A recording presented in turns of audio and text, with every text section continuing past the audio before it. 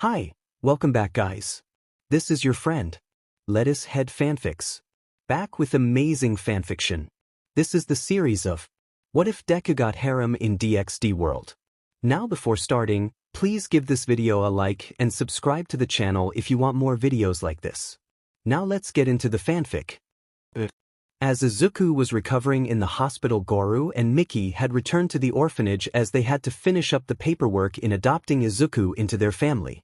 Izuku had been more kept to himself as they had been talking with him before leaving, informing them about his apparent disapproval of All Might after his meeting a few weeks before the whole fight with Bakugo. Once the paperwork was complete, they had returned to the hospital as the doctors gave the boy a clean bill of health as they helped him into their car and drove towards Kuo town where they lived.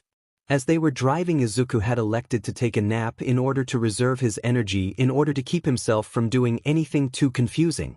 As he was sleeping, the guardians of him looked at him with mere glances as they noticed that his curly green hair with black roots was flowing with the wind that was moving about the inside of the car. Smiling at his sleeping face, Miki Hyadu had placed her hand over his cheek as she rubbed it softly, getting a reaction out of Izuku as his body leaned into the touch as if he was touch-starved. She cooed at the action as she continued to rub his head as well as ruffle his hair in order to keep him asleep as she acted on her motherly instincts. Goru would watch the interaction as he drove with glances as he smiled to himself. His wife was coming back to who she originally was and he was happy for her own recovery.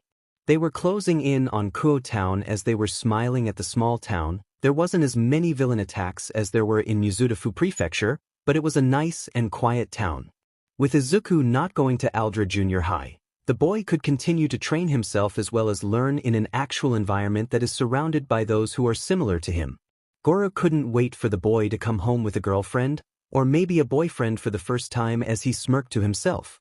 He knew that the boy was straight, unlike his son who somehow had managed to fall in love with a boy at the same school he went to. Izuku looked at his surroundings as he tried to discern where he was at the moment. He had been sleeping in Goru's car as he was resting in order to preserve some energy for himself to explore the city with his new parents. It felt so weird to say that though his original parents didn't want him, but this one felt like he could stay with them no matter what. Looking around himself, he found everything was white in color as he walked through the entire dimension looking around. It was here that red flames started to completely take over the dimension as Izuku turned to find where and who was making these flames inside the area. Looking up, he found some jade green eyes staring at him with a mirth in their eyes as they chuckled at his confused expression. "I have been waiting for you to show your true self, partner. Color me surprised with how merciful you are to AT.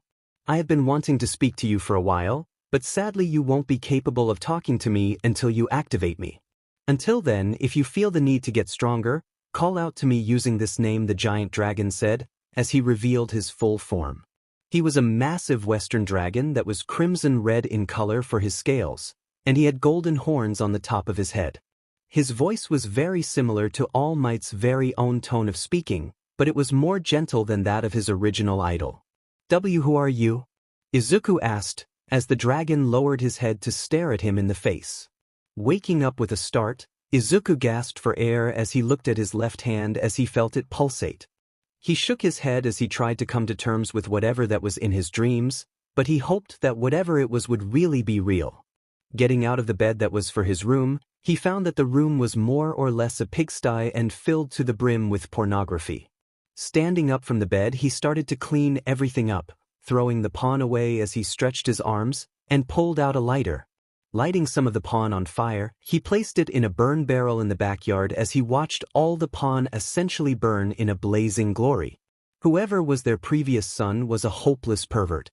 "I will make sure to make them proud and stay away from the perversion," Izuku said to himself as he watched the pawn burn in the flames.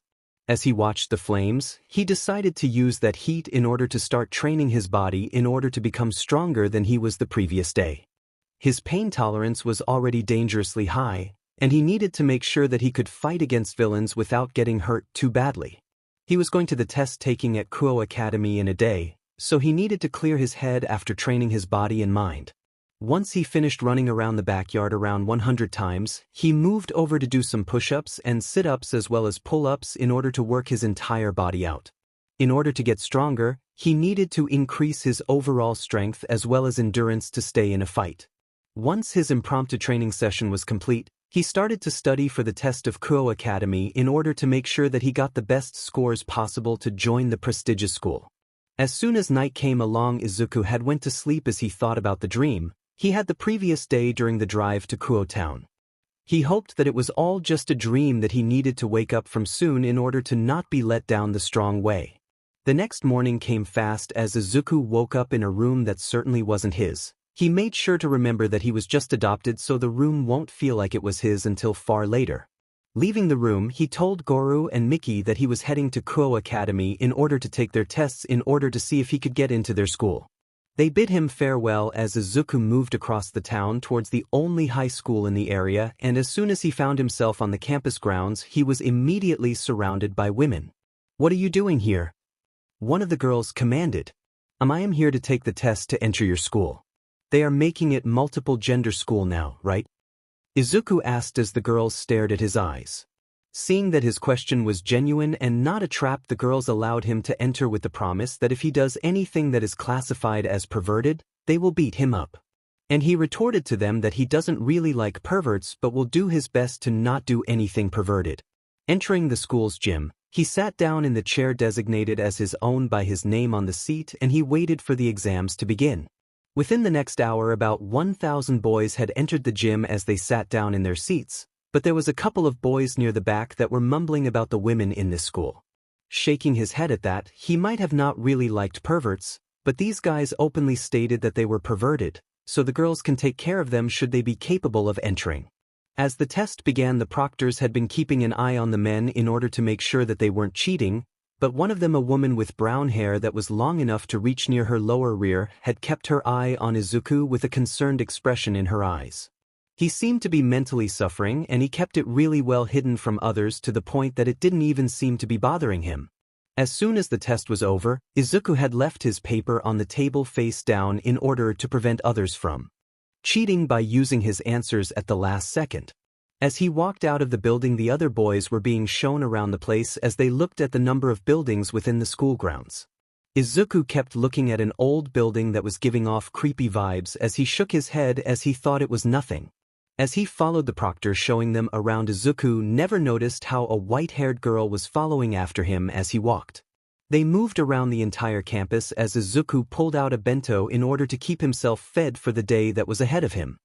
He was about to eat some of his food when he saw a white-haired girl who was seemingly watching him from afar as he lifted his bento in the air as the girl seemingly startled and moved closer. "You want to share some lunch with me?" Izuku asked, as the girl merely nodded. Pulling out her own bento, she started to eat as they shared the spot in peace and quiet. He didn't know why she was keeping an eye on him, but he didn't mind the company. He would take it with stride when she would eventually leave him for his disability, and he wouldn't prepare his heart for heartbreak since he knew that it was inevitable. It had been beaten into him that nobody would live a quirkless person, they were useless, wastes of space, and should be exterminated from all life. As he was mentally falling apart, the small girl was watching his expression with confusion as she felt from his aura that he was becoming increasingly more and more depressed. She kept herself close to him when she felt another aura that was seemingly trying to calm the boy down. It was that of a dragon. And she instinctively had lowered her guard because of his kind nature, and for some reason she wanted to stay close to him in order to stay warm. His aura was completely warm as well, keeping her from becoming cold in the early winter morning. Once they finished eating their lunch, they moved about the campus as they looked at all the activities that they could do in the future. She was genuinely surprised when he saw the kendo club fighting it out in the gym as he took notes on their fighting forms. She was impressed with the knowledge he was expressing in the notebook as she stayed near him for the remainder of the day. It seemed to not bother him as he seemed to relax more in her presence than the presences of the other girls and boys. They were leaving the school together when the girl spoke up to Izuku. "Name's Kaneko Tujo. What's yours?" she asked as she stared at Izuku. "My name is Midoriya Izuku. Is Kaneko your last name?" Izuku asked, as Kaneko shook her head in a negative connotation. "What do you want me to call you, Tujo-chan?" Izuku asked as Kaneko spoke. "Just call me Kaneko," she said bluntly. "All right, Kaneko-chan, Izuku said, as he ruffled her hair. As they split up from one another, she kept an eye on his disappearing form as she projected her aura on him in order to mark him as under Gremory's protection. She walked back to the school to inform her leader about how he felt up close and personal as she walked around the school with him earlier that day. It had been a few days since Izuku had been at Kuo Academy in order to see if he could make it into the school. He had gotten a letter notice that he was accepted and that his uniform would arrive within the next week. So during that week Izuku had trained himself as he asked if he could get a wooden bakken in order to learn how to fight with a blade. Goru and Miki had looked at one another confused, but they just let it go as the boy was seen training outside with it as he tried his best to MSTR the blade on his own without a MSTR to train him. They were proud that he wasn't a pervert like their previous son and was hoping that he would be capable of making friends at this new school. It was now the first day of school and Izuku had gotten his uniform on and was making his way towards the door of the house as he looked at Goru and Miki with trepidation. "You look handsome, young man. Inform us how your first day went," Miki said as she smiled at him. "I will, Mrs. Hayadu. See you when school is over," Izuku said, closing the door. "It's nice to see you happy, Miki," Goru said as he got ready for work. "See you after work, honey," Goru said as he left the home. Izuku walked towards the school as he was thinking about how he got to this point in his life. He had been abused by his peers his entire life and he finally found a family who wanted him. Everything was going perfectly, and he could finally find peace and quiet in a school. "Get back here, you perverts!" A group of girls screamed as they ran past him, chasing two boys in particular. Izuku looked at the disappearing forms of the group in question, as he shrugged his shoulders as he had better things to do other than save a couple of perverts from the girls. He was entering the classroom as he looked for his assigned seat in the room and found himself near the back where he could study without being seen. He smiled to himself as he sat down in his seat, pulling out his notebooks about heroes and villains as well as how these notebooks talked about their quirks. He added information about certain heroes and villains as they debuted. It wasn't long before the first class of the new school year had begun and Izuku placed his notebook away as he started to take notes on the classwork. He was so caught up in his note-taking that he never noticed how two girls in his class were staring at him in shock of his muttering. It was time for lunch as Izuku walked out of the building as he made his way over to a cherry blossom tree in order to rest underneath it. He always prioritized peace over eating any day of the week so that he could get a slight nap over it. As he was about to fall asleep, he found the white-haired girl standing over him again as she stared into his fluttering eyes as they were closing. Her face got a little bit closer when his eyes suddenly became slits as he stared at her more vividly. "What are you doing here, Kaneko-chan?" Izuku asked, as he nearly fell asleep right there. "Was making sure that you weren't falling asleep. Lunch only lasts for about an hour," the girl bluntly said, as Izuku sighed. Sitting up, he pulled out his bento as he placed it next to himself as he revealed his katsudon to her as she stared at it in awe. "You can have a bite of it if you want," Izuku said, looking away. The girl used her chopsticks to grab a piece of the katsudon in order to test it out, and she could immediately tell that this boy was one to keep. "Can you make me a lunch every day as well?" Kaneko asked, looking at him. "But my food can't be that good. I just follow the recipe for it and just keep it heated up at the right temperature," Izuku said as the girl finished her bite really fast. The two ate their lunch in peace as the day continued.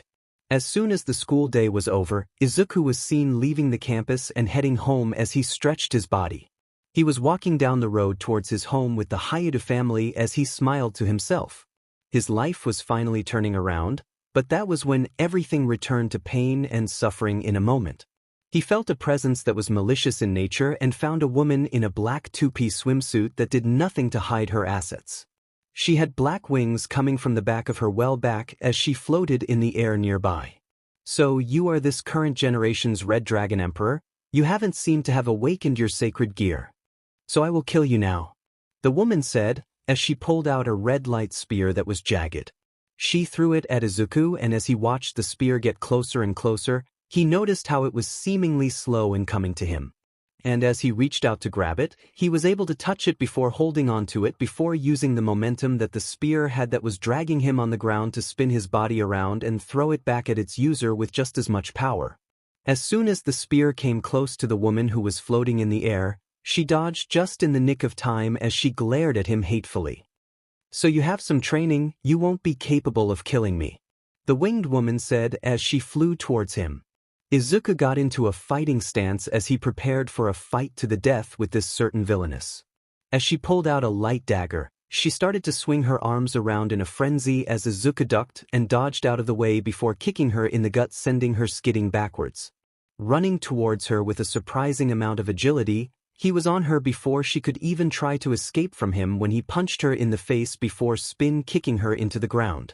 As she bounced from the ground, he grabbed her face and slammed her into the ground multiple times as she cried out in pain as he then tossed her in the air and kicked her across the courtyard.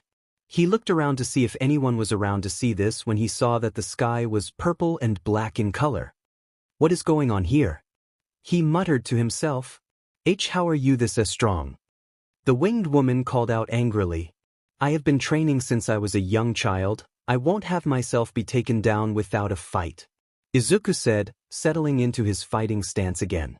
He was completely calm as he and the girl moved about the area in a small circle as she started to use her true speed. Instincts were now what were keeping Izuku in the fight as he was dodging each strike with barely being cut on his clothes as well as skin. The power of the light dagger that she was using was applying a small sting to his skin that he could easily power through. Kaken's explosions were more powerful than her light spear/daggers. Their fight became a deadly dance as the two fought for supremacy in order to survive the night. Eventually Izuku won out in their little battle as he landed multiple blows to her solar plexus as he pinned her to the ground where she couldn't hold her hands in front of her. They were positioned on her back where if she used her power, she would impale herself before even impaling him. "Why are you after me? Speak now or I might actually try and kill you, which is not what I want," Izuku said as he growled audibly in her ear. How can a useless human even beat me?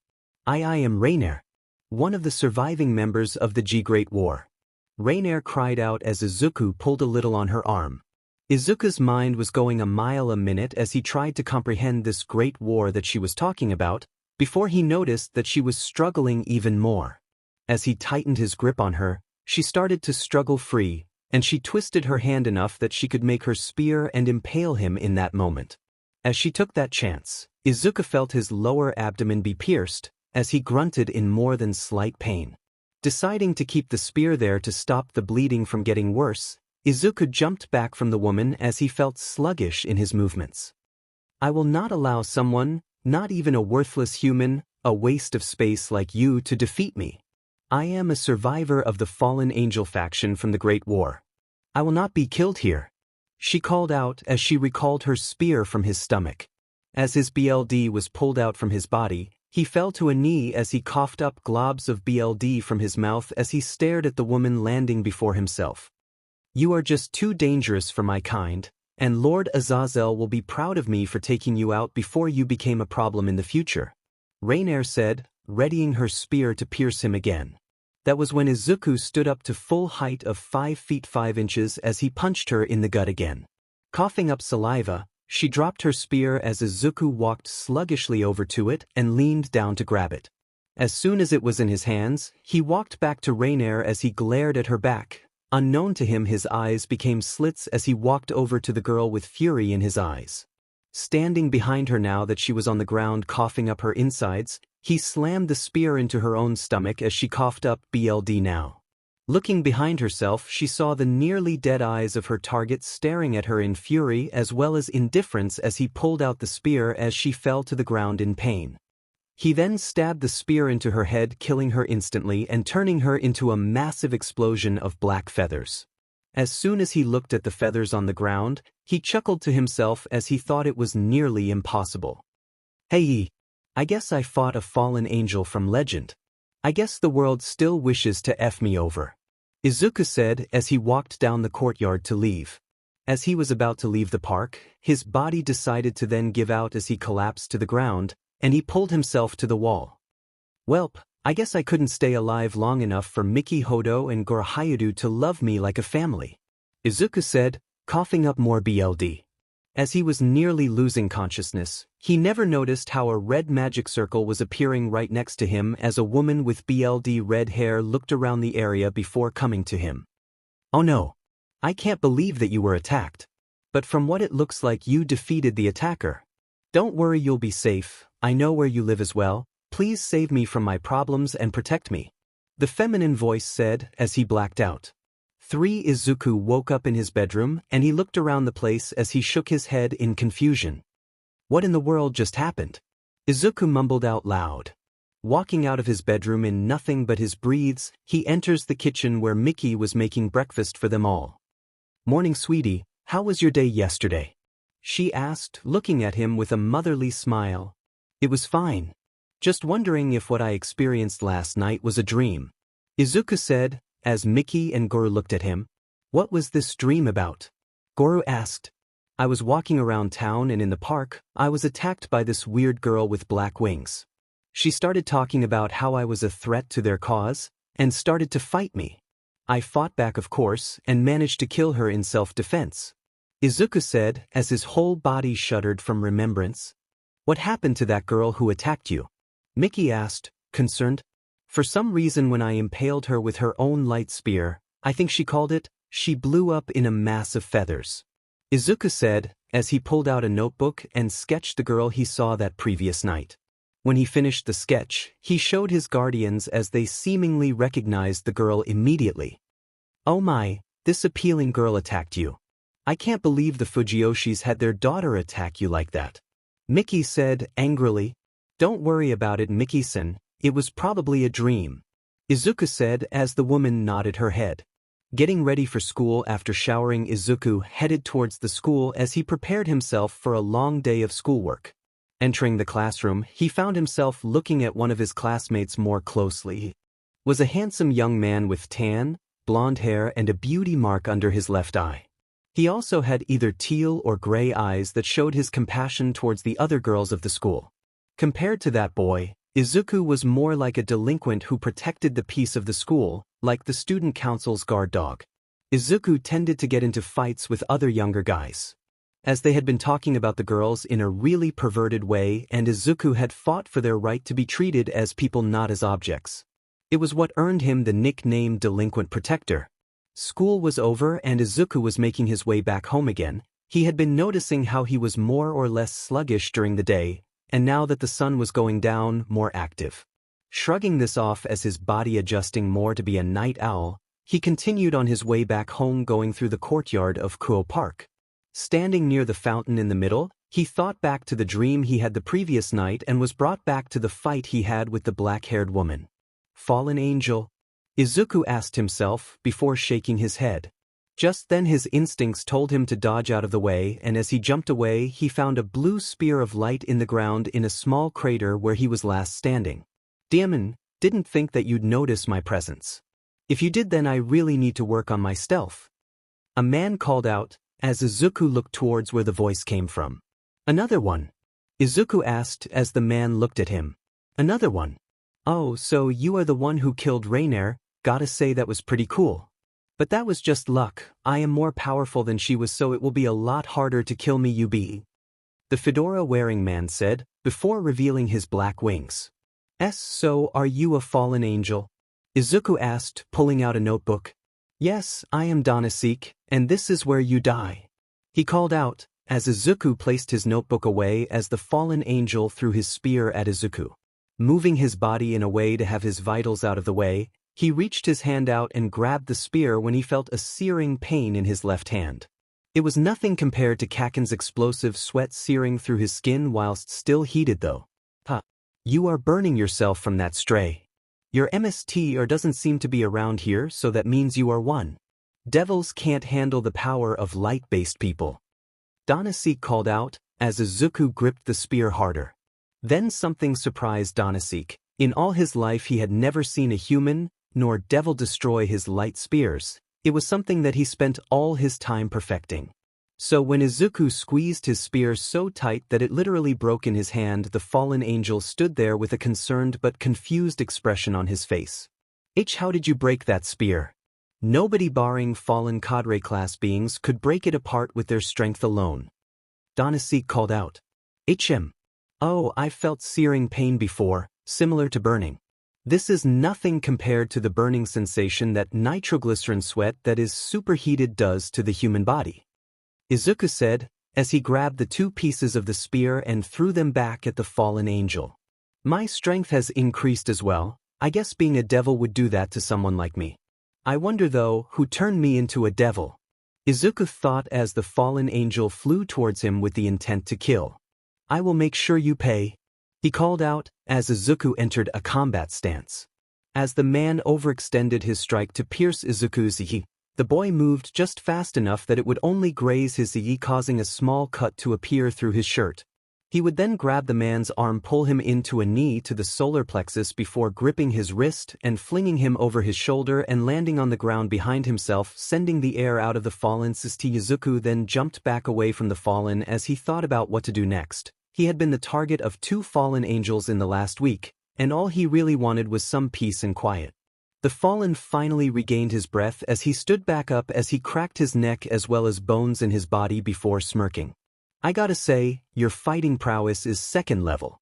But you are still nothing compared to the might of the fallen angels, Danasik said, before visibly disappearing from Izuku's sight. Relying on his senses, Izuku closed his eyes as he tried to use smell as well as hearing to find where his opponent was. Then he heard the distinct sounds of a light spear being created behind him as he twisted his body around to dodge the attack whilst sending a kick at his opponent's ribs, sending him skidding across the park. Is there really a reason as to why you guys keep attacking me? I have done literally nothing wrong, Izuku said, as he tried to find out why he was being targeted for extermination. Your sacred gear hasn't awakened yet, but the fact you took one of us out means that you are a threat that needs to be exterminated, Danasik said, pulling out 2 light spears. Letting his body slump a little, Izuku spoke up to the fallen angel. Well, you guys are the ones who keep attacking me. How else do you expect me to defend myself? Izuku asked, as the fallen made sure to flew at him at a faster speed before answering. Because you caused the death of one of our kind already. We will not allow you to live longer than that, Danasik called out, as he was blasted in the back, landing in front of Izuku. The boy looked over to see a girl with long crimson-colored hair and teal-colored eyes. She then spoke. I would appreciate it if you wouldn't attack my servants, the girl said, as Izuku stared at her for a second longer. Rias Gremriha, Danasik called out, standing back up in front of Izuku. The man towered over Izuku, who stood only at 5 feet 5 inches as the man stood at 6 foot. Didn't know he was a part of your peerage, princess. Well, make sure to keep an eye on him, otherwise someone might target him for extermination, Danasik called out, lifting himself into the air. I am well aware of that, the woman who was apparently called Rias Gremory said. Not to sound like the odd one out, but can you all tell me why I was being targeted? I have been literally out of the loop since that Rainair girl attacked me literally 2 days ago, Izuku said as everyone looked at him. I will get to you in a minute, Midori-san. Now, Danasik, will you be remaining in Kuo Town for the foreseeable future? Rias asked, staring at the fallen. No, my leader was killed by your servant, and I will not stay in your territory. It was her decision to attack him, and I was only coming out here for vengeance, Danasik said, as he began to flee. My name is Danasik, and I pray that our meeting never happens again, the fallen said, as he disappeared in a flock of feathers. As Rias and some of her peerage were conversing with one another, Izuku stared at them as if this was the first thing he had ever heard of in his life. Alright, can you come with us, Midoriya-san? Rias asked. It was all quiet when Rias noticed something about Izuku. Are you She couldn't finish her question since Izuku fainted from the multiple amounts of shock that he witnessed. Izuku woke up inside his bedroom again, but this time he felt something weird about his room again. Was that a dream again? Izuku mumbled out loud as he got out of bed. Looking down at himself, he noticed that he was without his clothes. As he shrugged it off, as he probably went to bed thinking his body was too warm. Getting his clothes on, he left the room in order to get some breakfast, completely unaware of the girl he left behind in his room on his bed as she got up from under the covers with a pout. I was supposed to inform him about what happened, she said as she teleported out of there. Izuku was entering his classroom when he noticed how there was a red-haired girl standing near his desk asking some of the students where someone she was looking for was. He sat down at his desk and had begun his thinking process as he thought about the dream he had last night. It was similar to the Rainier one where he defeated a fallen angel, but this time a girl named Rias Gremory was there to defend him. He didn't get to think about it more when the same girl he saw in his dream stood in front of him with a slightly angered pout on her face. "You know it would do you some good to wake up to a girl in your room," she said, pouting. "What do you mean?" Izuku asked, completely oblivious to what she was talking about. "I was in your room this morning, and I was going to inform you about what you needed to know," she said as she continued to pout at him. "Can we continue this conversation later? I would like to do some schoolwork," Izuku said, as he was starting to get slightly nervous around the girl. "Fine, I will leave you alone until the end of the day. You need to come to the old school building in order to continue our conversation, all right?" she said as she pointed at his face. "Sure," Izuku said, placing his hands in the air in a placating gesture. It was near the end of class when the door opened up as the school's prince entered as if looking for someone. Standing up and getting ready to leave, the young man walked over to him. "Are you Izuku Midoriya?" the boy asked as Izuku looked at him. "Yes, I am Midoriya Izuku. To whom am I going to answer that question?" Izuku asked as the boy chuckled. "Bucho had sent me to collect you, and she wanted to talk to you about what happened last night," the boy said as Izuku nodded his head. Following after the boy, they walked through the halls of the school as some of the girls had started to talk about how Izuku and the boy in front of him could be in a relationship. Both boys shuddered when they heard them talk about the two of them in a relationship and how they should make a doujin about it. Finally entering the old school building, the two boys finally walked up the stairs towards where the meeting room was located. Entering the room, Izuku found himself admiring the room as well as how it reminded him of the Victorian era kind of buildings that were now millions of yen in terms of buying. He saw a short girl on a couch with short white hair with a Nico pin in her hair on the side as she nodded towards him. As soon as he sat down next to her, he pulled out some chocolate as she looked at him with a side-eyed glance before taking the offering and started to eat it. "Thanks for the chocolate," the girl said. Izuku nodded at her before hearing the sound of a shower within the building as he looked at the handsome boy for an appraisal as he shook his head. Another woman entered the room from the bathroom area as she giggled at Izuku's deadpanned expression. "Sometimes the president of our club sleeps in the room, so she had a bathroom installed for her to use when she spends the night here," she said, as Izuku nodded his head thankful for the explanation. Soon enough the door opens as Izuku sees Rias enter the room whipping her wet hair about as he has one thought come to mind. Why did she do that? And why was it really attractive? "Hello Izuku Midoriya, and welcome to the Occult Research Club. I wanted to bring you here earlier, but you were attacked by that fallen angel," Rias said, as Izuku nodded. "So what is this world that I am basically stumbling into? I asked the fallen angel last night if he was one before he stated that he was one. So I am guessing that everything from the mythical lore we learned from them is real," Izuku asked, as Rias nodded her head. "Yup, everything from the Bible, Norse mythos, Greek mythos, Roman mythos and more are real, and the gods of each realm are existing beings within our world," Rias said as Izuku nodded his head. "So that means that I am a part of this kind of world?" Izuku asked. "Yes, and you should know that everyone inside this room is a devil," Rias said, as everyone's wings were blown out of their backs as soon as she snapped. As soon as he felt a sensation on the lower portion of his back, he felt two presences on his back as they revealed themselves. Two pairs of wings. "You're as strong as a mid-class devil in terms of magical power, and you have a draconic sacred gear to boot. That is amazing," Rias said as she gushed about him. Completely taken off guard by her compliments, Izuku blushed as he looked away in shame as well as embarrassment. "Sorry if I'm not what you hope for me to be," Izuku said as the girl stared at him. "Oh, you are even more than what I expected you to be. In fact, you might be just what I need to keep myself safe from all enemies," Rias called out, as Izuku tilted his head in confusion. "What do you mean by that?" Izuku asked, as Rias smirked at him. "You are a part of the devil's faction, Izuku. I will make sure that your dreams are answered as well as achieved," Rias said, as Izuku stared at her for a small while. "Are you telling me that my dream of being a hero can come true?" Izuku asked, as Rias nodded her head. I look forward to working with you all. And I hope to live up to your expectations. Izuku said as he bowed to them all.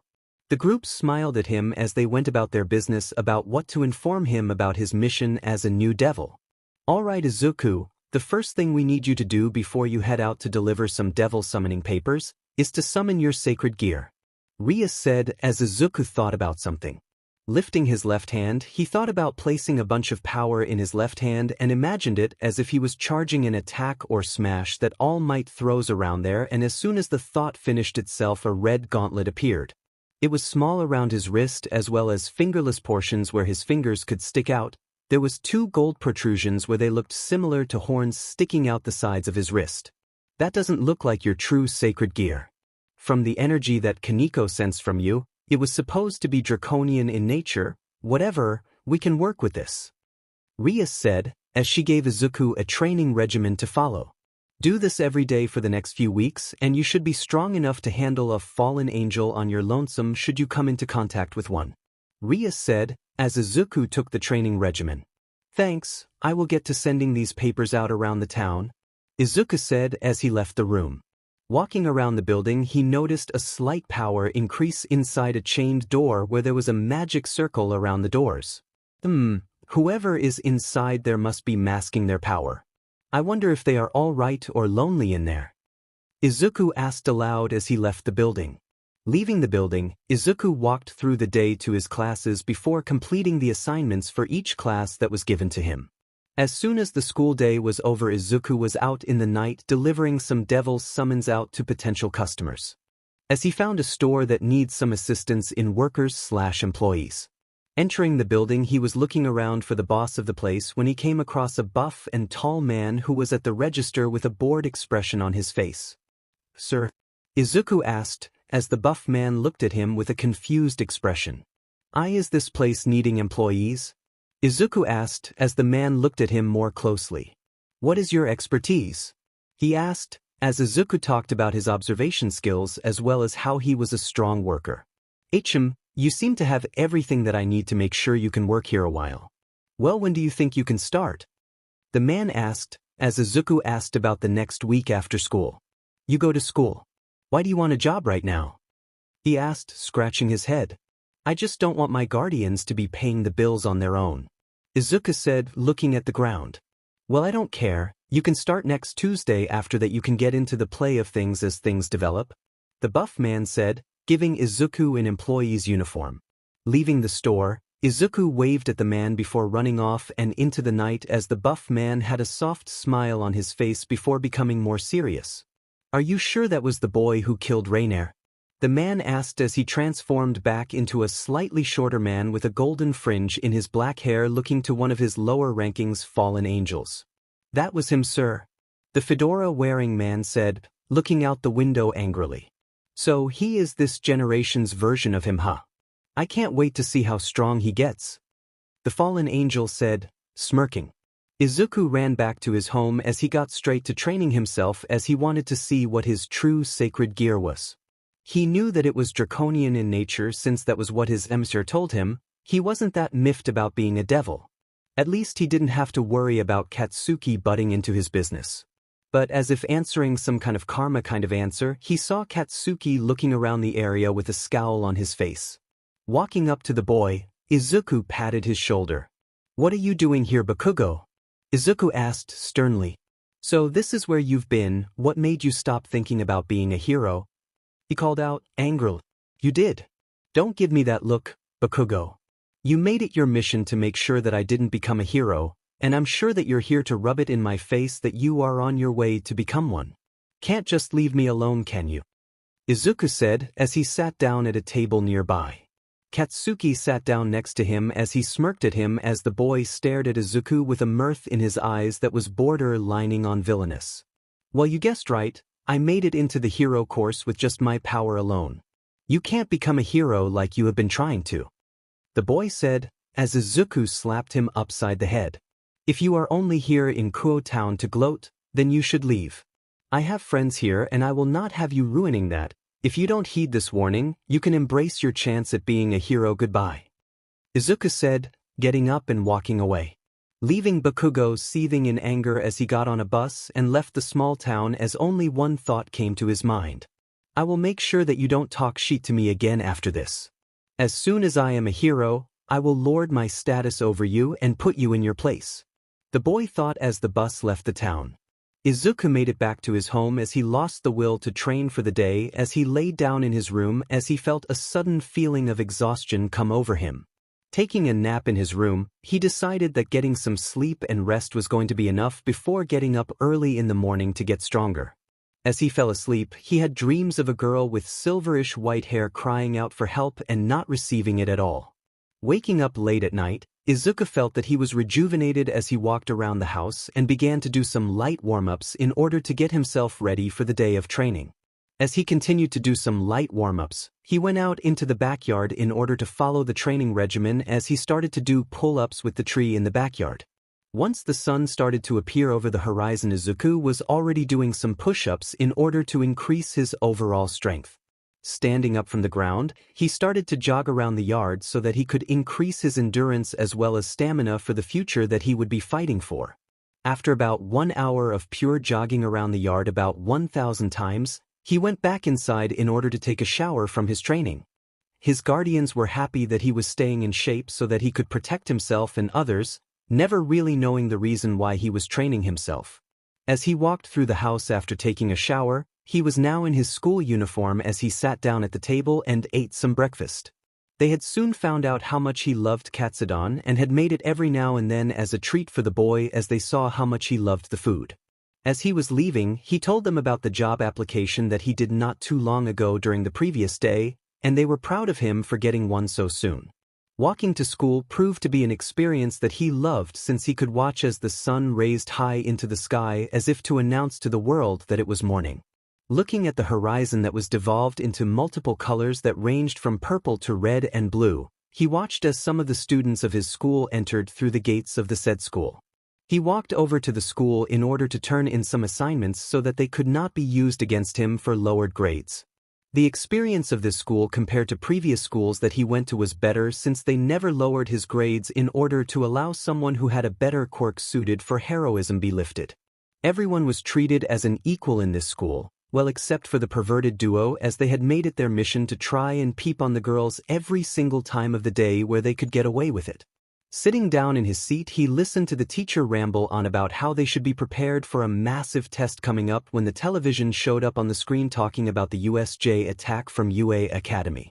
Izuku stared at the screen with trepidation as he heard about some students being nearly killed but were kept safe from everyone else.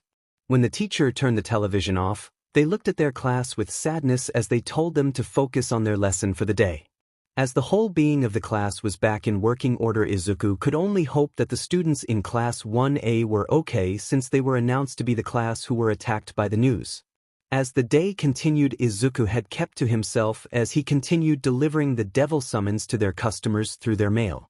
As soon as he was done, he was exploring the city as he went throughout the neighborhood when he heard a girl tumble to the ground. Kia. The girl eeped out as he looked over and saw white panties glaring at him from the ground.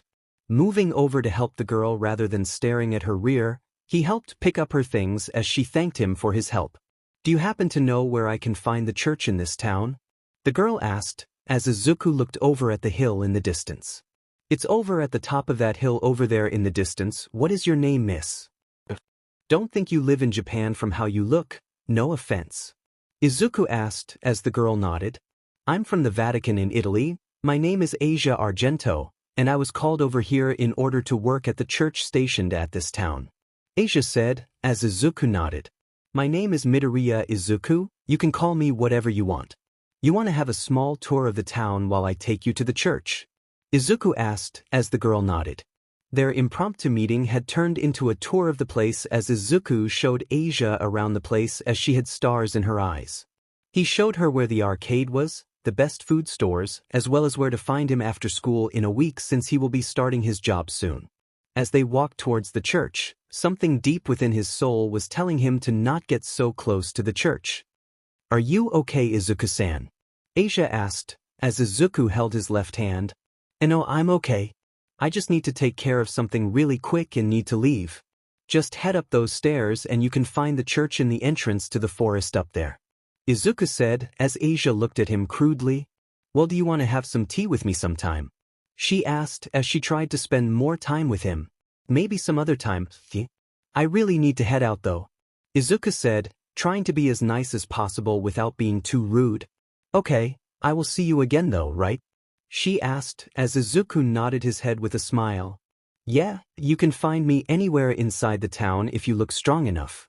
Izuku said as the girl nodded and walked up the stairs. As the girl turned around to look at Izuku again, she only found that a singular paper slip remained as he couldn't lie to the girl. A devil summons. We will grant your every wish. The girl asked as she looked at the spot where Izuku once was. She smiled as she walked towards the church, unaware of that being the place she shouldn't have gone. Izuku was back in the occult research room as he had been just slapped by Rias. You cannot and will not go back to see her again, Izuku.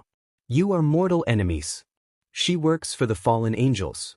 Rias said, as Izuku stared at her. But I had this feeling that she wasn't safe at that specific church. She will not be safe there. Izuku explained as Rias looked at him sadly. There is nothing I can do without causing another war between the three factions by attacking that church, Izuku.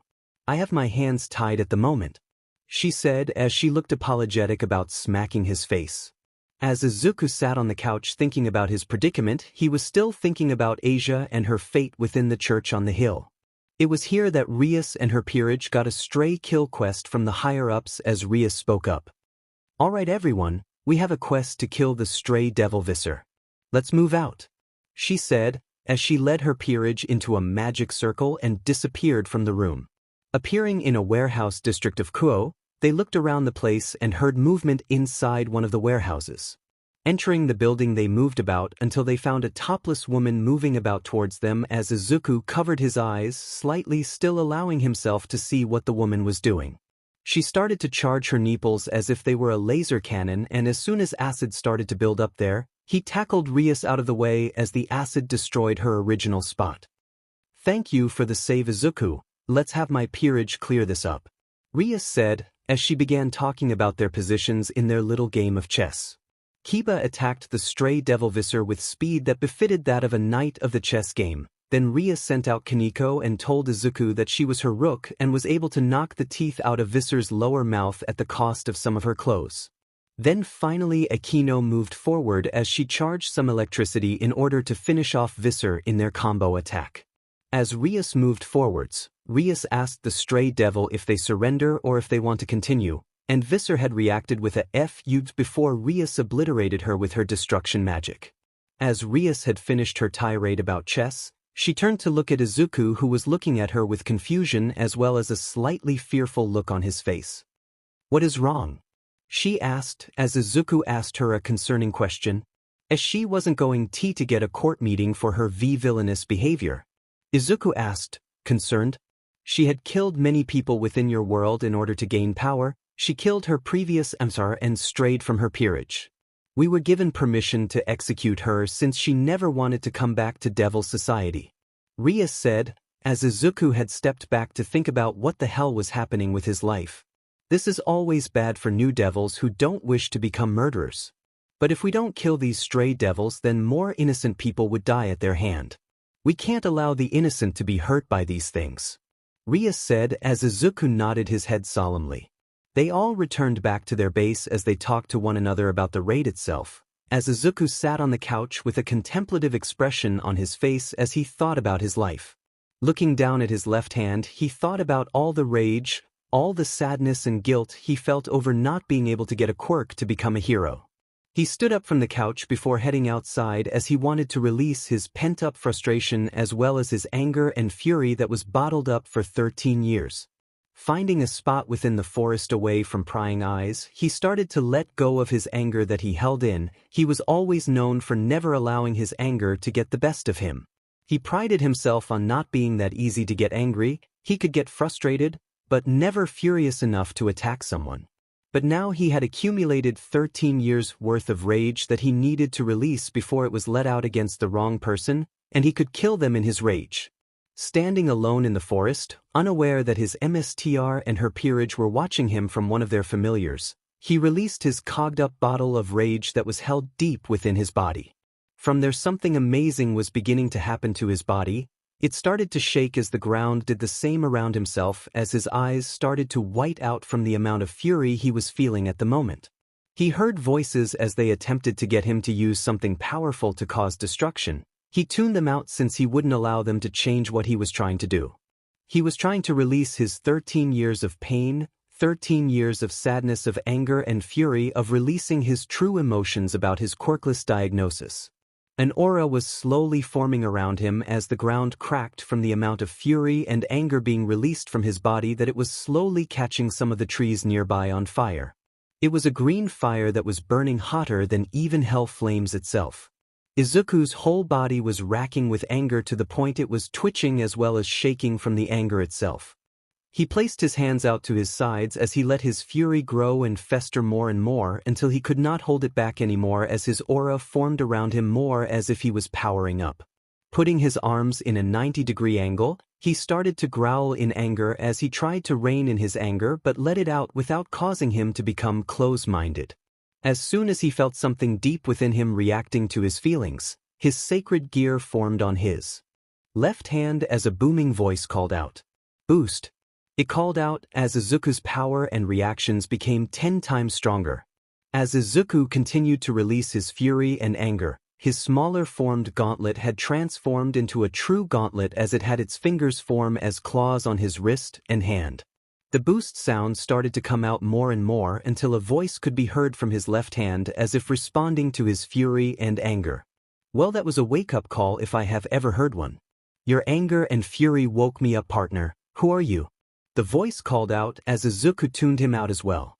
Still releasing his power as well as his fury, Izuku kept going until he couldn't release any more fury and anger as he slammed his fist into the ground to get out all his anger.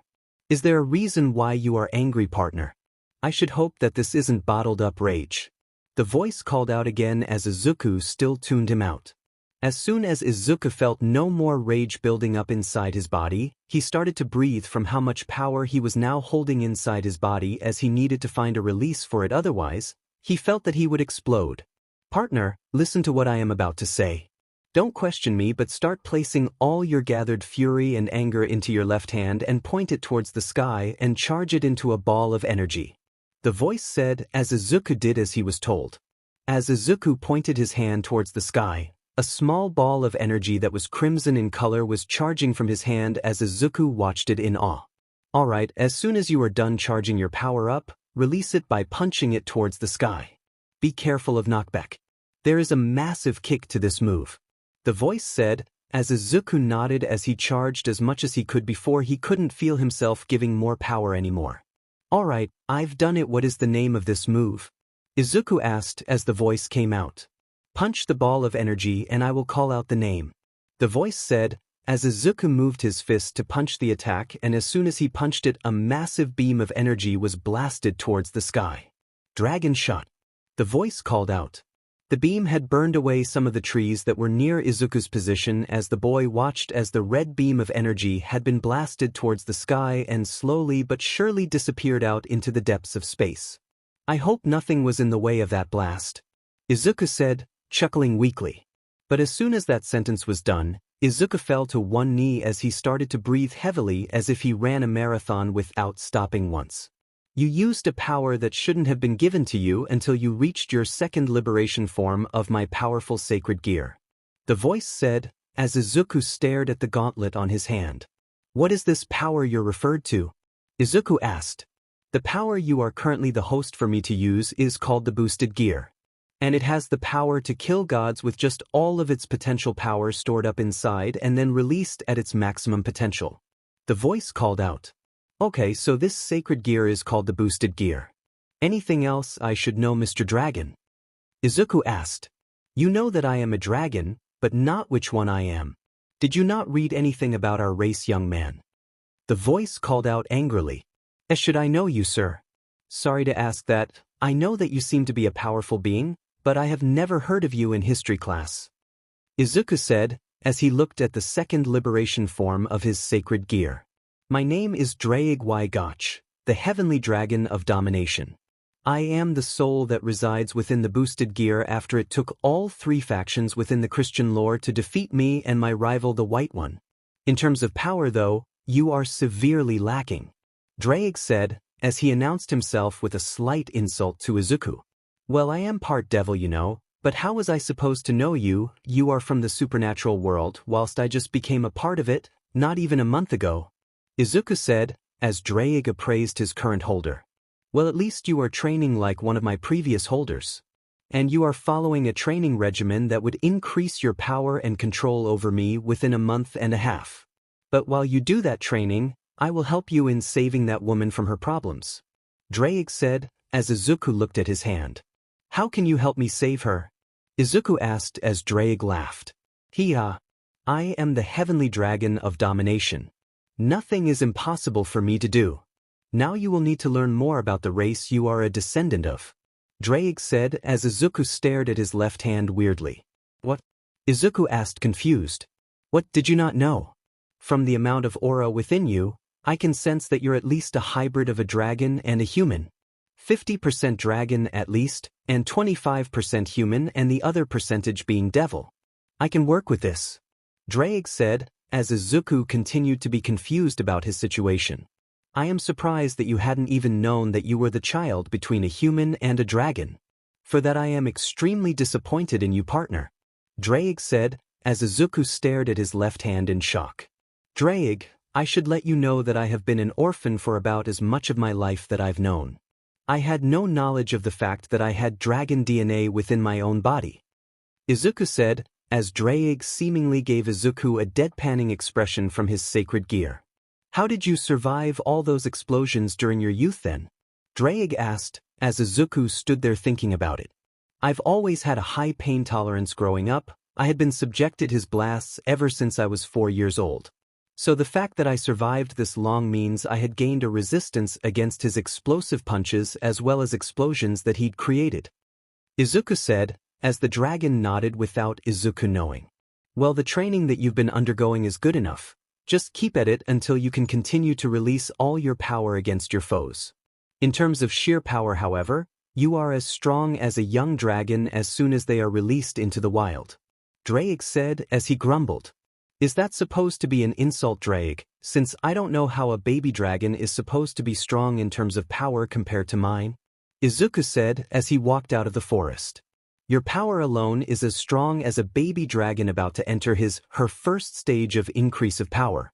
In terms of experience as well as fighting prowess, you are as strong as a mid-class dragon in terms of power alone. Draig explains. So mid-class dragon in terms of fighting prowess as well as experience, but in terms of power as strong as a baby dragon. Good to know, I can use that seemingly weakness to my advantage. How strong is a baby dragon compared to a devil? Izuku asked as he thought about his problems. In terms of devil powers, you are as strong as a high-tier mid-class devil in terms of power and prowess. But in terms of overall power, you are as strong as a low-tier high-class devil. Draig supplied, as Izuku nodded. Have you met Riser Phoenix before, Draig?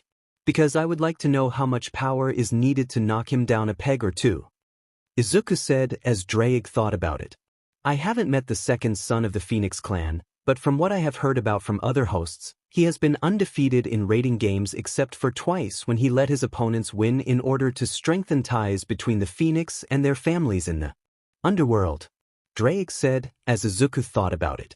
Since he is a Phoenix in terms of animals in the underworld for BLD, he has the ability to regenerate as well up to the point that it would seem as if no damage was dealt to him. Izuku then deducted. That is correct, partner, but in terms of power, you aren't anything to him at the moment. You could try and learn some senjutsu from the yokai as well as Tuki in order to increase your damage output. But I'm not sure if that would help you in terms of keeping your MSTR safe. Draig said, as Izuku thought about it more. Well, let's get to training. I need everything I can get my hands on in order to become strong enough to save Ria-san from her marriage with Riser Phoenix. Izuku said as he walked home. Izuku got home late around 9 p.m. since he had his job to do at a small convenience store down the road from his new home. He had been collecting as much money in order to help out around the home so that he doesn't seem to be useless to the family. He walked through the doors as he made sure to keep to himself so that he can make sure that his guardians can have their free time. He went into his bedroom as he saw that his computer was already on. Getting on it, he searched up ways for him to learn Tuki as well as Senjutsu for the upcoming fight against Riser. He knew that this fight would end up being him and Rias against some of Riser's forces, as Izuku would be forced to strain his power in order to help her win. He remembers how he wanted to protect the children from the rude people of the world with his own power as well as fighting skills. So as he studied the yokai specialty of Senjutsu and Tuki, he had entered a state of meditation in order to learn how to do these things. He was meditating inside his mind when he suddenly was surrounded by a white background as he saw Drake walk up to him with flames moving about the area. It seems like you have managed to find this area with meditation. I am surprised that out of all my hosts, you are the only one capable of doing this. You are going to become one of the best Red Dragon Emperors in all of history, Drake said, as he smiled down at Izuku. I have to learn how to use Tuki as well as Senjutsu in order to make sure that I can defeat Riser Phoenix with Rias by my side. I know that if I use those powers I can defeat him. I just am having a strong time understanding the inner workings of the powers, Izuku said, as he spoke to the dragon about his issues with the training. The next morning Izuku woke up and took a shower immediately at 3 in the morning, as he made sure to move towards the forest behind the old school building as he trained by himself. He was moving around the place as he lifted wooden logs that weighed more than a ton each as Izuku picked them up and bench pressed them like he was a bodybuilder. Your strength is increasing at a rapid pace, partner. I am happy that you are as gung-ho about your training as one of my previous hosts. Drake praised Izuku as the boy became a blushing mess. I'm sure that they trained harder than I am. I'm just someone who just wishes to protect others, not cause chaos against others in the world. No matter who tries to bully and belittle me, Izuku said, as he pushed harder in his training. You will be an inspiration for future generations of the Red Dragon Emperor, partner. Just your work ethic alone will have them scrambling to surpass you, Drake said, as Izuku just continued to work out. Thank you for the support, buddy. I will make sure that the future generations of them will work harder than I did in order to surpass my work ethic, Izuku said, as he continued to lift the logs as well as use them as a leg press. Within the time of 5:30 in the morning, Izuku had stopped his impromptu training as he went towards the school's gym showers as he cleaned himself. As soon as he walked around the school and entered his classroom, he sat down as he paid attention to his homework as he managed to complete it before class started.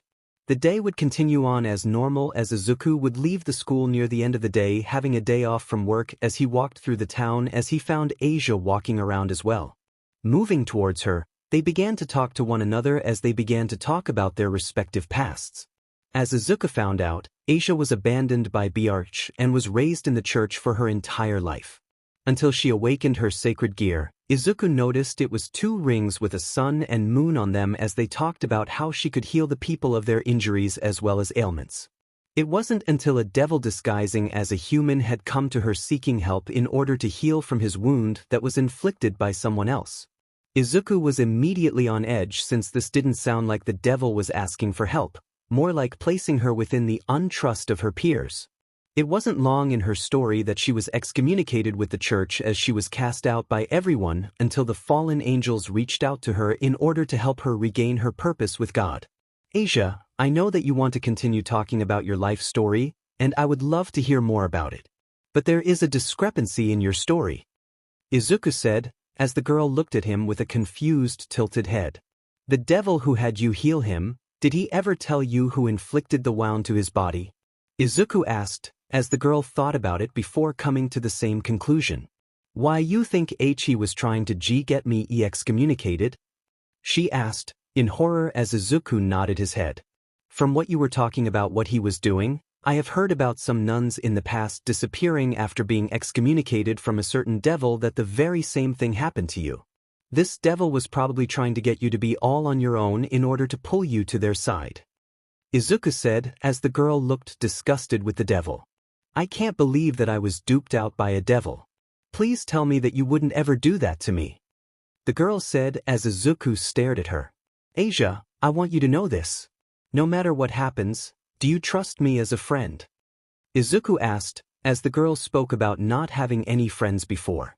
I see you as my friend Asia, and I can't think about you not being one for me as well. But the truth of the matter is I am 50% dragon, 25% human and 25% devil. I was nearly killed by a fallen angel when I first moved into Kuo Town, and her name was Rainier. She had wanted my death by her hand and would have done anything to do so, but I managed to kill her before she could end me. I was saved by a devil who only needed me for saving her from whatever she needs saving from. I devote my life to keeping her safe. But that church you go to, it didn't feel safe to me at all. Not because it was God's house, but because of the malicious energy emanating from it. Izuku said, as Asia stared at him in shock. Where are your parents? Asia asked as Izuku stared at her. I was an orphan, and I was bullied for the fact that I didn't have a superpower that they are spouting nonsense about nowadays. I was raised in an orphanage and was trained to defend myself from bullies as well as people who wanted me dead. I am living with my guardian since they adopted me, but I want you to know that if you want to move away from the clutches of the fallen angels, you can live with me. Izuku said as the girl thought about it. As soon as she was about to say her answer, her mouth was opened as Izuku saw movement behind her as he pushed her out of the way as a blue light spear landed between him and her. To think that you had dragon DNA, that was why you were capable of fending for yourself against me. But that will not matter anymore since I will kill you this time. Danasik called out as Izuku stared at his opponent. Drake, how strong is this guy compared to me at the moment? Izuku thought to himself as Drake spoke up to him. In terms of power you are stronger than him, but in terms of experience he has you beat. He was around since before you were born. He used to be an angel of God, but he had fallen to be with Azazel, the leader of the fallen. Drake supplied as Izuku cracked his neck. Good thing I had already fought this guy once before. I already analyzed his fighting style. Izuku mumbled to himself as he got in front of Asia and entered a calm fighting stance. With Rias and the rest of her peerage, they felt a surge of power begin to build up in the town as they noticed that Izuku's pawn pieces were located there. We need to get to Izuku before he does something completely reckless. Rias called out, creating a magic circle. On it, Kiba and Kaneko called out as they left the room in order to look around the town. Rias and Akino had stood into their magic circle, hoping to get to the area where Izuku was located in order to see who he was fighting. Not too far away from the school, a tall buff man in a convenience store had thought about what he told his subordinate about Izuku and what he wanted from them. I should have been more specific on what I wanted, the man said as he sighed.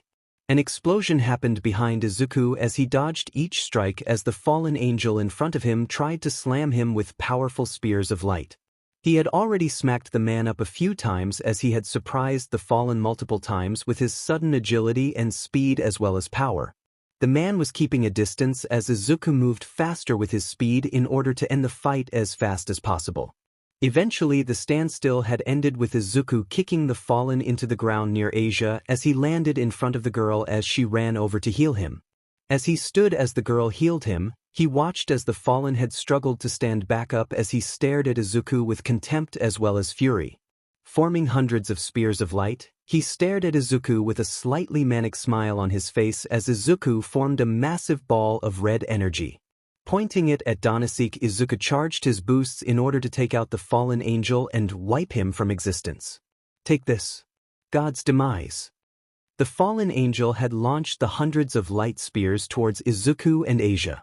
Finished charging up his red ball of energy, Izuku shouted out his attack as it transformed from being red to being emerald in color, almost a jade. Dragon shot. Izuku called out, as the energy had blasted fast towards his opponent. His spears had attacked the beam of energy as they just cracked and broke against it as it moved closer and closer to him as he watched in horror as it was about to consume him. His fedora falling off his head as the blast's winds were pushing against him as his overcoat was billowing in the wind. As soon as the blast had hit him in the sea, he screamed out in pain as he was engulfed in an extremely massive explosion. As soon as the blast was over, Izuku stood huffing over the crater that was about 12 meters wide with 10 meters deep. Looking down the crater, Izuku saw a pile of feathers sitting in the bottom as he glared at the feathers themselves as he looked at Asia. That should show them, Izuku said, as he passed out from exhaustion. Just as he fell to the ground in slight pain as well as exhaustion, the rest of his peerage had arrived at the location and saw the devastation of the area as well as a pile of feathers that were black in color. Looking at Asia was Rias as she stared at her for a moment before allowing her to follow them back to the ORC in order to get her perspective of the fight that happened. Just as they were about to leave, another 2 fallen angels had appeared and taken the girl away in order to steal her sacred gear. In his sleep, Izuku groaned out Asia's name as his left hand reached out in order to try and unconsciously save her. Waking up in the ORC, Izuku found Rias and the others fretting over his body as he slowly got up from the couch. Looking around, he saw that Asia wasn't anywhere to be seen as he asked them what happened to her. Only to find out that she was taken by the Fallen and that they were planning on getting her back as he stood up in order to leave and get her back himself. I don't care what you all tell me, Riasen. I just need to save her. I was her first friend, and I will not fail in saving a girl who needs help, Izuku said as he left the room in order to save Asia. Unknown to him, Rias had smiled at his determination as well as the rest of the peerage got inspired by his unwavering effort to save a life, not matter who it was. They followed him towards the church on the hill as they were about to attack it in order to bring their ally back from the clutches of the fallen angels. Entering the church, Izuku found a crazy priest as he was talking about FNG their brains out, as he merely launched a red beam at him with his finger before running towards the only thing that stood in his way of saving the girl he wanted to protect. Kicking the podium away from his way, his eyes unknowingly became slits as his back grew some wings from his back as he ran through the stairs, leaving Kiba and Kaneko to fight the priest. Making it to a door where the ritual was taking place, Izuku kicked the door down as he saw that Asia was being hurt more so than she should. He ran through the horde of priests in his effort to make it to the girl who was screaming out in pain. As soon as he released his energy, those priests near him were knocked out from the level of power released into the room as he kicked at the cross holding Asia. When the chains had dropped from her body, she fell towards him as one of the fallen angels grabbed a couple of rings that were in a glowing green orb and placed them within their body. With this, I will be unstoppable. I will be able to impress Azazel-sama, the girl called out, as Izuku looked over with his slitted eyes as well as fury in his expression. Keeping Asia in his arms, he walked over to the fallen angel responsible for essentially killing Asia as he walked over to her. As soon as she saw him, she attempted to attack him as he kicked her in the stomach, causing her to fold over his leg as she grabbed her stomach to stop the pain she was feeling. Behind her, Izuku was placing Asia on the ground as he turned to look at both fallen angels in order to give back her sacred gear. Appearing in front of the female fallen angel who spoke about Asia's death in laughter, he grabbed her face and charged his red beam of energy that was called a dragon shot in her face, intent on killing her instantly. She struggled against him as she punched and kicked at his body as if she was a little kid trying to escape from an older sibling. The red energy began to glow through his hand as the other female fallen had watched in fear as the beam of energy was fully charged and blasted her allies' face off their body, and with her face was the rest of her head as she became a puff of feathers. A glowing couple rings floating in the air where the girl was, and Izuku grabbed the rings as he moved over to the dying Asia as he pushed the rings into her as he picked the girl up. Looking over at the last fallen angel, his look alone told her that she better leave before he kills her next in his rage. Taking this as her chance to leave the area without being killed, she left the building and, unknown to her, she was flying towards Rias and Aquino as they were making their way through the forest. Entering the church from below the podium, Izuku walked out with an unconscious Asia as she was leaned into his shoulder as he walked with an almost dead look in his eyes. "Are you all right, Izuku?" Kiba asked, placing a hand on Izuku's shoulder. "I'm fine at the moment. I almost lost her. I can't lose anyone right now. I don't think I can handle another person betraying me," Izuku said, in a rare moment of vulnerability. He never wanted to lose anyone near him, and he wouldn't let that happen in the future for his new friends as well as family. Sitting on one of the benches within the church, Izuku looked at the slumbering Asia as her head rested on his lap as he rubbed his hands in her hair, as he unknowingly purred in her presence. When Rias and Aquino arrived inside the church, They found Izuku petting Asia as he held her close to himself as Rias suggested making the girl a bishop piece within her peerage. With Izuku's permission, Asia became a devil within the House of Gremory, and Izuku could now have a little sister figure in his life to protect. With that, he kept himself nearby her at all times in order to keep her safe from that day on. And now we find ourselves within the ORC as Izuku was talking to Rias about Asia's placement within the school. I'm sure that you're happy with how Asia is within your classes. Do you want to have her placed somewhere else? Rias asked, as Izuku shook his head. No, she will be fine nearby me. I don't need her leaving my sight anytime soon. I need to show her around the school and help her learn how to make friends soon. Izuku said, as Rias came over and gave Izuku a hug. Well, I know that you care for the girl very much, although we should stop hugging since someone might get jealous. Rias said, chuckling as Asia was seen pouting at Izuku. As Akino entered the room with some tea as well as cake, they celebrated the increased peerage of Izuku and Asia within their ranks. They celebrated with everything they had, unaware of a brown phoenix sitting on a branch outside their building. Within a room with a bunch of women surrounding one male figurehead, he chuckled at how Rias was celebrating with her peerage. From what it looks like, she hadn't done anything in order to train herself and her peerage to defend herself from me. This marriage contract will be the easiest thing for me to get. The man said as he smirked at the reader. Although there was another girl in the group who was visibly disgusted with her brother as she had not liked what he wanted her for in his peerage. I can only hope that someone can save me from brother. I don't want to become one of his pocket pussies for him to f-. Mom hasn't believed that what brother is doing is bad, but she doesn't care about me. I need to be saved from this horrible family. The girl's eyes all but expressed. Izuku was in class. He had been working on his classwork that the teacher had told them would be needed to be turned in at the start of the next school day.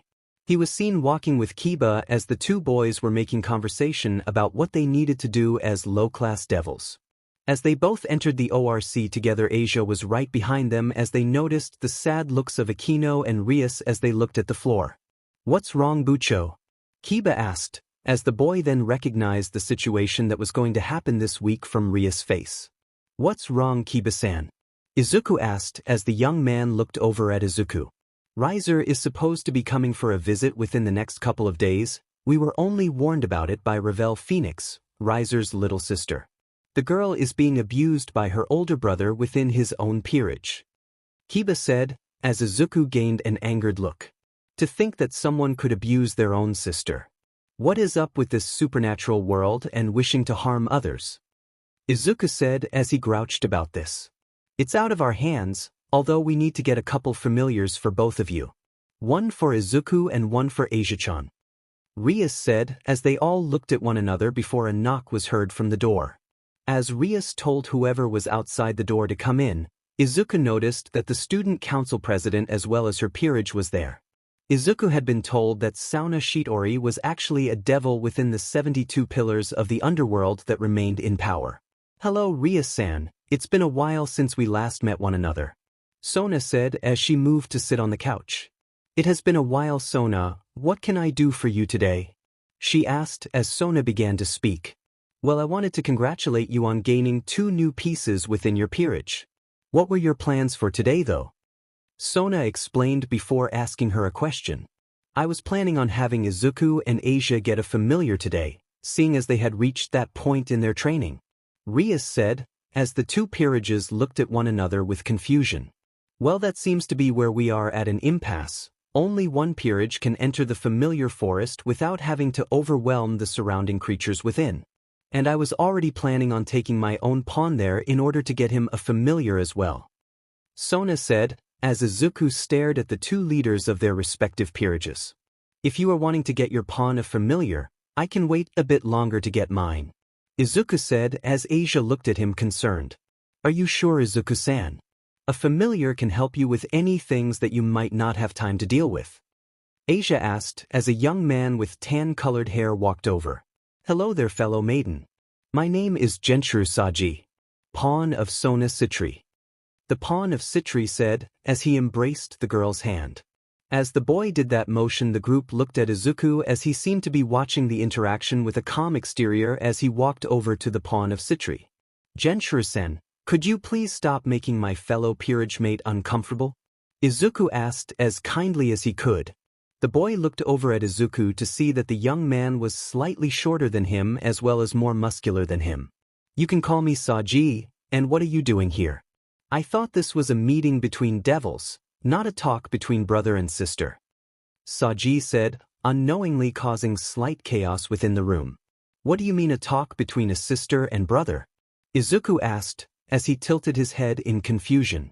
Rias looked at the situation and decided to salvage the situation before Izuku would get angered by Saji's blatant disrespect of him.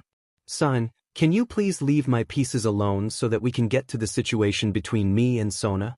She asked as the young devil nodded and moved away. And before you get any ideas, Saji, that boy who you so blatantly disrespected is the Red Dragon Emperor. And he used all 8 pieces instead of 4 pieces of the pawns within Rias' evil pieces.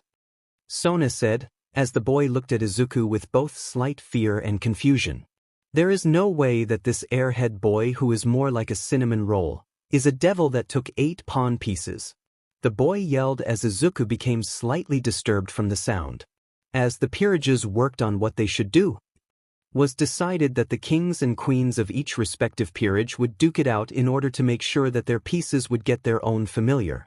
This brings us to where the cast is now, in front of fences in tennis court as Sona and Rias prepare for their game to see who would win the battle. Whoever won the game of tennis, then the winner could take their peerage to the familiar forest in order to get their pawn and bishop of familiar to use. The game was going back and forth as they both had eventually tied up the score to 45-45 and both were slightly winded from their game. Almost all the boys, excluding Izuku, had been cheering on the teams with all their heart as they were looking at the bouncing melons as well as butts, as Izuku just covered his eyes. As he faced himself from the game, he sighed heavily as Kiba and Kaneko noticed him not watching the game. I would have thought that you'd be more attuned to be watching our leaders play this game. Or at least perv out on them. Kaneko bluntly stated as Izuku sent a soft glare at her. I'm not a pervert. I don't like seeing girls in such revealing outfits that were made to make men get horny about them. I find them attractive, don't get me wrong, I would love to date them, but I would rather focus on making sure that I can help Bucho first before I make any kind of moves like asking her out or perving out on her. But if anything, I'm pretty sure that all other men here besides Kiba-san are perverted. Izuku said, as he kept himself looking away from the game. So what you're doing is giving Bucho some privacy from the revealing tennis costumes they are wearing? Kiba asked. When he gained a nod from Izuku, the young man sat down next to him as he pulled out a chessboard in order to pass the time. As soon as the game was finished, it was revealed that both of the team's tennis rackets' wires had been abused so much because of magic that they were literally burned away. And the 2 kings and queens had to choose a different activity, and they kept going through each activity in order to make sure that they could win the game. Throughout this entire affair, Izuku was getting bored as he kept thinking that this couldn't go on forever when they were nearing the end of the day as the sun was lowering in the distance. Hello. Izuku, is that you? Miki asked, answering her phone. Yes, it's me, Mrs. Hayadu. The whole thing I'm dealing with here at the school's club is taking more time than it should. I won't be coming home anytime soon, so I will be sleeping in the old school building's bedroom if that's alright. Izuku said, as Miki answered the suggestion. Well, as long as you are having fun with your friends, then I am all for it. Just make sure to not make us grandparents anytime soon. She said, as Izuku gained a blush on his face as he announced that he was hanging up. Looking up from his phone, he saw that the group was now in a gym as they were making a dodgeball tournament between both peerages. Everyone from the school had left in order to go home that night as Izuku and the rest of his allies were on one side of the gym as they were stretching. Izuku was having Kaneko push his back down towards the ground as he grunted in slight pain as Kaneko had pushed him slightly too far as his back popped. As soon as his body was on the ground in a perfect folded position, Kaneko finally got off his back as she helped him back up as Sona's peerage had entered the room. With everyone ready to fight Sona's peerage in a bout of dodgeball, they all cracked their knuckles as well as bones in their body as they prepared for the game. The game started with Sona using her magic in order to smack Kaneko at the start as the girl looked slightly miffed, but at the same time she walked off like nothing happened. Well, I was thirsty anyway, see you all later. the girl said as she left. Soon the gym devolved into a battlefield as Izuku did his best to catch dodgeballs as well as send them back at their owners. It all then devolved to just him, Rias, Akino and Asia against Sona, Saji, Tsubaki and Momo. The girls had all aimed for their respective opponents as they threw the ball. Izuku had his opponent being Saji as he caught the ball before he felt something coming at him from behind. Turning around, he saw that the ball's trajectory was aiming for somewhere else and saw that it was being aimed for Asia's back. So he pushed her out of the way, and as he tried to catch the ball as well, the ball suddenly gained a blue aura and changed course and smashed right into his mini dragon. With the massive pressure of having his family jewels seemingly broken, Izuku looked down and found that the ball was seemingly smushing his groin as he coughed up some BLD as well as spite from the pain. As he fell to his knees, everyone looked over to see his eyes bloodshot as he coughed horribly onto the ground as flecks of BLD was falling out of his mouth. Looking at Sona, Rias glared at the woman as she merely shrugged her shoulders as she looked away. That was an extremely dirty move, Sona. Why would you attack there on him? Rias called out, as the break was called for the moment. He shouldn't have been that way with that girl, he was about to grab her in a bad way. Sona said, as Izuku was pulled aside and placed next to Kaneko as he was having issues breathing. Once he got over the pain in his groin, he thought about what happened and he noticed Saji's smug expression on his face as Izuku summoned a ball into his hand and threw it as strong as he could at Saji's groin in order to make sure he knew his pain. The boy crumpled to the ground as soon as the ball hit his family jewels as he had swirls in his eyes as Izuku struggled to sit back down. What the hell was that, Rias? Sona called out, as Rias merely shrugged as she spoke. I guess that's karma for your servant being smug about mine getting his ball smashed by a ball manipulated by magic? Rias said, as Sona yelled again. Rias, that wasn't magic, that was pure strength. Sona called, as Rias gained a smirk on her face. Well, maybe you shouldn't make assumptions then next time, huh? Rias said as Sona gained an extremely angered smirk on her face with veins bulging on her head. After the game was ended, it was revealed to be in the Gremory Peerage's favor of winning as they were allowed the chance to get their familiars. As Rias Peerage had disappeared in a circle of magic, they all arrived in a black forest that had a purple sky above them. As soon as they began to talk about the place, a new presence made itself known as it flew down from a tree in front of them. Ah, Zatuji, it's been a while. Rias said as the man nodded. It has been a while, Rias Gremory. I can't wait to see what kind of familiars choose from your peerage this time. Zatuji said as he walked them through the forest. So, any type of familiar you both want? The man asked as Asia spoke up first. I would like to have a familiar that is similar to a dragon, she said as the man nodded his head and looked over at Izuku. I want a familiar that is calm and more attuned to battle tactics, Izuku said as the man nodded his head at that as well. Walking through the forest, they had passed by many familiars that were basically too scantily clad in their clothing that Izuku kept refusing them. They soon came across a small blue dragon as it was sitting in a tree as it looked off into the distance. What about that creature? Asia asked, as Zatuji gained a smirk. That right? There is a sprite dragon. They are extremely protective against those with a pure heart. And if you want, try and get him, Zatuji said as Asia moved forward. Soon enough the sprite dragon noticed Asia's pure heart and flew down to her as she asked him if he wanted to become her familiar. The answer was soon given to her as it nuzzled into her as she giggled softly as Izuku smiled at her and the dragon. As soon as the familiar ritual was completed, the sprite dragon was named Ridgar, somewhat named after Izuku. They continued to walk through the forest as they tried to make heads or tails on what kind of familiar would bond with Izuku. It wasn't long before they arrived at a massive clearing as they saw a familiar standing near the pond as it was getting itself a drink. Izuku looked closely at the creature and noticed how it was slightly massive compared to the average deer. It had the look of one, but it was more feminine in nature, and it seemed to have this regal air about it that caused Izuku to move closer to the deer familiar without anyone even knowing. He was right next to it as he softly placed his hand over its hip as it immediately looked up and over at him with a slightly fearful and confused look.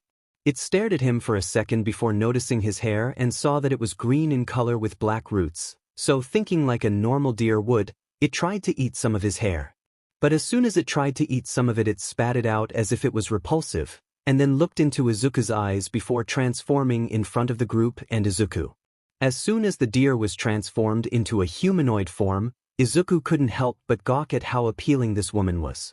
She still had her antlers on top of her head, as she had a very voluptuous form, as she had her deer ears coming from the side of her head. She had long hair that was white in color as she stared down at Izuku as she gained a smirk on her face.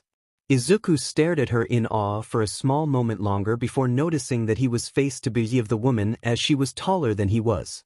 Moving away from her, the woman seemed to be slightly perturbed by his presence not being near her anymore as she moved closer to him. "What is your name, devil?" she asked as she had a lovely voice. "Midoriya Izuku, but you can call me Izuku if you want," Izuku said as the woman moved closer to him. He was now noticing that she had a kanabo club in her left hand as she held it over her left shoulder. "My name is Serena, and it seems like you were enamored by my appealing deer form. Are you seeking to have me as a familiar?" she asked as she smiled down at him. I think. I don't know if I can make someone as powerful as you a familiar," Izuku said as the deer woman looked at him weirdly. "I'm sure that you are powerful enough to do so. Nobody has done it before, but you might be the one for me anyway," Serena said, as Izuku started the familiar ritual. "Are you sure that you want this?" Izuku asked before completing the ritual only to receive a nod. "Serena, I command you to become my familiar, and assist me in my endeavors as well as dream," Izuku called out, as Serena gained a blissful expression on her face. Once that was completed, Izuku saw that Serena had transformed into a smaller deer that was about waist height with him as he placed his hand over her head as she preened into him. "Well, I guess that worked," Izuku said, as he turned around to see everyone was staring at him with caution as well as fear. "What? Is something wrong?" Izuku asked, as Rias stared at him a little longer than the rest. "Why, just tamed the beast of the forest. That thing has been kicking powerful devils out of here because of their malicious aura. Even I was kicked out of here, and that was only because of the destructive potential of my power," Rias called out, running over to him. Izuku looked at the deer with confusion as he continued to give it head pats as she seemed to lean into the touch more. "Well, I guess Serena is going to be my familiar, Riasbucho," Izuku said, smiling at his MSTR. As they disappeared from the familiar forest, they had unknowingly set loose a massive dragon that was in search of the Red Dragon Emperor. As everyone returned back to the ORC, they moved about the room as they prepared to increase their training regimen in order to prepare for the future. Izuku most of all was preparing himself for saving Rias from her problem. He didn't care about his problems, she was already helping him to gain his dream of becoming a hero. He would make sure to keep her safe as well as protected from any other suitors who wished to make her their own. So here he was in the forest training himself to increase the power of his strikes by punching Isunoki trees since they were stronger than many trees within the country of Japan. As he was increasing his power of his strikes, he made sure to increase the power of his mind with Draig as they continued to power up their own magical strength. In terms of magical strength, Izuku was merely subpar in terms of it. Overall, he was around a mid-class devil in terms of magic capabilities, and that meant that with some training he could become as strong as Surzex with a lot of training. He knew that Rias' brother was the king of hell since he overheard her talking to him on one of her magical circles near her ear. So here he was training on his own in the forest, increasing his power as well as strength in order to make sure that he can properly save Rias from the marriage that she didn't wish for.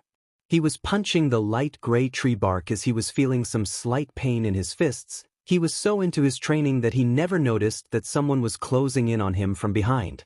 As soon as he heard the crackling of a fist coming in, he turned around only to be met with an explosive punch from Katsuki, his old bully. "So this is where you have been hiding, you piece of shit," Katsuki said, as he growled at Izuku angrily. "What do you want, Bakugo?" Izuku asked as the boy glared strong at Izuku. "It's because of you that I have a mark on my record. I will have to work harder than ever in order to become the next #1 hero," Katsuki called out as his hands glowed orange. "What are you intending on doing right now?" Izuku asked as the boy glared at him harder. "I will be making sure that you don't enter UA by crippling you," Katsuki said, as he ran for the attack. Dodging each and every attack from the boy, Izuku stared at him in only pity as the boy was slowly becoming a villainous person. "I'm not becoming a hero for humanity, Katsuki," Izuku said, and Katsuki noticed how he said, "Humanity? What, you think you can become a hero to someone else?" Katsuki glared at him. Izuku had used this distraction in order to create a magic circle in order to send the boy back while he was distracting him. "Katsuki, I have done nothing but look up to you. You were my embodiment of victory for me. I looked up to all might above you because of the fact that the man merely cared for the people he saved.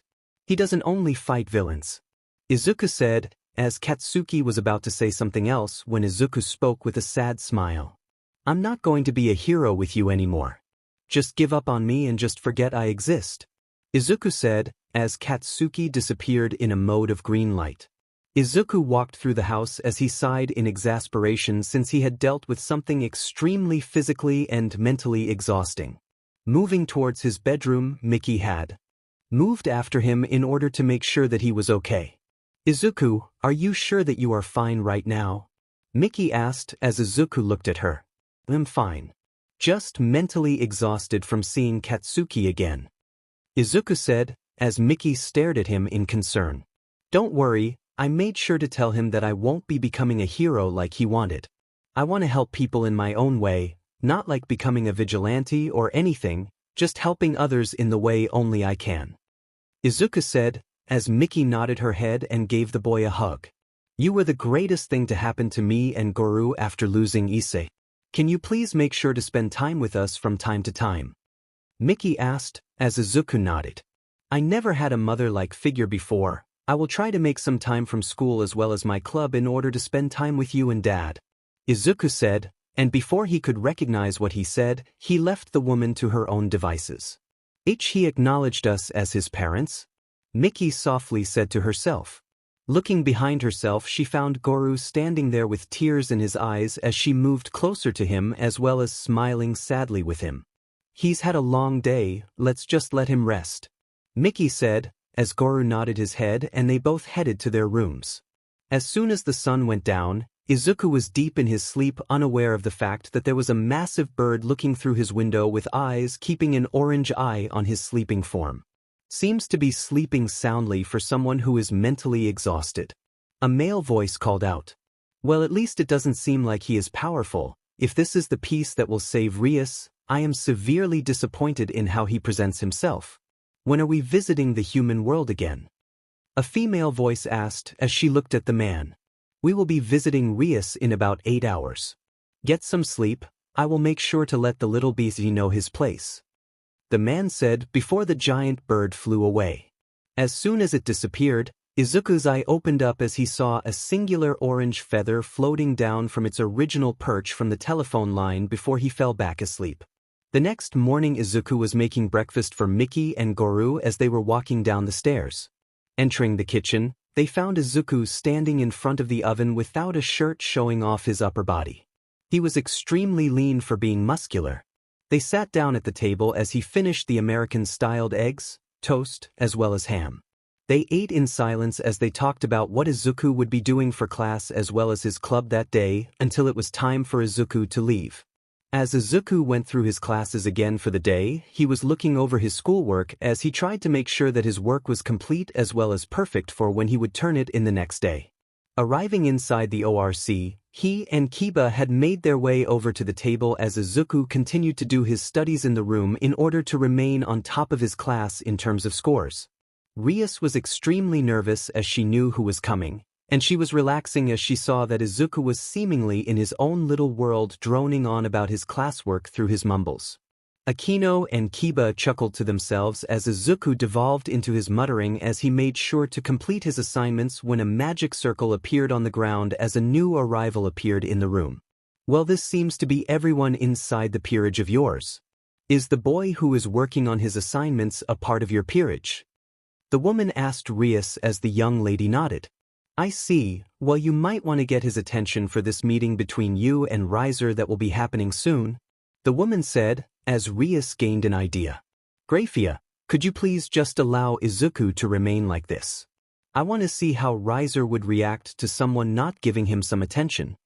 Rias asked, as the now-named Graphia looked at Izuku muttering to himself at his class assignment before she chuckled to herself and nodded her head when a magic circle sprang to life with the symbol of a phoenix on it. As soon as small flames appeared in the circle, a group of people arrived as it was a man with short blonde hair as well as dark blue eyes. He stood amongst a group of girls who were different in terms of body type as well as personality. It's been a while since Riser has returned to the human realm. And it seems like I can finally meet my fiancé, Riser said, as he moved towards Rias. As they talked to one another, everyone in the room was watching Izuku's reaction towards Riser's presence as they saw that he was so in his world that he never noticed Rias talking to the BSTRD. It got to the point that Riser himself noticed how Izuku wasn't even paying attention to him and got down to see what he was doing. Looking at the assignments, he was surprised that it was enough to keep Izuku's attention off of him. Well, look at that. It seems Riser had found a nerd within Rias' peerage. At least he can give you some pointers on how to make a strategy, Riser said, when they all heard the snapping of a pencil. Looking down, they saw a completely calm look on Izuku's face as he slowly looked up at the man as he smiled at him. So you are the person who is in an arranged marriage with Rias Bucho? Izuku said, as everyone noticed that there was a slight aura around the boy. Graphia had released some of her power slightly to see Izuku's reaction, and it seemed like he didn't notice it, so either he was that stupid to not know whose presence he was in, or he couldn't recognize an aura of an opponent. You know, I expected you to at least be a bit more muscular. You come from the Phoenix family, correct? Izuku asked as he pulled out a notebook. Yes, Riser Phoenix comes from the Phoenix family. What of it? Riser asked as Rias gained a concerned expression, but the feeling of laughter was trying to bubble out of herself. Can you tell me about your powers?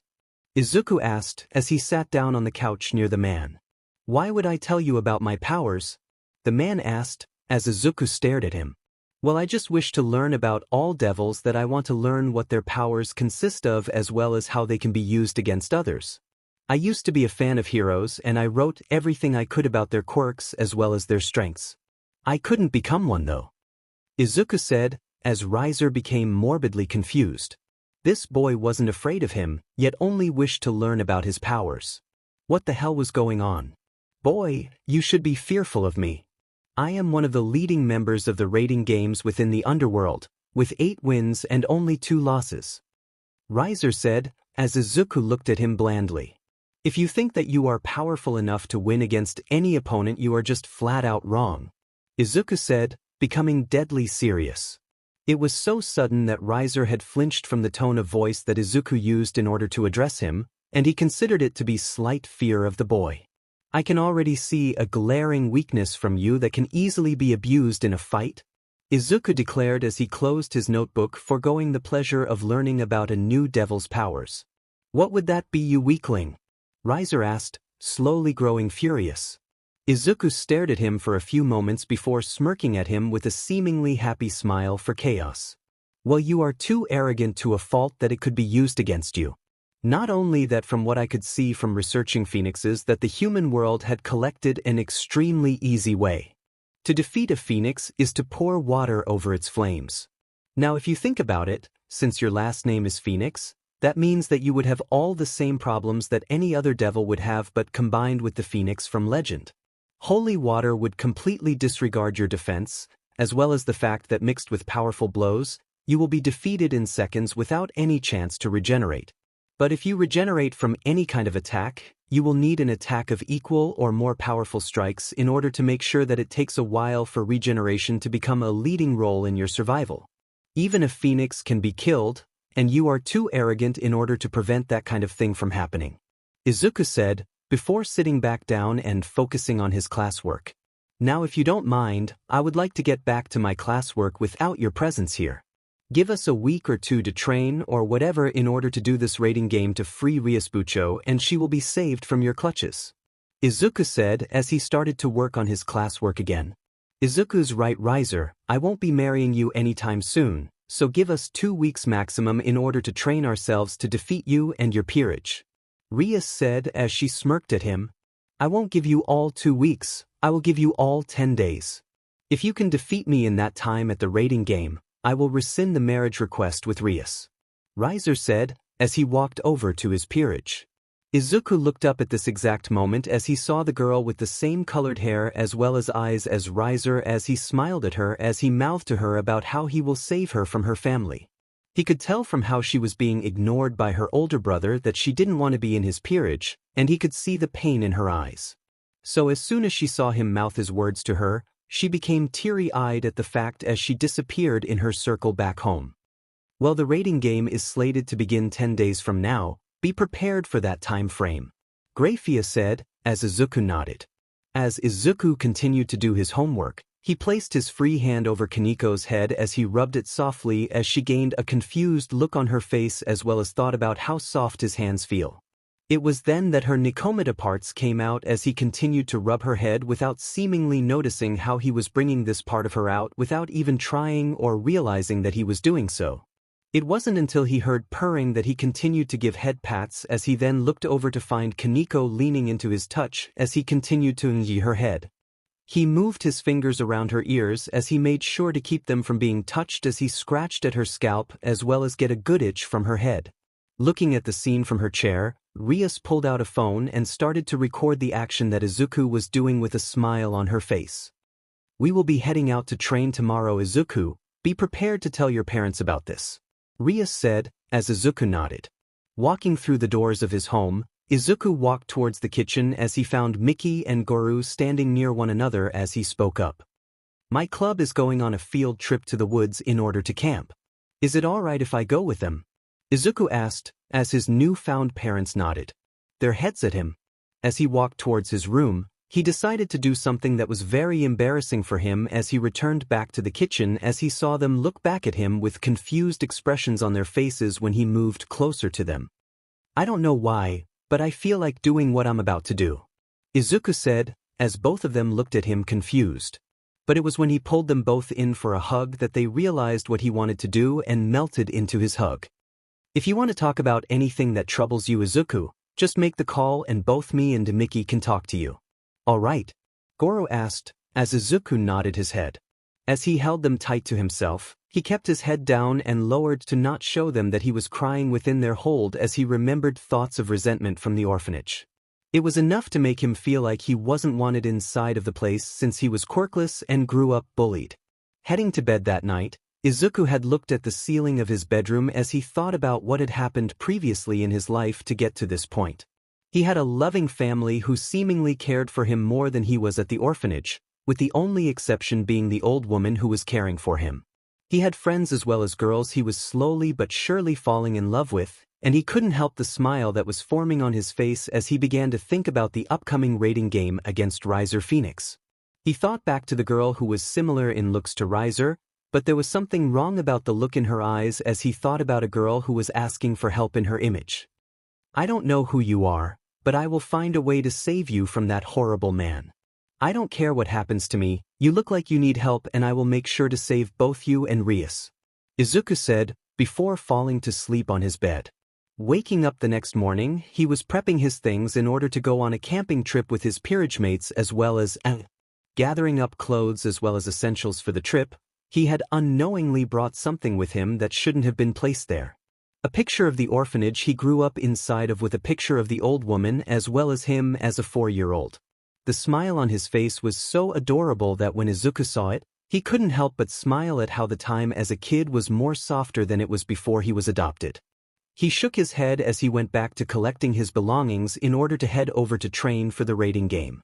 As soon as he exited, he left the house and was walking to the school. He had to meet Rias and the others located in order to head out for the training.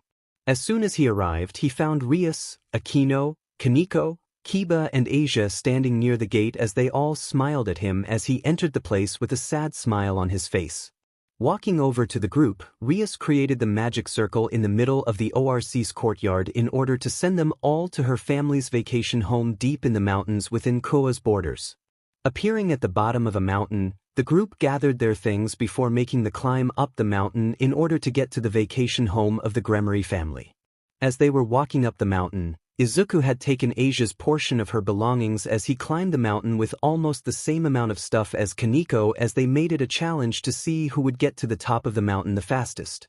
Rias, Asia, Akino and Kiba had watched the duo go up the mountain with a mirth in their eyes, as they didn't want to be left behind in terms of the endurance test. Within the next few minutes, the group had managed to reach the top, as Izuku and Kaneko had already gotten to sparring with one another. Kaneko's more boxer-like battle style had Izuku's own street fighting skills put to the test, as they were sparring intensely as Rias and the rest of the group had gone inside to drop their things off and change. Both fighters had been making sure that they were not giving the other the advantage as they clashed blows, making a small shockwave blast from both sides. Smirking at one another, they had gained a martial artist's thought as they wanted to have a great fight with one another, not to the death, but to the point the other can't fight anymore. In terms of fighting experience, Kaneko had the advantage, but everywhere else was fair game, as Izuku had the height, weight, as well as the power and speed in order to make up for his loss of strength compared to her. He had Katsuki as a power level for himself to compare Kaneko to, and he was impressed with the simple fact that Katsuki's powerful blows were nothing compared to Kaneko's. They were simple love taps compared to the small devil's own rook-powered strength that was making his arms numb from each strike. He was loving this sparring session as he increased his wild fighting style that he learned from both Katsuki, as well as fighting other older students from other schools, as he defended children from their bullying ways. In summary, Izuku's experience in fighting many opponents almost made up for his inexperience against devils in terms of fighting skill. He was a genius in using his analytical mind in order to come up with strategies in order to take an opponent down, but he wouldn't wish to just use his mind on his opponent. He wanted to show that his power could back up his mind. By the time Rias and the others had come back outside, they found Izuku and Kaneko lying on the ground, bruised but at the same time chuckling. Izuku was lying on his back as Kaneko straddled him as she held his arms above his head, showing that he lost the spar, but from the bruises on her body, mainly her arms and cheeks, she didn't come out unscathed. "Alright, now that your sparring session is over, we need to do something about your power, Izuku," Rias said as Izuku nodded his head. "What about it, Rias Bucho?" Izuku asked, standing back up as he naturally healed slowly. "The simple fact that you are a hybrid between a dragon and a human means that you can utilize your aura in order to create your power your own," Rias said as she sat down in front of him. Izuku chuckled to himself as he showed her an emerald ball of energy that he made on the spot, as Rias looked at it confused and looked at his eyes. They were glowing slightly as he made use of his newfound power that he was showing her, as he looked away embarrassed. "I already know about my small abysmal power that I need to cultivate. Draig already told me that in order to increase my power, I will need to constantly use it in order to increase my reserves," Izuku said as Draig spoke up. "Over the time since the Phoenix BSTRD had arrived in your office, partner had been training in increasing his auric powers of a dragon ever since. Hell, he had been doing that whilst he was sparring with the Nikomata," Draig said, as everyone looked at the sacred gear with concern as well as shock. "How did you know what I was?" Kaneko called out as she glared at Izuku. "I didn't know about it. Honest," Izuku said, as Kaneko moved away from him. "He only found out now, Nikomata. It wasn't my intention to reveal that information. But how do you think he knew about your favorite scratching spots on your head? I told him to scratch you there. He made the small connection that you were cat-like in nature, but didn't connect them truly to find out until now. For that I apologize if you wanted to keep it secret," Draig said with an apologetic voice. "Well, at least the cat's out of the bag, no pun intended. I don't care about your nature as a Nikomata though, Kaneko-chan. I just like you for you," Izuku said, as he stood up, stretching his body, unknowingly giving some of the girls a nice view of his abs. "Okay, now that that's done, Izuku, how about you start charging your power until you can't do it anymore?" Rias said, taking the attention away from Kaneko, to which the short girl was happy about. As Izuku started to charge the power in his left hand, it started to glow into a massive ball of red energy as Izuku growled softly. By the time he wasn't capable of using the power anymore, he felt that he had boosted at least 22 times.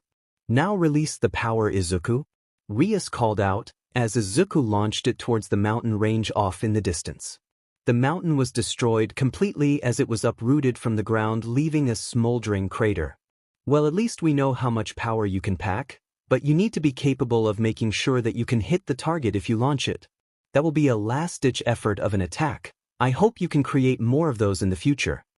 Rias said, smirking at Izuku. I can do this all day. Izuku said, smirking at her, breathing softly. Well, since you started to train physically, you don't need to do that today, but you will be increasing your endurance more so than it is by carrying every single bit of Kaniko's bag of bricks and heavy metal that she brought here. Then you will go to Akino as you learn with Asia to use your aura as well as demonic magic in order to increase its range as well as reserves. Then for the remainder of the week except for the last day we will train doing this repeatedly before resting for the last day entirely. As the group went to their stations, Izuku grabbed the bag that Kaniko had brought up the mountain as she smirked at him from afar, as Izuku nearly fell backwards from the weight of it all. See you back up here in an hour or two, Izuku, she said, bluntly, before kicking him down the mountain and all the way to the bottom. Why did you feel the need to kick him? Aisha asked worriedly. Don't worry, he'll live, Kaniko said, before walking away to do her own training.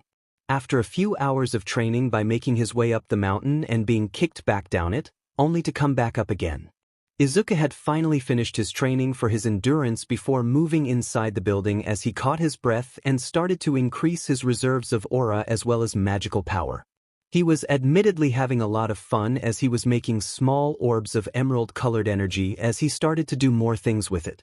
He changed its form as well as made it larger with placing more energy within it. He was having so much fun since he could play with the power more that he never noticed how time seemed to pass.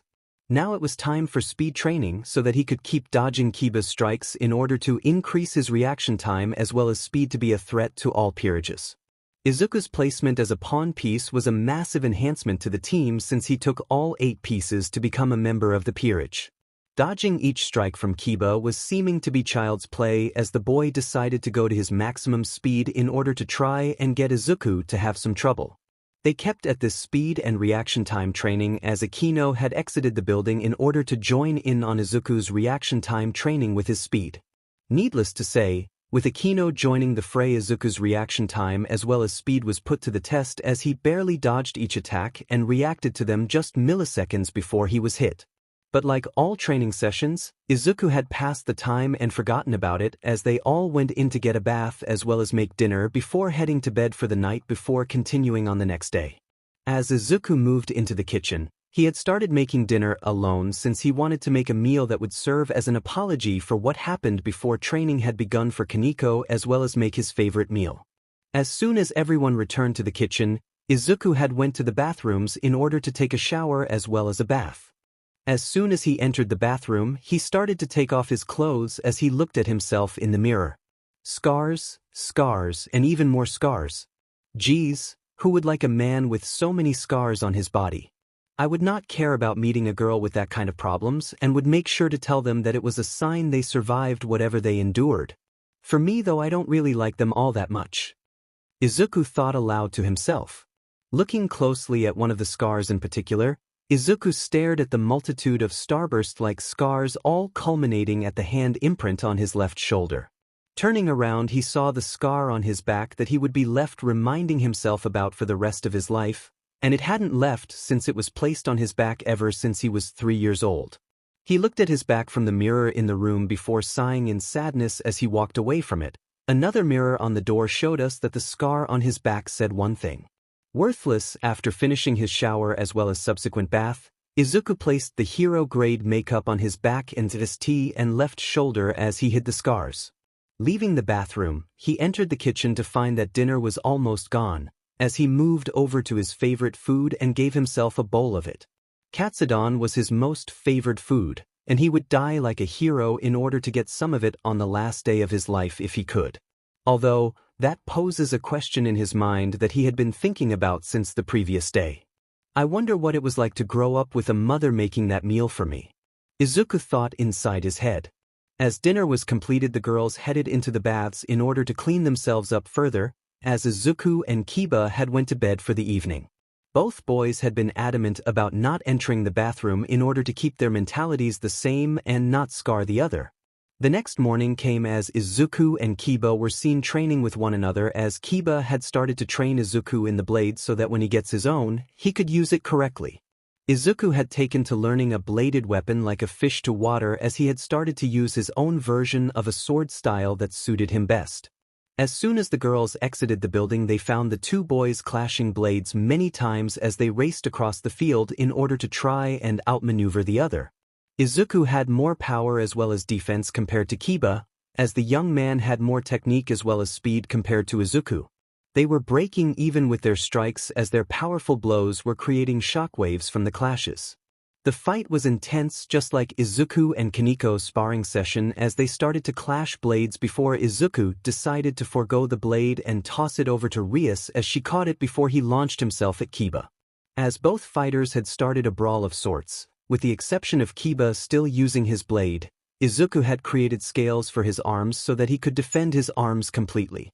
Their strikes were fast and precise as they clashed with one another, one with a smirk whilst the other had a calmer expression in the fight. It wasn't much longer before Izuku had started to create a new style of fighting to throw Kiba off, as he went for a hit-and-run tactic. "So you are just going to hit me and run off? That's not honorable," Kiba said as he heard a voice behind himself. "Well, all is fair in love and war, isn't it?" Izuku asked, as his breath sent chills down Kiba's spine. Swing his blade behind himself. Izuku blocked the strike as he continued to erase his presence except for when he struck so that he could deal too much damage for Kiba's defense to keep up.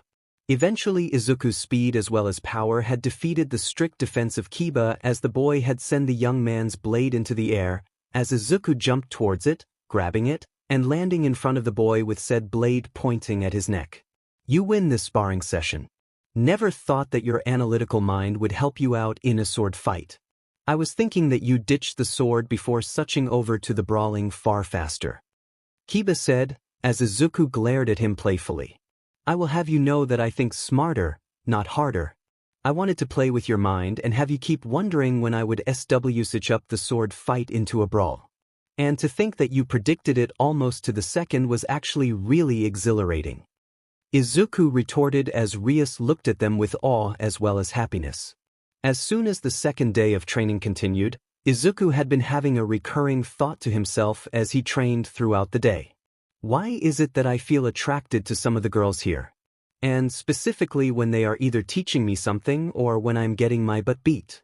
It has been a couple of days since the start of training happened for the Gremory Peerage, as Izuku finds himself physically sparring with Kaniko and Kiba once again. Their difference in both speed as well as power has been giving him leagues of strength enhancement as well as speed and endurance. Although the endurance is the one thing he has in spades, there will be nothing that will be taking him down unless it is a high-class devil who is on par with either Rias' cousin, Riser Phoenix, or one of the other stronger high-class devils or higher within the Devil Society. Izuku found himself dodging a strike from Kaniko as she tried to punch him in the gut from his seemingly distracted body. He moved into the strike of Kiba as the young man had slammed the wooden blade into his gut, sending him flying back towards the edge of the clearing they were sparring in. Izuku managed to catch himself in the air with his devil wings before flying towards them at max speed as he clashed his transformed arm with Kiba's wooden blade. It was surprisingly powerful as bits and pieces of sparks came off of the wooden blade. It wasn't much longer before the blade caught fire as Izuku kicked the young man away. Izuku then focused on the higher threat level in Kaniko as the girl rushed him as she went into her boxing fighting style as he maneuvered around her strikes elegantly. He countered each strike, which was then dodged each and every time because of her height difference with him. Jumping back, Kiba had landed with a fully metallic blade now as he charged at Izuku with intent to do harm to him. Kaniko then came at Izuku from the side as he smirked at both of them as he boosted himself a bit more in order to hold himself there for a bit. He had been trying to place his body at higher portions of power so that he could get used to holding it at the maximum he could and increase that power from there. And the results were pretty damning. His power maximum in terms of collecting boosts were up in the hundreds just from his training for a couple of days of the repeated training regimen. He felt like they could win if he managed to get strong enough to access his balance breaker form soon. Izuku was sitting in the bathroom in the small bath as he was relaxing after a long day of training. He had been training ever since that Monday as he wanted to make sure that he was strong enough to save Rias from her loveless marriage. Hey Drake, how much longer will I have to wait in order to gain my balance breaker? Izuku asked his partner. As far as I know, partner, you should have already gained the power to activate it. You just need to call it out. Drake said, as Izuku looked at himself. Is there some kind of phrase that I have to say in order to activate it? Or should I keep it a secret from my allies? Izuku asked, as Drake adopted a humming thinking sound.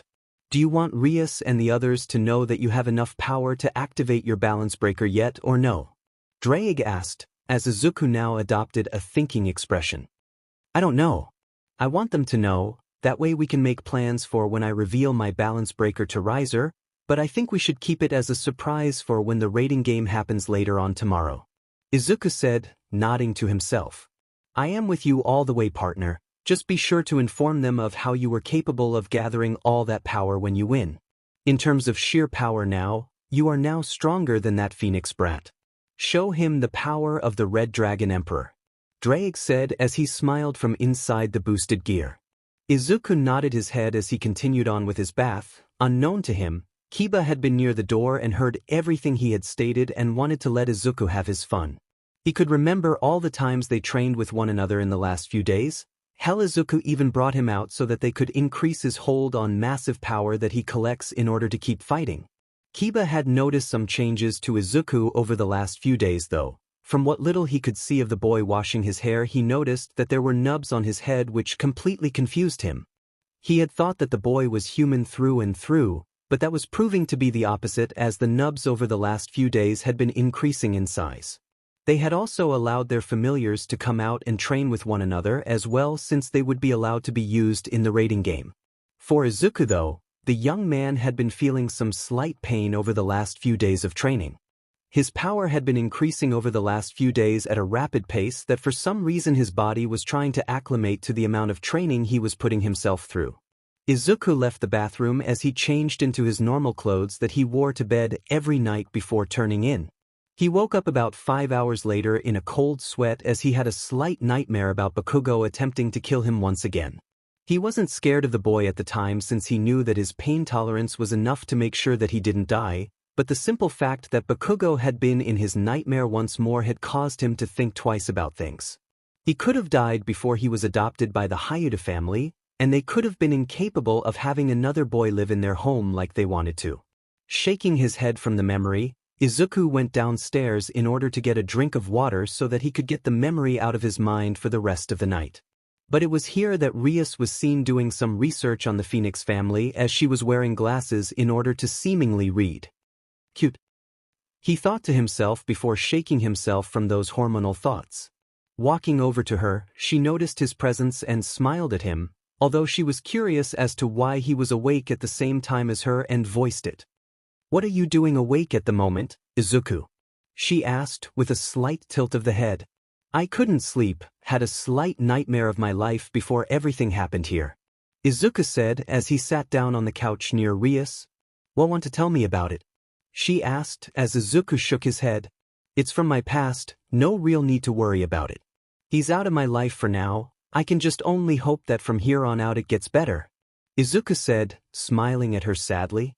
I've been up doing some late-night research on the Phoenix family in order to try and make sure we can have a good plan in order to defeat Riser. Rias said as she sighed. But there hasn't been anything that I have been capable of seeing that would help us in the rating game against that BSTRD. Rias said as she growled at the indignation of not finding anything useful. Well, what is the main thing they had done in the last few rating games that were more of something to keep an eye on? Izuku asked, as Rias spoke about how Riser sent his forces out like they were mere pawns for him. So where does he keep the Phoenix Tears? Izuku asked, as Rias looked at him confused. What are you talking about? She asked as Izuku looked at her. You are one of the smartest girls I've ever seen, yet you don't think that he'd bring at least 2 Phoenix Tears in order to level the playing field? Izuku asked, as Rias blushed in embarrassment. Well, I never seen him use a Phoenix Tear in his rating games before. She said indignantly. Well, by my estimations, he should leave Phoenix Tears with either his bishop or his queen pieces respectively. So we should prepare for the event that Akino faces off against Riser's queen and the woman takes the chance to use a phoenix tear in order to heal her wounds. Izuku said, as Rias nodded. How should she get the tear away from Yubaluna then? Rias asked as Izuku looked at her confused. What? She asked, before Izuku asked a question of his own. Who's Yubaluna? He asked as Rias thought about what he did at the ORC to the man. Okay, so Yubaluna was the woman who Riser had embraced in front of you to try and get a rise out of you. But then you completely disregarded what he did and completely ignored him. It really was a sight to see. Rias said as she blushed slightly. I hope that doesn't become a masochistic thing for me in the future. Izuku muttered to himself calmly as Rias looked at him in confusion. Shaking his head from the thought, he looked at the footage of the raiding games that Riser had been a part of in the last few years. He was, from what Izuku could see, mediocre at best in terms of planning. He just sent out his forces. At least a rook and a couple pawns in different spots in order to overwhelm his opponents with numbers. And if that didn't work, he'd send his queen to pick apart those who remained after such a fight. It wasn't that much in terms of planning now that he thought about it. They had moved outside where they spent a good portion of the rest of the night making a plan to take Riser off guard in order to take him down. In order to completely win the game, they had to overwhelm him with massive amounts of power, and in order to do that they needed to catch him off guard. Izuku had the perfect plan in order to catch the man off guard, and as he informed Rias about the plan, Izuku smirked to himself as the plan was in the making, with Rias giving him a pointer or two about the plan to make it without flaws. In their minds they thought of the same exact thing that would happen in the raiding game the next day. Riser is not going to see this coming. The raiding game day had finally arrived, and Izuku had been waiting in his room at home in order to mentally prepare for the events to come. Izuku left his room and told his step-parents about what he would be doing and informed them about the supernatural world. They took the information in and were at least happy that he was able to still be alive, but warned him to be extremely careful in the raiding game he was doing. As the most famous strategist in history always said, no plan ever makes it completely to the field of battle. As soon as the magic circle appeared in the room on the floor, Izuku looked over at Goro and Miki as they smiled at him with tears in their eyes. Go make us proud, Goro said as Izuku smiled back. Show them what a dragon is really made of, Miki called out, as Izuku gave them a hug before stepping into the magic circle and leaving them in darkness. You want to try to give Izuku at least a sibling? Goro asked as Miki thought about it. I don't know if I will be ready to have another kid. Remember what happened the 2 times before we had Issei? Miki asked as Goro shook his head. You're much more careful now. And with Izuku here, he will be more capable of protecting the little one a lot better than when it was just Issei, Goro said as Miki smiled. Inside the ORC, Izuku appeared with a smile on his face as the group started to make their plans again as they made their observations. As soon as their plan was officially complete, they looked behind themselves and saw that a white magic circle had appeared and Graphia Lucifuge had arrived. The raiding game is about to begin, you ready? She asked, as Izuku looked at Rias as she did the same with the peerage. We are Graphia, take us to the raiding game, Rias said, with determination. As soon as the magic circle grew to a size that took the entire group and Graphia away, Izuku and the others noticed that they were given the home field advantage. Izuku smirked even more at the notion of not being taken seriously. He could use this place to his advantage even more than before. Alright, it seems like Riser is looking down on us with choosing this place as the arena for our raiding game, Rias said, as she glared at the principal's office. We all know the plan, get our familiars to create traps in the area surrounding the ORC and take down any and all threats that come towards us, Izuku said, summoning his familiar. Serena appeared in the room as she looked at Izuku with knowing eyes as she looked around the place. It seems as if we are in a simulation. What is thy bidding? She asked, as Izuku explained everything to her. I see, I will set up traps for you all. I may need some assistance with setting them up though, Serena said, as Izuku nodded as every other familiar came up to her and joined her to create a trap for the forces against them. Izuku stepped outside of the building as he climbed to the roof of the building as he started to boost himself to the maximum. Draig, how long will I be able to keep up Balance Breaker? Izuku asked as low as he could. In terms of power alone, you could be able to keep it up for about an hour at best. With further training you could keep it up indefinitely. Drake said as Izuku thought to himself about it. That is a lot of time in order to take down Riser. Could I literally kill him with full power right off the bat? Izuku asked as Drake spoke up. It is highly likely that if you went full power right now, you could kill his entire peerage and leave him all alone. It would be highly advantageous of you to take them out now, but they'd be dead and won't be capable of returning from the depths of Hades' dimension. Tread carefully and use your max power on Riser, he can take the damage. Just don't release full power attacks multiple times, it will decrease the amount of time you can attack Riser at full power. Drake warned as Izuku nodded. With that decided, Izuku watched as a smoky mist covered the entirety of the area, as he smirked to himself. The plan is going according to how me and Rias devised it. Now all we need to do is sit down and wait for them to come to us. Izuku said, smirking to himself. As the fighting in the rating game exhibition match began, Izuku moved back within the ORC as he made sure to make himself scarce. As the familiars placed traps all over the ORC's location, Rias and the others began their plan as they sent Yuto and Kaneko over to the gym in order to gain it as a location to be used. When they entered the building, Yuto and Kaneko had engaged in combat against the Rook, and 3 pawns inside as they made to follow their plan. The first part of the plan was extremely simple: make Riser think that Rias is using her stronger pieces first before sending in Akino to blow up the gym and bring her back. Then have Izuku move in to remove Yuto and Kaneko before Yubaluna could come in and take out key members of the peerage. Everything was going according to the plan that was set up by Rias, but the second part of the plan was completely based on chance. From what they all knew, Izuku would be as close to the building as possible and would get them out of there before Yubaluna could get the chance to attack. As soon as Kaneko and Yuto had defeated their enemies, Izuku busted through the side of the gym as he grabbed both people and ran off into the forest nearby. It wasn't much longer when Akino arrived at the gym and blew it up, defeating a queen-level rook and 3 pawns within the gym. Izuku had taken down a bishop as well as 3 pawns of his own when he was patrolling the ORC's outskirts and had arrived in time to get Kaneko and Yuto out of there. They were heading over to the track and field of Kuo Academy as Izuku noticed on the comms that Akino and Yubaluna had encountered the other. Izuku found himself, Yuto and Kaneko standing in front of the group of remaining Phoenix Peerage members. A rook, a bishop, 2 pawns and 1 knight. The bishop though was who he was really looking at, as the girl looked like she didn't want to be here fighting the Gremory Peerage. Izuku walked over to the girl as she noticed he was looking at her with something that wasn't lust like her brother did. Izuku kneeled a little to get on her height as he placed a palm over her head as she physically flinched at his touch. As she looked up to him, Izuku only smiled at her as he told her the one thing he was planning on doing for her. "You need help?" Izuku asked as the girl looked at him scared. What do you mean by that?" she asked as Izuku placed a hand over hers.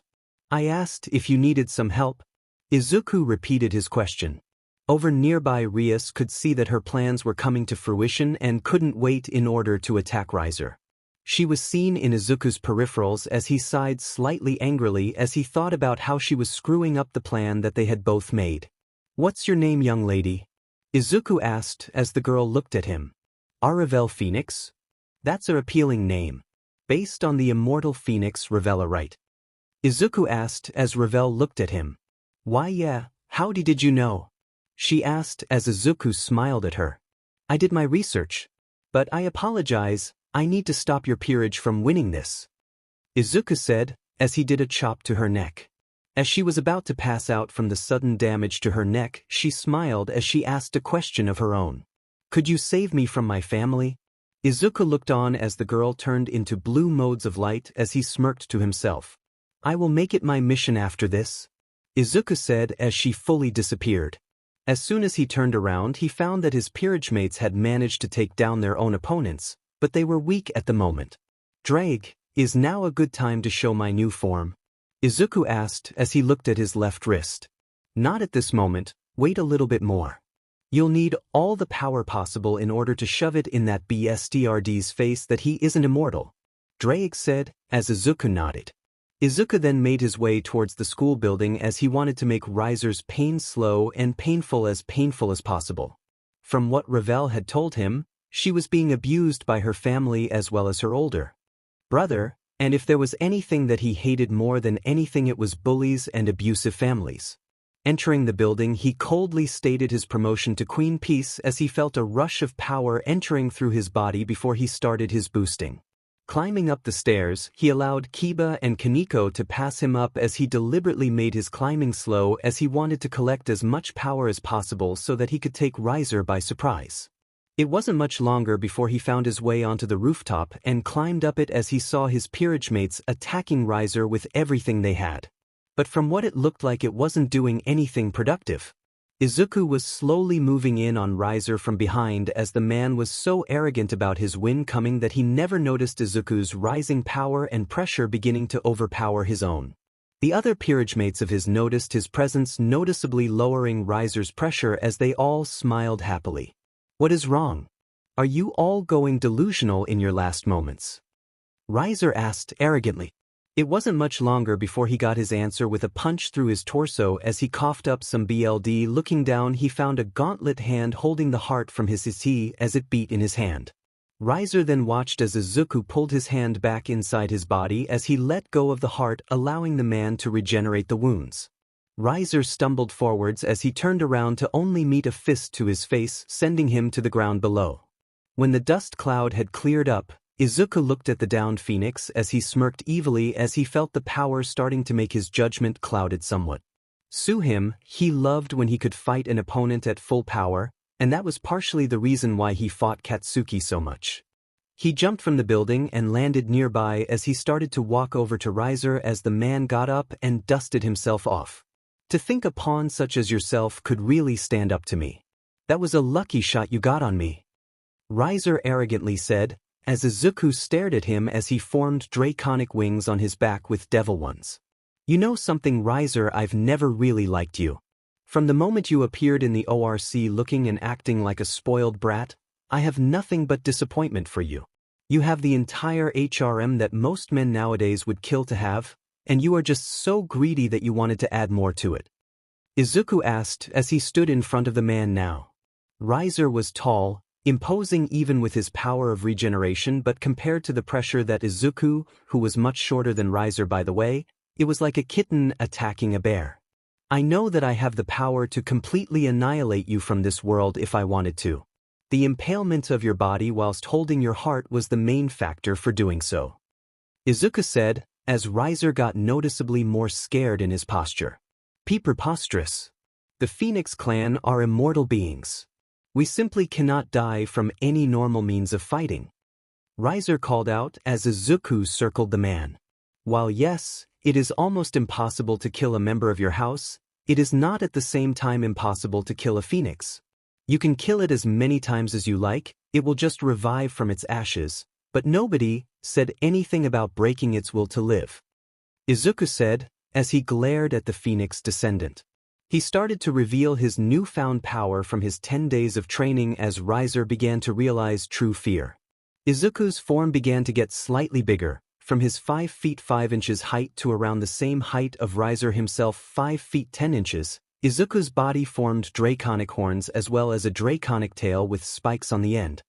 His fangs had become much sharper as well as his tongue becoming more fork-like in nature, but his eyes were the main thing that set off Riser. Izuku's emerald eyes had changed somewhat from their original emerald look to having one emerald eye and one golden eye that were slitted like a dragon's. "There is no way. Why, you're the descendant of a dragon," Riser called out fearfully. "I never truthfully knew about my lineage until Drake told me about it about a month and a half ago. But ever since I found out I had done some research around the subject, I finally noticed who was my true parentage. But I will leave that as a surprise for later. I want to meet me draconic mother soon, but I guess I should focus on you," Izuku said, as he flew past the phoenix air. As he was now standing behind the phoenix air, he looked behind himself as Riser was slowly moving to turn his body around as it trembled softly. "You know, I just don't understand why you would abuse your little sister like this. Making her a part of your HRM, that is a bad thing you should be doing.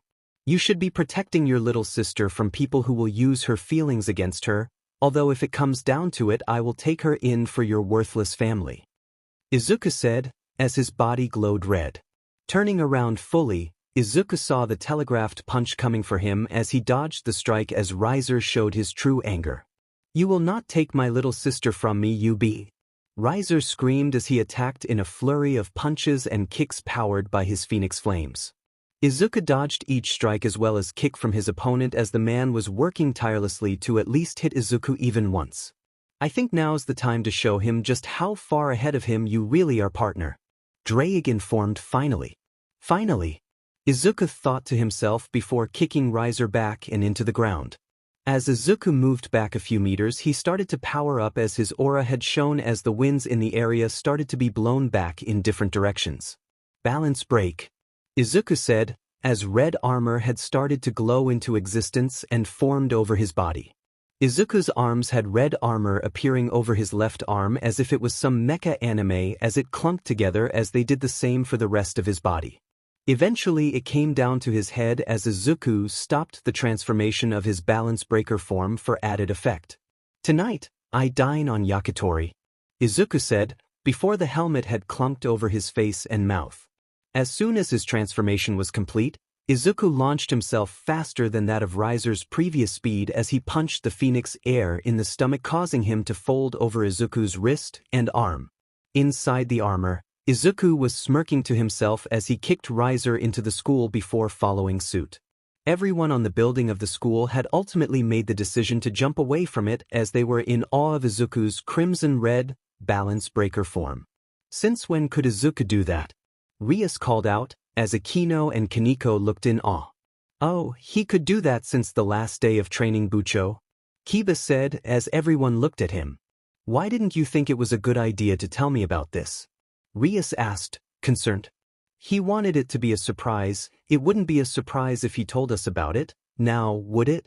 Kiba asked as Rias and the others nodded exasperatedly. Back with Izuku and Riser, the young man was essentially bullying Riser with his power as he was giving the man a great pounding. Get your minds out of the gutters. Like he was literally pounding the man into Swiss cheese.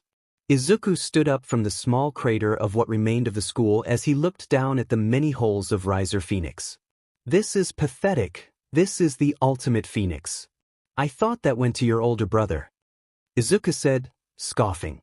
He picked up the downed Phoenix family member as he kicked the man and sent him tumbling away from himself as he landed in a storage room. Izuku walked slowly over to his enemy as Izuku found Riser regenerating at an extremely slow pace now that he had damage to the inside of his body. How are you this strong? Riser exclaimed as he struggled to stand properly. That's easy, you gave me the time to train harder than ever before, Izuku said, before kicking the man in the stomach, causing him to throw up his lunch. As Riser heaved on the ground coughing up his lunch and breakfast, Izuku stood above the Phoenix air as he glared down at the man. He charged a blast that would only knock out the Phoenix as he glared at the man with as much hate as possible. Any last words before you have your first official loss? Izuku asked as Riser looked up at him. What can I give you in order to get you to back off and away from my family? Riser asked as Izuku thought about it. Allow your sister to move into my home and become mine, Izuku said, as his draconic instincts were flaring up at this moment. Like in bed? Riser asked, a little blush adorning his face. No. I wouldn't do that to her unless she wanted it. Although I have no idea about how to bed her. I will not do so unless she wants it. I will give her the family she deserves. As well as break up this arranged marriage to Rias Gremory, Izuku said, as Riser stared at Izuku looking into his eyes. They were still slits, as Izuku glared down at the Phoenix air, and Izuku was looking into Riser's own eyes. I accept, your terms then. Our Red Dragon Emperor. Although the entire Devil faction will have your head F for stopping this marriage. Riser said, as Izuku blasted him into blue modes of light. I know. And I will take on any challenge who thinks they will take my king from me, Izuku said, as his armor disappeared as he took a knee. Taking deep gulps of air into his body, Izuku had thought about how close that was for him to losing that fight. Demon, I need to train more in that form if I don't wish to have a close call like that again. Izuku thought as he spoke mentally to Drake. You're telling me, partner, I thought you were about to pass out from the exertion. Drake bantered. Well, at least we are saving Rias and Ravel. Izuku thought to himself as he passed out on the ground. It has been a few hours since the peerage had won against Riser Phoenix and his peerage. Izuku had just saved both Ravel and Rias from their painful memories of Riser and the Phoenix family as a whole. Rias was more affectionate with Izuku, and for the young man so was Ravel Phoenix. It was surprising for him as he was looking at the girl as if she was similar to a younger sister, but he put it aside since she was an appealing young girl who was his age at least. And to be honest with himself, he did find her attractive in the slightest, but he would rather make sure that she feels good with herself within his home so that she doesn't get any weird feelings with him. But with Rias being more affectionate with him, Ravel had started to take things a bit far in terms of affection towards him, and it got to the point the two were actively vying for his attention at times. For the last time, Rias Bucho, I can't give you attention when I am doing the same for Ravel at the moment. Besides, you see me all the time at school, and you are given more attention there than me by others. I don't know why you want my attention so much. As soon as I rise through the ranks within the Devil faction, I will be making my own peerage anyway. Izuku said as Ravel looked at the boy. Could I be a part of your future peerage? She asked, as Izuku nodded whilst giving her head pats.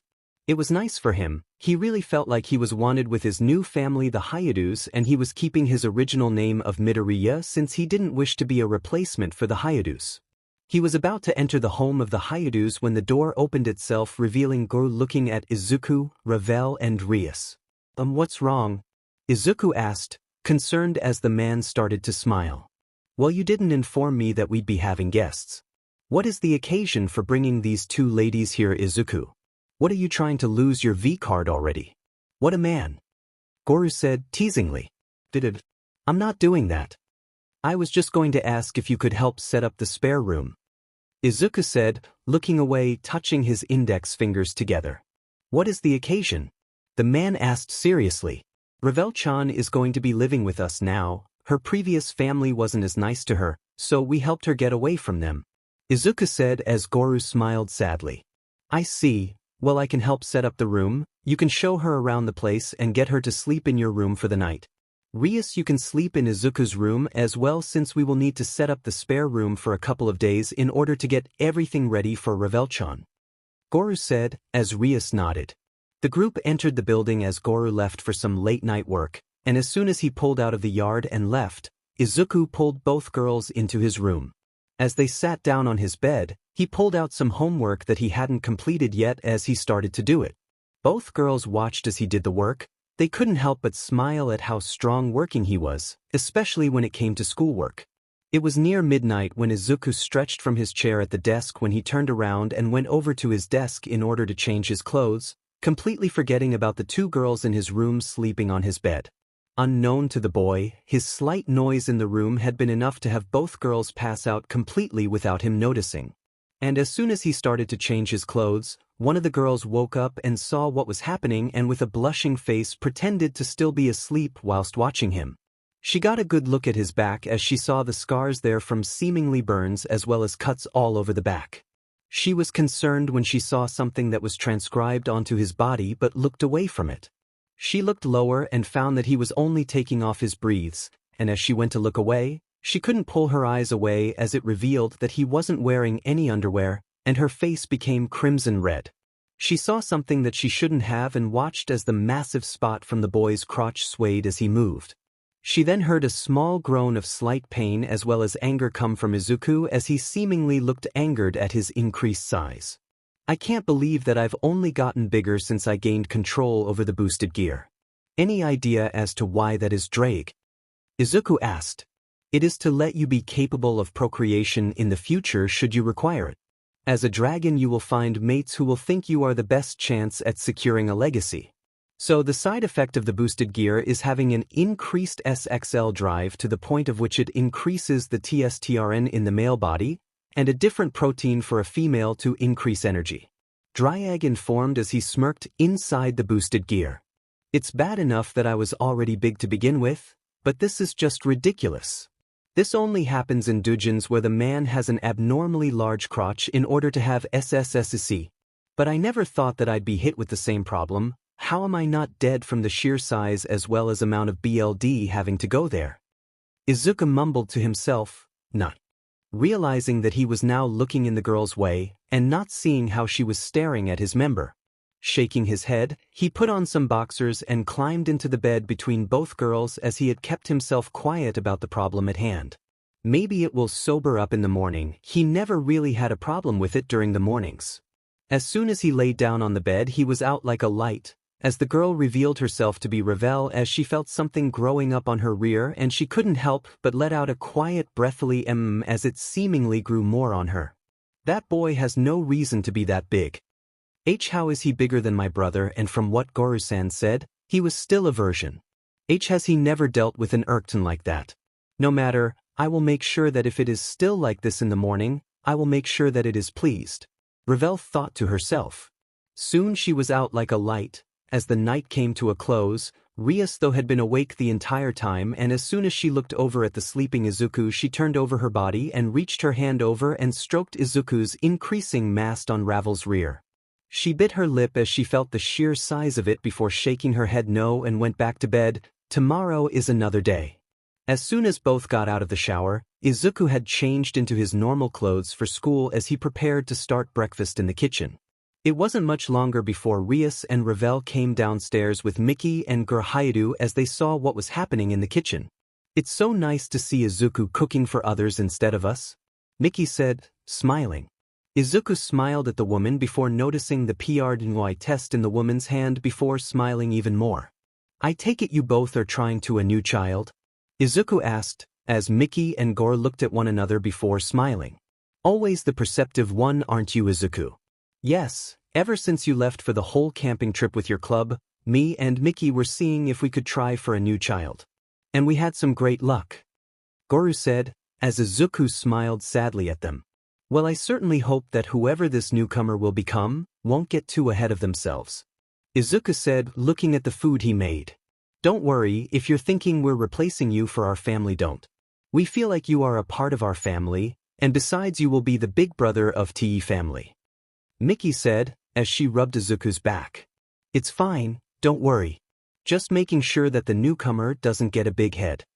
Izuku said, laughing. So Izuku, what were you and Ravel-chan doing in the bathroom this morning? Goru asked with a smug smirk on his face. Izuku looked at the man in the eyes before looking away with a slight blush on his cheeks before leaving the room to them as Ravel blushed crimson from the question itself. Rias looked confused at the question before noticing Ravel's blush on her face and pouted at her. She wanted to be Izuku's first time demanded. It wasn't much longer before the school day started for Izuku as he caught himself up on the classwork he missed during the camping week he had. The problematic homework he did wasn't that strong for him, considering he was a hardcore quirk analyst. He would always be watching the news for anything new related to heroes since he was still a fan of them. It had been fully about 6 months since he left Mizudafu, Japan and came to Kuo Town. He had not seen Katsuki since the start of school, and from what he overheard from the news, he was glad he never went to UA High since it was under a constant string of villain attacks.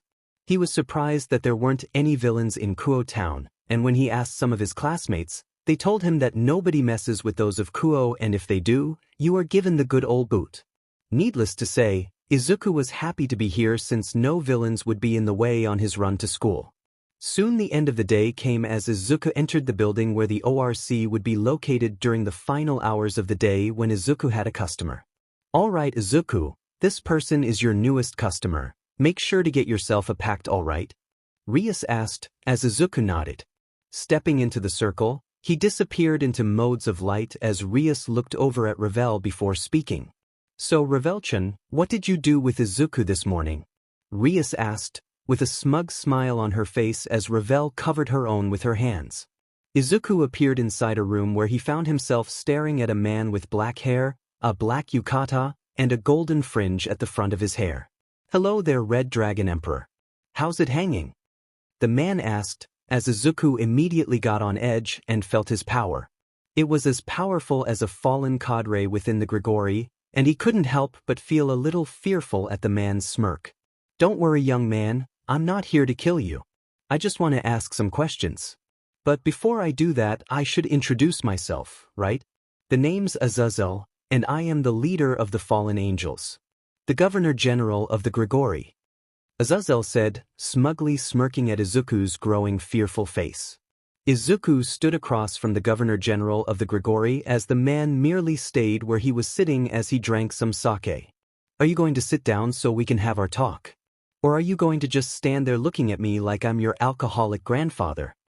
Azazel quipped as Izuku immediately sat down, sweating up a storm. What did you wish to know? Izuku asked, fearfully.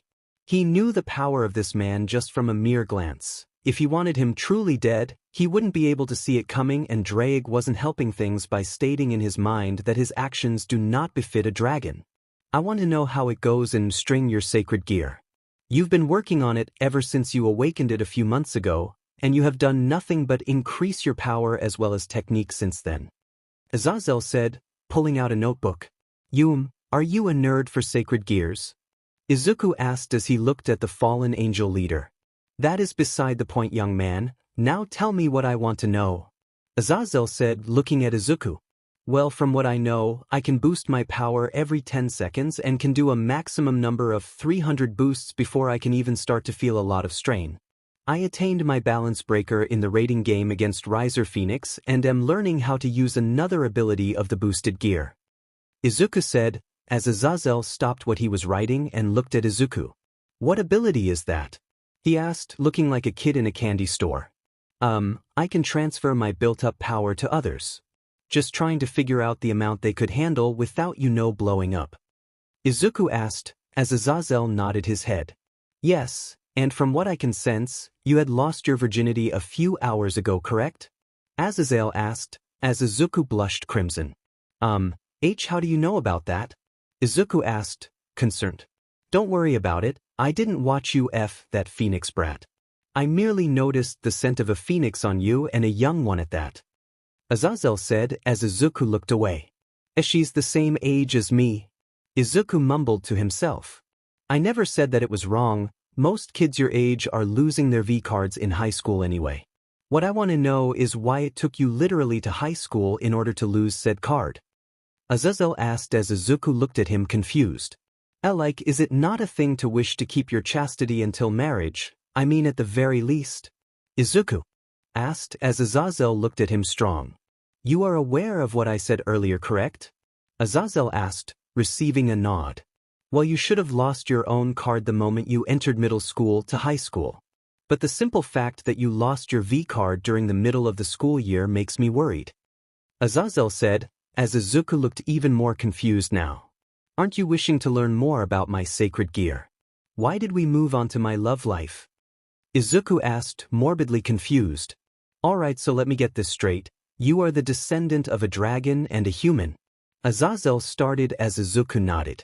And you have one of the most powerful sacred gears in existence, one that could literally kill gods if you wanted to.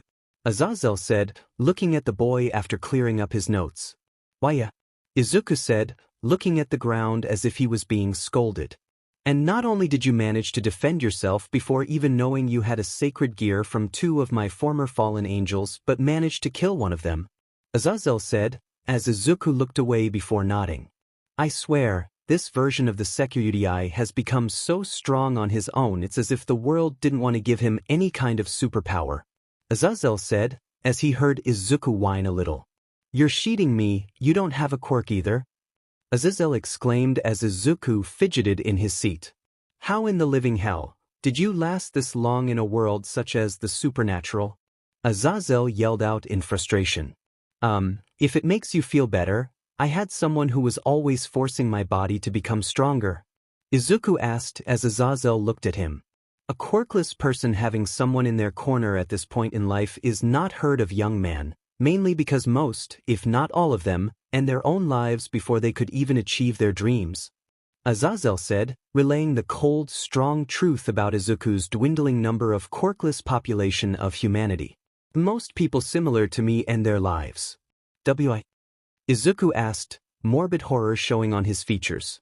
It's because of the fact that they can't handle the amount of abuse from any and all peers around them to the point they just want the pain to end. I'm surprised that thought hadn't occurred to you as of yet. Azazel said, as Izuku looked at the Governor General. I always had a role model to look up to, not that I could ever meet them before. He was the #1 hero of the world, All Might. He was the one thing that kept me going in this world that lived based on the worth of someone's life based on their quirk status. Izuku said as Azazel looked at him. And what of your parents? Where are they during all of this? Azazel asked, as he thought about giving this kid some therapy for now. I don't know about who my biological parents were. I was given up for adoption on the day I was born and lived in the orphanage ever since. I wasn't adopted until the Hyudu family had taken me in and helped me get out of the situation I had to deal with in Yuzudafu. Izuku said as Azazel looked at him. So they have no clue about the abuse you had from your peers at that school? Azazel asked, as Izuku shook his head. They found out about it on the literal day I was supposed to be adopted.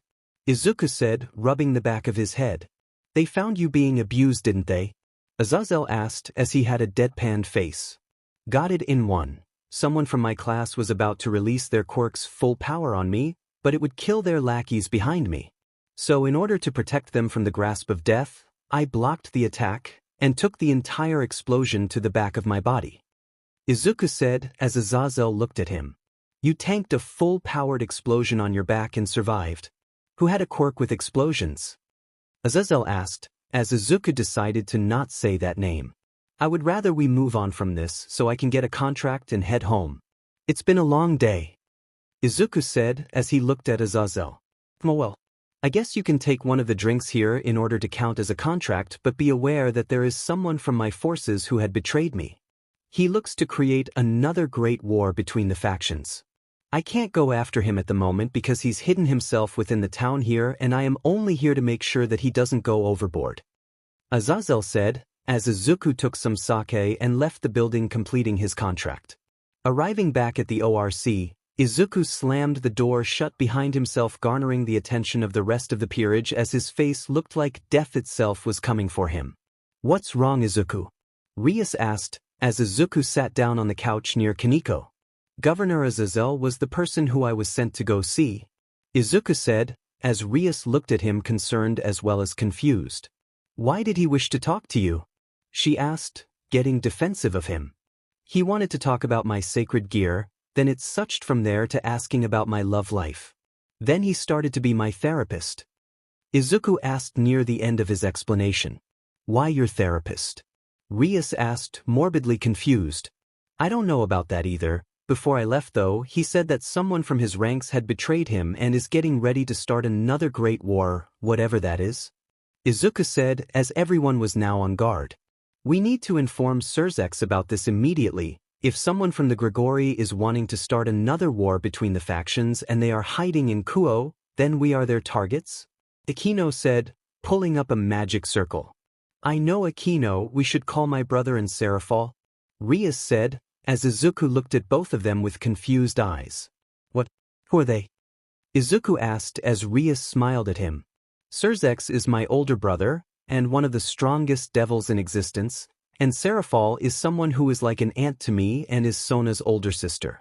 They are both a Satan-class devil, as well as a super devil, believe it or not. Although my brother is the super devil, while Serafal is the Satan-class devil.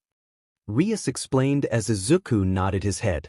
Deep within the warehouse district within Kuo town, a broken-down warehouse stands looking worse for whereas multiple figures are seen within it. There are hundreds, if not thousands of humanoid figures with black feathery wings as they looked around the place in search of what they need to start up another war. It wasn't until someone else arrived with what they were searching for that they began to look at the new arrival in reverence. He was taller than all of them and had even more wings than they had. He had long black hair as well as pointed ears and crimson-colored pupils.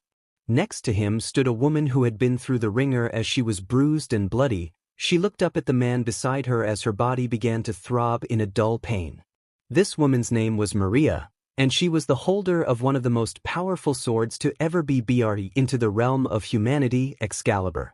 At least a part of it, she wielded Excalibur, Nightmare as it allowed the user to create illusions of where she could be, but when she used the sword against her foe, he had defeated her in mere seconds. She couldn't even lift her blade in time before she was on the ground in pain, as she felt as if she was about to die from the pain alone. Now though, she was standing in front of a rather large gathering of fallen angels as she looked at the one who was in charge. The one she was sent by the church in order to kill to prevent another war from breaking out between the three factions. His name was Kokabeel, and he was about to give a speech to his forces. Welcome, my brethren, and I hope you all are excited for our end goal for this entire war that we will wage against the entire world. Kokabeel called out, smiling evilly. Maria started to collapse to the ground as some of the fallen angels looked at her in confusion as well as lust. For them, she was just another breeding hole for them to use to their mind's wishes, but for them to do that she had to be defeated enough to where she couldn't do anything to stop them. She had been collecting enough power in order to create an escape route without her blade. She didn't want to be violated by these BSTRDS and wouldn't allow it to happen anyway. She said the incantation to escape the area in her mind so that she wouldn't get caught, and just as Kokabeel had finished his words to his fellow fallen angels, he tossed her in the air. Now my men, feast on this voluptuous woman's body and gain power farther than one can imagine. Kokabeel called out, as Maria was sent flying to the ground below. Just as the fallen angels were about to take their lust out on her, though, she muttered a few words to escape just in the nick of time. Teleport sorrow? The last thing she saw was one of the BAs reaching for something that had to be given up in order to escape her rather unfortunate underwear. She appeared far away from the warehouse, and as soon as she was about to pass out from the pain of her injuries, she heard someone running over to her. In a muffled tone, she only heard nothing but muffled voices around her as she used all the strength in her body to open her eyes to see who was talking to her. As soon as her lime green eyes opened up, she looked up and found a young man, who admittedly to her was a handsome young man to her. Hey, are you all right? I saw you appear out of nowhere, and you're injured. Don't worry, I will get you to safety. What's your name? The young man asked as Maria struggled to speak.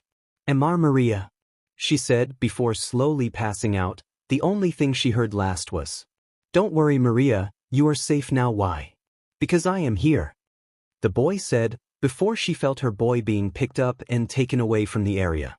Back at the warehouse, Kokabeel smiled down at his forces as they were angered with how their prey had just escaped them. Don't worry about her. We have what we want, and it's only a matter of time before the church sends us more, and when they do, you can all have your ways with the ones they send.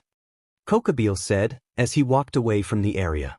Looking inside another room, he found two people standing at a table as they made plans. One was a very rotund man who had a condescending smile on his face as he looked over the plans that would destroy Kuo Town. The other was a psychotic man who had lost all his sanity and had white hair and a familiar set of eyes. Fritz Selzen, you are to collect any and all Excalibur pieces that arrive in this town. Bring them to me so that Valper Galilei can combine them to create the original Excalibur, Kokabeel said, as Fritz smiled before asking. What is your plan with Excalibur? He asked as he prepared to leave. It will be used to cut down the siblings to Surzex as well as Seraphol, and when they hear that their siblings are dead, they will crave revenge. And with it, a start of a new holy war. One where the fallen angels will reign supreme and take over the world without any enemies. Hee-ha! Kokabeel called out, laughing at the end. Izuku laid the girl on his bed as he made sure that he used his magic in order to heal her of her injuries. He had made sure to learn some healing magic from Sona as well as Akino in order to make sure that if he was injured and nobody was nearby, he could heal his own injuries. He had found the girl in the road last night as he was going for a late-night run in order to keep up his training. He watched as she fell onto the ground as he became worried about her as she was incredibly injured and had torn clothing. Looking closer to the girl, he found that she had red-colored hair, more akin to Ruby's than crimson-colored hair. He made sure that she was covered in some bandages in order to make sure that she could recover from her injuries. I hope that Maria is okay physically as well as mentally. From what it looked like, she was tortured, and I don't like how that looked for her. Izuku mumbled to himself as he worked on some homework as the girls slept. As soon as he noticed how the girl was in a deep slumber, it was around midnight, and he smiled at her sleeping form.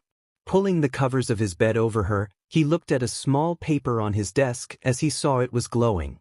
Looking at it, it was a pamphlet that Rias had made for him to send out to other areas of Mizutofu nearby. Picking it up, he heard the wish coming from the other side of the pamphlet. "I wish for a demon to come here and show me that they exist," the voice said, with skepticism as well as cheerfulness. Pulling the pamphlet over to his he looked at Maria's sleeping form as he shook his head as he went to take care of a contract. A crimson-red glow appeared in the room as Izuku disappeared from the area just as Maria woke up from her slumber. Looking about the room, she found that it wasn't like a normal young man's room. At least from what she heard from some of her allies, she knew that some boys were perverts nowadays. And from what she saw, this boy was more of a fan of heroes than anything else, but she did notice how there were some devil markings around the place. "I hope that I don't owe this devil anything like SXL favors, knowing those because they would wish for me to become their slaves," Maria said, as she snuggled back into the blanket to sleep. But before falling asleep, she made one observation about the whole situation. "This blanket is incredibly warm."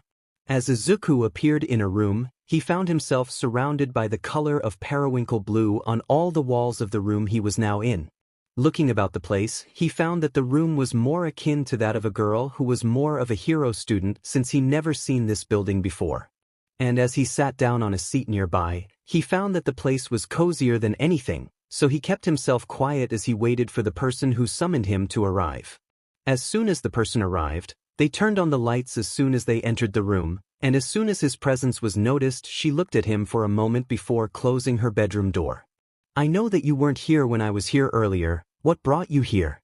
You aren't someone who goes to this school," the girl said, as Izuku shook his head. "Could you tell me your name as well as where I am?" Izuku asked as the girl nodded. "My name is Hado Nijire, but you can call me Nijire-chan. That's me hero name." "How did you come here?" Nijire asked as Izuku thought about it. "Well, I noticed that my pamphlet had glowed ominously, and I knew that someone was summoning me. So I entered the magic circle and teleported straight to you. Although I appeared in what appears to be your bedroom, I apologize if I interrupted anything," Izuku said, bowing. "Wait, you are the one I summoned. You're a devil?" the girl asked as Izuku nodded. "What is it like to live like a devil? Can you read minds? Are all devils as cute and adorable as you are? I wonder if devils have large PP sizes. Can you tell me if you do?" The girl rapid-fired questions as Izuku's sweat dropped from the number of questions she has. "Well, to answer your first question, it depends on the devil servant themselves. As for me, it's a normal thing. I got a job for making contracts in order to become stronger. We can read minds, but I would rather stay away from that portion of our powers since I would rather give people their privacy of their minds. Not that I believe that your third question is a viable one, but not all devils are as cute and adorable as you seem to think I am. And for the NSFW portion of your question, I'm not sure if all devils have larger PP sizes, but from what I know, my size was much larger now than it was before. But I'm not sure about the other devils," Izuku said, answering each question the girl had. As she smiled at him, she began to get into a massive conversation with him about the devil faction as well as the other factions. They would spend the next few hours talking about devils as well as the other factions as well as the ones who were a part of mythology. By the time it was over, Izuku was looking worse for wear as he looked at the girl in front of him. Their talk was very long, and he wanted to get some sleep before school in the morning. "Can I talk to you again, Izuku?" Nijire asked as Izuku nodded. "Just please make sure that there is enough time for me to sleep. I am just a reincarnated servant and am still tied to this realm of sleep as much as anyone else," Izuku asked as the girl nodded. "You need a contract, right? What would you like to have as a contract?" the girl asked as Izuku looked at her. "How about you choose? I'm not a pervert, so I won't take clothing from you. But something that could be used as a contract would be good. Such as money as well as other things that have a certain cost," Izuku said as Nijire nodded. She then pulled out a small stack of yen as Izuku grabbed it, making it the contract.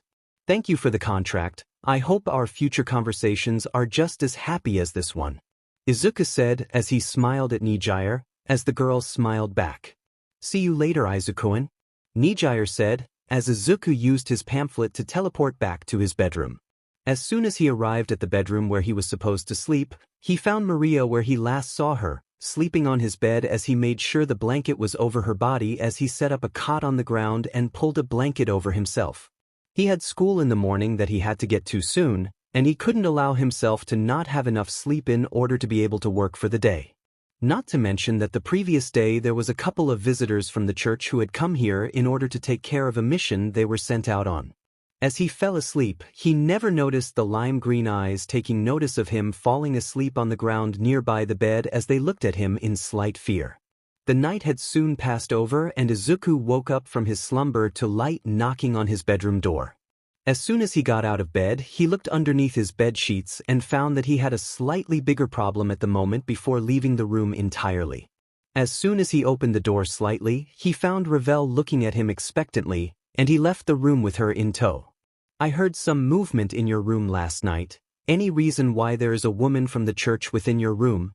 Ravel asked, a little jealous. "I'm just making sure that she is healed from her wounds. It's what a hero would do if he found someone on the street," Izuku said as he yawned.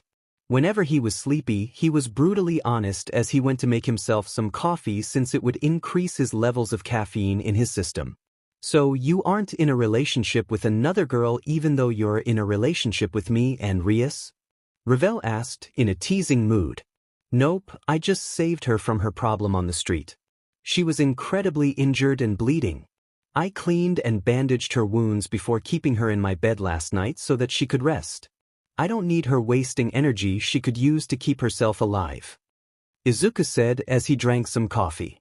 The day continued on as Izuku kept an eye on Maria as the girl woke up from her slumber to see Izuku tending to her injuries. "Are you alright, Maria-san?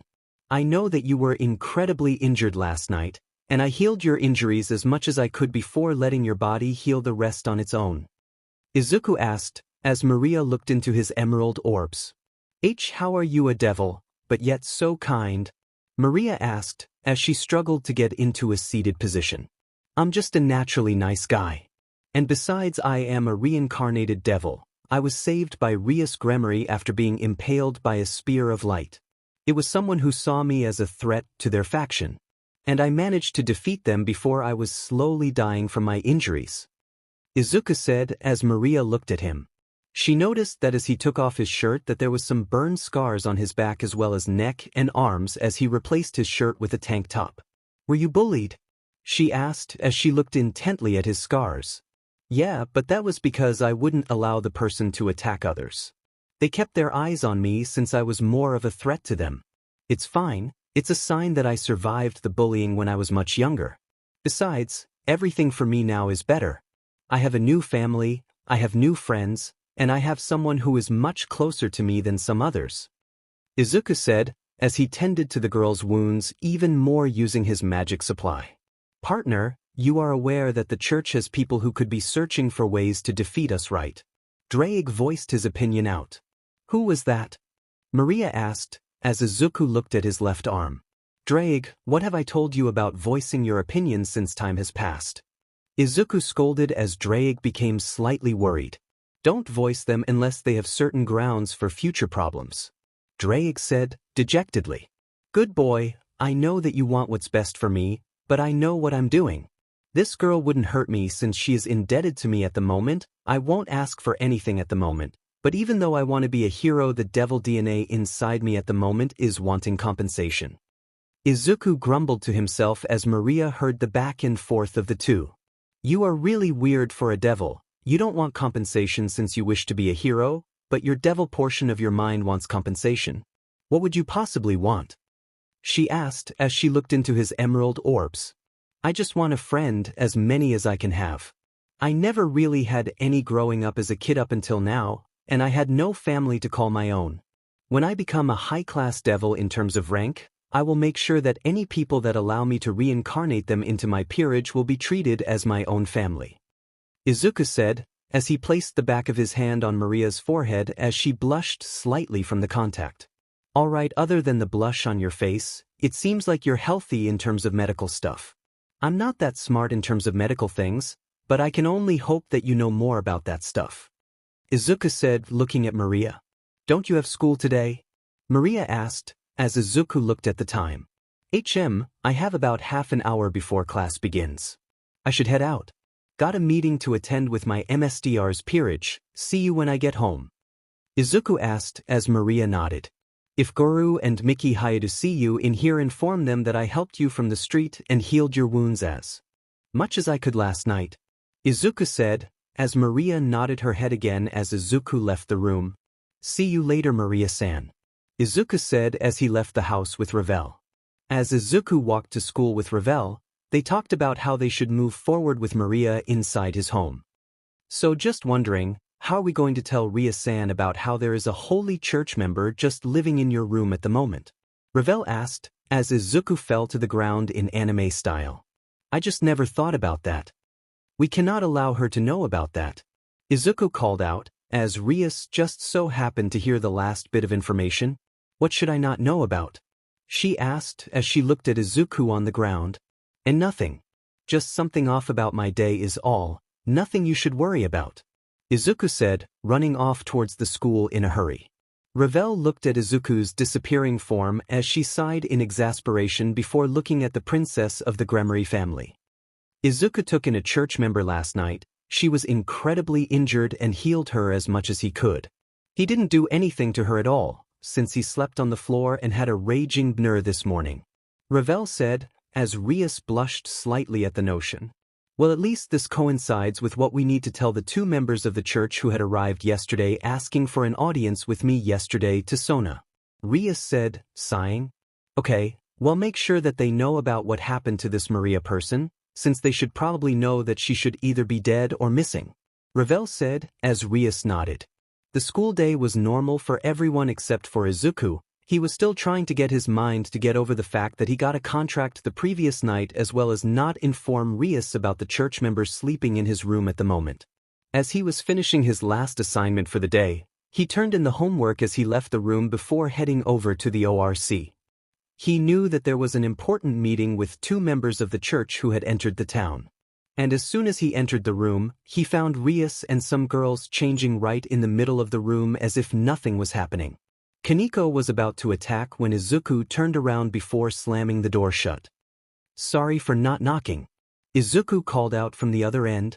Well, at least he knows not to perv out. Kaneko sighed before getting her clothes on.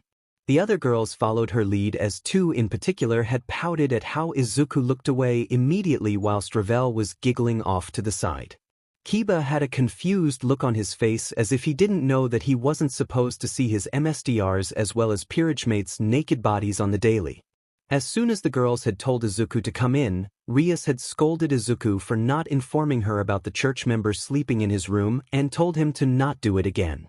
Although he would probably do it again because of semantics, she just wanted to have the words from his mouth saying that he would. Soon enough the church members who were supposed to come here arrived through the doors, as Izuku looked at both of them.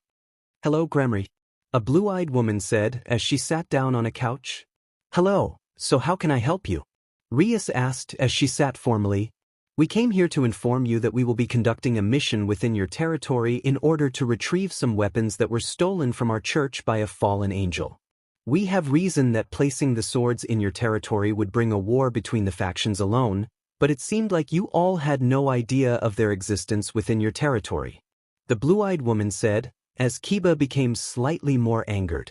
As the talk continued, Izuku noticed how hostile Kiba was getting and moved over to Rias. Hey, can I take Kiba out of here? He seems to be getting heated up. Izuku whispered to Rias as she nodded.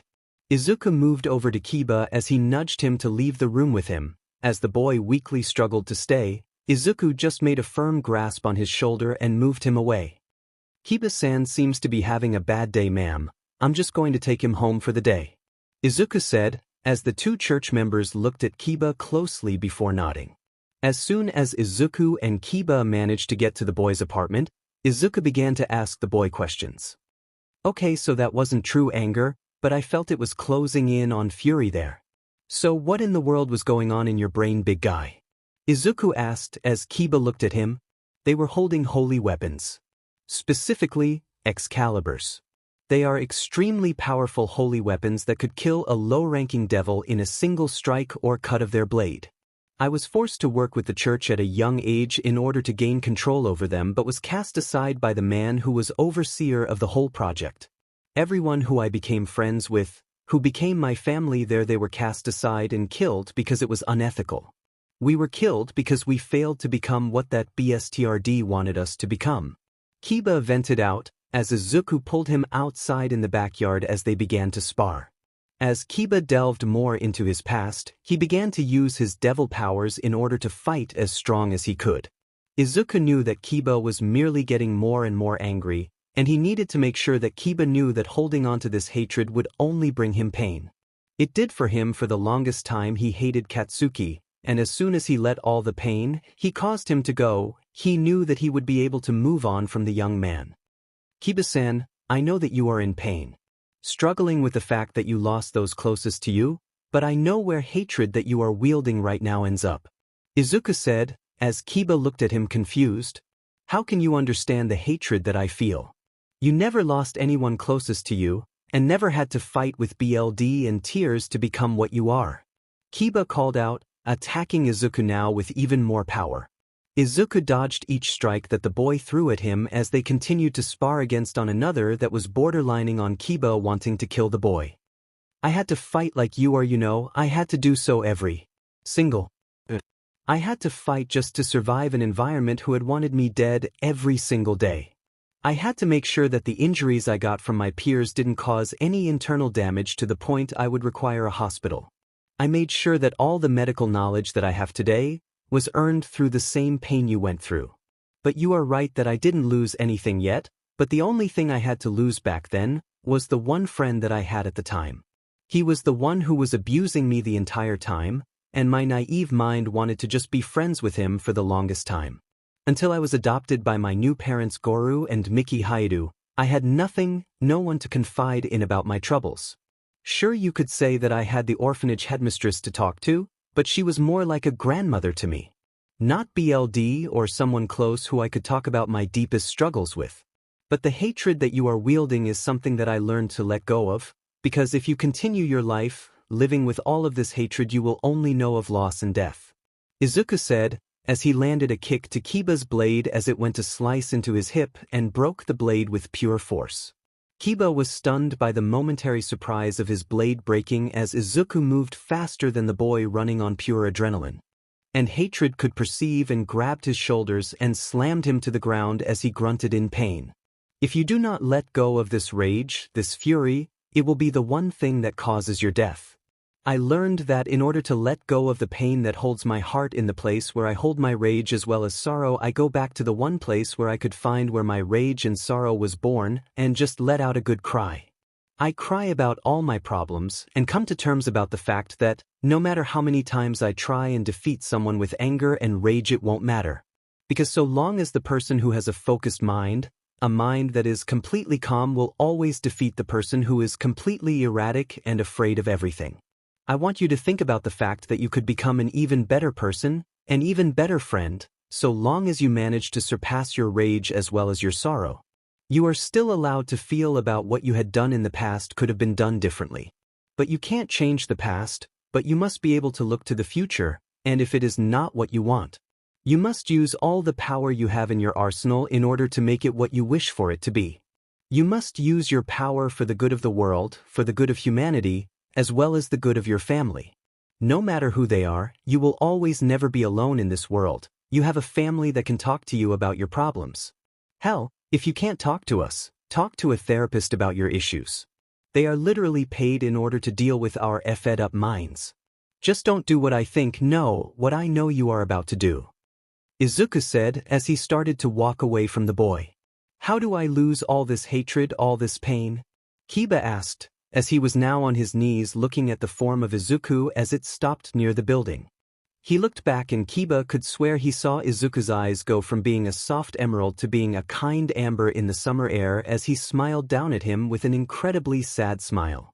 You first must ask someone for help, Izuku said, placing his hand out for the boy to grab. Kiba looked at the hand for a while as he thought about everything that happened in his past, all the pain, everything that he lost before he became a devil, the one person he trusted more than anything being killed by the BSTRD who started the project. Then he looked at Izuku's face as he had the same sad smile on his face that showed compassion, fear, as well as determination. He reached out his hand as he was about to reach it. He noticed that there was something wrong with the sky. Izuku and Kiba stood back to back as they both faced off against a high-tier fallen angel and their subordinates. To think we found devils in our territory. Come on boys, let's take some devil scum out. The high-tier fallen said, as Izuku and Kiba smirked to one another before they both went out for their own share of the fallen angel enemies that surrounded them both. As Izuku took on the high-tier fallen, Kiba knew he wasn't strong enough to take it on alone, so had Izuku there to take him on. His power alone could be enough to take it down with ease, considering he took down Riser on his own basically. As Kiba looked to his own opponents, he watched as they activated their light spears as well as some exorcists who were abandoned by the church activate their light blades. You know, have any of you watched Star Wars? Kiba quipped as they all attacked. Never heard of it, but I might watch it after your demise. One of the fallen stated as Kiba created his own version of a lightsaber, but with a black tint. Because you all are basically using lightsabers? Kiba said, as he countered each and every attack that his opponents threw at him. As he swung his sword around as if they were mere ants, we moved back over to Izuku, who was having a field day with his own opponents. You know, I was having a heart-to-heart with Kiba. And you all interrupted it. You all are going to have to pay the price. Izuku said, as the fallen leader moved closer. Oh, didn't know that you were into guys. Maybe we can satisfy you when we are done with you. The fallen said as he looked lustfully at Izuku. Sorry, but I swing the other way, not into guys. Just trying to help out a brother, you know. Izuku said, as he sent a kick to the fallen leader of the group's face.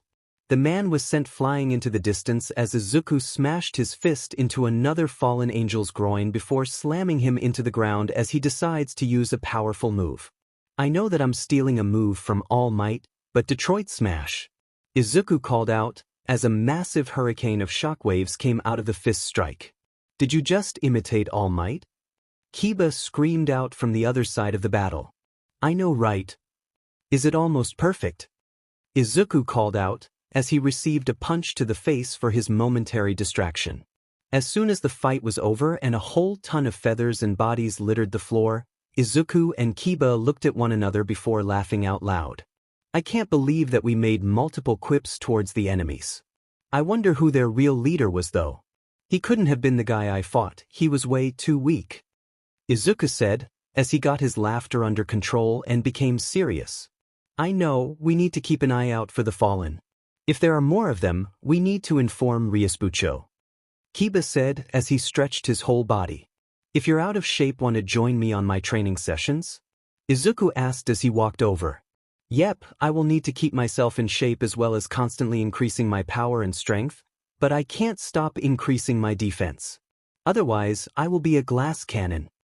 Kiba retorted as Izuku nodded. Let's inform Rias about the fallen who attacked us. Might have to do with something that she is talking to the other church members about. Izuku said, as Kiba agreed with him as they both left. They arrived inside the ORC not even a few minutes after their battle happened and saw that the place was looking slightly gloomy. What happened? Izuku asked as he ran inside.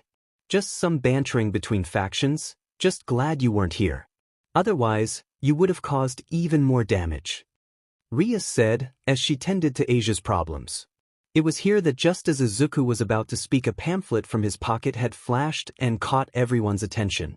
Looks like you have a summons, Izuku, take care of it. I will inform Rias about what happened while we were away from the ORC. Kiba said as Izuku looked at him. Don't run off on your own, Rias will need you nearby in order to take on this threat. Izuku said, before disappearing into the magic circle. So what was this about something happening? Rias asked, as Kiba began to retell his tale. Of a battle between brothers in arms. Izuku appeared in the room where Nijire had last seen him, and as soon as he appeared he found himself in a different room. Seems like Nijire-chan had changed her room's layout. Izuku said to himself as he looked at the pictures. It showed a group of 3 as they were teaming up on a mission inside of an agency on a mission to take down some villains. Izuku looked at their hero suits as it showed Nijire, a blonde boy with a cowlick hairstyle as well as a boy with indigo-colored hair who looked introverted as hell. Izuku's smile at the image was filled with pain as well as sorrow, especially since he didn't have a quirk and he couldn't become a hero like he wanted to. He couldn't leave Kuo because of the fact that the place needed his protection from any enemies that could cause harm. He never heard movement from behind himself as he barely noticed the presence of a boy about to attack him from behind. As soon as he felt the slight presence of someone else behind him, he turned around and looked at who was about to attack. And he was surprised to see that it was a girl who had magenta-colored hair as she wielded a baseball bat as she swung it to his head. As soon as it smacked his head, a dull throng was heard in the room, causing some of the people outside of it to rush in, including Nijire. "What's going on here?" Nijire called out, as she saw Izuku standing there with a dumbfounded expression on his face. "Nijire, there is a pervert in your room," the magenta-color-haired girl called out, as she tried to go for another attack. Izuku caught the baseball bat this time without even trying as he looked at her with a bland facial expression. "You know it's not nice to smack the person you summoned when I came here to grant a wish. Although it can't be anything that I'm not comfortable with," Izuku said, as Nijire walked over.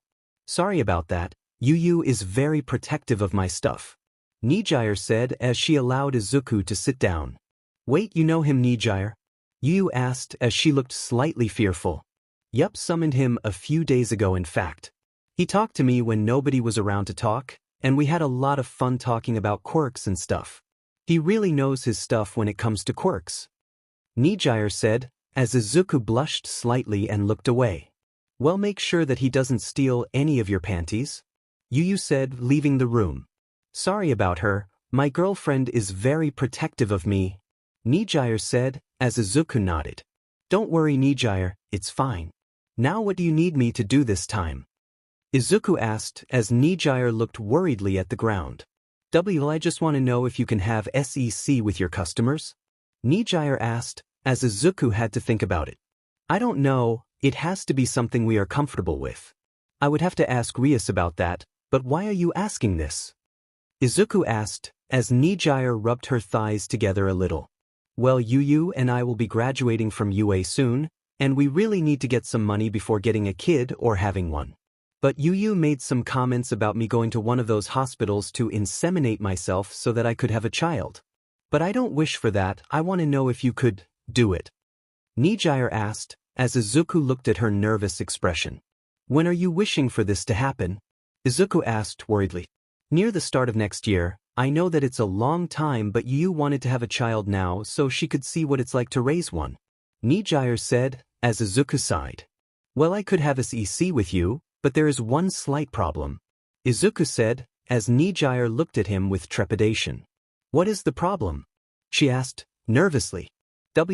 "I'm not fully human," Izuku said as Nijire thought about it. "Well, duh, you are a devil, so I would be able to raise them to become a hero," Nijire said, as Izuku shook his head. "That's not what I'm talking about. Sure, I'm part devil, but I'm also about 50% dragon. I don't know my parents' names, but all I know is that one is a dragon and the other is a human. I never grew up knowing who my parents were because of the fact that I grew up in an orphanage, and since you want a child, you would essentially have to raise a young boy/girl twins, triplets or quadruplets, whatever, and each one of them would be part dragon and part devil," Izuku said as Nijire looked at him confusedly. "What are you getting at?" she asked as Izuku sighed. "The thing I'm getting at is the simple fact that devils and dragon children have specific diets that they have to follow as they grow up in order to become strong as well as powerful," Izuku informed as Nijire gained an expression of calm. "Oh, if it's that easy then I should want one as soon as possible," Nijire said, as Izuku groaned. "Are you an airhead?" Izuku asked, exasperated. "What? I want a kid, Yu wants a kid, don't you want a kid?" she asked, but Izuku thought about it now. "I don't know at the moment. All I've ever wanted was to become a hero, but at the same time I never saw myself having children," Izuku said as Nijire looked at him worriedly. "What do you mean by that?" she asked as Izuku looked at her. "There is a very high chance that your child will be quirkless, Nijire, and it would be because of me. The dragon part of my DNA could be used to make the child seem to have a mutation quirk of a dragon, But that is it. Izuku said, as Nijire nodded. I don't picture myself having kids because for a supernatural creature such as myself, it's very difficult to have one. Because we have enemies who would be jealous of our success and search out the offspring and kill them or go after those I care about. Izuku said, as Nijire nodded. So, no baby making for me? Nijire asked, bummed out. I never said that. Just not now. Izuku said, as Nijire gained a happy expression on her face.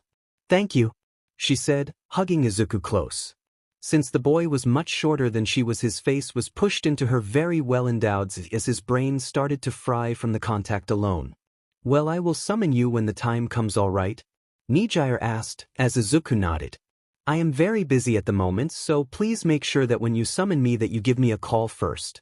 Izuku said, giving the girl his phone number.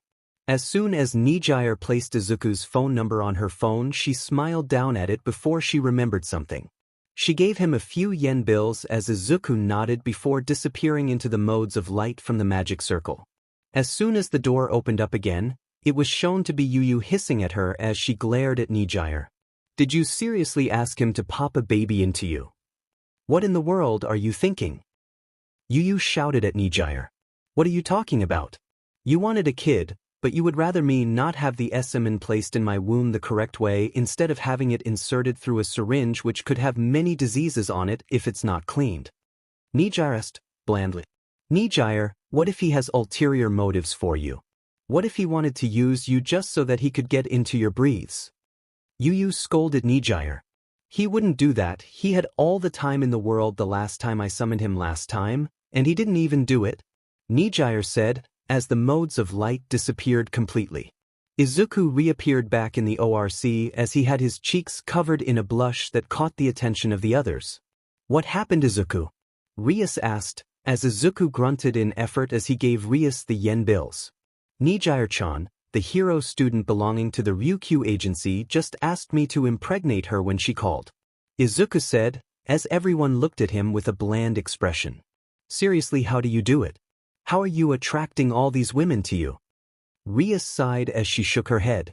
Hey, but what can I say? I have to answer her request, right? I'm not exactly against the idea of having a SXL relationship with my customer. Izuku said, looking away. But I would rather it not be seeming like I was ruining her own. Izuku said as everyone looked at him. What, does she have a boyfriend of her own who's infertile? Rias asked, as Izuku shook his head. Turns out that Nijire-chan is a lesbian, and her mate of choice is a magenta-haired girl who really hates me. Izuku said, as Rias nodded. Well, I don't know what is happening anymore, but you can head home, Izuku. We have no need of you for the rest of the day. Rias said as she got back to her studies. See you later, Rias Bucho. Izuku said, as Rias nodded. Izuku was walking back home all alone. He had been thinking about the confrontation with Nijire as well as Yu as the two girls were complete opposites of one another. Hehe, it seems like opposites really do attract one another. Izuku mused to himself as he was closing in on his home. But as soon as he arrived at the house, he found someone else there standing near the doorway. What are you doing here, Katsuki? Izuku asked as the boy looked at him. Look at that. The quirkless freak is still alive and kicking. Heard about a quirkless serial killer out there and thought that it'd be after you. Katsuki said, as Izuku sighed. We both know that you didn't come here in your UA uniform to talk about my safety, especially since you didn't care about it before you went to that school. Izuku said, as they had stood across from one another in the front yard. You've been working out a lot since we last spoke to one another. Katsuki said, as he moved around Izuku. What are you getting at, Katsuki? Izuku asked as the boy glared harder at Izuku. What have I told you about trying to become a hero? You'll never become one, so why are you still training to become one? Katsuki screamed at Izuku, who stood his ground. I'm not becoming a hero for humanity if that's what you're wishing for. Izuku said, as Katsuki looked at him weirdly. Then what are you becoming a hero for? Katsuki growled at Izuku, sparking his quirk from his hands. I'm doing it for another group, but it's none of your business what I do with my life. Izuku said as he softly glared back. It was here that Izuku noticed something enter his range of perception, and in the peripheral vision he had, He could see a brown-haired girl watching from afar. Well, it is my business. We've been close ever since we were kids. It's your job to inform me about your life, all so that I could show you how much better mine is than yours. Katsuki said, as he powered up his quirk in his hands to show explosions. Wow, you learned how to create a smoke screen with that yet? I wonder how UA had allowed you into the school with a record like yours. Oh wait, there is no record because everyone at Aldra hid your backstory. Izuku said, as he glared at Katsuki full force now. He was releasing his killing intent now as he noticed how the girl in the background was hiding from sight in massive fear. Izuku could smell the fear coming from the girl from where he was as well. You think that killer intent you have is going to get me to sheet my breathes? Katsuki growled out. No, you're just too stupid to realize when you are outmatched. Izuku said as he turned to walk away. Don't look away from me, Deku. I'm the one who tells you what you do and what you can't. Katsuki screamed as he attacked Izuku. The girl had come out from her hiding place now as she ran over to see if she could stop the attack, but both Izuku and the girl knew that she couldn't make it. Izuku turned around and started to look towards Katsuki as everything began to move in slow motion. The girl watched as Izuku's movements were incredibly slow but predictably faster than Katsuki's. The girl had watched as Izuku reached out with his left hand grabbing the sparking hand of Katsuki's right hook and pulled it downward, and in that motion had pulled it around to his back and slammed a knee into his gut before slamming him on the ground in a judo throw. All of that happened in the matter of a millisecond, and Katsuki was on the ground in pain as he struggled to even get air into his body. The girl ran over to Izuku as she looked down to Bakugo as she checked Izuku for injuries from the boy's attack. "Who are you?" Izuku asked as the girl moved away with a slight blush. "My name is Uraraka Ochako, and I was following Bakugo-kun to make sure that he wasn't doing anything stupid. But with this knowledge I can get him in trouble with Aizawa-sensei," she said, as she used her quirk to lift Bakugo up from the ground, and Izuku created quirk-canceling cuffs to be placed on the boy's wrists. "How did you get that?" she asked as Izuku showed her his devil wings. "I'm part of the Gremory Devil clan within the underworld.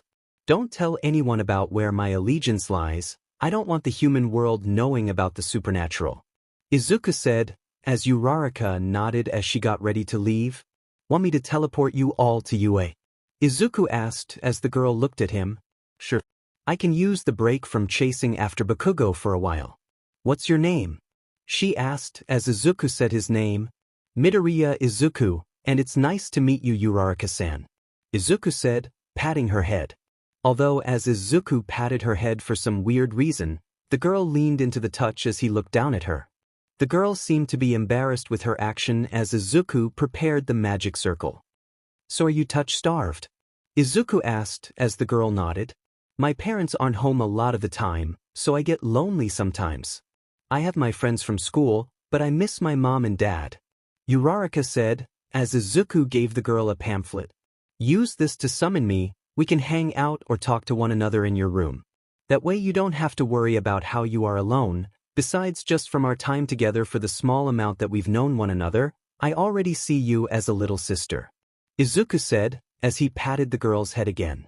As the magic circle had finished being made, Izuku had Uraraka stand next to him as the circle did its thing and teleported the three back to UA grounds. But there was a slight issue with what had happened when Izuku had teleported into the UA grounds. As soon as he appeared on campus, the school alarms had gone off and the trio were immediately surrounded by dozens of pro-heroes and robots. Izuku stood at attention as all the teachers as well as the robots staring at Izuku standing in the circle of the group as they all glared strong at him. Izuku looked around himself as they all looked at him with varying levels of shock as well as confusion as the first one of them walked over towards him with a smile on their face. "So you're the one who has been entering the school without the alarms blaring off until now. Can you inform us about why you have been coming and going from our school in the last few weeks?" a small animal asked, as he looked at Izuku with a slight glare in his beady eyes. "Sorry, sir, but I was just returning someone from your school. He came out to me earlier yesterday in order to gloat to me about how he entered your school. I should suggest he gets a leash on him, otherwise he might not return," Izuku said as he turned to look at the other teachers. "I'm sure that you all won't be capable of defeating me, especially since I am strong enough to kill All Might right now," Izuku said as he looked at the teachers. It was here that one of the teachers walked up and looked at Izuku in the face as his gaunt form, his ethereal blue eyes, had stared at Izuku with a challenge in them as Izuku noticed how they looked similar to All Might themselves. "You're All Might, aren't you?" Izuku asked as he stared at the gaunt man. As the man looked at Izuku in slight shock as Izuku stared at him with some slight shock as well as his answer was given to him and Izuku moved backwards. "Wait, I was only kidding. There's no way you're All Might," Izuku said as he moved backwards. It was here that the other teachers had decided that enough was enough and decided to attack the newcomer with their numbers. Izuku took notice of their approach as he moved away from their first strike as Izuku jumped back away from them, and as he was in the air, he had his wings appear from behind his back. It was that moment that one of the teachers had their eyes glowing towards him, and Izuku smirked at that, and as he flew towards the one who was doing it and landed in front of them as he stared at them in the eyes. "Your quirk would be best used when you're not staring at a quirkless person," Izuku said, before doing a neck chop on the nape of the man's neck. It was moments after that notion that Izuku had used his magic to teleport away from their location as the teachers were now visibly alarmed at Izuku's proclamation. Izuku reappeared back in the ORC as he looked at everyone who was seemingly looking confused at him as Rias ran over. "What happened to you? We noticed how your energy was located in UA."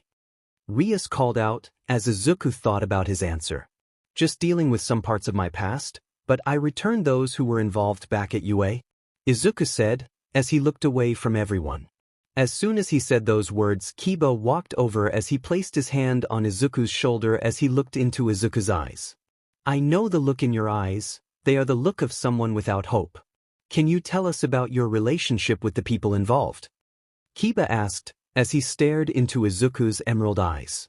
Izuku could see that everyone was looking at him, and he could feel the sadness in their eyes as he had done everything he could help Kiba, and they were wanting to help him with his problems, and he was trying to keep his past secret from them. And as Izuku sat down on the couch, he began to tell the tale of how he and Katsuki used to be good friends, before his diagnosis of being quirkless. The tale had been long and arduous as Izuku talked about how all he had wanted from Katsuki Bakugo was just to be his friend and to be a hero team together. And Bakugo said that he betrayed him by being quirkless, whilst for Izuku Bakugo betrayed him for leaving him on the side of the road essentially and looking back at him only to beat and berate him until he wasn't in his life anymore. Their friendship had soon become a rivalry as well as hatred for one another, Izuku's hatred of what Katsuki had become compared to what a hero was supposed to be, and for Bakugo, his hatred for the fact that Izuku seemed to be thinking he was better than him. He continued to talk about how they had been around since they were children, so the adults around them placed the blame for almost everything Katsuki did on him.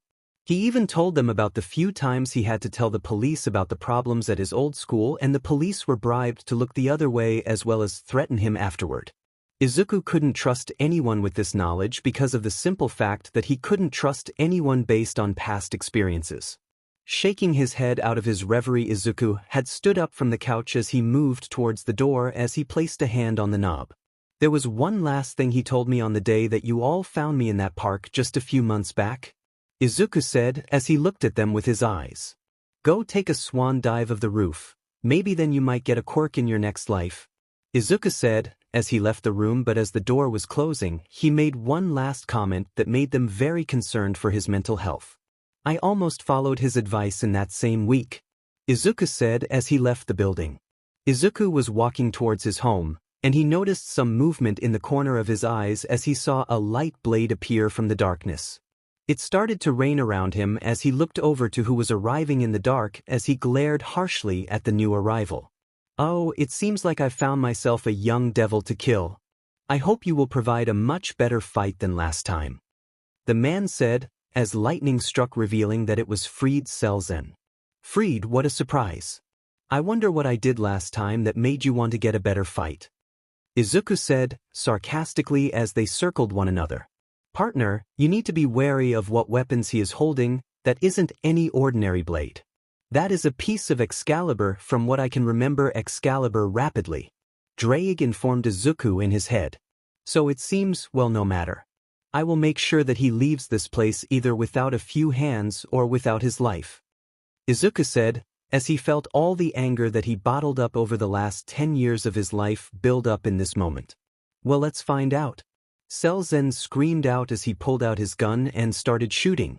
Izuku flickered in and out of existence faster than Freed could even see, and Izuku appeared behind the man as he glared at his back, causing Freed to spin around to look behind himself only to be kicked from behind once his guard was lowered.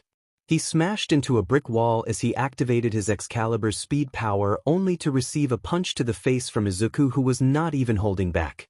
Freed's nose was broken as well as a few pieces of his skull was fractured, and smaller pieces were moving in his brain.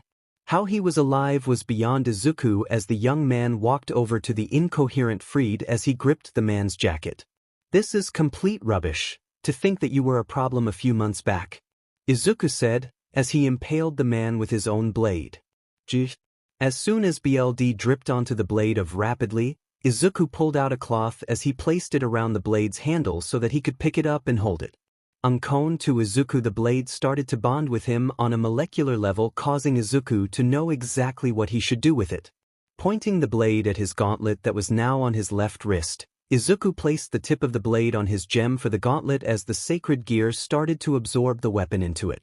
As soon as the process was over, Izuku looked down at the bloody and unconscious Freed as Izuku gained an idea of what to do with the seemingly dead man.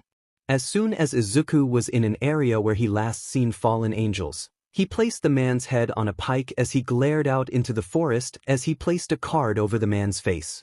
If you attack this territory, you're next. After leaving the place, Izuku headed back to his home in the rain as he felt that he did something that would come back as a good idea later on. He arrived at his home to find the two exorcists inside his home as they looked over at him as they got prepared to attack him. Who are you? They both called out, pointing their blades at him. Not your enemy, but also not your ally. It wouldn't be a good idea if you were to attack a pawn of Gremory now, would it? Izuku asked as he stared into both women's eyes. You're the pawn. I thought that you were a bishop from another family. The blue-haired woman said, as the tan-haired girl looked at Izuku. You look similar to Issei, but the Hyudus won't inform me what happened to him. Do you know? The tan-haired girl asked. Oh, well, he died about a couple years back. He saved a little girl from being killed by a villain, but it cost him his own life. Izuku said, as the girl started to release tears from her eyes as she fell to her knees. Why? I came back for him, she called out in anguish. Izuku looked back at the Hyudus as they nodded at him, a look on their face that showed that they were thankful for his bluntness in the situation. How are you living here then? The blue-haired girl asked as she looked at Izuku. My name is Midoriya Izuku, orphan ever since I was born. I have no clue as to what happened to my biological parents, but I will not find out. They abandoned me at Bia. I have no right to see them, Izuku said as he looked at the Hyudus. The Hyudus took me in as their foster child. They wanted me to become the big brother of their newest one on the way, Izuku said as Ravel then walked through the door. I swear that every night the rain gets worse. I want to go to bed, she whined before noticing the two girls in the room with Izuku. I think I came in at a bad time, the girl said as she shuffled herself behind Izuku. I see, so this is your foster home. Do they know about your placement in the devil faction? The blue-haired girl asked seriously. Yes, I told them that before I left for the raiding game against the Phoenix family, Izuku informed as the blue-haired girl nodded. We won't keep you all worried about us right now. We have a mission to get to right now, and that is to find Excalibur rapidly, the blue-haired woman said as Izuku smiled at them. Well, you don't have to move far. I got it with me right here, Izuku said as he pointed his gauntlet out and Excalibur rapidly had appeared in his gauntlet hand. Looking down at the blade, Izuku placed his other hand on the handle as he handed it over to the girls who were staring at his hand with awe as well as shock. They didn't say anything, so Izuku had to talk to them so they could get out of their stupor. Are you going to take it? I thought you all came here to get the blade and leave, Izuku asked, as both girls nodded and grabbed the blade and headed out for the airport. Once they were both gone, Izuku looked back at Ravel as she looked confused at the whole mess that had happened. Is there something wrong? Izuku asked as Ravel looked up at him. Izuku devils aren't supposed to be capable of wielding Excalibur? Ravel said as Izuku looked back at his palm. On Izuku's hand was an insignia as it showed a big magic circle covering his right hand. It featured a blade pointing towards the wrist of his arm as there were magic symbols surrounding the blade as well as the area around the blade shown a table of sorts. It pointed at a singular name that was extremely familiar to Izuku, who had read certain stories about Great Britain. The name that was shown on Izuku's right palm was Mordred. Izuku looked at his hand with confusion as well as shock. Looking over at Ravel, she was just as confused as well as concerned about his mark. "We need to inform Rias about this. She will know what to do," Ravel said, as Izuku nodded his head as they went to his bedroom in order to call Rias over to their home. As soon as they entered the bedroom, Izuku sat on his bed as he thought about everything that had happened in his life before this moment. Shaking his head in exasperation, he needed to wonder how Rias would react to having the descendant or something of Mordred within her peerage. From what he remembered about the Arthurian legend, Mordred was a knight who was surprisingly King Arthur's son, who had become a part of the Knights of the Round Table in search of impressing his father enough to become the King of Camelot.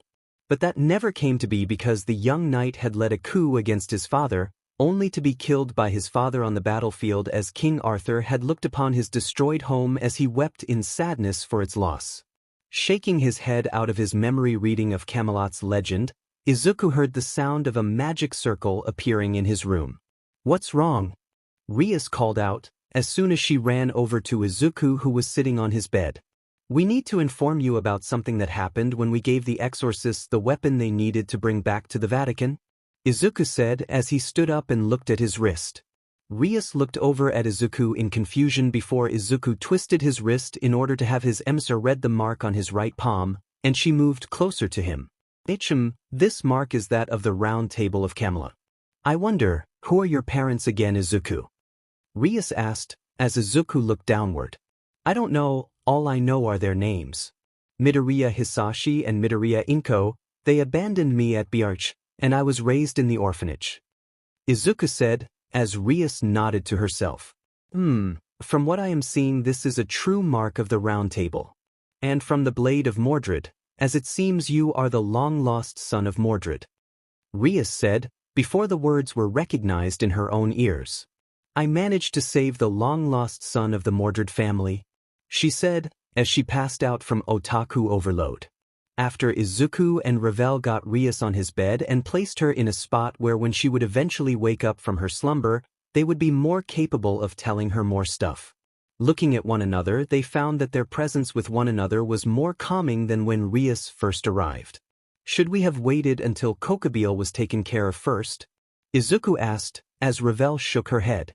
"If this new thought about you being capable of wielding a holy weapon because of the simple fact that you are a descendant of Mordred, then you might be our last chance of sending Kokobile packing," Ravel said as she thought about potential strategies to combat Kokobile. As they were thinking about this, Izuku pulled up some historical strategies against a singular opponent who was more powerful than a whole group that was taken out with a massive army. And the only one who came up was the battle between the Persians and the Spartans, and how 300 Spartans held back 10,000 men from Persia for multiple days before being finally overwhelmed by the fact one of their own betrayed them for Persia. As Izuku kept his eyes on this particular historical fact of strategy, he made sure to try and keep his memory of the event memorized in his mind so that he could try and use the 300 Spartan strategy of holding out until the enemy couldn't fight anymore. It was that moment that Rias had decided to wake up from her impromptu nap on Izuku's bed, as he turned around to find her waking up. "Where's Ravel-chan?" Rias asked as she rubbed her eyes. "She's in bed. We have a big opponent to be fighting in the next few days. As soon as they find out one of their own was killed a few days ago, as well as the fact that their only weapon they stole is gone, they will be searching for who stole it," Izuku said as he stood up from his seat and stretched. Rias watched as Izuku's body had lifted the shirt he was wearing, showing some scarring on his upper torso from burns of the past. He was still sculpted like an Olympic swimmer during the Winter Olympic Festival that is held around the world. "Are you sure that we can defeat Kokobile?" Rias asked as she looked at Izuku. "With my current power, I'm not strong enough on my own in order to take down Kokobile, With my own power I can reach to maybe about half of his full power, but that's it. Izuku said, as he kept trying to come up with ideas to fight Kokubile. He had come to Rias earlier that day with a warning that he would make his attack the next night at the end of the week, and they needed to be prepared. We need to get you a weapon that would mesh well with your physical fighting. Can you incorporate your brawling fighting style with a more rehearsed sword fighting style? Rias asked as Izuku looked over at her. Yes, I can, but that would take around weeks to MSTR for me to do. I won't have enough time to MSTR that within a few minutes or hours into the night. Kokubile is too powerful as well as smart enough to not allow me to gain that kind of knowledge. Even with a change to my fighting style, it wouldn't matter since he will still be stronger than me as well as faster and more intelligent than I am. We would need to catch him so off guard that he wouldn't be capable of either blocking an attack or dodging one that would allow us to gain an advantage. Izuku said as he started to mutter to himself. Rias had found herself watching Izuku's muttering spree with fond eyes as she smiled at how his analytical mind took off for analyzing an opponent who wasn't in front of him. What kind of powers does Kokubile have control over? I am sure that he has control over light considering his angelic descent, but what am I missing in my arsenal in order to pose a strong threat to the man? Izuku muttered to himself as he subconsciously made notes on his opponent and made a rough sketch of what he believes him to look like. Suffice to say, Rias is surprised that the young man had managed to get the fallen angel cadre's face almost exactly correct except for the facial expression and ears. Well, we need to get the others prepared at Kuo Academy in order to launch a counteroffensive against Kokubile when he comes tomorrow. Rias said, standing up from his bed. Sure, want me to wake up Ravel? Izuku asked, as Rias looked at Ravel's room. No, she needs to stay out of a fight like this. We need to keep her out of a fight of this caliber for a little while longer until she is strong enough to handle herself on her own. Rias said, as Izuku nodded. Entering the kitchen, he found Goru and Miki looking sickly as he walked over to them as he made sure they were all right. With Rias watching from afar, she found that Izuku was extremely protective of his new family. She only wished that they could have some kind of allies in this fight against the enemy of the world at the moment. Hey Izuku, how would All Might fare against Kokubile in a fight to the death? Rias asked as she watched an old video of All Might in his prime. With how strong All Might is at the moment, he would utterly fail miserably. Kokubile would dismantle his fighting style no matter how much experience as well as power All Might packs in his body. The one we would really need to bring is either Nizu or Stars and Stripes. Izuku said, thoroughly shocking Rias and his foster parents. Stars and Stripes. Isn't she the #1 hero of America? Goru asked as he was staring at Izuku in awe. Yeah, but her quirk might not work against Kokubile since the fallen cadre's body might not react the same way a human body would to her quirk. It would be extremely dangerous to bring her here since he could try and turn her against the world with his manipulative ways. Izuku said as he bit his lip in thought. We might need someone who is intangible and unpredictable. Someone who has years of experience of fighting at the same amount of Kokubile and All Might combined. Rias said as she sat with her fingers on her chin. There's only one person I can think of who could be strong enough for that, Rias. Goru said as Rias looked over at him. Who would that be? She asked as Izuku looked at her as if she was secretly stupid. Have you tried calling your older brother here? Miki asked, confused as Rias became alarmed immediately. We cannot bring him here. Rias said, urgently as Izuku looked at her confused. What do you mean, we would only need to bring one super devil here and your brother would be the perfect one to do so? Izuku said as he looked at Rias confused. My brother is a Siscon. If he finds out that I cannot handle my territory that he gave me, then I would be showing him that I'm not prepared for handling a territory on my own. Rias said, as Izuku thought about another devil within the devil faction that was on par with Surzek's Lucifer/Rias brother. Isn't there another super devil within your clan that can handle Kokubile on his own? Miki asked as Rias thought about it further. There is a Juka Beelzebub, but I'm not sure if he would take Kokubile on his own or not. He might just seal his powers away in order to have Izuku just fight him on his own. Rias said, as Izuku thought about another devil. How about Seraphal Leviathan? I was told by Genshiro-san that Sona has an older sister who would do anything to keep her sister safe from any kind of harm. Izuku said, as Ria sighed. It's the same reason with Sona. Her sister is really protective of her and will not allow her sister to save her without it being extremely important. Ria said, as Izuku sighed.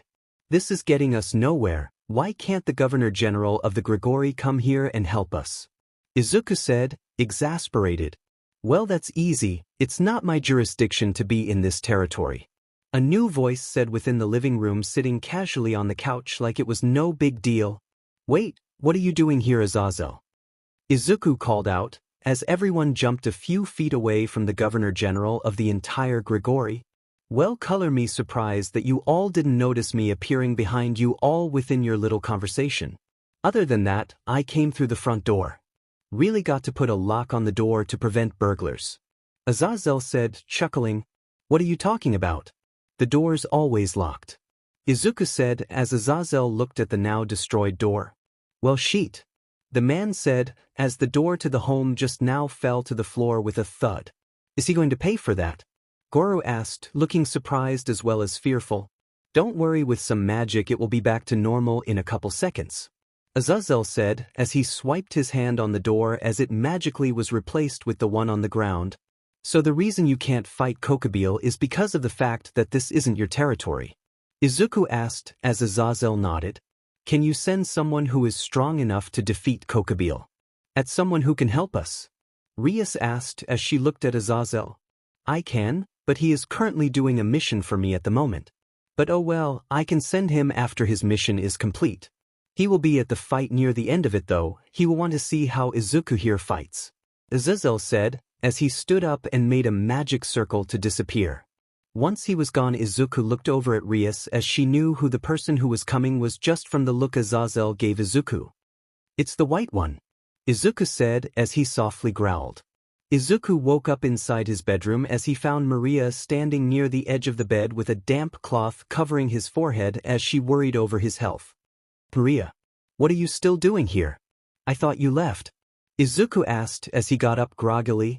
You really think that I would leave the one person who saved my life when my own faction wouldn't? You really have a hero complex, don't you? Maria asked, fondly as she laid Izuku back down on his bed. What happened? Izuku asked as Maria sighed. Rias and the other peerage mates of yours had decided that they would help Sona in repairing the damage dealt to the school in your fight against Kokobile. But Rias found me walking around your house with nothing to do and had me take care of you until you woke up. You also have something growing in your blanket, Maria said, blushing softly as she left the bedroom. Looking down at his blanket, he found his morning wood standing tall and proud as Izuku sighed in exasperation as he went to take a cold shower. Once his shower was done as well as his body placed back in its place, Izuku started to make some breakfast for everyone in the house as he looked over at Miki, who was showing signs of PRDY. Izuku pulled the woman into a hug as Goro looked over at Izuku with a smile. To think that it took you about 4 months before you called us mom and dad. Your previous parents missed out on you growing up, not to mention the fact that you lost your V-card to that prissy girl. Goro chuckled as Ravel had appeared inside the home as soon as that was stated.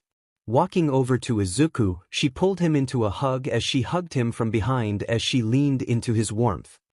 Ravel-chan, you should probably head to my room to get some sleep. I will make sure to get you some homework from your teachers, Izuku said as Ravel looked at him.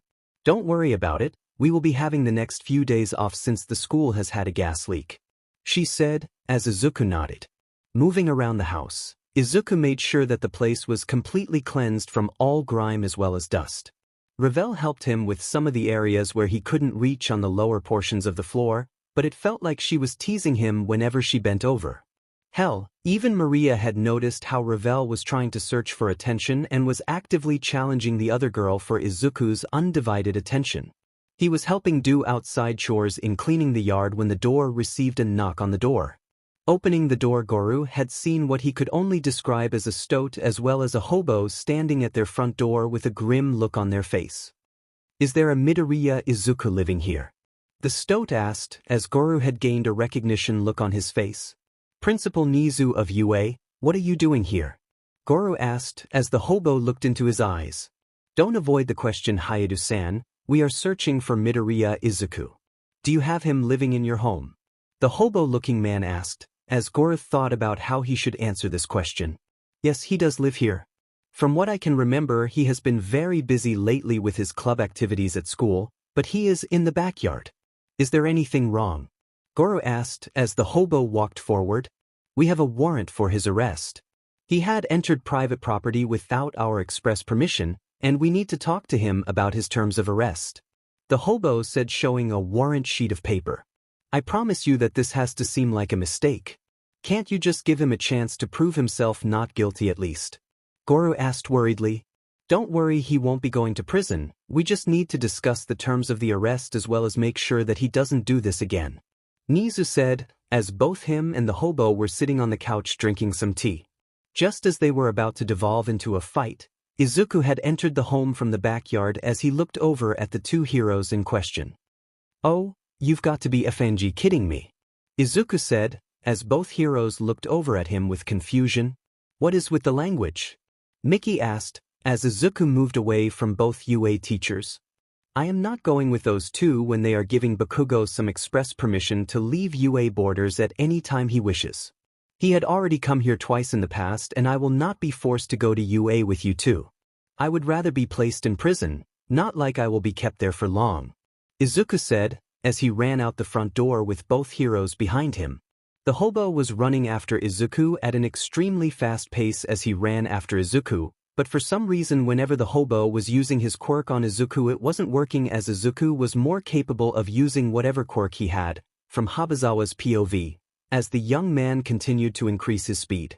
Izuku eventually led the hobo over to the warehouse district as he hid himself within the many warehouses as he kept himself out of the hero's sight. Eraserhead, otherwise known as Aizawa Shota, one of the best underground heroes in the world presently. I really need to make sure that he doesn't try to erase my control over Draig. I'm not sure if he can even do that. Izuku thought to himself as Draig started to speak to Izuku in his head. I'm sure that he can't. He had been using his quirk on you the entire time, and I was still able to create a connection to your mind. He can't take me away from you when you use the balance breaker as well as my powers. Draig said, as Izuku nodded.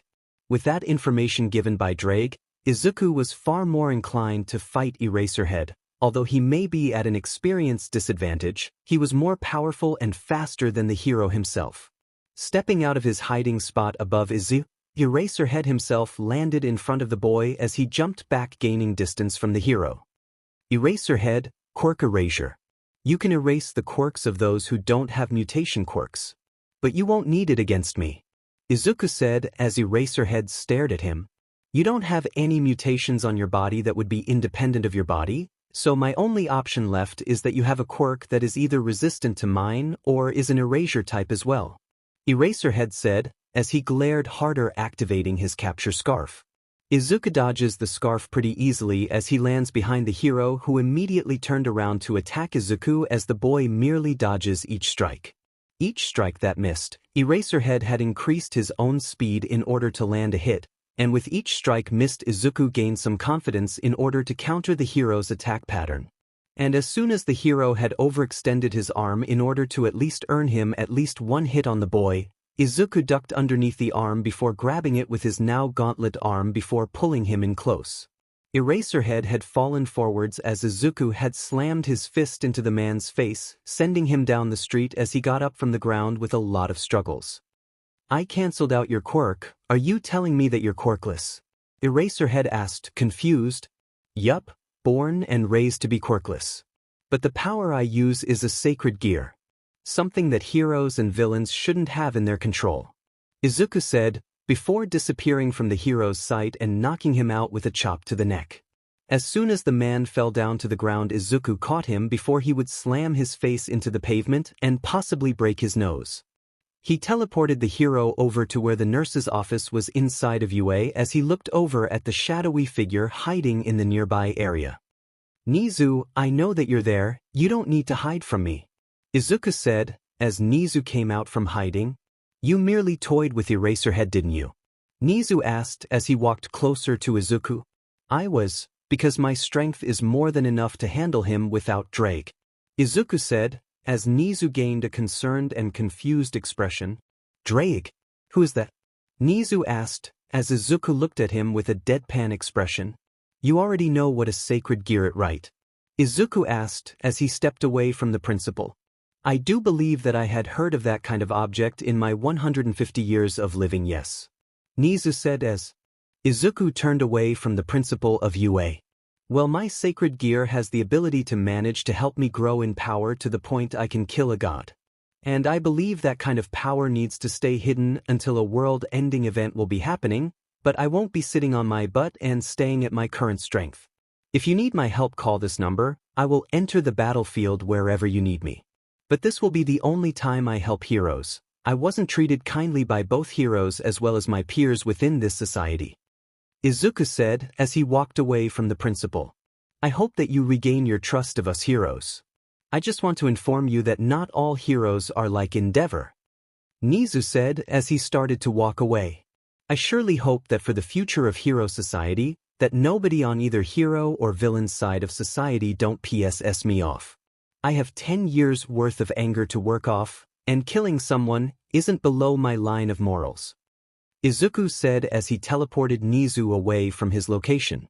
As he stood in the street, it started to rain over his body as he stared into the sky as he thought about the fight he had with Eraserhead. The hero had come extremely close to landing a few hits on his body when he dodged him when he wasn't at full power in base. He would need to increase his base form's power in order to become more capable of dodging a hero who has speed as well as agility on their side. As Izuku arrived back in his home, he found Goro and Miki looking at him with confusion as well as worry on their faces. Don't worry, they won't be coming back for me, Izuku said, pulling both parents into a hug. Well, we don't want you to end up like Issei, we just wish our BLD-born son could see how we are moving on from his death, Miki said as tears brimmed to the surface. By the way, I found the man who killed Issei, Izuku said, as both parents had looked at him with shock. Are you all right? Goro asked, concerned. I'm fine. I was able to fight him to a standstill before someone else entered the fight and defeated him pretty easily, Izuku said as Ravel spoke up. He is right, the person's name is Valley. And Izuku, he is your antithesis. He holds the White Dragon Emperor Albion. Ravel said, as Izuku nodded to the girl. If he is powerful enough to defeat Kokubio without much power within his balance breaker form, I need to get stronger in both base as well as balance breaker, Izuku surmised as Maria entered the room. Can someone tell me why my uncle was here? Maria screamed out loud, causing everyone to look at her. I'm sorry, but who out of those two were your uncle? Goro asked, confused. Izuku and Ravel were just as confused as the parents of Izuku as they all looked at Maria, who suddenly blushed in embarrassment. You, Eraserhead is my uncle. His true name is Aizawa Shota. My family's real last name is Aizawa. He's my father's brother, Maria said, as Izuku stared at her furthermore before he sighed and walked up to his bedroom, and thanks to this information, he closed the bedroom door before he screamed into his pillow. Is something wrong with what I said? Maria asked as Ravel sighed. Maria, your uncle came here to arrest Izuku for entering UA property when he really was just returning 2 students of theirs before curfew, Ravel said as Maria and everyone downstairs heard a thump from upstairs in Izuku's bedroom. Well, I believe that is him passing out from information overload, Miki said, giggling. Question, is it a Midoriya thing for Izuku to have an Urkton in the mornings? Maria asked, as everyone looked at her with varying levels of confusion as well as concern. But Ravel took the cake as she stared at the girl in disbelief as well as jealousy. What did you do to him? Ravel said as she ran over as Maria placed her palm on the girl's head, holding her away from her. I only saw his blankets forming a tent within, and I didn't do anything to your boyfriend Ravel-chan, Maria said as she looked at the girl teasingly. I wasn't one to force others to look for other mates. I can certainly share mine, Ravel said as Maria looked at her concerned. You aren't worried about other women trying to take him away from you? She asked as Ravel looked at her. He's part dragon. He will be gaining allies as well as enemies searching to defeat him to declare their power, as well as mates who seek his power out because of his power, Ravel said as she sighed. As much as I would like to make sure that he doesn't get taken advantage of, he can tell when someone is trying to do that, Ravel said before walking up the stairs. At least wear protection, Goru called out, as Ravel blushed and ran up the stairs with steam coming out of her ears as everyone on the ground floor stared at Maria. Now what are you going to do, Maria-chan? Mickey asked as Maria thought about it. Well, the church probably believes that I'm dead, so I guess I can stay here and become a part of Izuku's H. I think that's what it is called. At least, he will be getting a lot of mates because of the draconic BLD within him, Maria said as she walked up the stairs.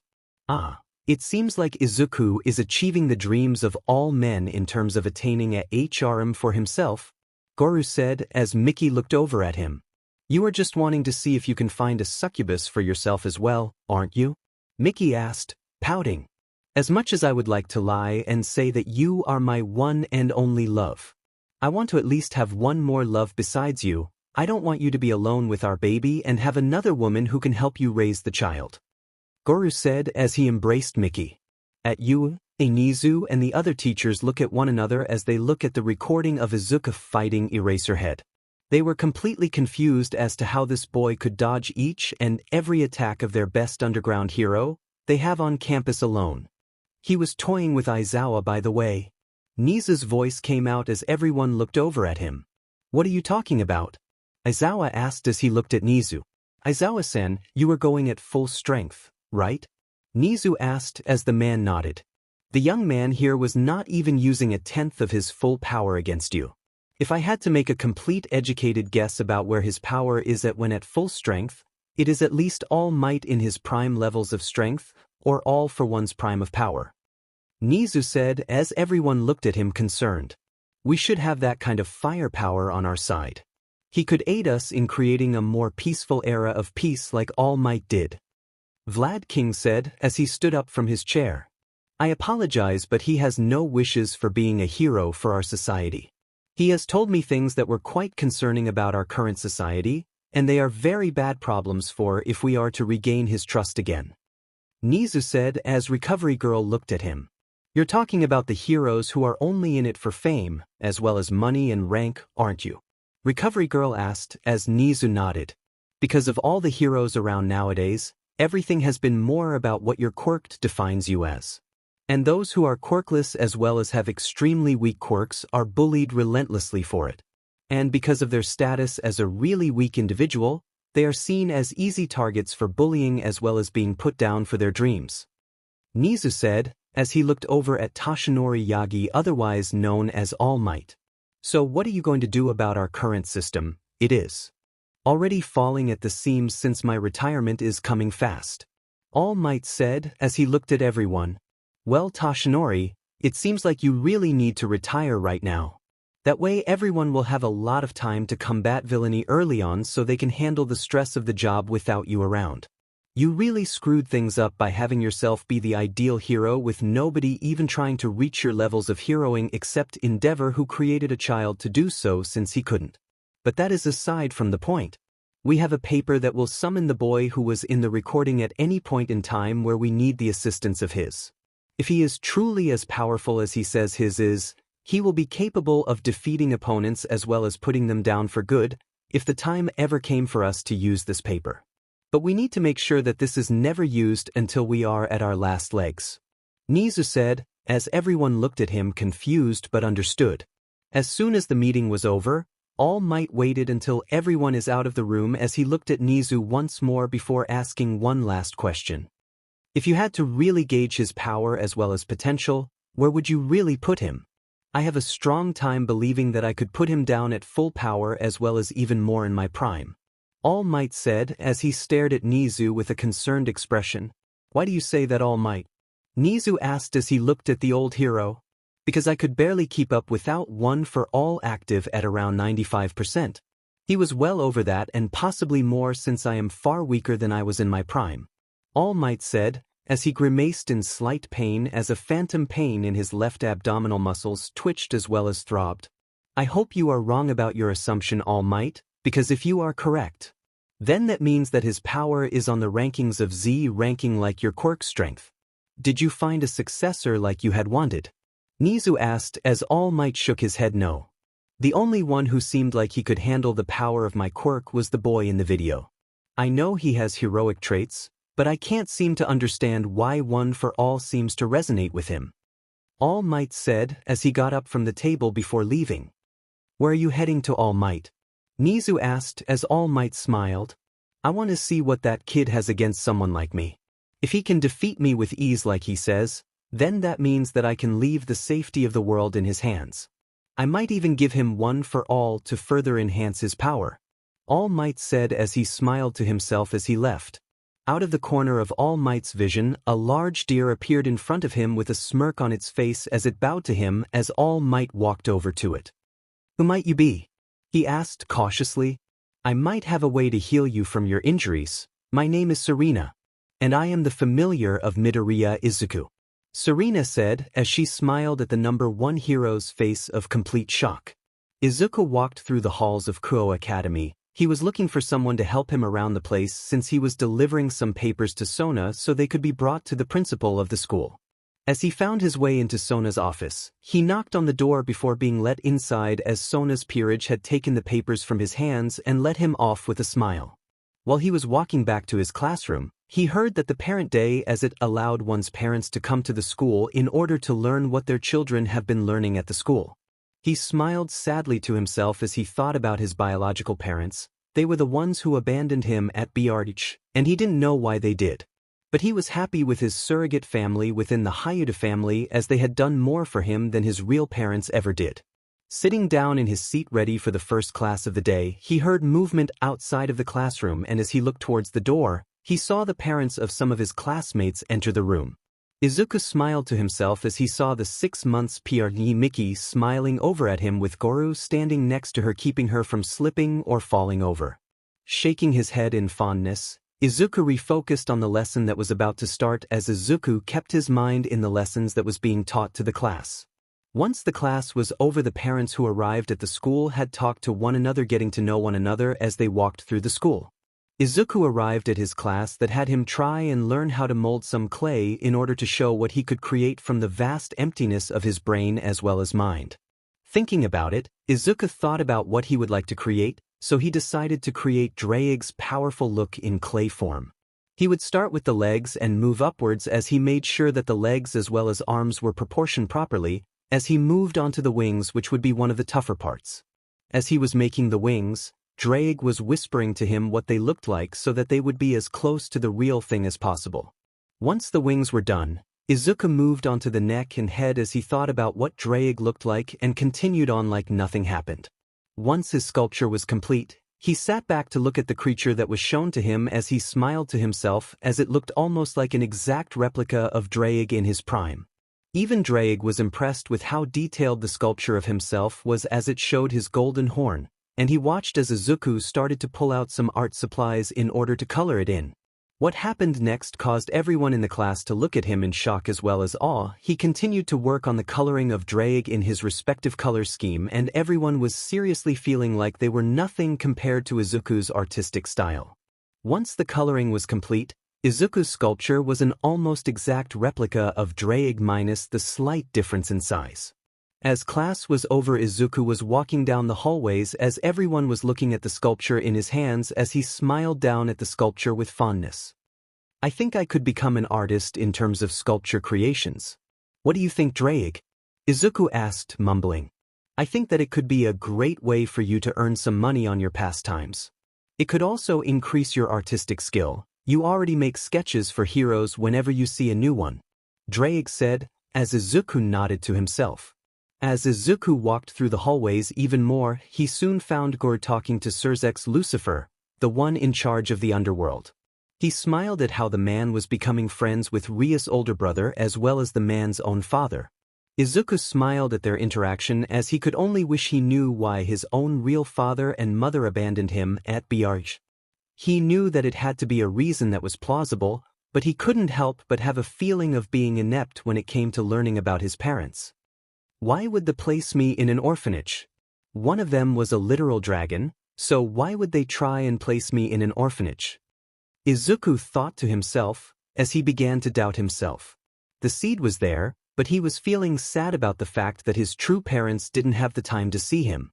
Looking away from Goru and the other parents as well as Surzex, Izuku walked over to where the ORC was located as he heard Rias talking to some of her other servants. "Hey Riasbucho," Izuku said as he walked up to them holding his sculpture in hand. "Hey Izuku, nice sculpture," Rias said, as Kaneko gave him a thumbs up. Akino looked at the sculpture as a very alluring smile came upon her face as she looked into Izuku's eyes before noticing his sad look. "Are you alright, Izuku?" Akino asked, worriedly as Izuku schooled his features immediately. "I am fine, just thinking about something. What is going on?" Izuku said, before questioning Rias about the door. "I'm letting Gasper out of his room. Big Brother told me that I've gotten strong enough to control Gasper from getting out of hand," Rias said as she unlocked the door. Once the magic sigil on the wall, it caused the door to open slightly as Izuku and the others entered the room to look inside. Izuku soon found a box in the corner of the room as he walked over to it and sat down in front of it as a meek voice came from the box.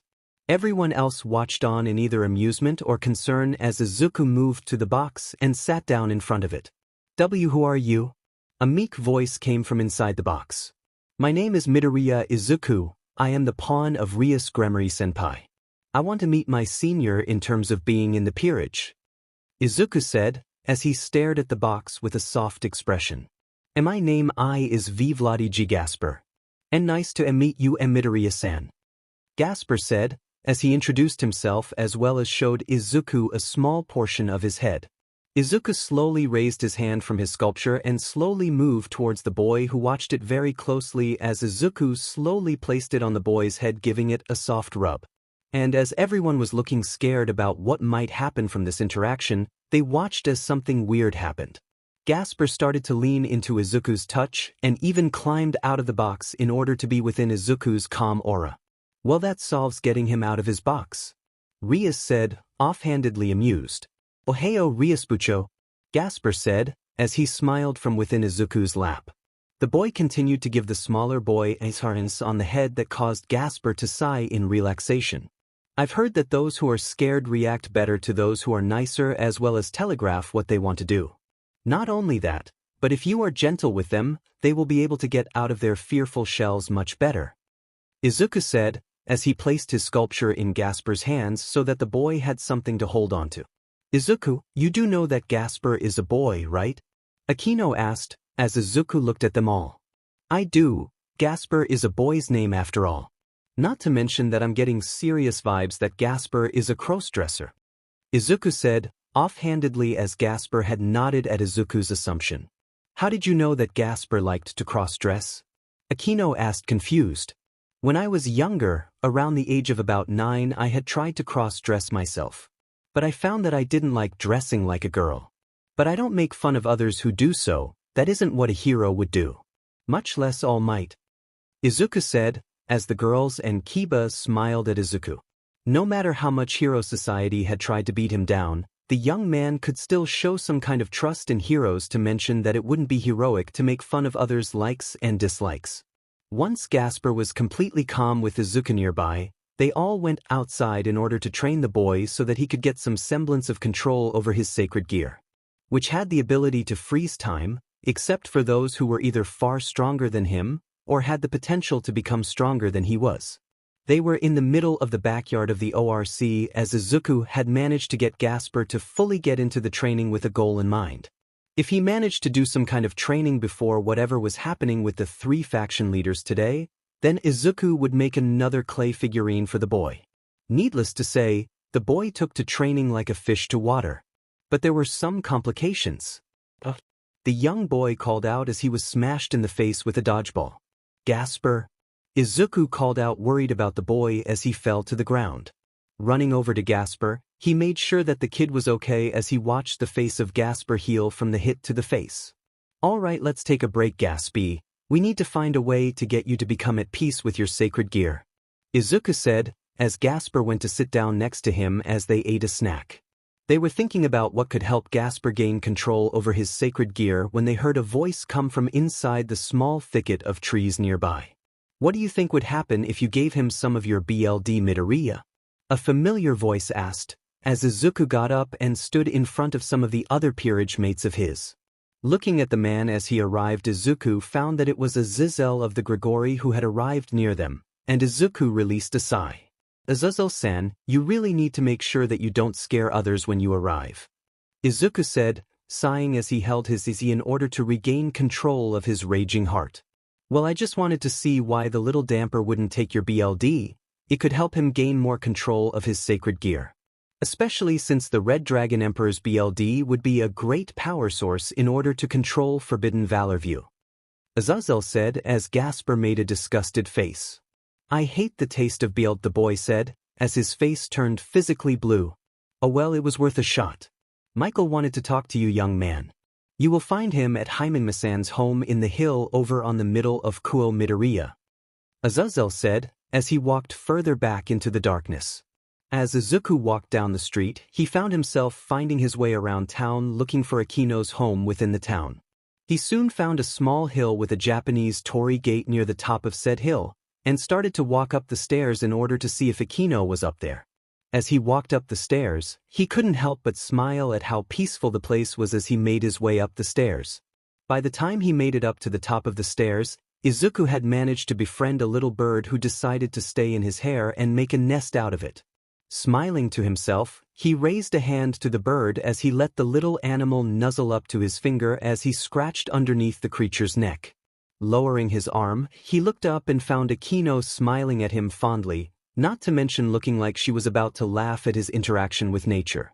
Entering the home of Akino, the woman had just stared at the little bird who just wouldn't leave his hair alone as he shook his head softly. Picking the bird up from his head, he placed it on the ground softly before the bird flew back up to his hair as it started to roost there. Sighing as the bird seemingly flipped its wing at Akino, the girl had sat back down in order to talk to Izuku about his experiences. You were killed by a fallen angel when you first arrived in Kuo Town, right? Akino asked, to start her conversation. Yeah, but I managed to take them down with me. I won't go down without a fight or taking my opponent with me. Izuku said, as he smiled sadly at Akino. Does that mean that you hold a hatred for fallen angels? She asked as Izuku looked at her weirdly. Just because I have a problem with some fallen angels, Akino, doesn't mean that I have a problem with every single one. You don't see me fighting Azazel whenever he arrives, do you? Izuku asked, as Akino nodded. Well, I just wanted to let you know that I am half fallen angel and 25% devil and 25% human. Akino said, revealing her devil and fallen angel wings.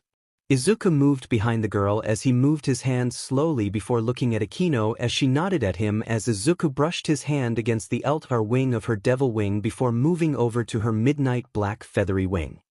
He felt how soft the feathered wing was before slowly brushing her wing softly as he spoke, although Akino could tell it was with fascination as well as remembrance. All my life, ever since I was a kid, I had always wanted a quirk that allowed me to fly. Either with wings or with a subtle ability to control the wind. My thought process on the fact that you have two different kinds of wings makes me kind of jealous. Izuku said as Akino looked at him shocked. What do you mean by that? She asked, concerned. I'm jealous because of the fact that you have two different kinds of wings that could achieve flight. I never had that growing up. I still don't have a way to fly without devil wings or my balance breaker's winged form. I guess what I'm saying is that you shouldn't take what you have for granted. Whatever is messing with you mentally, you should let it go. It won't make you a better person. Izuku said as he saw the pain in her eyes. I know that you were abandoned at Biarritz, but what do you know about my life? Akino asked, sadly as tears started to stream down her face. Izuku listened in as Akino talked to him about how she blamed her father for the death of her mother, and Izuku sighed in sadness as Akino was pushing the love of her father away from her. Akino, Izuku said, firmly gaining the girl's attention as she looked up at him from her position from his CST, I may not have true parents that were like Goru and Miki Haidu, but that doesn't mean that your father doesn't love you. I never knew my parents, so I can't even know what it was like to have a real parent take care of you for around 16 years. But from what I can tell, your father didn't want you or your mother to be placed in danger. It was why he was gone for a good portion of the time you were a child. But I personally believe that it was your mother's family that sent those assassins after you and her. From what I believe, they were not exactly okay with your mother marrying a fallen angel cadre. Izuku said, as Akino looked at him with confusion. What are you talking about? She asked, confused. What I'm talking about, Akino, is that humans do not like a change in whatever traditions they have. Your mother married a fallen angel cadre after saving his life from certain death, and once their feelings for one another grew to the point that you were born, that means that her family disowned her, since they would have most likely wanted her to continue the family line with pure humans. Izuku said, as Akino gained a sad expression. Your father returning home to kill the assassins at the last second, he was incredibly guilty that someone found out about his relationship with your mother. You can take as much time to forgive him for making your life as dangerous as it was for the first 16 years of your life, but please don't make the mistake of keeping your father out of your life. Because you might not be capable of ever saying something you've always wanted to tell him before you lose that family. He is the only family you have left. I can only hope that you can reconcile with your father and rebuild your relationship with him. Izuku said, as Akino nodded before a white light appeared in the room. As soon as Michael had arrived in the room, he never noticed how there was a moment between Izuku and Akino as the girl was pouting at his appearance. I apologize for the interruption of whatever this was. But I have a meeting with Midoriya Izuku, and it is definitely urgent. Michael said, as he stared at Akino with a soft, small smile. Getting the message, Akino started to fix herself before leaving Izuku to the Archangel as she left the two alone. Looking at Michael, Izuku watched as the angel had stared at him with a smile on his face, before Izuku bowed to him. It's nice to meet you, Michael-san. To what do I owe the favor of meeting you here? Izuku asked as Michael smiled at him. I've come here to thank you for the protection of one of our followers during her time of duress. I can only hope that you can protect her further within your home, but please make sure that she is married to you before you do anything further. Michael said, as Izuku made a slight comment. That might have to be her own decision. Because she is already making comments about being in a HRM with me. I don't know why she is talking about me creating a HRM of women, but I certainly hope that it is only made because of the girls finding they like me for me, not the power I wield. Izuku said, as Michael nodded. As a dragon, you are more than capable of finding a mate within both humans as well as within the supernatural world. But I have two things to give you. The first is a weapon that will be gifted to you because of your work in saving one of our own from certain death, as well as stopping Kokobile from destroying Kuo and starting another great war. Michael said, as he made a sword appear from seemingly nothing. The sword that appeared from nowhere had a golden claw-like formation for the hilt that had 3 claw-like protrusions, as 2 were on the sides as well as 1 pointing from the middle coming out of the side. For about 5 inches of the blade, a purple hue was taken form on it in the middle of the blade itself, with another golden hue extending from the point of the purple point at the edge of the purple portion of the blade. The handle of the blade was cyan blue in color as it covered the handle in its RBB glory, but within the RBB cyan color of it was a small piece of crimson diamond in the middle on both sides of the handle. The ball of the handle was more like the edge of a tail for a dragon that was golden in color. It glowed in the air as Izuku placed his hands on the blade itself. As he held the blade, something within himself felt like it was connecting to the blade on a spiritual level, as he felt unimaginable power move from the blade and enter himself. His body gained a light green hue of an aura as it moved about himself as he smiled at the blade, and Michael looked closely at Izuku's eyes. A small portion of them were showing a new color inside them, was slowly changing from their emerald glow and changed slightly to a more jade look. As Izuku summoned his gauntlet, he placed the blade at the gem as the gauntlet was taking the sword into itself, as Izuku felt the blade merge with his body. Once the process was complete, Michael had stood up from his spot on the floor and, wiping the small dust off of himself, he looked at Izuku with a sad smile as he spoke once more. Now for the second gift I was here to inform you about. You wanted to learn about what happened to your parents, correct? Michael asked, as Izuku looked at him confused. What are you talking about? Izuku asked as Michael looked sadly at him. I am talking about your real parents, the ones who helped in your creation. Michael said, as Izuku gained a slightly worried and sad look. See, can you tell me what happened to them? Or where they are? Izuku asked as Michael looked at Izuku. I can tell you that they are not within the world of the living, not anymore. There were people who were after them, a group who call themselves the hero faction. But not the heroes who wield quirks as you. Know them? Michael said, as Izuku looked sad before nodding. Thank you for giving me closure on my true family. Can I ask something else though? Izuku asked as Michael looked at him with his back to the boy. What is it, child? He asked as Izuku took a deep breath. Is Mordred my ancestor? Izuku asked as Michael smiled. Your ancestor is of the Knights of the Round Table, Mordred. I truly believe that you are her descendant, and I certainly hope you live up to her tale as a warrior. She really loved to fight opponents who were either stronger than her or could give her a challenge. Michael said, as Izuku was left in the home with tears in his eyes.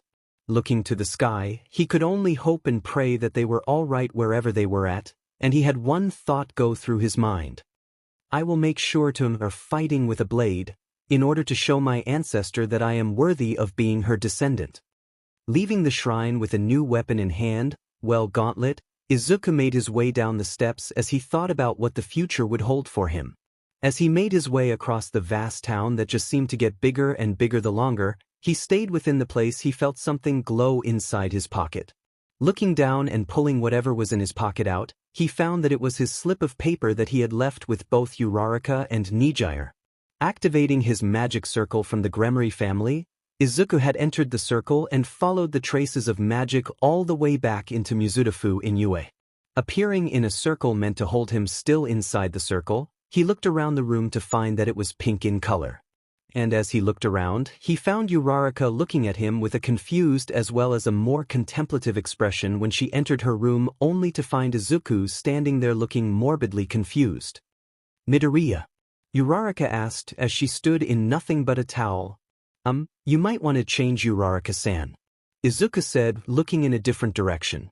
The girl blushed crimson before grabbing some clothes and leaving the room into the connected bathroom of her dorm's bathroom before coming back out. After Izuku sensed Uraraka's presence near him, outside the circle meant to hold him still in the circle, Izuku looked over at her. She was wearing a green shirt as well as blue shorts that extended down to her knees. It really made her look appealing to him. So what did you wish for me to do, Uraraka-san? Izuku asked, as the girl blushed slightly as she remembered what she did in the shower. And nothing much at the moment. See, could you spend some time with me though? Uraraka asked, as Izuku nodded and took a seat on the ground. Sorry about the circle, I didn't know if it would summon you or anything. Uraraka said, as she moved into the circle as well. They ended up spending a good portion of Izuku's day talking about her school as well as helping the girl with her homework since she was struggling with the problems. Will you come back again? Uraraka asked as his time was up. Well, I could give you a slip that will make sure that I can be summoned by you again. And then we can hang out somewhere nobody will interrupt us. Izuku said, as he gave her a small slip with his specific summoning circle on it. Grabbing it and placing it underneath her pillow, she thanked him for his help as he gave her a nod before getting prepared to leave. As he was about to teleport away, Uraraka ran over and gave him a hug as she placed her head into his back. It is really strong to be a hero without my parents being here with me on this journey. Thank you for being a somewhat big brother for me. It must be strong being something for someone else with how busy you must be. Uraraka said as Izuku patted her head. Don't worry. All you need to do is summon me in order to get me to arrive. Izuku said, before pulling the girl into a warm hug before she felt something being etched onto her hand. Looking closely at her hand, she saw a magic circle on her left hand as it showed a dragon that was crimson red in color. What is this for? Uraraka asked, as Izuku smiled at her. This is for when something bad happens near you and you need my assistance. It will forcefully summon me to your position no matter where you are located, should you be in danger. Just be sure to not summon me forcefully just because you want to hang out. That is what the paper slip is for. I might not arrive as soon as you want, but I will come. Izuku said, giving her one more hug and a pat on her head as she leaned into his touch. Creating the magic circle, he left her in her room as she sighed in happiness at being able to spend time with him once more. Izuku reappeared back in school as he looked at the confused looks of Rias and the others as they looked over at him. Where did you go? We have a meeting with the 3 factions about what happened 2 days ago. Rias asked as Izuku gave her a nod. I was just visiting someone who wanted my presence for a contract. They don't have much for a contract though, but I decided that they are my honorary little sister. Izuku said, as Rias nodded. That's a good reason to be gone for about an hour. Well, the meeting starts within the next one, so you should make sure that you don't have any more calls during the day before then. Rias said, as everyone nodded and got to work. Whilst everyone was busy, Izuku pulled Kiba away so that he could train with his blade with the young man. As the young man had noticed Izuku's resolve for learning the blade, Kiba smiled at him as they went to the backyard in order to learn how to fight one another with a blade. So you wish to present yourself more similar to a knight. What brought this on? Kiba asked, as Kiba sent a strike towards Ascalon as Izuku blocked the strike and parried the blow. I'm not sure that anyone has told you this, but I am the descendant of Mordred. I wanted to be sure about it and had Rias look at it, and she was completely confused by that notion, so when I received Ascalon, I decided to become better at sword fighting. Although I wish that Ascalon was more akin to a katana. Izuku said, as they clashed blades in the backyard. Well, you should create your own stance with your blade. With that found you can create your own style of fighting with a blade. From what I can remember when I was within the church, Mordred's legend of being a knight had her being extremely proficient with a blade. You are kind of the same, just slightly worse than she was stated to be, but with time you might become better than Mordred was in her prime. Kiba said as they moved about the backyard faster than the eye could see. They had even garnered a crowd who watched as the two had clashed blades. The students of Kuo had noticed the clashing of blades in the corner of the school as they went to watch the two of them. Even the Kendo club members had come over to see what was happening, and they were surprised by the two being so proficient with bladed weapons. With the two so absorbed by their small battle in the backyard of the ORC building, they were clashing blades as well as making quips at the other in hopes of distracting the other in order to bring about their win. It was near the end of the sword battle that Izuku had just barely lost and had his weapon tossed from his hand and land in the ground that Kiba moved his weapon near his throat that caused Izuku to raise his hands. I give. Izuku said, smirking. Well, that was a good training session, never. Had someone that was able to keep up with me during a sword fight. Not even the Knights of the Phoenix family could keep up with me during the raiding game. Kiba said as he stretched his arms.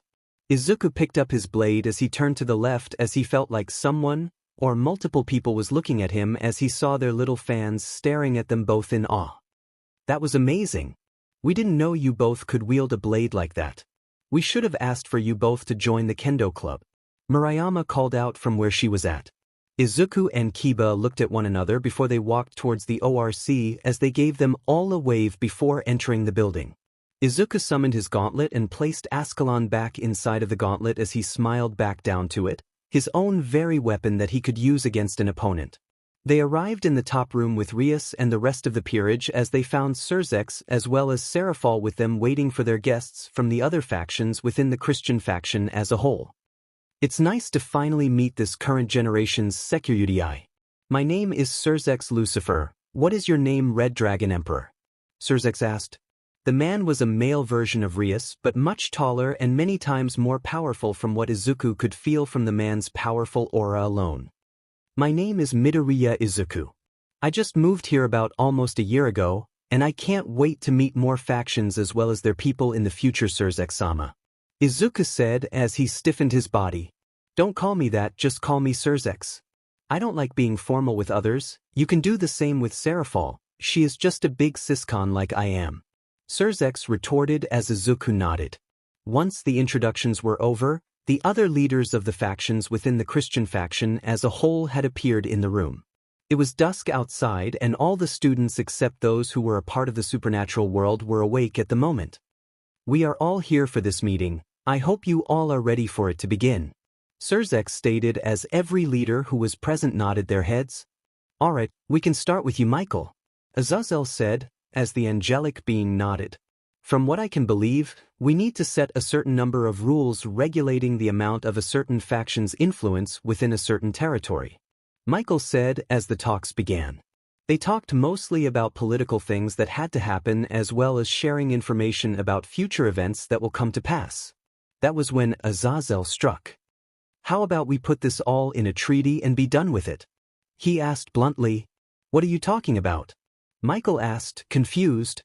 We have been dodging the issue at hand here. My personal cadre Kokabeel had attacked the Devil's territory because he wanted another great war. We all don't want that, right?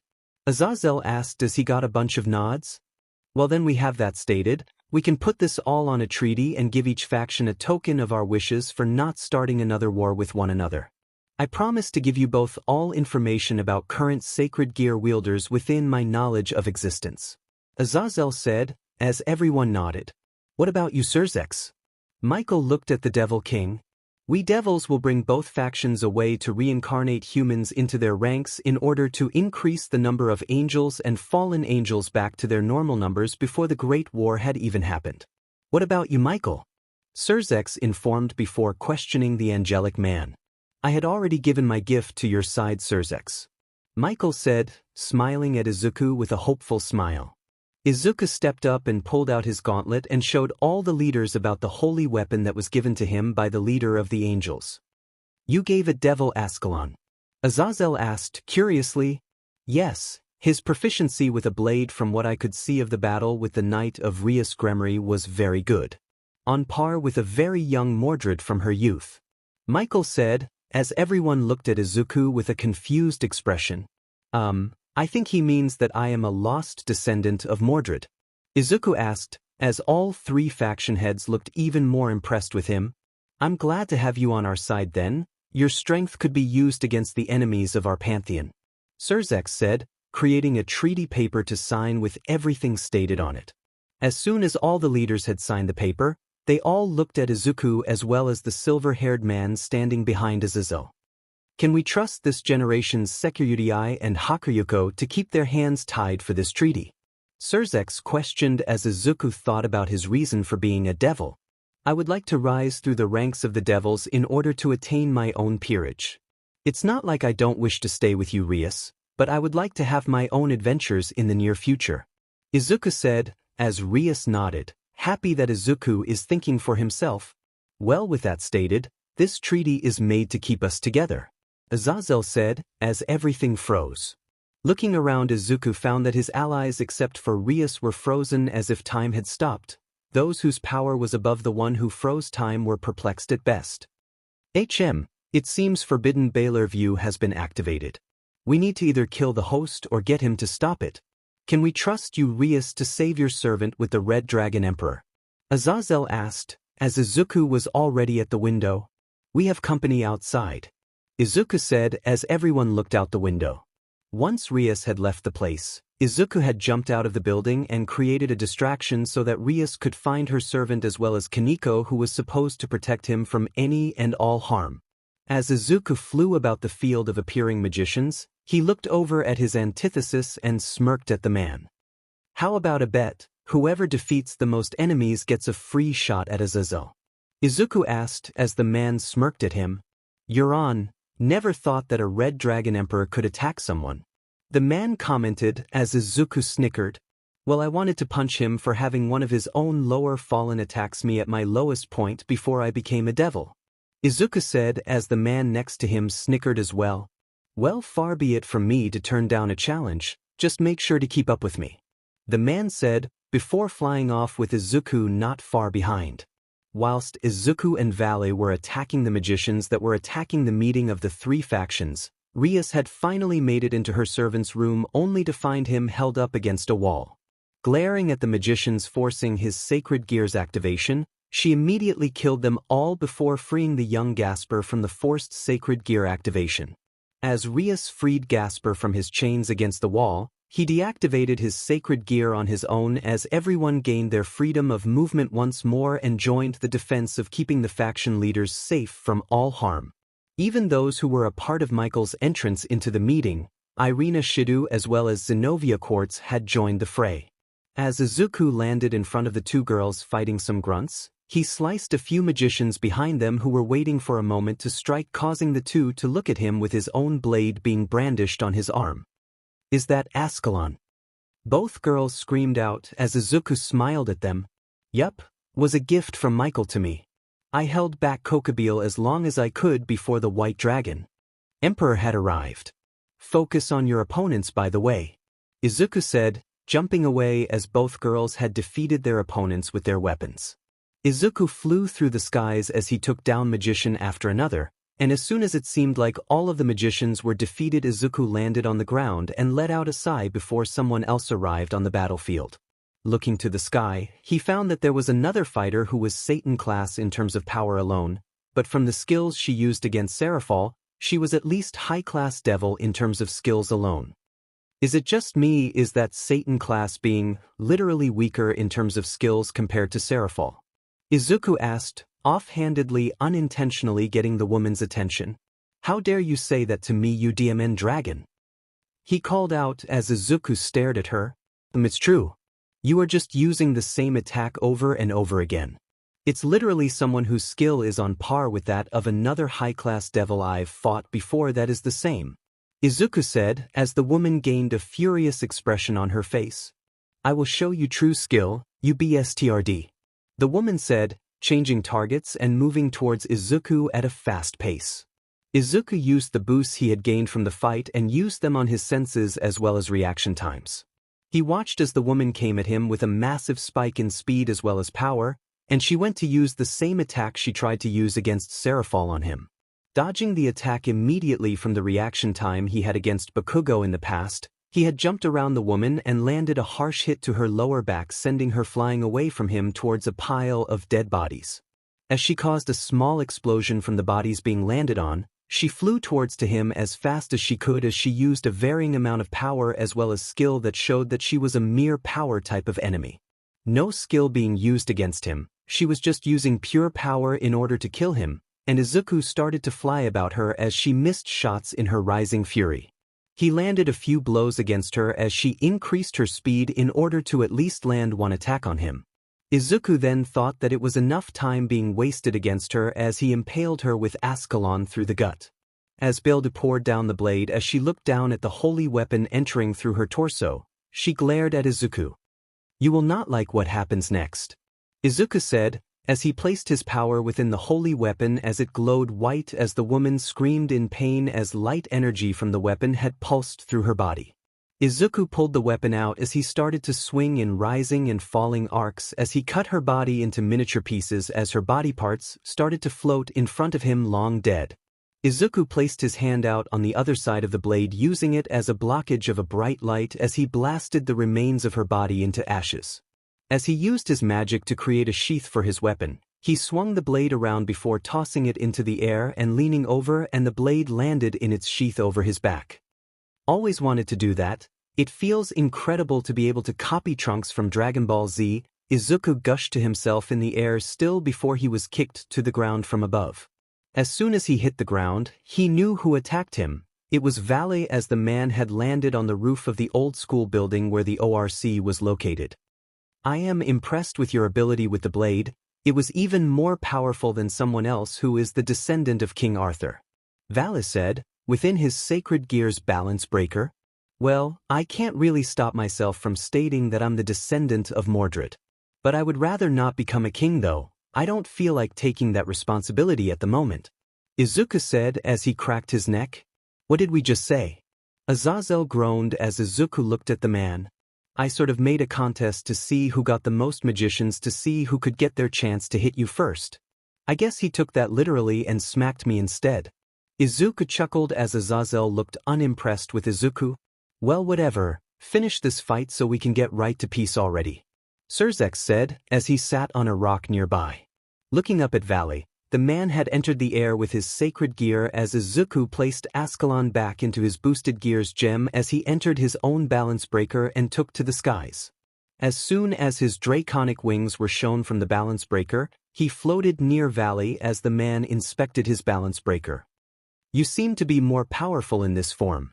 Why didn't you activate it against the magicians? He asked as Izuku scoffed. You weren't in your own balance breaker as well, so I thought that the magicians would serve as a great warm-up for you. I could sense your malicious aura coming a mile away from the sky before you hit me, Izuku said, getting into a fighting stance.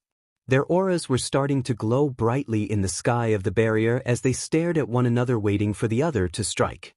That was when Valley had pointed his hand out and manifested a blade of his own, as inside his own helmet the man smirked. I would like to see how good your sword skills are compared to mine own. The descendant of Arthur himself trained me a bit as well. Valis said, as Izuku nodded, pulling out Ascalon. Landing on the ground, letting their armor be their defense against the other's strikes, they flew towards one another as they clashed in the middle of the area.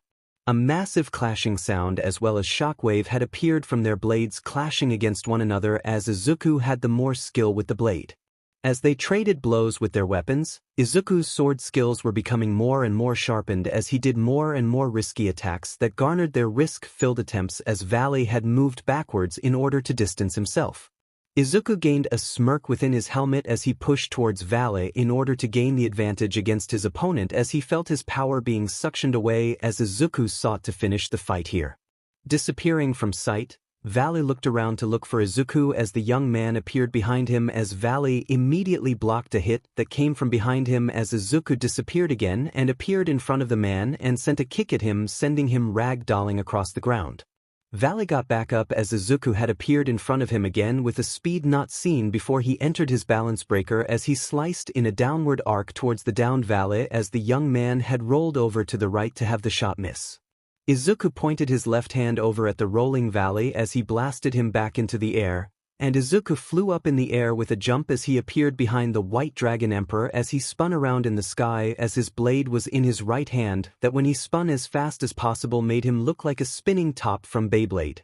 As he fell towards Valley who was coming up to him, the man inside his armor had watched as Izuku started to slice up his armor in order to get to him within at an extremely fast pace as he kept his armor on him and tried to attack back only to have his weapon tossed away from him.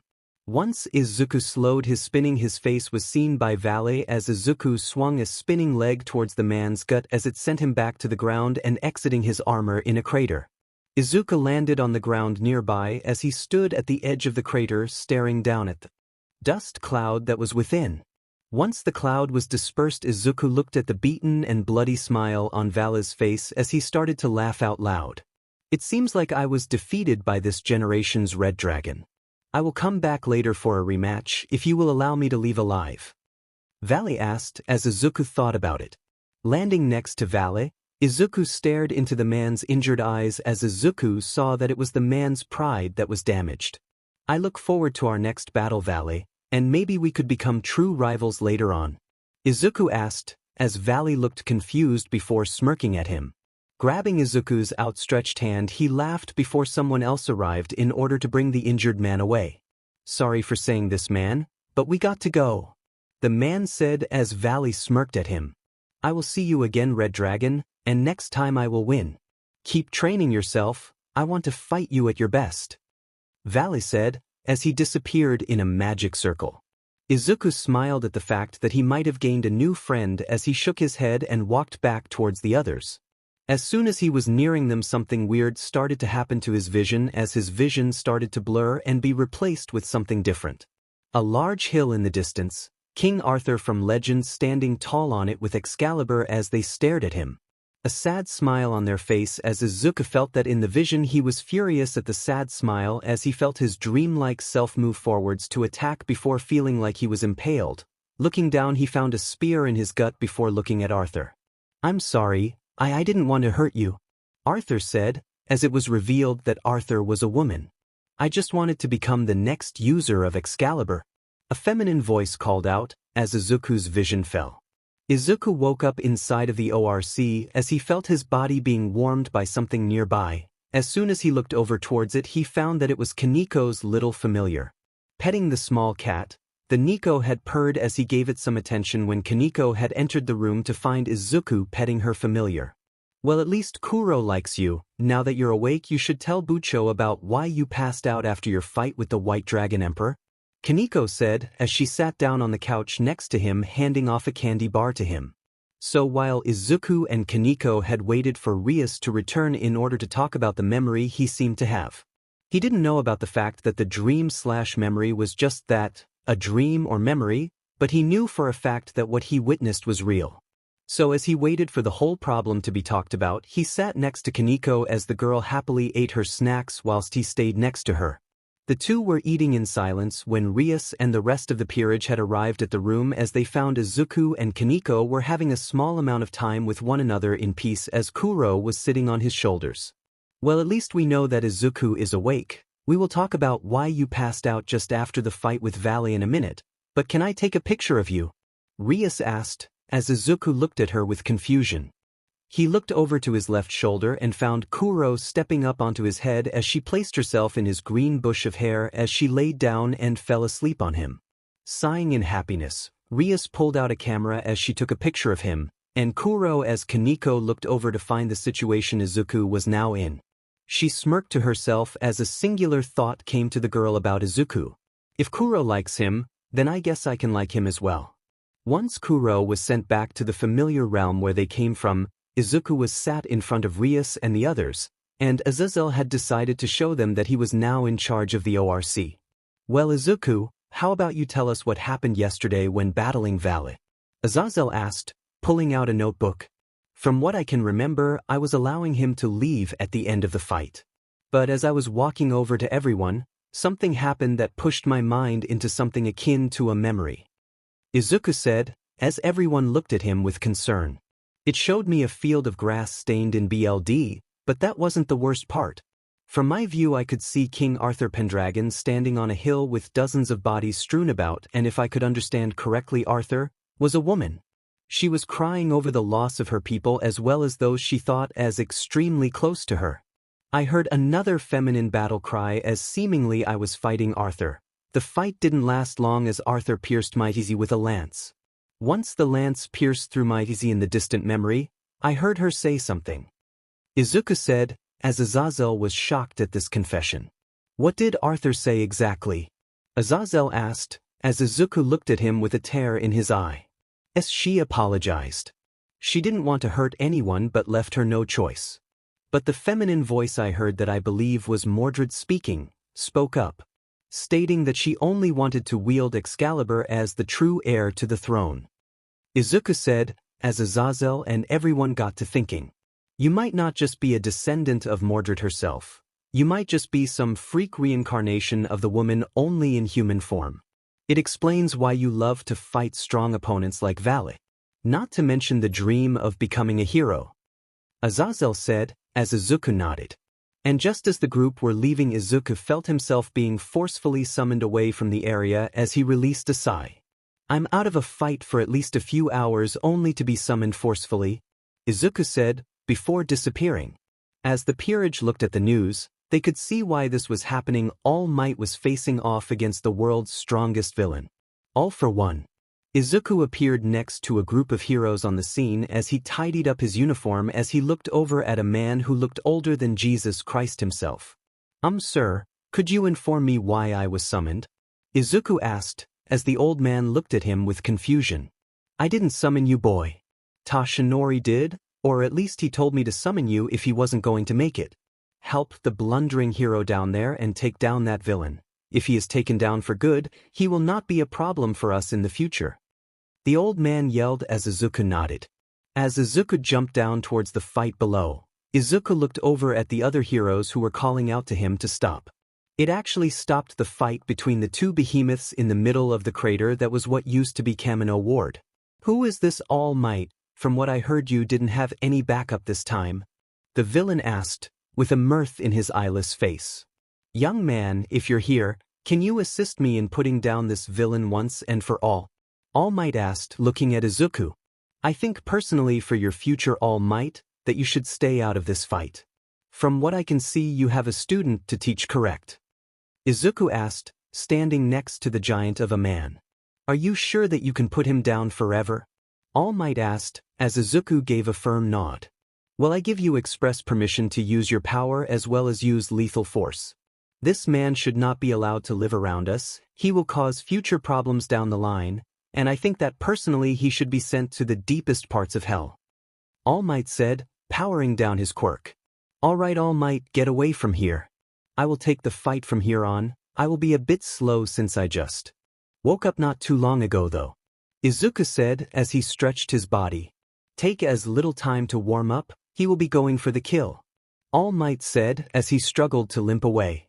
As Izuku stretched his limbs, he stared at the confused look on the villain's face as he looked in Izuku's direction. What is your quirk, young man? From what I can see, you seem powerful enough to have All Might back down from you. The villain said, as Izuku cracked his neck and knuckles. Well, I must say, if this society is worried about worthless quirks, then they won't survive against the kind of beings I face on the daily. Izuku said, as he stared the villain down before disappearing from view. As everyone, even the reporters recording the event, were staring at the event happen, they heard the telltale sign of something being smashed when they found the villain, who was standing still with his arms open to any attack in the side of a building. What just happened? This new arrival just sent the villain that could send All Might flying away with just his speed. The reporter called out, confused. What speed? So you have a speed quirk. I will be glad to take it from you.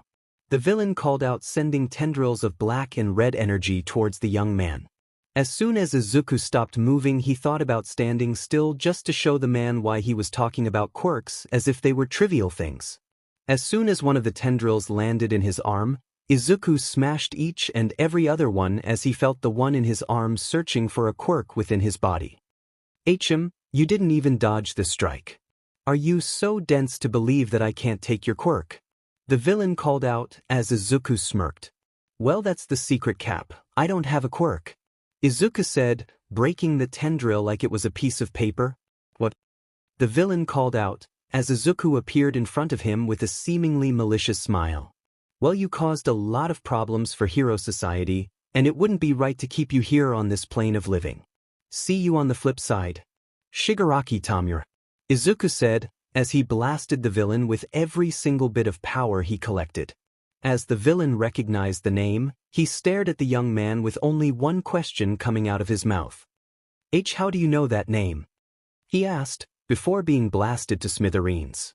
As everyone at the Kamino ward watched on in horror as Izuku obliterated the villain with seemingly no ease at all, All Might moves towards Izuku and stood next to him. For all the villains of the world, know this. Just because this will be my final day of being a hero, remember that there are other heroes who are just as strong if not more powerful than I am. Know this, villains. You're next. All Might said, pointing his fist in the sky as he looked at Izuku to do the same. Izuku had a look of pure concern as the hero looked down towards him as he gave Izuku a smile. I was hoping to talk to you after this event. I apologize for having you show up right now. I didn't have enough time to stay in my muscle form. All Might said, as Izuku nodded. Izuku pointed his fist into the sky as villains across the globe saw this as a passing of the torch towards the green-haired boy standing next to All Might, and from what the kid did, he wouldn't even be concerned with ending their lives at the drop of a hat. Once that was all over, All Might brought Izuku to a specific area after he was looked after by some paramedics.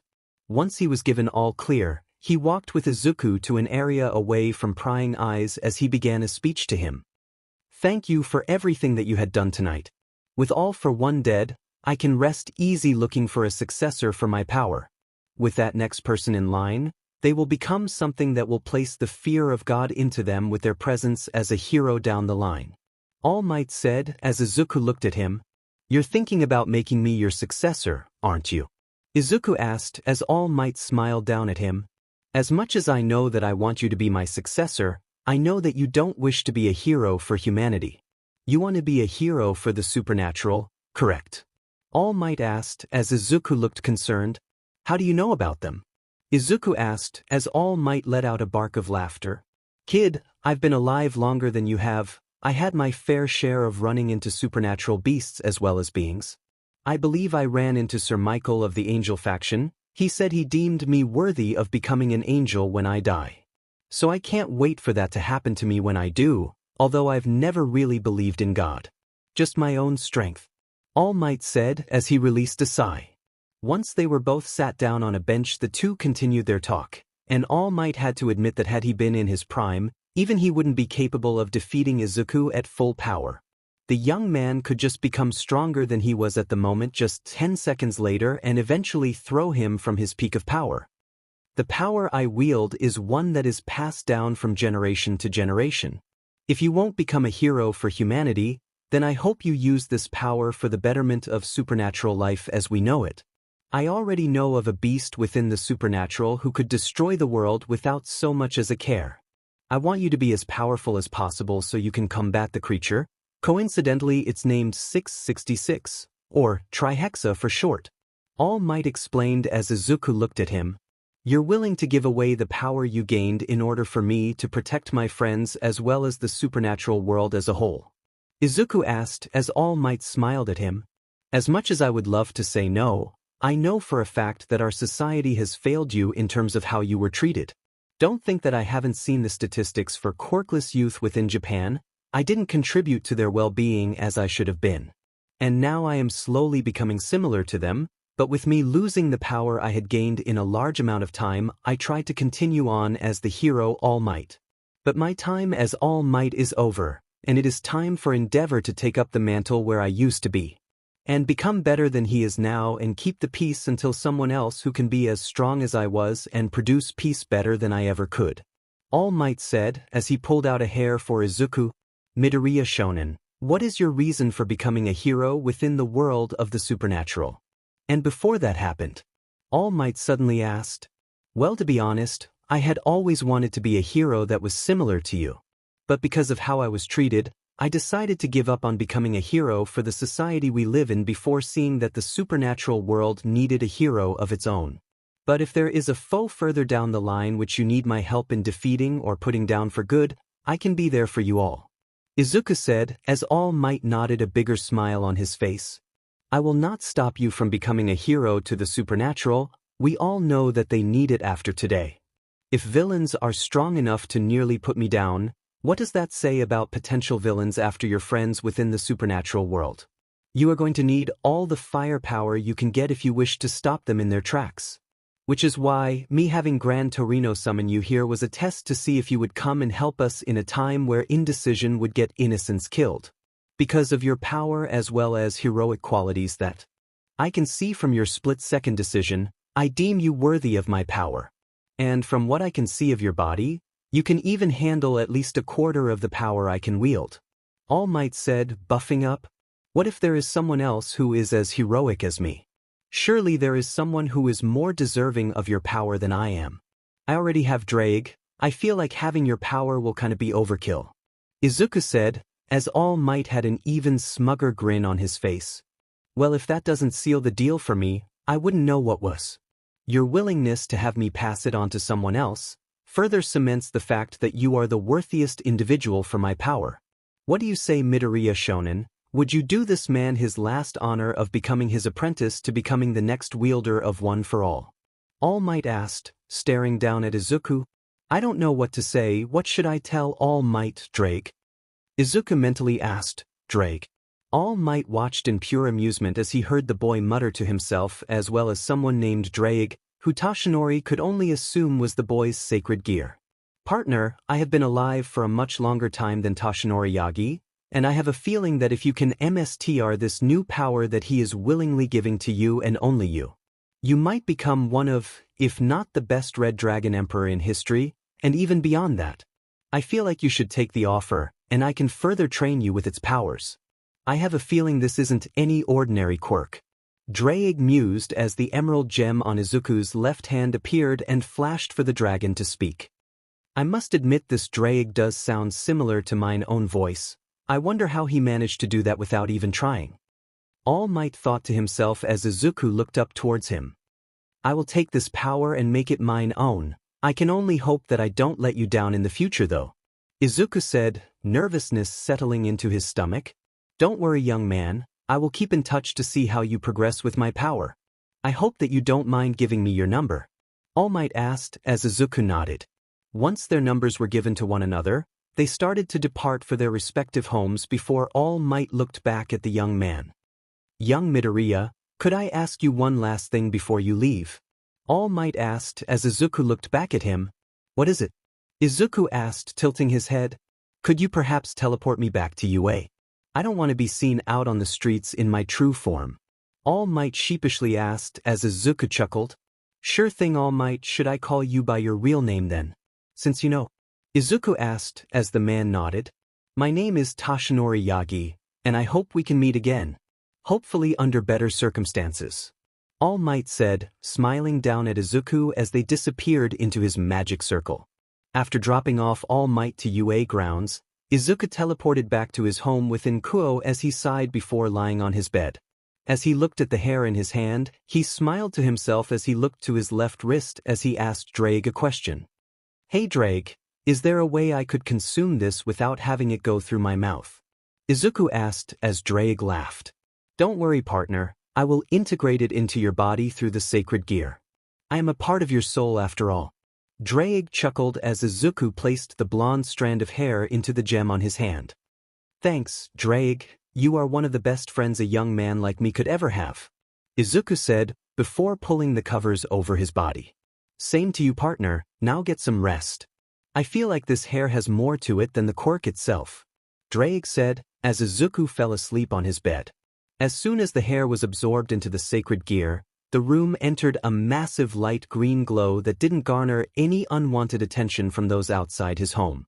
Once the glow finished, all that remained was the sleeping boy as well as his sacred gear sitting on his left hand, but there was something new about it in terms of its new looks. It was still crimson red in color for the gauntlet. The gem itself, though, was a smorgasbord of different colors.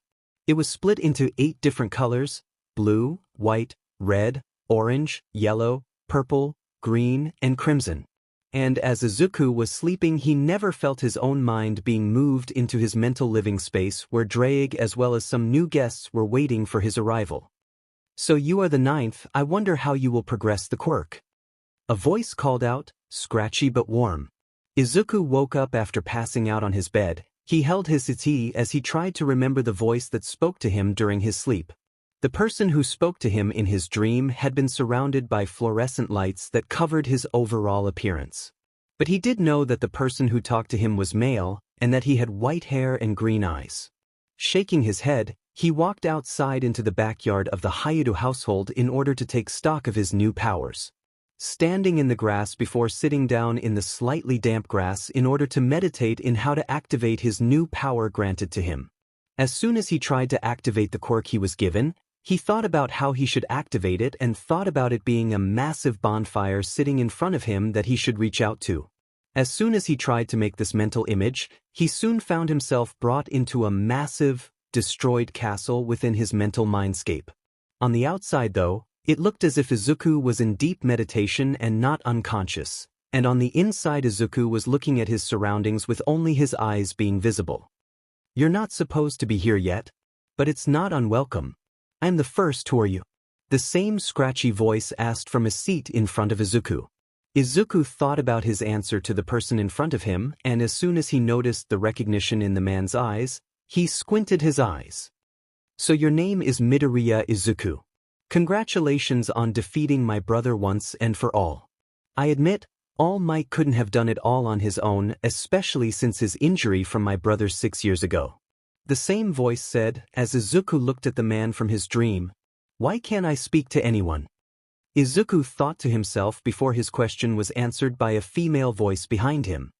"That is because of the fact that your own vestige to converse with us hasn't been worked on yet.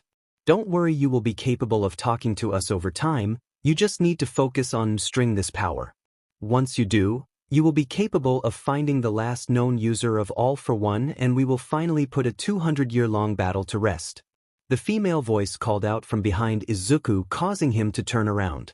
Looking at the feminine woman behind him, he took a second to actually look at her as he saw her hero suit as well as her looks. A black spandex suit with a white cape on her back as well as yellow gloves and boots, black hair that was down as she had a perpetual smile on her face that became more as he looked up towards her face. She had a dimple on her face as she smiled at him as well as a small beauty mole on her right cheek just to the right of her lips as she spoke once more. "I think Toshinori is going to be jealous with how you are looking at me. I am a married woman after all." The woman teased as Izuku mentally felt himself blush. "What does this battle between All for One and me have to do with you guys?" Izuku found himself mentally asking as the two people looked at him. "That is a story you must learn from All Might himself. We will fill in the middle areas as much as we can whenever you meditate. For now, MSTR, the power you gained, from what we understand you can use only 35% as of right now. Once you mstr more control of one for all, we will start seeing if we are reaching singularity. The scratchy voice said, causing Izuku to look at the man again. What is your name? You already know mine. I want to know the man who seemingly is looking sickly compared to others. Izuku thought in order to converse with them. My name is Yoichi Shigaraki, and I can only hope that we can meet again soon for now. Have some fun with your friends. I want to see what this supernatural world can give us. The man said, softly before forcing Izuku out of his meditative state. As soon as Izuku was returned back to the world of the living, he felt himself breathing heavily as he heard Draig's voice call out to him. Partner. What the hell happened? Draig asked concerned. I accidentally activated my quirk. And I may have conversed with the previous users of this quirk I was bestowed, Izuku said as he looked at his electrified body. After that experience with activating his quirk, Izuku went to school in order to see what they would be doing for summer break. As soon as he entered the ORC, he found Rias and the others standing in front of Azazel, who was looking at the door for someone's arrival, and it was soon revealed that he was the last person who would be arriving. You sure are late for being this generation's Red Dragon Emperor. Did you get a new power? I can sense at least 7 other people within you, Izuku. Azazel questioned as Izuku thought about his answer. I may or may not have All Might's quirk. Izuku said, looking to the side with a nervous chuckle. How you managed to do that is beyond me, but whatever, we need to head over to the underworld. You all are going to be training for a week there before we do anything that will require you all to show yourselves to the underworld. Azazel said, as Izuku gained a confused look on his face. We're going to be conversing with other young devils. With them we will need to remain as neutral in terms of talking to other devils before the party begins. From what I believe from my brother, the Asgardians are joining our treaty. Rias asked as Azazel nodded. It's an important event since the king of Asgard had come to us about the treaty, adding his pantheon to the rules and regulations. Azazel informed as everyone gained a determined expression. With that all said and done, let's head out. You will all be down there for a week training for the event anyway, not to mention that your peerages will be looked at by the other young devils. Azazel said, as everyone prepared their things to head out. When everyone got their things prepared and headed towards the train to the underworld, they all found Sona as well as her peerage there as well. Hello Rias, it's been a while. The young woman said, as the peerage's newest member Saji had walked up to Izuku. Hello fellow pawn, how's it been? The young man asked as Izuku looked at him. Well, I killed a supervillain that gave All Might trouble, then I received his quirk. Then when I meditated to see if I could activate the quirk, I found that there were previous wielders' souls deep within the quirk itself, and now I come here to find out that I need to train myself even more just so I can handle at least 100% of its true power, as well as a young devil's meeting that could end in disaster like so many important meetings before. Izuku said, all in quick succession as everyone looked at him with a sweat drop. Geez nerd, don't jinx us. Kaneko said, bluntly causing Izuku to sputter out apologies as everyone laughed. With that situation dealt with, everyone settled into their own train cars as they watched the view of the underworld from the train as it moved across the sky. Wow, I've never seen a more appealing place than this. Are those hexagonal areas cities within the underworld? Izuku asked, looking out the window. Yup. Some of the hexagonal areas within those spots are certain territories that were given to specific families within the underworld. Sona informed as she had entered the train car with Tsubaki of the student council. Time would pass by as Sona and her peerage would get off at her clan's territory as Rias' peerage prepared for their drop-off after Sona's peerage left. But as soon as the train stopped in a valley below, Izuku gained a weird feeling down the back of his neck as he thought about the feeling he was gaining. What is this feeling? The hairs on the back of my neck are standing up as if I know danger is coming. Izuku thought to himself before he felt something appear behind him. Using his eye to look behind him, he saw a peach hair-colored young adult appear behind him with his vestige-like hand on his left shoulder. That is a quirk that we were capable of giving you from within one for all. You can sense danger from those who wish to do harm. Even if this is training. The man said, as Izuku noticed the scar on the man's face. Should I ask your name? Izuku asked, as the man shook his head before slowly disappearing from existence. Once he disappeared, Izuku took notice that the ground was making a thumping sound, and as soon as he looked around the area, he came face to snout with a massive 15-meter-tall dragon as it looked like it hit leg and arm day almost every minute of every day. It opened its maw as it charged a blast of meteoric power at Izuku, who managed to place a barrier around himself almost immediately. Once the dragon saw it fit that the young man was defeated, he found that the others were moving around as if they were listening to someone of a higher rank. But looking away from Izuku caused him to immediately feel something crawl down his spine, as if there was some terrible monster growing behind himself. Turning around to look at the smoke where Izuku was last standing, he soon found that it was a barrier that held up against his weaker blast, and he smiled down at the little human who'd managed to hold off his blast. Izuku then activated Balance Breaker and blasted towards the giant dragon as he landed a hit on his face, sending the creature into the side of the cliffside. Once that was done, Izuku landed in front of his peerage mates as well as Ravel and Maria, who were looking at the situation with clear fear on their faces. As soon as the dragon pulled himself out of the cliffside, he glared down at the young Drake from his view who had managed to land that hit. With a malicious smirk of his face, he started to attack them all with a renewed effort as the whole group attacked with combined powers as well as covered their weaknesses with each of their moves. The dragon had taken them off guard from his momentary attack, and now he could defeat them slower since they were now getting the hang of this attacker's attack patterns. Once the dragon decided to get serious though, he had decided to knock out each and every one of the fighters except for Izuku, as the young man was seemingly more defensive than Azazel gave the boy credit. But within a few more punches that were nearing a quarter of his full strength, he managed to knock the boy out with a laugh. "This is the most fun I've had in the last 10 millennia. The dragon called out, laughing as Azazel and Rias had come out. "Well, you could have left one of them awake to take them to the Grammary estate." Azazel sighed. "I did. The boy just couldn't handle almost a quarter of my full power. I also sensed 8 other presences within him. What happened?" the dragon asked, looking over at Azazel. "Boy's got All Might's quirk. Turns out that there is extra baggage than what the man told the boy. But we need to train him to become even stronger than before so that he could become a hero. He won't stop training until he can become a hero for the supernatural world. I hope you don't mind taking him for training purposes." Azazel quipped as the dragon thought about it. "If he's got 8 other presences, then why does he have Drake? I know that the BSRD was the main power he used during the fight, but the brat had managed to land a strike on my, catching me off guard for a second with that electricity all over his body." The dragon spoke back. "What do you think, Tannen?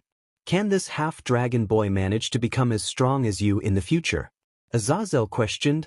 "I personally believe that he could become a hero without this new quirk as well as the presence of the 8 others within his soul. But whatever, he will need to make sure that his power stays within his hands until death. That power isn't for anyone else but him anymore. Especially since he could live for generations all on his own without aging a day." The dragon was now named Tannen. "Oh well, we can have him train under you until he masters enough of that quirk as well as Drake's powers in order for him to showcase his power at the young devil's meeting," Azazel said as Tannen looked over at the group as they were carted away.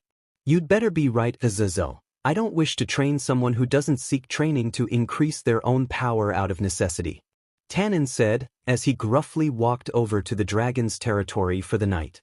Izuku woke up inside a bedroom as he slowly returned to the living after being knocked out by one too many punches to the face and teeth from that dragon.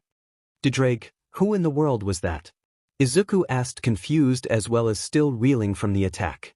"That was the Dragon King Tannen. He is what the devils refer to an ultimate class devil in terms of rank.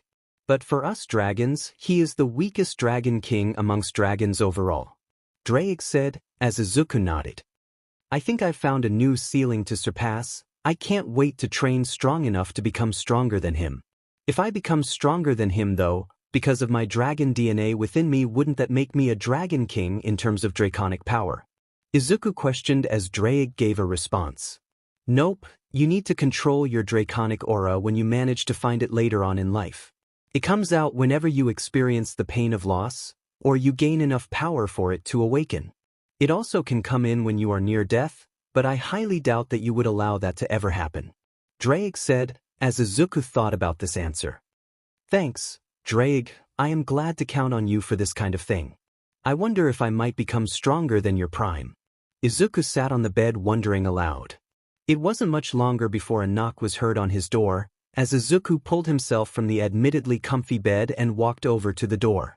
Once he opened the door, he found Rias standing there with a confused expression on her face as he looked at her. Hey Izuku, are you alright? I saw what Tannen did to you earlier. Rias asked as Izuku looked at her closely. You knew about his attack, but I personally don't hold this over you. You wanted to test us on how we could react to a situation without you, and regrettably we didn't react well because we're too accustomed to a safe living. Izuku said as he lowered his head. Rias patted his head as she smiled at him. Don't worry, I think you might be able to become strong enough to where that won't happen again. Just become that strong, okay? Rias asked as Izuku nodded. Just as Rias was about to move her hand away, she felt two distinct bumps on Izuku's head as she pulled his head lower in order to see what was going on. Izuku for his part had to keep himself from becoming aroused since his face was placed into her CC as he moved his arms about her as he tried to struggle to get out of her CC. What the hell? When did you start having these growths, Izuku? Rias asked confusedly. What are you talking about? Izuku asked, still muffled in her CC, feeling the vibrations of his voice on her CC. She immediately moved his face away from her generous CC as she looked at him. Izuku, you have bone growths forming on top of your head, Rias said as she took off his shirt to see his back and lower abdomen. As she looked at his back as well as lower abdomen, she did take notice that there were bumps on there as well as she put Izuku outside for a moment. With the two of them outside, Izuku was confused about what they were doing out there before Rias looked back at him and spoke. Alright Izuku, don't panic, but you have the same growths on your back as well as above your posterior, Rias said, as Izuku stared at her for a moment before taking a deep breath. What do you need me to do? Izuku asked, as Rias came up with an answer on the spot. Try and feel out the growths on your back and head and try to see if you can have them activate with your mental power, Rias said, as Izuku sat down on the ground and meditated. As Izuku did that, Rias pulled out a recording device in order to show Izuku what she was having him do. Once Izuku was deep into his meditation, he felt out for the growths in his body that were on his head, upper back, and lower abdomen. Once he found them, he tried to rein them in, but all he felt was a strain for keeping them inside his body, so thinking quickly, he allowed them to flex as well as pull towards the skin that was blocking their way out. On the outside of his meditation, Rias had watched as Izuku's body convulsed as the two contusions on his back became larger until two very large and dark green leathery wings that were bat-like in nature appeared from his back.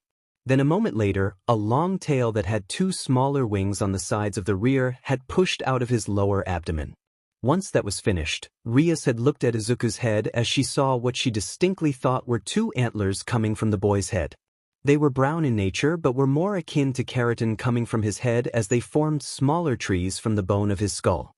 As soon as they were out of his body, Rias had then decided to take stock of what just happened as well as figure out how in the hell she was going to hide all the BLD that exploded from Izuku's back from his tail and wings coming out of his back and abdomen. Well shit. I didn't think that your draconic features were going to come out this fast, but we need to Izuku, Rias asked as she found the boy looking at her with confusingly aroused slitted eyes. Why does this feel so good? Izuku questioned as he let his wings and tail flit about. As soon as Rias took a singular step towards the boy, he had snapped his vision over to her in that moment, causing her to stop as if she was prey in that moment, having been caught. The slitted eyes took in her form as she trembled slightly as Izuku was seemingly more attuned to his draconic nature finally being shown. What she didn't expect from this event to happen though was how the boy basically crawled over to her and rubbed his head in her hand as if he was a mere pet. My head itchy, please. Stop itchy feeling, Izuku said, purring loudly. Rias decided to just follow what Izuku was talking about and scratched his head as the purring became louder as she saw Izuku's tail flicking back and forth as a blissful look overcame his features. She then moved her hand to see if he would act like a dog when she scratched under the chin, and sure enough he started to show an even more blissful look on his face as his slitted eyes dilated even more, showing something blacker in the pupil than the emerald she loved to see. Once that was finished, she found herself being pulled into a hug as she was in the CST of the slowly transforming Izuku as his body was showing more and more scales as he purred around her. Knowing she wasn't going to be sleeping in her bed, she teleported a blanket over to her position as she made sure to inform her brother about her situation. Once Surzek's Lucifer had heard from his sister that she wouldn't make it to dinner that evening, the Devil King had left the house in search of her. He looked around the place, noticing a massive 14-meter-tall dragon sleeping with Rias, just using his paw as an extra blanket. And as he went to continue looking for his sister, his sight paused for a moment as he looked back at the sleeping dragon. It was massive compared to him, but there was something calming about its sleeping form, as if it just wanted to get some sleep. Walking over, he placed a hand over the snout of the sleeping beast to read its memories and found that it was Izuku who had finally activated the draconic genes within him to transform into a dragon. The dragon itself was black on the underbelly in terms of its scales, but on the scales that covered most of the body itself, it was a seemingly grayish emerald color. Smiling to himself, he had only one thought about what his sister had managed to do within her short PRD of life on Earth as well as the underworld. You definitely have more luck in finding powerful servants, my little sister. I hope you can tame this beast of a boy before he becomes a threat further down the line. Surzek thought aloud as he felt the snout of the beast release a soft summer breeze onto him. The next morning, Izuku woke up as he felt like something was right with his entire body. Standing up on all four limbs of his body, he stretched. Opening his maw, he let out a monstrous yawn that he felt come up from inside his body. But that was also when something similar to fire or magma coming up from his stomach. As he released the feeling he was getting from his stomach on the spot where he was laying down, he saw that it was lava/magma as he stepped away from it. Walking away from his impromptu making of his new bed, he stamped over towards the water to see what in the world could cause him to feel at least as tall as 14 meters in the sky. He could sense so many new things compared to the other day that he could remember, and once he arrived at the watering hole, he found out why. Looking at his reflection in the water, he found himself staring at a gray emerald dragon with emerald-colored eyes staring back at him. His underbelly of scales was black in color as he looked himself over. Even the slits of his eyes were yellow compared to the usual black of normal creatures. Shaking his head, he never noticed that something was coming up behind him when he heard something stomp its claws on the ground behind himself. I heard that you had activated your draconic lineage a while ago, but I didn't realize that it was overnight. A familiar voice called out, as Izuku turned around to find Tanin standing there leaning on a tree. Last time I checked, I think I took some flowers and smelled them before I felt like I was high as a kite. After that, everything is dark. I can't remember what happened afterward. Izuku said, his draconic voice seemingly deeper than usual. That's because of the fact that you smelled the equivalent of catnip, but for dragons. It gets you really high, and it also causes you to black out. Not sure how you found it in the yard of Surzek's Lucifer's mother's home, but whatever. You have to head over to the dragon's territory with me so we can train. Slept in too long is what you did. Tanin said, leading the way. As Izuku drank some water, he followed after the slightly taller dragon as they made their way over to the dragon's territory. Izuku was taking in the sights as he looked around the place. He didn't get a full look at himself in the water's reflective surface as he was paying more attention to what he looked like on the face and upper torso. So when he arrived at the dragon's territory with Tanin standing in front of him, he slowly made his way to stand next to the dragon as the man/dragon stood over the hill overlooking a small group of dragons in the distance. This is the place where all dragons were supposed to be born, but we lost contact with a small family who was staying here about 16 years ago. Tanin said, as Izuku looked over at him. What was the name of the dragon family? Izuku asked as his mouth completely dried out.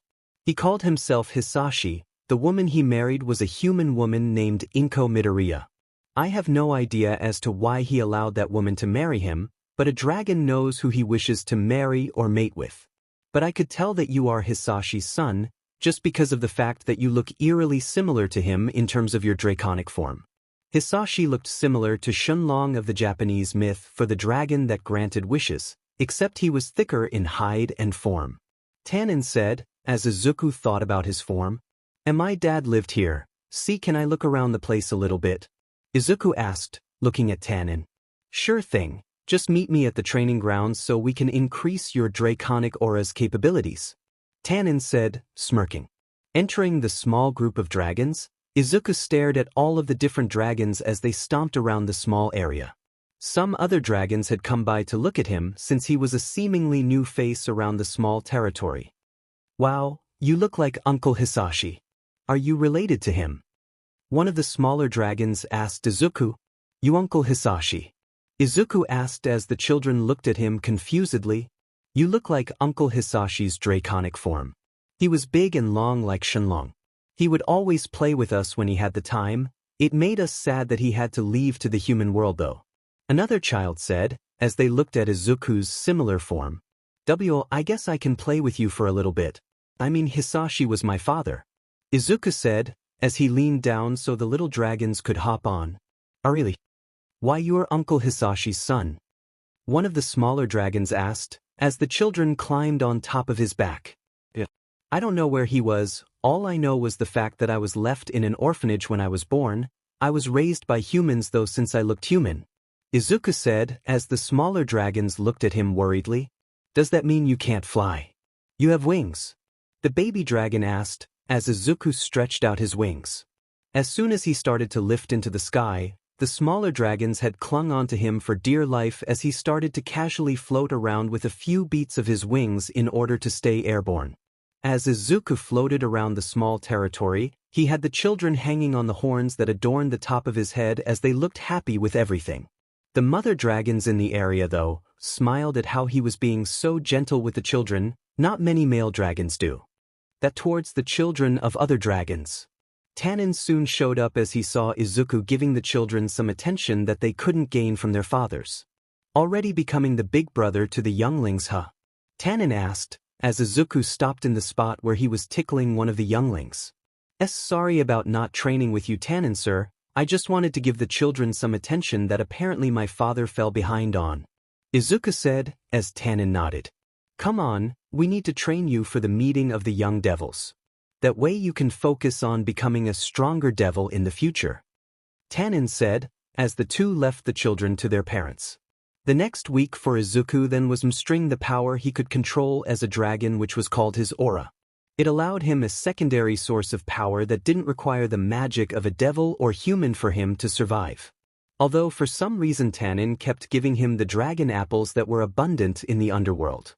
They were very juicy, like an apple in the human world he loved to eat. Shaking his head as he laid his body on the ground near Tanin as the Dragon King had stood where he was with a smile on his face. To think that the son of Hisashi had grown in strength to the point that his old man would be defeated in an instant. Do you know what happened to the dragon? Tanin asked, as Izuku shook his head. From what I know, my dad has been dead for a long while. My mother gave me up since she couldn't take care of me on her own, especially since apparently, I ate the orphanage out of house and home on an off day. Izuku chuckled as Tanin chuckled himself. It's people like those at an orphanage that you must return your thanks to. They helped raise you when it was the job of your parents. When you gain enough strength to repay them, do so. Tanin said, as Izuku nodded. The night passed over as morning came once again, and Izuku was back in his human form focusing on the power that belonged to his draconic lineage. He willed his draconic aura to his human form, which was now a mutated young man with antler horns on top of his head. Moss grew on his horns as he walked about feeling out his aura as he thought about what he wanted to become in the future. The week of training for Izuku was coming to a close though since he only had 2 more days before the young devils meeting. He was leaving the territory of the dragons, as Tanin wished him good luck and that he would meet him at the place where the leaders of the Christian pantheon were going to meet the leader of the Norse pantheon for a treaty to bring them in. As Izuku flew in the air, he smiled as the air felt great on his scales as well as to feel the wind under his metaphorical sails. Drake grumbled about not being capable of doing this, so Izuku made a promise to Drake about his predicament. Hey Drake, I got a promise for you, Izuku said, as he flew in the sky in his mutated human form. What is it, partner? Drake questioned. You wish to be freed from the boosted gear, right? Izuku asked as Drake thought about it. I have lived inside the boosted gear for 1,000 years, and I had lived for a few thousand more before I was placed in it. But if there was one thing I wished I could rectify, was all the wrongs I did before I was placed in it. I still have to repay Tiamat for what I lost for her. Drake said as Izuku smiled. Well, this is my promise to you, Drake. When I get you out of the boosted gear, I will be sure that you are able to repay those whom you had borrowed things from in order to repay the debt you owe them. Izuku said, as Drake inside the boosted gear was reduced to tears. You are one of the only wielders of my power that have ever said that to me, partner. Even if I am incapable of being released, I will never leave you. Drake called from the boosted gear crying. Remember, Drake, we are the ones to be feared. We are the ones who are to be seen as one of the strongest beings in the universe under Great Red and Ophis. Even I know that those two are too powerful for even me to fight against. Izuku said as Drake chuckled. You sure know how to hype a dragon up, partner. So be it, if we are to come to blows against foes that wish for you to meet your demise, you think you can control the Juggernaut drive. You have the power to do so. Drake asked as Izuku thought about it. I'm not really sure, Drake. You told me to never use the power since it was powerful enough to take the time I have left in this world away just from the sheer power it needs to be held. I might have to adjust the chant in order to be even able to use a different version of your full power. Izuku said, as Drake chuckled even more.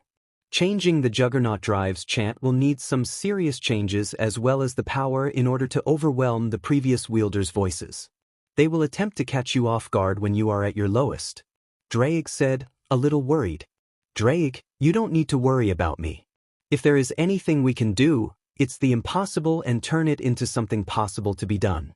We've done it before. Izuku said, as Drake smiled within the sacred gear as they arrived at the Gremory estate. Landing on the ground, Izuku looked at his peerage mates as they stared at him in shock as well as awe at his new look. Hey guys, how are you all doing? Izuku asked as they ran towards him. Wow, I didn't know that you could transform back into a human form. Rias called out, blushing slightly at his new look. He was more muscular, despite still being shorter than both her and Akino by a mere foot, but they couldn't help but look at his antler horns on his head. Didn't take you to be a dragon of nature. What kind of magic can a nature dragon even do besides nature magic? Akino asked curiously.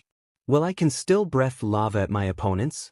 Izuku said as the group sweat dropped. When we last saw you, Izuku, your power was already high enough, but your power already eclipses that of Kokobeel's when we last saw the cadre. Kiba said as Izuku smiled at the boy. Your power is where mine was when we fought the BSD, so don't make yourself seem like nothing. Izuku said as Rias looked at the group. I feel like I didn't grow in power at all. Rias said, with a gloomy mood around herself. Well, with that over with, you all should know that you need to prepare for the Young Devils meeting. Once that is underway, you should make yourselves presentable to the higher class. They will not like those who don't appreciate their charms. Azazel said, as Izuku scoffed. I could care less what those higher class BSRDs think of me. I'm a diamond dragon. They could take their charm and shove it where the sun doesn't shine.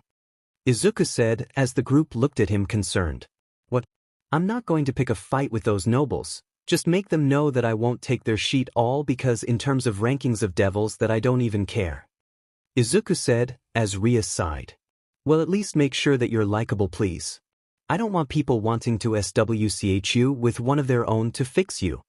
Rias said as Izuku nodded. Azazel chuckled at their banter as the group went towards the small town below the estate in order to get their clothes for the meeting. Izuku meanwhile moved over to Ravel, who was looking worriedly over at the distance. Are you alright, Ravel-chan? Izuku asked as he hugged the girl from behind. I am fine, just will be meeting my older brother again after. So long. Do you think that I will be safe with you? Ravel asked, looking into Izuku's slitted eyes. Don't worry, this dragon will keep his baby phoenix safe. Izuku said, purring into her hair. As the girl blushed from the contact as well as their closeness, she walked with him not far behind her towards the estate in order to prepare for the night. Izuku, though, was keeping an eye out for potential dangers coming from the darkness of the trees, and for a moment Izuku swore that he saw a pair of eyes that looked cat-like. Izuku and Ravel fell asleep in the back room of the Gremory home as they were cuddled next to one another. Rias and some of the others had come inside the room to get some cuddles as well during the night. Rias though was more jealous of Ravel since Izuku paid the girl much more attention than her and she wanted Izuku to give her more attention than the others, so she had herself sleeping behind Izuku's back. When the other girls had arrived in the room, they all had slept in positions around the young man as they had all wanted some attention from him. It was the next morning that Izuku had woken up from his sleep as he pulled Ravel into his city when he noticed something different about her. Her city for some reason was much bigger than it normally was.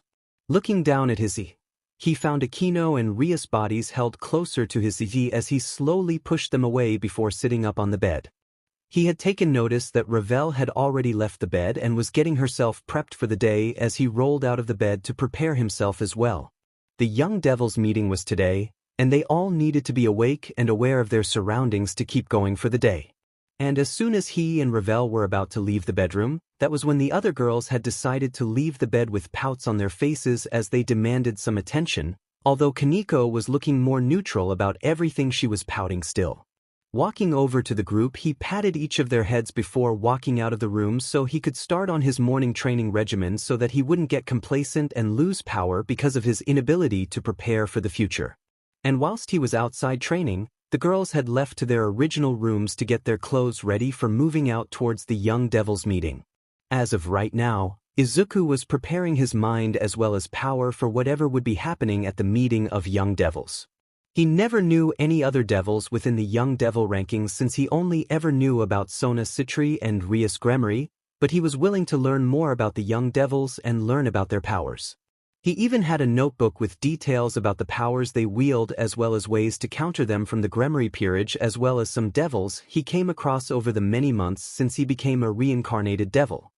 He was walking towards the other girls when he noticed that some of them were sitting at the breakfast table without him and were looking miffed about something. Is there something wrong? Izuku asked, stuttering a little. Nope, we are just waiting to head out soon, Rias said, looking away from Izuku. The young man nodded before sitting down at the table and waiting for breakfast like the girls, but he did notice a look between a couple of them as their breakfast came through the kitchen doors. Shaking off the glares of some of the girls, Izuku pulled out some eating utensils in order to consume the breakfast and prepare himself for the meeting between the young devils as well as the new announcement for later that evening. Unaware of what was about to happen around himself, he briefly looked over at Ravel as the girl had been seemingly unaware of what was happening as well. But as soon as Izuku's favorite katsudon was in front of his face, it brightened up considerably as he dug into the meal. The girls around him though were looking on as if they were waiting for something to happen, but nothing seemed to happen as Izuku just dug through the meal. And it wasn't until he was nearly done with the meal that Drake had spoken up about something in his mind that he found something wrong with his meal. Partner, you might want to head towards the bathroom soon. You will be in there for a while, Drake informed as Izuku felt something churn in his stomach. Standing up from the table, Izuku walked away from the group of girls and towards the bathroom in order to relieve himself. But as he was leaving, he couldn't help but overhear some laughter from the dining room from the girls. Growling to himself, he overheard Drake mention something in his ear. Never let your other women not feel as if they are getting enough attention. They will take it personally and will punish you for it, the 1,000-year-old dragon mentioned to him. I gave them all attention through training in the last few days. What in the world would they be mad about?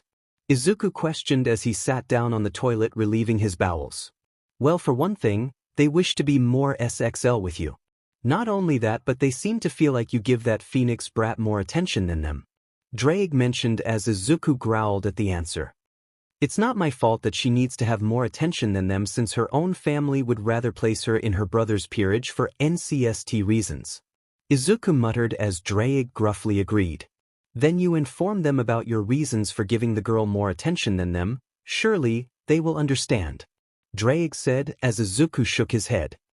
Drake, if you gave someone else attention because of the fact that they weren't treated fairly in this world, and you got punished for merely helping the girl come out of her shell of being a nervous wreck, how would you feel? Izuku questioned as the dragon thought about his answer. I would be understandably furious about why they punished me for merely helping another individual from their troubles. But what does that have to do with you? Drake questioned as Izuku looked at his sacred gear with a deadpan expression. Hey Demus, that is me right now.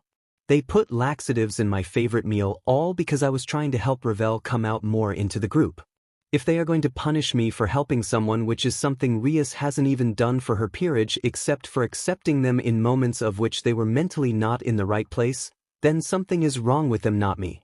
Izuku said, as he growled even more. Well, I apologize for taking their side rather than yours, partner.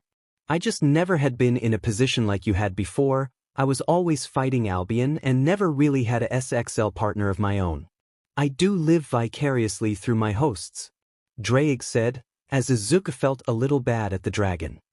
Don't worry, Drake, when I get you out of the boosted gear, I will make sure that you find a mate of your own. That way you can pamper them in any way you wish, Izuku said as he rubbed his left hand on the gem. Drake was calmed for the moment as Izuku finished clearing out his system and flushed the toilet and left the room. He had purposefully stayed in there for a lot longer than intended because he wanted to be extra sure that they didn't put in extra laxatives in his food to keep him there for a while. Taking a shower just to be sure as well, he went back to the room the Gremory family prepared for him as he was having issues choosing a suit and tie for himself to wear to the meeting. Eventually he found the perfect one as he pulled out a vested suit and tie and placed it on. It was crimson red in color with gold jewels around the shoulder blades as well as his uppers, making him look regal in the mirror. Once he was prepared for the meeting of young devils, he left the bedroom as he walked down the halls and found the girls staring at him, especially Rias, who was for some reason staring at his head, and once he felt his head, he found two horns sticking up from his head and remembered that when he became a full dragon the other day, he transformed into a dragon and fell asleep on their first day in the underworld. As he walked towards the girls, he found Ravel and stood next to her as he began a conversation with her. As the girls around him tried to enter it, he glared harshly at them for some reason, making them feel sad. They were sad that he wasn't giving some of them attention and were becoming more and more jealous of his connection to Ravel. But now wasn't the time to be jealous with him as they needed to leave for the meeting of devils and the leaders of each faction. It was a few minutes later that Tannen had arrived and brought them all to the meeting building as Izuku kept an eye on the surroundings. He felt a small pulse of energy from the forest and thought it was a familiar, completely missing the recognition of Kaneko as she looked at the forest as she stood next to him. Walking through the doors of the building, the peerage plus Ravel walked through the halls as they watched the building closely. Izuku was more or less unprepared for everything as the whole place looked like a massive mansion that was at least 16 times larger than the Gremory estate. They all entered a small room as they looked at all the young devils talking to one another, with the elder devils conversing with one another as well. Rias and Akino walked over to Sona and Tsubaki as the two young devils had begun conversing with one another about the meeting. Izuku sat near Ravel as he wanted to give her some breathing space, but not enough to where she would be overwhelmed with the presence of other devils. Eventually Izuku left the big dining hall and allowed Ravel to walk around on her own and speak to the other devils to increase her social status. He was walking through the halls outside the dining room as he ran into two devils arguing about something he didn't even know about. They kept making insults towards one another's houses as Izuku watched from afar when a new person showed up and brought the argument to an end with just his presence alone. He was taller than all of the devils present except for Surzex and some of the elder devils, and his body was almost as muscular as All Might himself when he used his muscular form. Hey there, Red Dragon.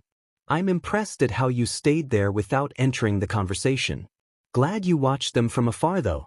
I wanted to meet you earlier when Rias was introducing me to her peerage and guessed you left out here. The name is Serorg Bale, and I am the strongest young devil in the underworld. Want to have a spar sometime? Serorg Bale asked as Izuku thought about it. It would help him increase his overall strength against an opponent who was either just as strong or many times more powerful than he was currently. Standing straight upright, Izuku bowed to the young man as he spoke to the young devil of the Bale clan. Nice to meet you, Bale Serorg.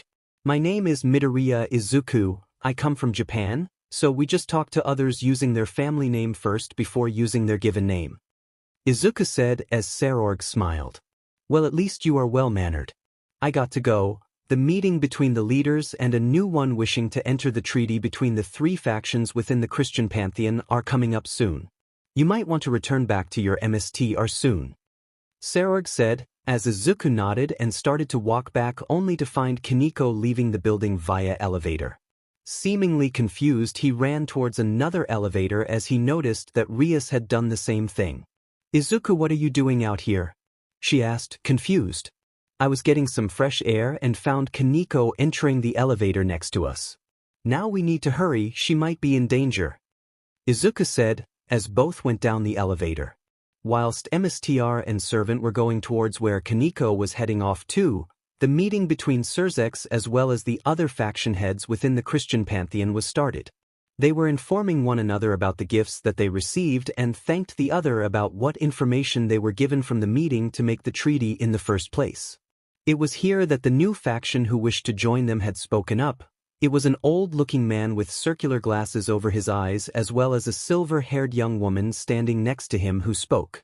"Well, I personally believe that we of the Norse pantheon should join your treaty agreement.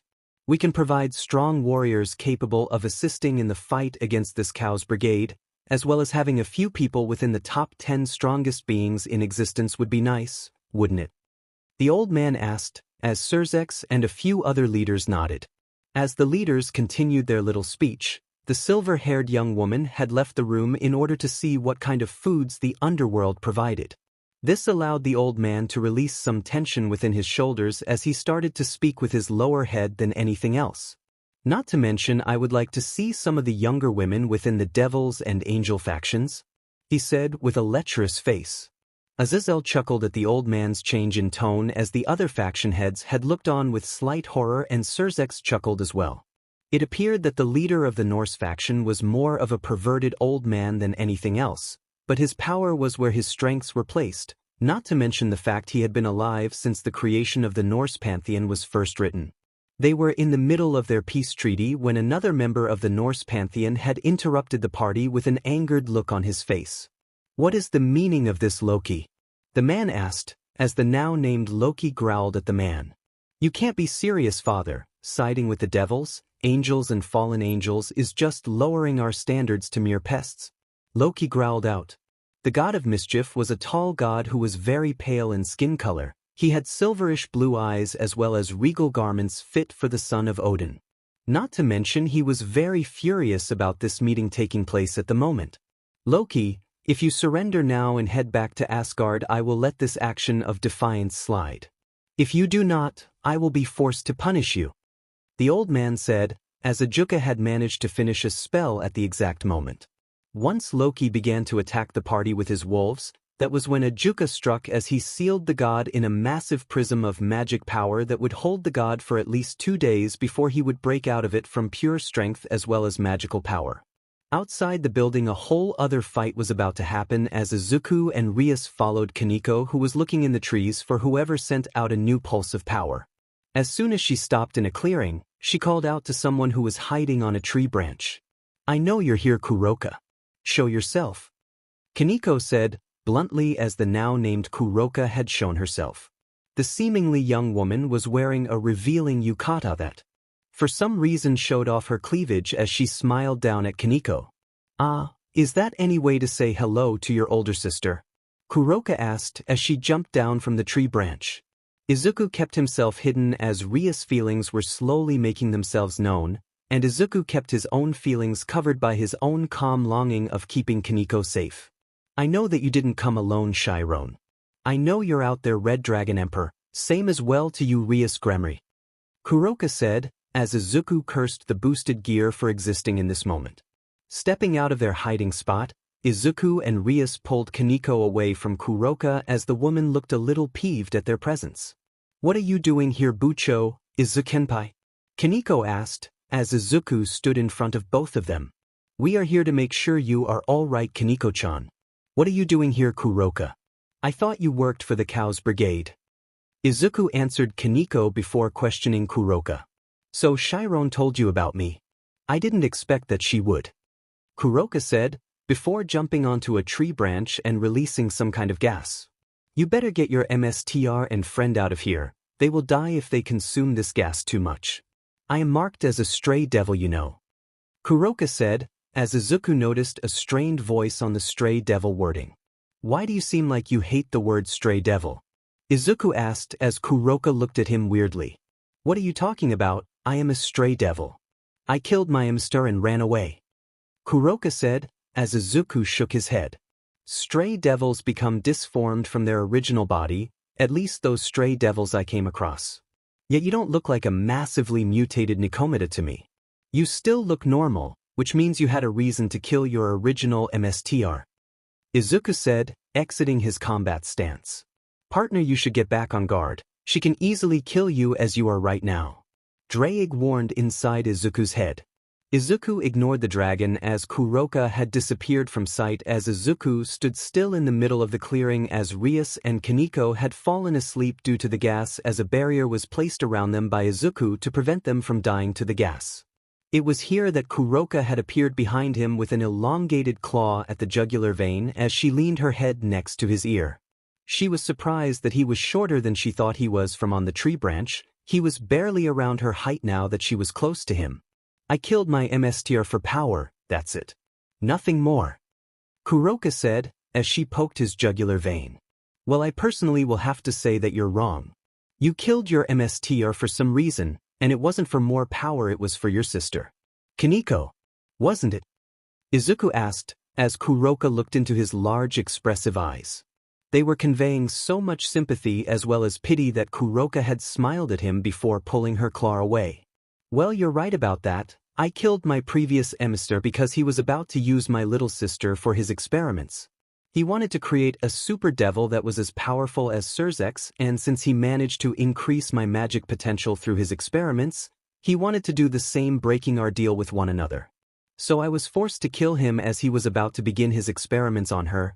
Am I a bad sister for killing the emissary who was keeping us safe within his home, because he was about to place my little sister under the same pain I went through? Kuroka explained her backstory. No, you're not a bad sister. You are just that protective of a sibling who was about to be placed under the same pain you went through. But what you did, while not inherently wrong, was not the right thing to do. Killing someone was not the right way. Wasn't there a way for you to take your sister and flee towards Surzex without having to be placed as a stray devil? Izuku asked as Kuroka looked at him with a weird look before laughing out loud. You don't get it, don't you? I would have been killed because I ran away from my emissary, and he would have put a bounty on my head because I fled from him.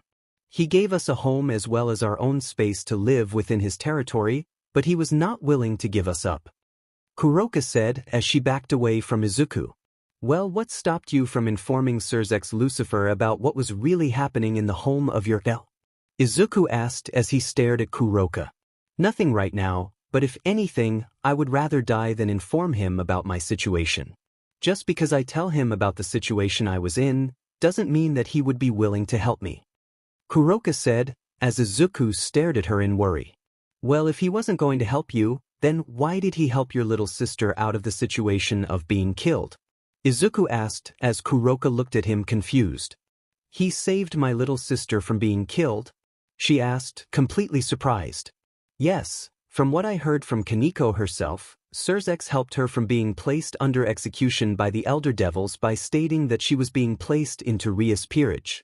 Ever since then she has been afraid of her Nico side because of what she last saw you do with the power. It took years in order to get her to be capable of using the power once again, but I personally think that she was afraid of the power because of how you used it against your MSTR. Izuku said, as he took a step towards Kuroka. She stared at him before entering a combat stance as she smiled at him with a small, but thankful smile on her face. Well, Red Dragon Emperor, you will still need to fight me since I am registered as an S-rank stray devil. I will not be leaving here without my sister, she said as she launched towards Izuku. The young man stayed still as Kuroka had arrived soon in front of him with a concerned look on her face as he still did nothing. But as soon as she was directly in front of him, she felt something wrap around her body as she was seemingly pulled closer to Izuku. It was here that she found out that Izuku had wrapped his arms around her body and pulled her into a hug, something she hadn't been able to feel ever since she was born, and her mother left them alone. It was really warm as Izuku kept her there as he held onto her before letting go of her. For some reason though, she pulled him back as she felt tears brimming to the surface of her eyes. "No, don't let go," Kuroka said as she nuzzled into his warm hug.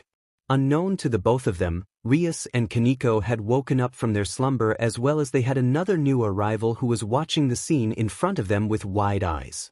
By the time Kuroka herself had let go of Izuku, she pushed herself away from the young man as she had walked over to the guy who Izuku saw take Valley away from their fight during the meeting of the three factions. "Hey man, didn't know you were a Casanova, but whatever, me and Kuroka need to leave. See you later man," the new arrival said, as he disappeared. As soon as Izuku turned around, Rias and Kaneko had run out of the small barrier that Izuku had let power down enough for them to leave willingly and pull him into a hug. "Are you alright? Why did you hug Kuroka?" Rias called out, pulling Izuku into a hug. "She looked really sad, I just wanted to help her," Izuku said before passing out. He had too much of the gas in his system that Drake spent the entire time trying to have been resisted enough to last him this long. He was impressed with the boy's ability to withstand such poisons for that long, but he wouldn't judge him for trying to help his enemy. "We need to inform my brother about this," Rias said, as Kaneko nodded along. They left the area as they made their way back to the party, unaware of everything happening there and about a big battle coming up within the next few days. As Rias and Kaneko dragged Izuku's unconscious body towards the party, they were intercepted by Tanin as the Dragon King had landed nearby. "What happened to the boy Drake?" Tanin questioned as Drake spoke. "He inhaled too much of the poison gas from Kuroka. It's taking everything in me to keep him asleep at the moment. The very second he wakes up, his instincts are going to act up, and not in a very PG-13 way," Drake implied as everyone in the area nodded. "I see. Well, we should bring this situation up with Surzex, and probably leave someone nearby so that he can release his tension," Tanin said, as Rias volunteered for the action. "I will do it. I am his so it should be up to me to bring him back from his lucid instincts," Rias said, as Tanin stared at her for a moment. "Well, be sure to tell us what it's like to be fed senseless by a dragon's groin," Tanin chuckled as Rias blushed crimson. "He will essentially ARP anyone who gets near him?" Rias asked, as Tanin thought about how to word his answer. "In essence, he will force himself on any woman who is in his area. His instincts are overwhelmed with the pitchardises that were implanted into his system by Kuroka, and he will not be coherent for about a day unless he works it out," Tanin said, as Drake entered the conversation. "What that old man is stating, Gremory, is that you will be subjecting yourself to at least a full day of accepting Izuku's SMN into your womb," Drake said, smugly. I won't get Piargin and tea from that, right? I know my race is incredibly difficult to impregnate, but now I am seriously worried," Rias asked, as Kaneko nodded her own head. "Dragons can essentially get women Piargin and tea if they wish it to happen, but if you make it known that you don't want to be a mother just yet, then his body will automatically on instinct make sure that it doesn't have any fertile SMN moving inside you. Now, with that biology lesson on dragons complete, we need to get back to the party and see what in the hell happened," Tanin said as he lifted everyone up and flew over to the party. By the time the group of three had arrived inside the building, they came across a destroyed party room as they saw Surzex looking in their direction. "Rias, what happened to Izuku?" Surzex questioned the girl as she gave him her explanation. Once figuring out what Izuku had done for Kuroka, the man nodded at Rias and allowed her to leave the area so that she could deal with Izuku's soon-to-be-risen energy. Once Rias had arrived in the bedroom within the house of Gremory via teleportation, she laid Izuku on the bed as she watched his body twitch and writhe in slight discomfort. She had then decided to take off his clothes as she took her own off, as well as she thought about what she was about to do with him. Shaking her head from those dirty thoughts, she heard a small knock on the door behind her, and as she walked over to the door, she was greeted with the presence of Ravel. "Hey Rias, see, can I join you both in this endeavor? If he has two mates with him, he will have a much higher rate of losing his high energy due to the gas he inhaled," Ravel said, as Rias begrudgingly agreed. As the two waited for Izuku to wake up inside the room, they heard him grunt softly as he slowly woke up to the two of them being in the buff right on both of his sides. Looking at both of them, he stared at them for a moment before pulling Rias in for a hug and placing his face into hers, catching the woman off guard.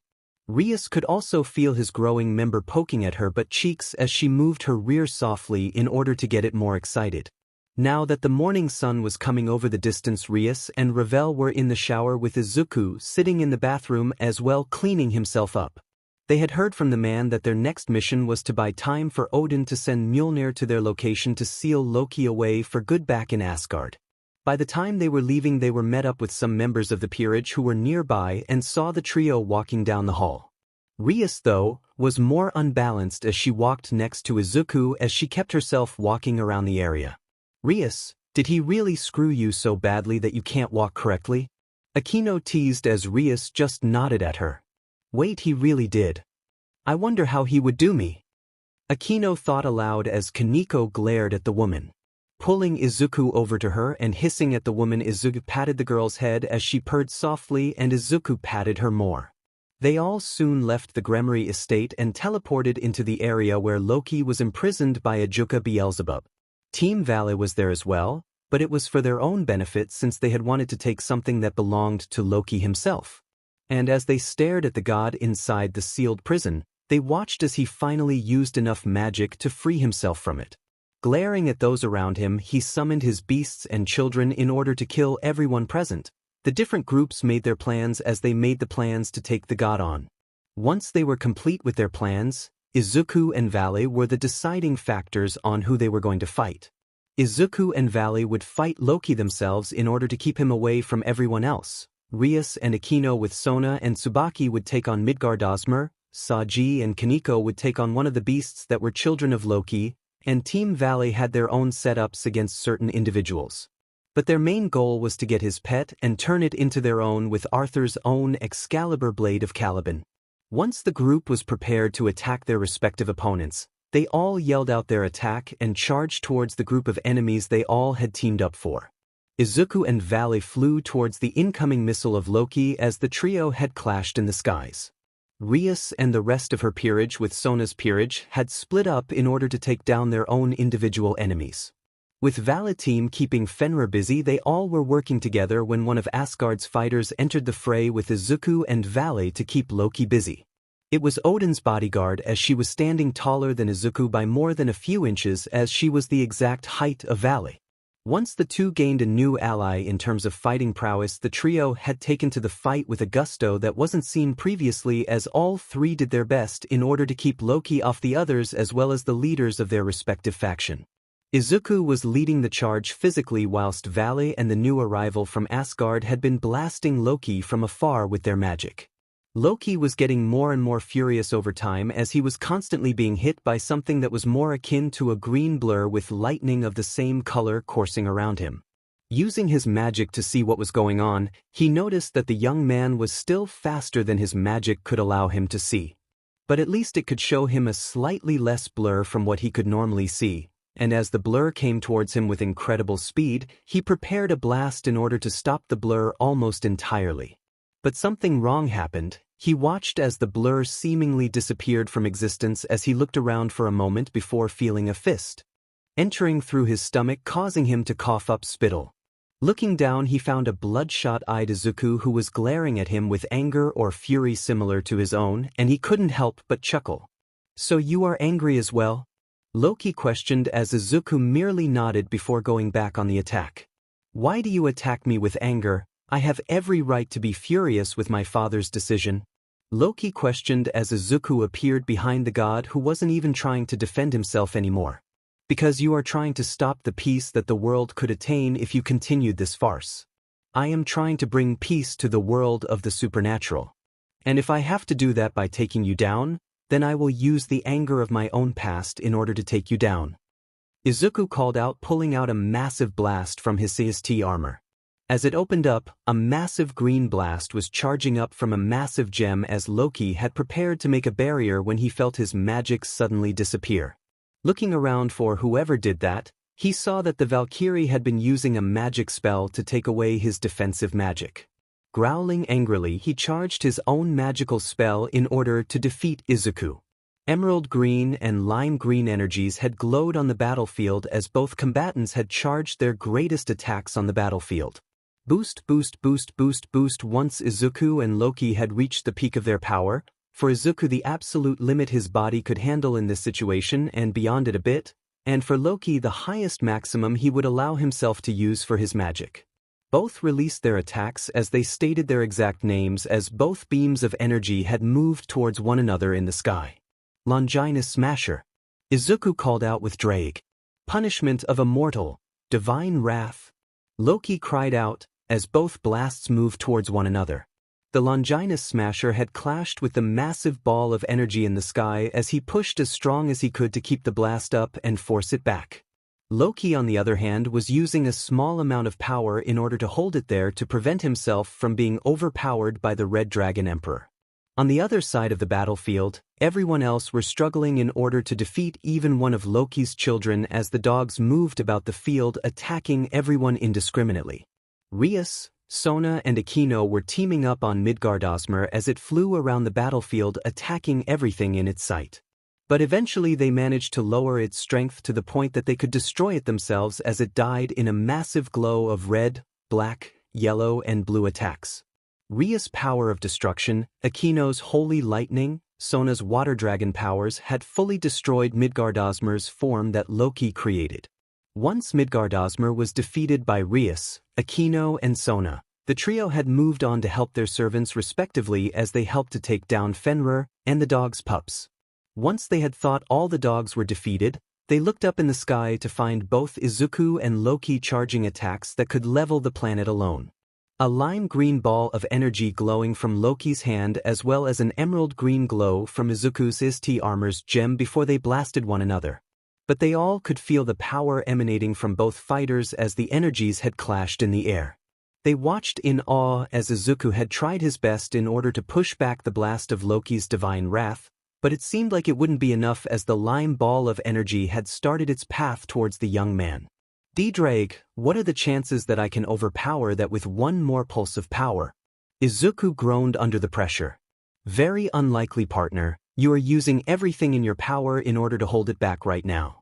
If you have even more power within you, then you are surely holding it back. Drake said, as Izuku started to let one for all power himself up even more. The blast he was using had increased in strength as he pushed it back into a stalemate once more.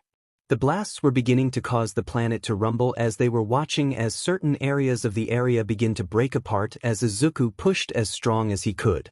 There's got to be something we could use to penetrate Loki's god armor magic? Izuku called out as Loki was heard laughing.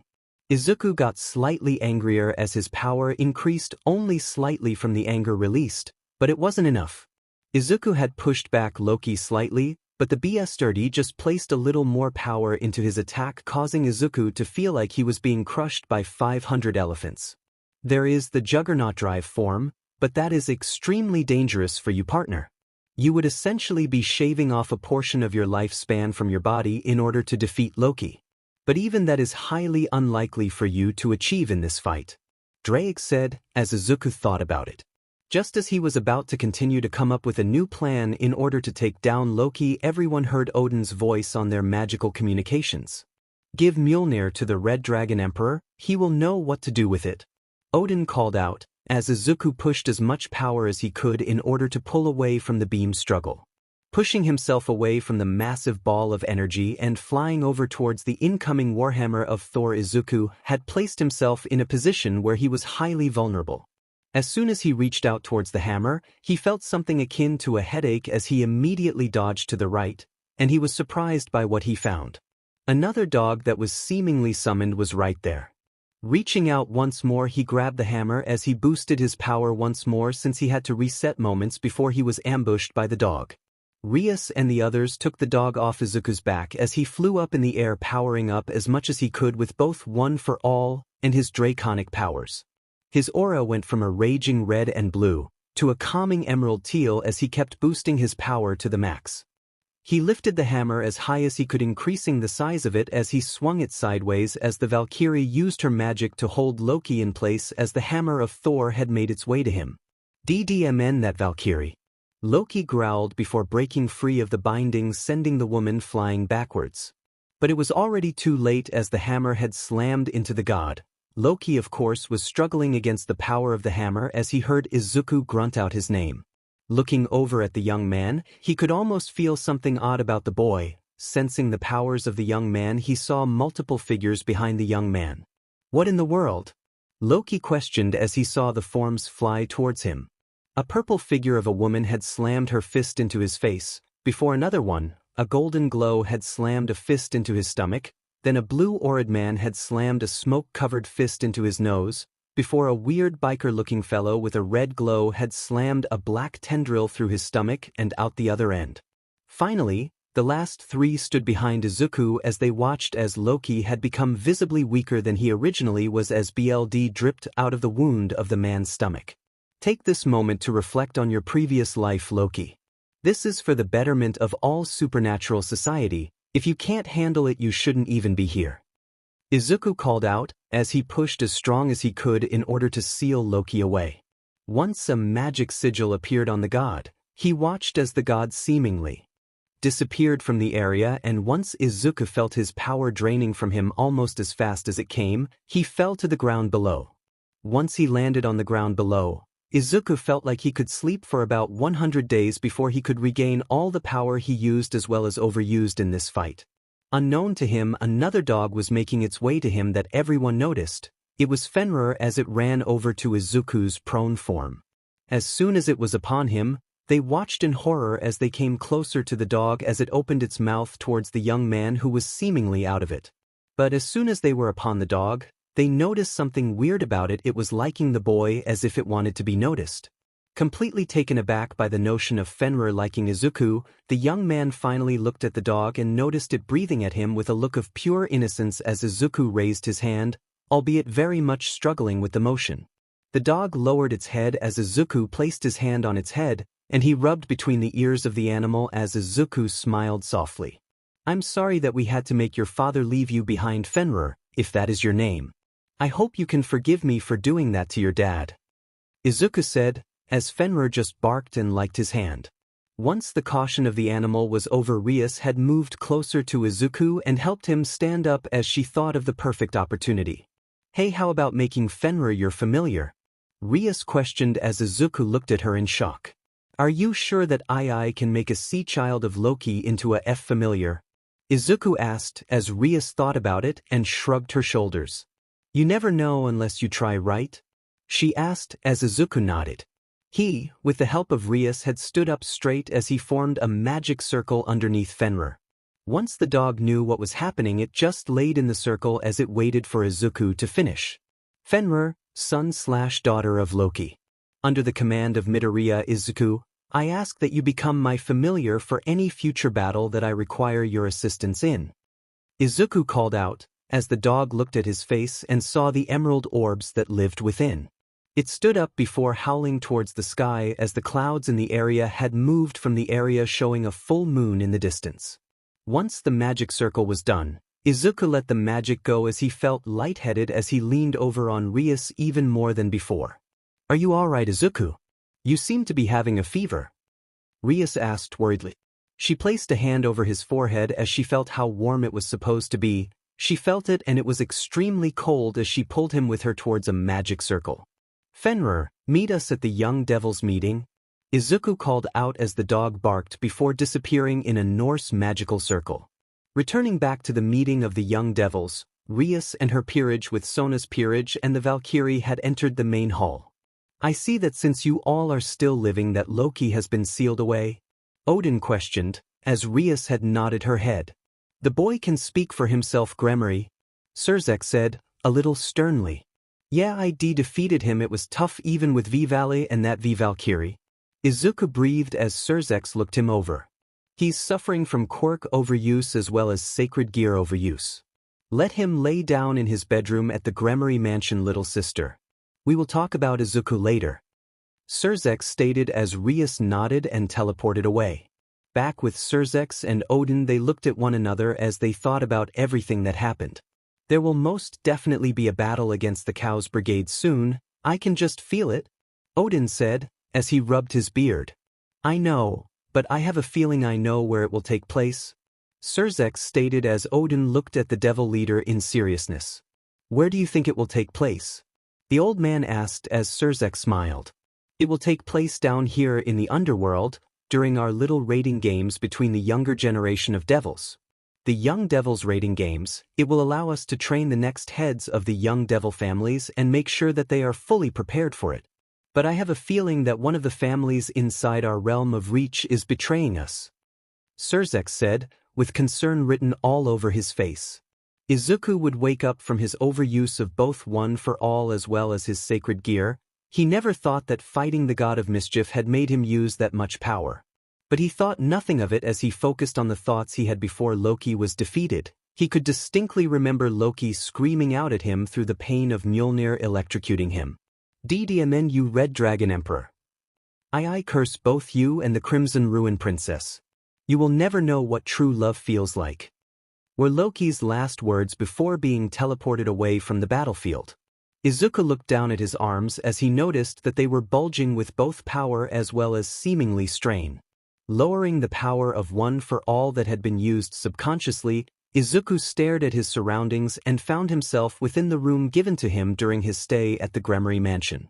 If he really cursed me, I should inform Rias about this. It could cause us some problems later on if we try to continue our relationship, Izuku thought to himself as the person he was thinking about entered the room. Oh, you're awake. I thought you wouldn't wake up until tomorrow at the latest. How did you sleep? Rias asked as she walked over to him. I'm fine, just having some thoughts about what Loki told me before he was sealed away, Izuku said, as Rias looked at him concerned. Is there something wrong with what he stated? Rias questioned as Izuku nodded. I think he cursed both you and me, Rias, Izuku said as Rias looked shocked. We should probably inform Lord Odin as well as Surzex. They are the only ones strong enough to break the curse, Rias said, as Izuku and the young woman had left the room. Had they paid more attention, they would have seen Zenobia looking at them in curiosity on the bed as she had been completely naked and had some white fluids pouring out of her mouth. Izuku and Rias stood before Surzex. They had heard from the older brother of Rias that Odin had left as soon as his defiant son was placed inside his jail cell in Asgard. The old man had to return back to Asgard in order to set about Loki's punishment for attempting to break apart their treaty between Asgard and the Christian pantheon. So as Izuku and Rias explained their situation to Surzex, the man had made it his mission to look over the love curses that he could know from Asgardian languages that he could read. And he immediately found the curse that was causing the two the most issues, since Izuku said he heard Loki curse both him and Rias at the same time before he was sealed away. Once Surzex informed them about the way to break it, they had both set about breaking it instantly, and once the day was over the two could easily say that the curse was broken. All they really needed to do was go out on a date within the time frame, which was given, and the curse was broken. Izuku had never felt prouder of his ability to make Rias laugh more that day, and as the duo were returning to the home of the Gremory family, they found Rias Peerage preparing to leave. They had been told that they needed to return back to the human world before anyone got too suspicious about their leave of absence. They all soon returned back to Kuo as they prepared for their schooling for the rest of the year. Everyone knew that they'd have more homework to do over the vacation they were given, so made sure it was done as they left. Once Izuku returned back into the home of the Hyudus, he noticed something was wrong with the duo, especially since when he started living in Kuo, Miki wasn't showing signs of being pregnant. So the fact that she was around 5 months pregnant with a child made Izuku wary about how the woman was pregnant. Once she had informed him that because of Izuku's ability to have a relationship with 2 women made her and Goro decide to try for one last child of their own before making sure that they can't have any more children. They wanted this one to be a girl so that Izuku could be an older brother to her and wouldn't take no for an answer if he was against the idea. Izuku was just unhappy that he was left out of the question of being an older sibling. He was really protective of the younger children at the orphanage since he was the oldest there. He gave Miki a hug stating that he would love to be an older brother, even if he wasn't their child by BLD. And he would be going about his rest of the year looking much happier now that he was stated to becoming a bigger brother to the Hyudu family's newest child. He had informed Rias and the rest of the peerage about Miki's PRY as well as they came and gave congratulations to the young soon-to-be mother and wished her well. Although unaware to the fact that Izuku was keeping an eye on the newborn who was gestating within Miki's womb during the night, as he used magic to keep the baby fed as well as healthy enough to survive birthing in another 4 months. As Izuku moved on with his life within Kuo, Azazel had informed Rias Peerage that the entire second-year classes would be having a field trip into Kyoto so that they could get an eye for some jobs there. Izuku was happy since he knew that the place was home to some of the best massage buildings that his orphanage mother took him to when he was younger. So he was aware of the fact that he would like to go to a massage building in order to decrease the amount of tenseness in his muscles. He had been training his body for the last 8 months since becoming a devil so that he could become as strong as possible as fast as possible. But he wanted to make sure that this trip would be completely therapeutic for him because all he wanted was a week of nothing but peace and quiet. Izuku was also informed that certain individuals who are a part of heaven as well as the Grigori would be joining in Kuo Academy and that he was given express permission to show them around. Nodding along to the idea, Izuku made sure to keep his mind out of the gutter when he found out that the people who were being brought into Kuo Academy's academy was Irina Shidu as well as a fallen angel named Elizabeth. The young woman had an appearance that was similar to what the Bible had portrayed was Mary. The young girl had blonde hair that was done in braids. As she looked around the age of at least, he showed the two around the school as they got close to the young man. He made sure to keep evil thoughts out of his head at the uniforms he saw them in. Drake, is it just me or are the girls from other factions just that much more appealing? Izuku thoughtfully asked Drake within his mind. Last I checked, Elizabeth is just as appealing as both Seraphal as well as Gabriel within heaven and hell respectively. So I can easily state that those who are born into the factions as members of each one are born appealing. Drake supplied as Izuku sighed. It was later that evening that Izuku went out on his packed runs that he met up with Ochako Uraraka once more, and as soon as he was on school grounds once more, he found himself surrounded by UA staff. Can someone please inform me as to why the UA staff are surrounding me? Izuku asked as the entire Class 1A had looked at him confused.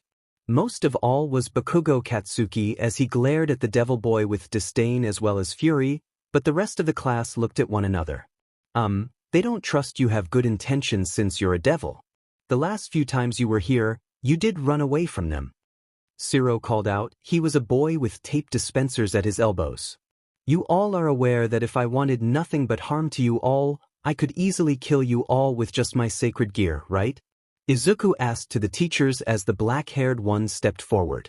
Show it to us and we can see if I can cancel it, he said seriously as Izuku summoned his sacred gear. Once his sacred gear was shown to the group as well as teachers, the black-haired man just sighed as he looked at the one in charge. A small animal with white fur as well as a scar running along its eye had stared at Izuku with awe as well as curiosity. You are telling us that with confidence, you could easily kill everyone within the school on your own. How so? We have a hero who could knock you out with her own quirk. The animal said, as Izuku stared at it. Well, if I had to say specifically, just knock out the woman with somnambulist. Then I could easily kill all of you without a second thought. I am the descendant of a dragon as well as a human, so her quirk might not work on me. But at the same time, with just a singular boost of my power I could easily kill all of you with one hit. That means you do, sir. Izuku said as he pointed at a wall. So what are you doing here anyway? The small creature asked. I'm here to fulfill a contract between me and Uraraka-san, who I look towards as a smaller sibling. Izuku said as the creature nodded. Well, what do these contracts mean for you? The creature asked. They ensure that I can grow stronger, but so long as I get something in return for my services, I can help out Uraraka-san with whatever she wishes. That is within reason. We do not take souls as a price. Izuku said as the creature smiled. Well then, do you have that pamphlet that Uraraka-san gave us for this summoning? The creature asked. Izuku pulled one out and gave it to the creature as he left without much words. As Izuku looked at the black-haired man, the two stared at one another as the man stopped using his quirk. Just make sure that you don't take the souls of my kids. They are still learning how to become heroes. The man said, as Izuku stared at him. Why is Bakugo here? Izuku asked with barely restrained rage. What are you talking about? The man asked looking back at Izuku. He shouldn't be allowed here with what he's done in the past, especially what he had done about 8 months ago. Izuku said, as the man gained a glint in his eye. Oh, that event. He was placed on probation. If he steps outside of that for even one event, he will be expelled. I do not allow bullies within my class. He has been getting better over time and I have seen fit that he stays here unless he becomes a villain on the street. The man said, as Izuku nodded. Keep an eye on him though, he might be hiding his true nature underneath a mask in order to try and bully others. I should know, because I was the victim for most of my life. Izuku said, as he left the man to think about what Bakugo had done to cause this much hatred from a mere glance at the boy. Within the safety of Uraraka's room, Izuku sat down at her chair as she looked ashamed of what she had done. Don't think that you did anything wrong, Uraraka. They told you to summon me just to make sure that I am not as dangerous as they think I am, although they have a reason to believe it. Izuku said, as Uraraka nodded. Could you help me with my homework again? Uraraka asked, as Izuku nodded. For a good portion of the night Izuku helped Uraraka with her calculus homework that she was given by her teacher who was named Ectoplasm. Once their time was up, Izuku gave the girl a hug that she was badly needing, especially since they were going on their work studies during this week. Don't worry about failing, Uraraka-san, you will do great. Just make sure to keep an eye out for both yourself as well as those who are in danger. And a little word of advice from one person to another. Izuku said as he looked at the girl in the eye. Uraraka looked at him as he smiled at her with the most heartwarming smile he could give as she felt her heart throb at it. It isn't those who are strong and powerful that are the strongest. It's those who can smile in the face of adversity. It is those who can smile in the worst of times, who are the strongest. Izuku said, as he gave the girl one last hug before disappearing in a magic circle. Returning back to Kuo, Izuku landed inside the bedroom that he lived in with the Hayadu family. Looking around the place he smiled sadly at how it had once been filled with fan service memorabilia from Issei Haida, the previous son of the family who lived in this exact room. Shaking his head from the sad look on his life up until this point in time, Izuku focused on going to bed since there was going to be a field trip the next day over to Kyoto. Getting into the bed, Izuku fell asleep as he thought about how well the trip was going to go for the next week and a half. Although waking up the next morning, Izuku wasn't prepared to have both Rias and Ravel leaning on his EST from both sides. So as he felt the two breathing softly on his E, he slowly pulled himself from their grips as he headed to the shower. Entering the shower, he never noticed how much different it was compared to how it originally was. So entering the bath, he sat down as he cleaned his hair as well as body from how he wanted to be much cleaner for the journey to Kyoto. With that finished, he went into the kitchen and this time he noticed how much larger it was compared to how it was originally. Wait, what in the world? What happened to the house? Izuku called out concerned.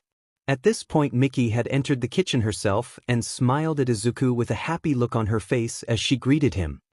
Morning Izuku, are you planning on making breakfast for everyone again? Miki asked, as Izuku nodded. Well, make sure that you are able to keep the girls from eating everything. A new mother needs to eat all she can for her unborn child. Miki said, as Izuku nodded. Moving back towards the countless stoves in the kitchen, Izuku set about making the best breakfast that he could for Miki as the woman had started to drink some tea. Izuku was making some healthy eggs and bacon with some toast for Miki, and the same was for everyone else as soon as they woke up. Once Izuku finished making the breakfast, he entered the room to find Rias, Ravel, Akino, Kaneko, as well as Gasper sitting at the table. Miki had returned to the table with her robes over her body as she grabbed some bacon as well as eggs for her to eat and start her morning. The rest of the peerage did the same as they prepared or the day they would have and continue on to school not much later in the morning. Arriving at school with some time to spare, the group split up and entered their respective classrooms in order to get through the day as fast as possible. With the classes going over the homework they had done previously, Izuku had managed to complete any and all assignments that he would need to finish on the trip to Kyoto. As the day continued onward, Izuku noticed how one of their classes had lost a teacher and was replaced with the Valkyrie who had once been Odin's bodyguard. It wasn't much longer that he found out the woman's name was Rosweiss, and she hailed from Norway as she was happy to become a new teacher for the history class. But by the time she was finished with her introduction, it was time for Izuku's lunch as he left, grabbed it, and went over to the ORC old school building in order to talk to Azazel about what had happened previously. Entering the room, he was met with Rias complaining about how her seat in the clubroom was taken from her as Azazel turned himself around in the seat. Well, at least the Red Dragon Emperor has finally shown us that he finally arrived. Now for the plans for what we will be doing in the yokai territory. Azazel said, with a slight joking tone, before smiling at the group. Well, what are we waiting for, Azazel-san? What is the plans? Izuku asked as someone else entered the room. Hello everyone, I apologize for being late. Someone from the faculty had been asking me if I wanted to spend a night with him and I refused. Rosweiss said as she fixed her tracksuit. Izuku appreciated the fact that the woman was very appealing looking inside the tracksuit and looked back at Azazel. Well, the plans for the trip on the second-year students for this group is the simple fact that Rias and Aquino will not be present for this quest, the same for those who are within the first-year course. Azazel said, as Ravel, Aquino, Rias and Kaneko looked quite disheartened about that. Izuku gave the Nico girl some head pats as the girl leaned into the rubs as Izuku looked back at Azazel. Azazel would soon inform them all about how they would follow a set route in order to complete the tour of the city and stay there for a few days before coming back to Kuo in time for the Young Devils tournament to come up within the next few weeks. As Izuku knew that this meant that he wouldn't get much time to train himself, he knew that it would allow him some time to learn how to be a proficient swordsman. But that was for the future. The group had all left the building as Izuku prepared to head out on the bus with Zenobia, Irina, and all the second-year students within Kuo. It wasn't until a few hours later that the entire second-year group of students had arrived within Kyoto with Azazel and Rosweiss. Izuku was taking in the sights since he hadn't gone to Kyoto in a while and was taking pictures with his phone and sending them to the orphanage that he used to live in, providing them with images of how appealing the city was, and they replied some more happy comments and informed him to have fun. The day continued further on as Izuku kept an eye out for those who wanted to do harm to his class as well as himself. He was happy that the two swordswomen who were next to him were walking nearby. He wanted to have some backup in the form of the two girls behind him if someone was strong enough to fight him or defeat him on their own. The entire second-year course had started to move throughout the entire city of Kyoto as Izuku kept an eye out on the people who were keeping watch over their group. He had noticed the small powers circling around them with both curiosity as well as complete and utter worry. They had been looking around the area for someone or something, but he had no clue as to what they were looking for. And sure enough, a small form had slammed into his hip, causing him to stumble slightly, and as he looked down towards the ground he found a small girl with long orange blonde hair sitting on the ground. Kneeling before the small form, he held out a hand in order to see if she was all right. Hey, are you okay? I'm sorry for knocking you to the ground, Izuku asked as the small girl looked up at him. It's fine, I'm sorry for running into you. See, could you keep me safe? The girl asked, as Izuku gained a glint in his eyes. Who are you running from? Izuku asked, as the girl stated that she was running from her kidnappers. So Izuku picked up the girl and brought her along whilst she sat on his shoulders. He even started to explore the area behind Azazel, standing very close to the taller man. Azazel had noticed the young girl on Izuku's shoulders and had made sure that the girl was covered in magic that protected her from detection. As they continued to walk around the area, a group of people had run by looking frantic as they called out to one another. And Izuku would hear what they would be speaking to one another about, and he wasn't happy with how they were speaking. We need to find the girl. Yasaka will be under our control if we can get her back, one of the people said, as Izuku kept up with Azazel. As soon as they both disappeared around the corner, they went over to the hotel that they all were staying at for the duration of the adventure into Kyoto. As soon as they were all inside the hotel, Izuku made sure the girl was safe in his hotel room as he sat down on his bed with the girl sitting next to him. Can you tell me your name? I need to know who you are before I can help you, Izuku asked as the girl hesitated. My name is Keikunu, and my mother is Lady Yasaka. She is the leader of the yokai faction, the little girl, Kunu said. As Izuku let this settle within his mind, Azazel had entered the bedroom and found Izuku sitting on the bed conversing with the girl.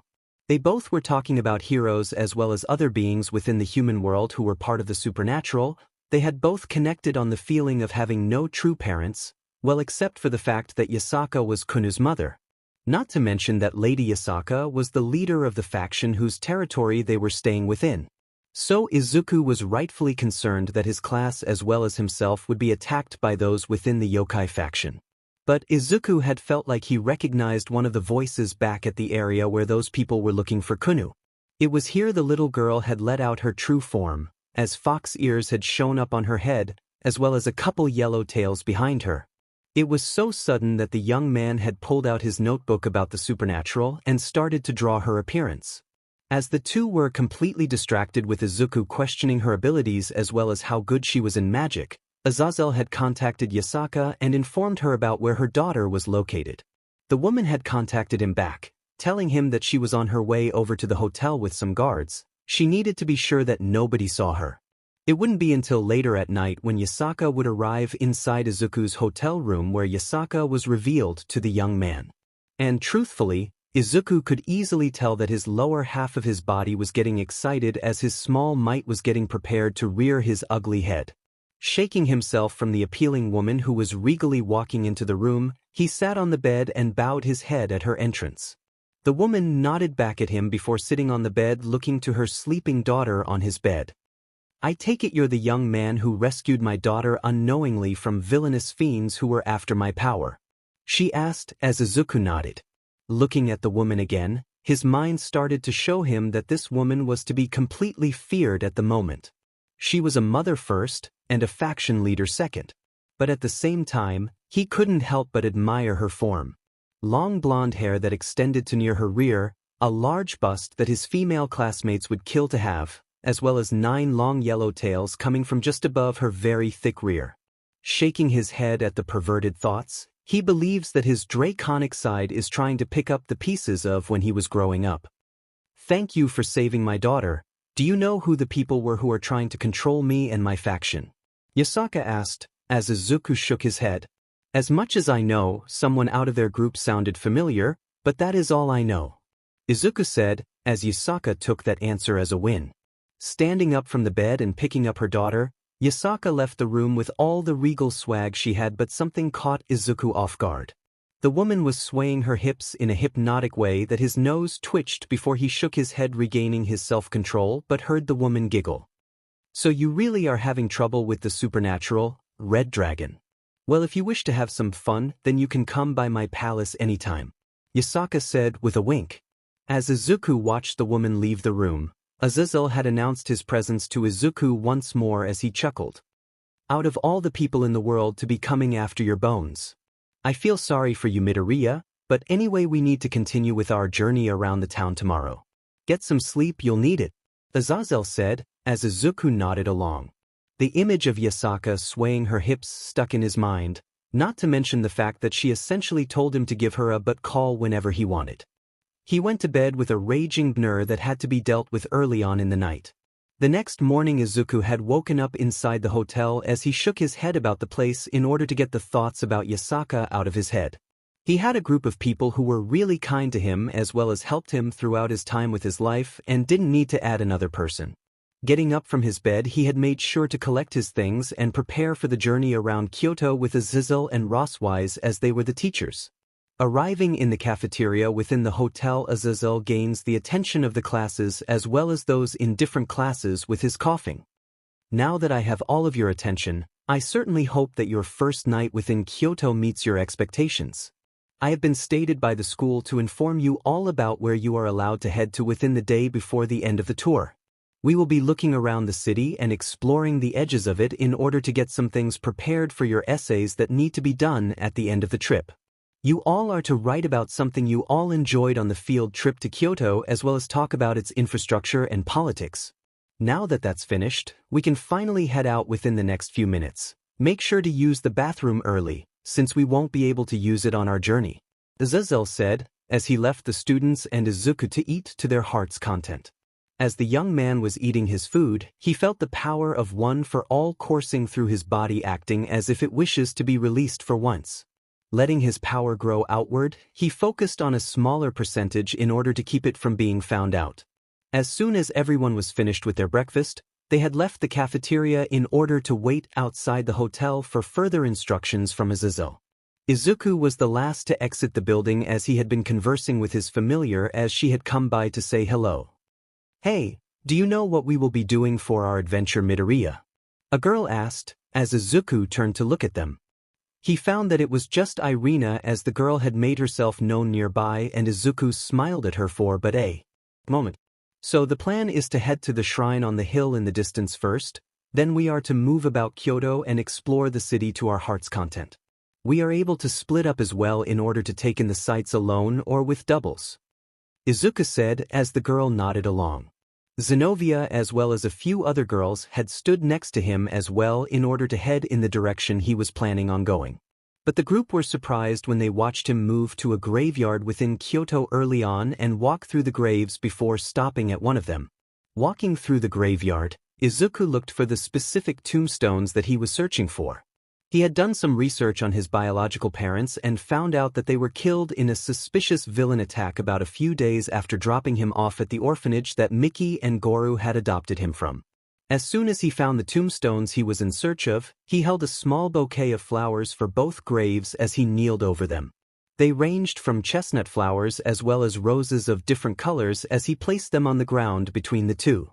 Looking at the gravestones in particular, Izuku found that they had some grass growing over them and pushed them aside and flattened them to the ground.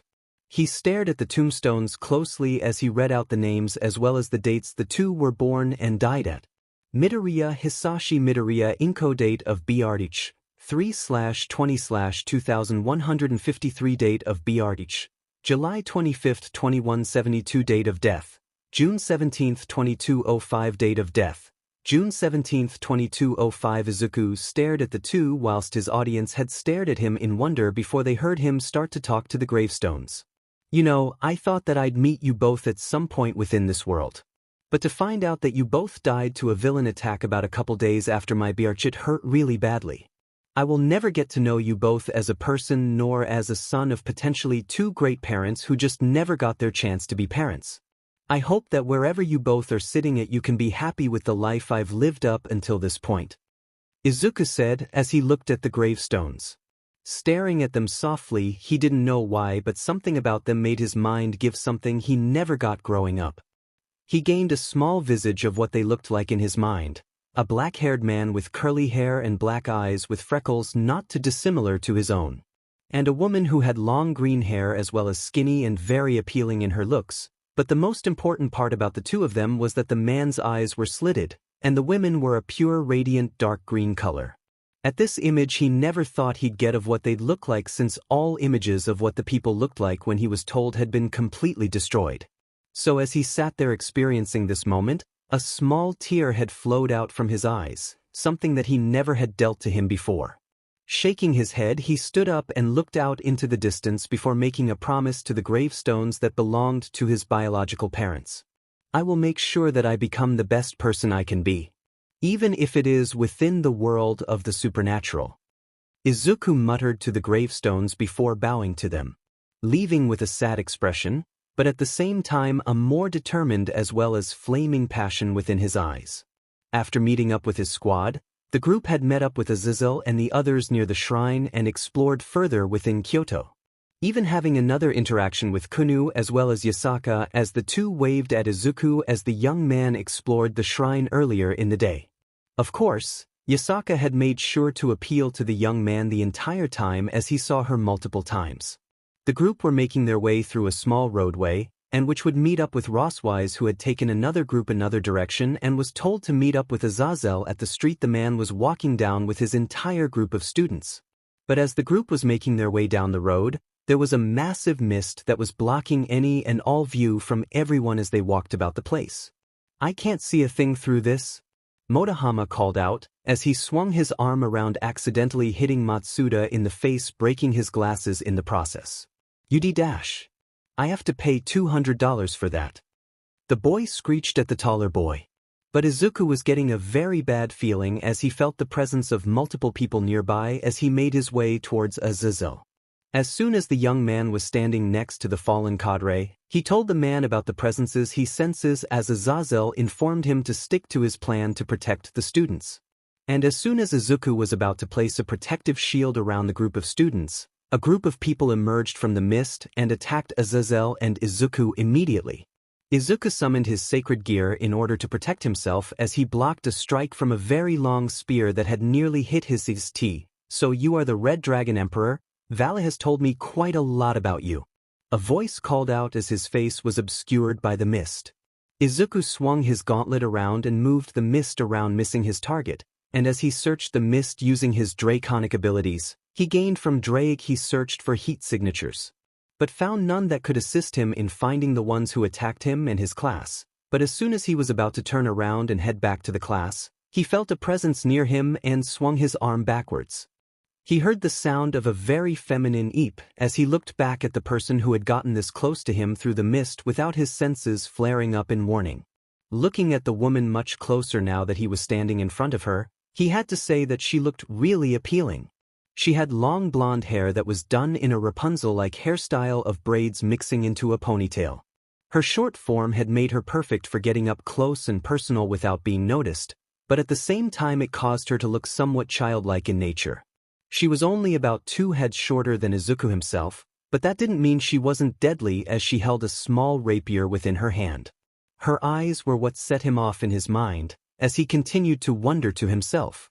Our women in the supernatural were just naturally appealing and very curvaceous. The girl blushed as soon as that thought came to him, and he suddenly did the same as he realized he had muttered it out. As soon as that thought was out and in the open, the two just stared at one another before the girl just decided to peace out and run away. She was replaced with a taller man who had been completely covered head to toe in bronze armor as he glared at Izuku. "I am hoping for a good match, Red Dragon," the man said, before swinging a giant mace towards the young man. Pulling up his arm, he blocked the strike, but it allowed the taller man to throw a punch that landed on Izuku's gut, sending him into the air. Opening his devil wings, Izuku flew higher into the air as he prepared to use his power in order to remove the mist from the area. "I am getting sick and tired of having my senses dysfunctional, so how about you all just get out of the mist already?" Izuku called out, using his aura in order to remove the mist from the immediate area. As soon as the mist was completely removed, he searched the immediate area for the people who he had just come into contact with and soon found them across the road from him. Landing next to Azazel, stared at the group as they glared at the two from the underworld. "What brings you all here? I thought the heroes faction broke up into different factions." Azazel questioned as the group scoffed.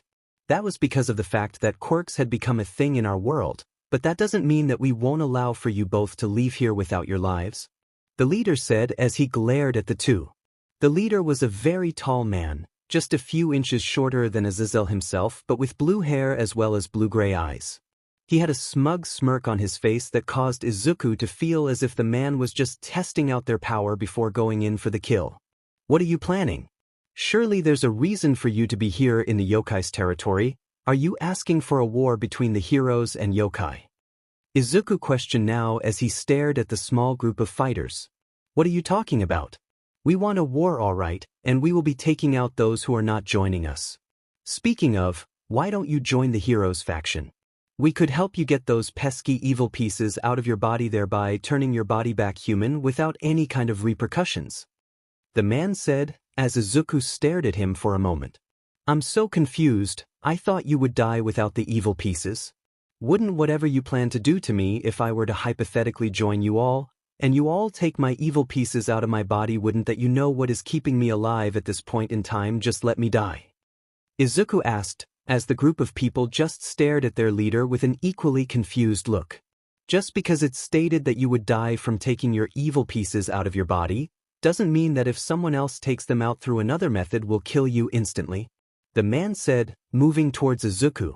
Our protagonist had watched with bated breath as the man walked towards him, and without a second to prepare or do anything to defend himself, he was pierced through the city faster than he could even think to react. "Gaff!" Izuku screamed in agony as the spear had pierced through his heart. "Ichim, it seems as if the pieces that were placed in you are holding your heart together. No matter, I can easily take them out and replace the matter with the original parts," the man said, as he sent a pulse of holy energy in Izuku's body. "Gaia Haya!" Izuku screamed out as the holy energy had pulsed through his body. And soon after the event happened, 8 pieces of pawns as well as 1 mutated pawn had flown out of his body without any kind of repercussions. Due to all the pain that was going on through his entire body, Izuku just fell to his knees as he tried to process the event that happened. Looking over to Azazel, who was trying to make his way over to him, Izuku stared at the man as he thought of what will happen. What did you do to me? Izuku asked before passing out on the ground. As soon as the dark abyss of unconsciousness took him from the world, the man who had taken his devilhood from him had smiled evilly at him. So it can actually work. Well, it seems that I've gotten myself a very powerful ally. Even if I have to force him to do things he doesn't wish to do. The man said, before looking at Azazel and with a smile promising to make sure that everything will end, teleported away with Izuku in tow. Irina, Zenobia as well as Azazel had flown over to the spot as soon as the others had teleported away and landed near the 8 pawns on the ground. Azazel was releasing a powerful aura that promised pain to those who had come near to talk to him, as if to rub further salt into the wound. Rosweiss had shown up at that moment talking about how there was a massive barrier around the place that was taking everything she had in order to break it. Irina and Zenobia were staring at the bloody pawns as they twitched with raw energy and moments later exploded with a massive bang. The event of Izuku being kidnapped by the hero faction had placed everyone within the underworld as well as the yokai factions under complete panic. The Red Dragon Emperor had been dispelled of his pawn pieces as well as everything that he had worked for all for naught. His entire class as well as peerage mates were immediately away from Kyoto as the leaders of each faction between the yokai and the underworld leaders were trying to find Izuku's location. The one taking the kidnapping of Izuku the worst was both his adopted parents of Hyudu's as well as Rias. The two parts of them were very worried for his safety. They hadn't prepared for something like this to happen before. Mickey and Goru had put out a missing person paper slip out for the local police in order to search for the young man. But with all the problems around Mizudafu as well as other towns nearby, Izuku's case was put on hold to focus on more important things. Rias, though, was doing everything in her power to search for Izuku since she couldn't exactly take part in the whole raiding game tournament between her and some other young devils unless Izuku was on her team.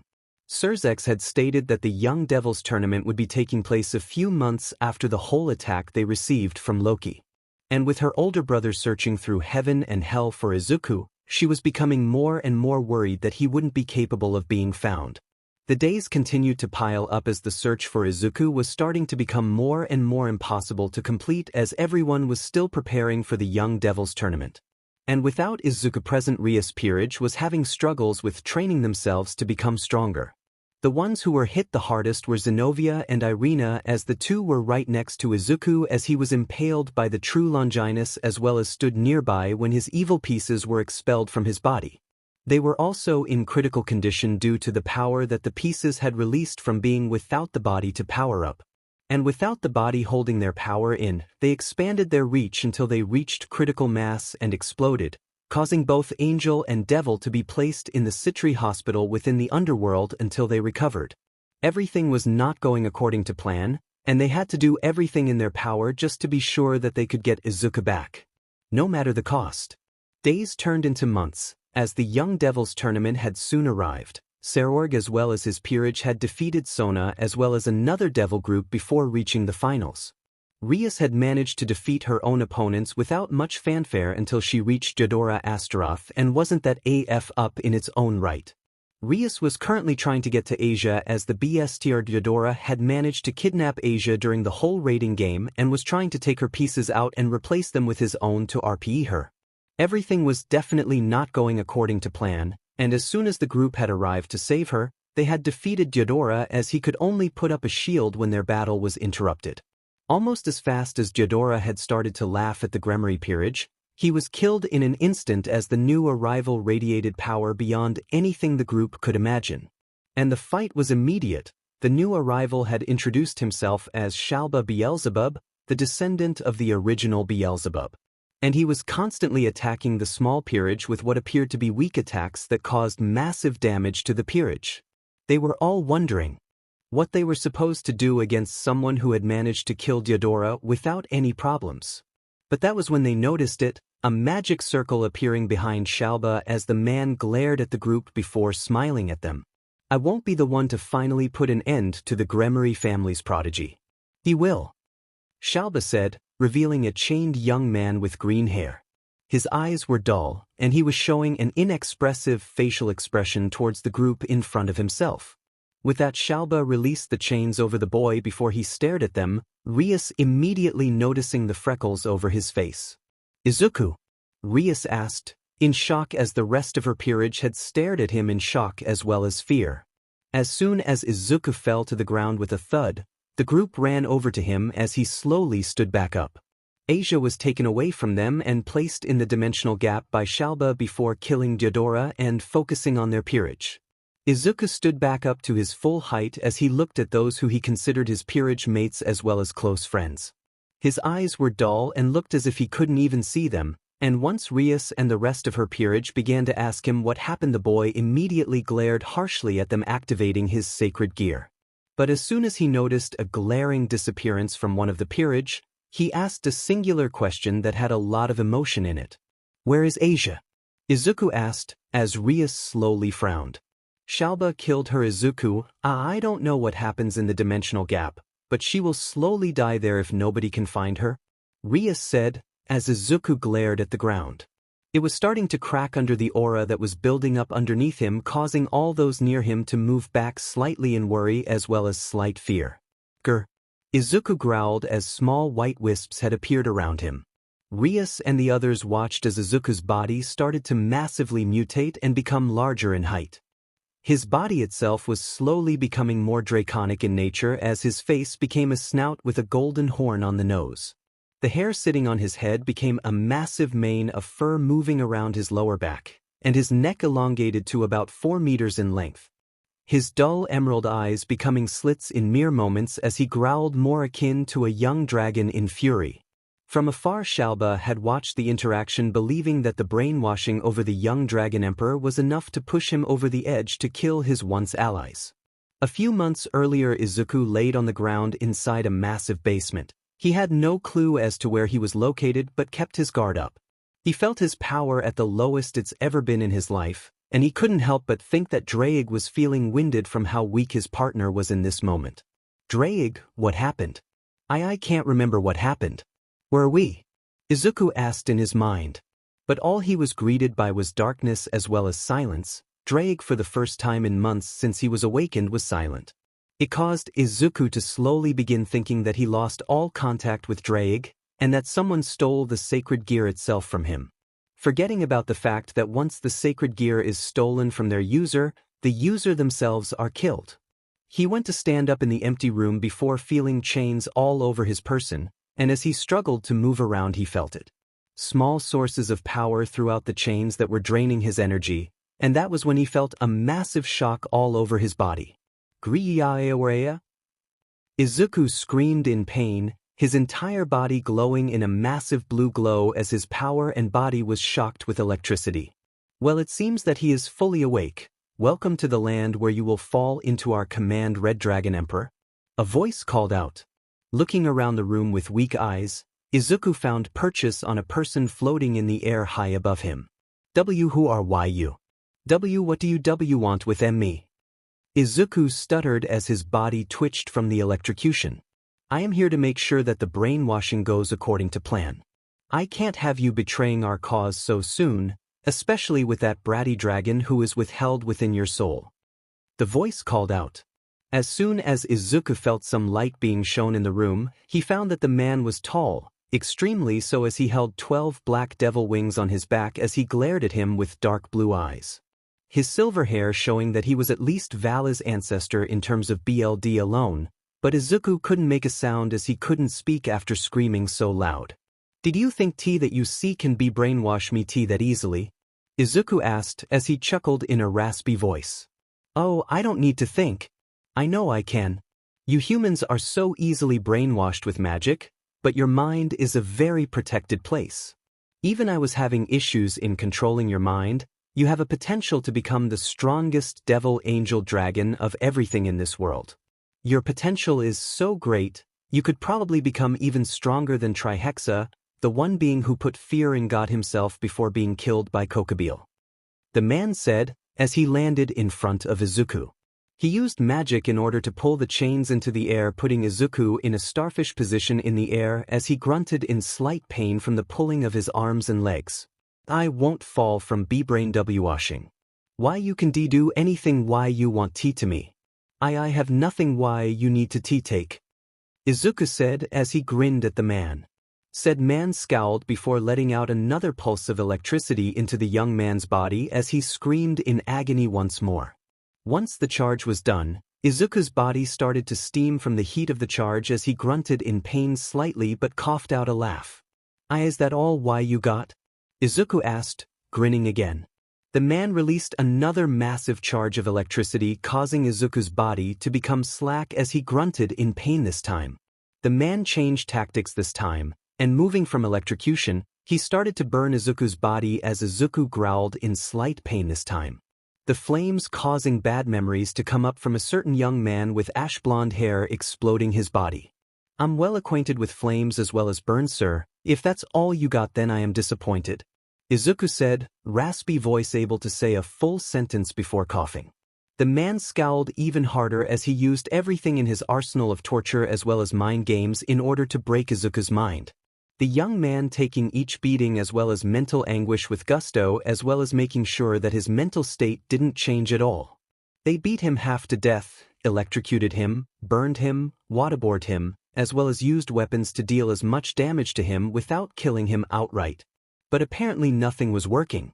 It wasn't until Izuku's mind was on the brink of having the mental walls he built up break apart and fall that they managed to find something worthy of brainwashing him. They had threatened those he loved as well as cared for back in Mizudafu as well as Kuo Town. As a matter of fact, they told him that as soon as Miki Hayato's child was born they would kidnap it and murder it in front of him. And that was when they saw a new power within him. A green electric lighting moving around him as he pulled on the chains as soon as the newborn was brought into this.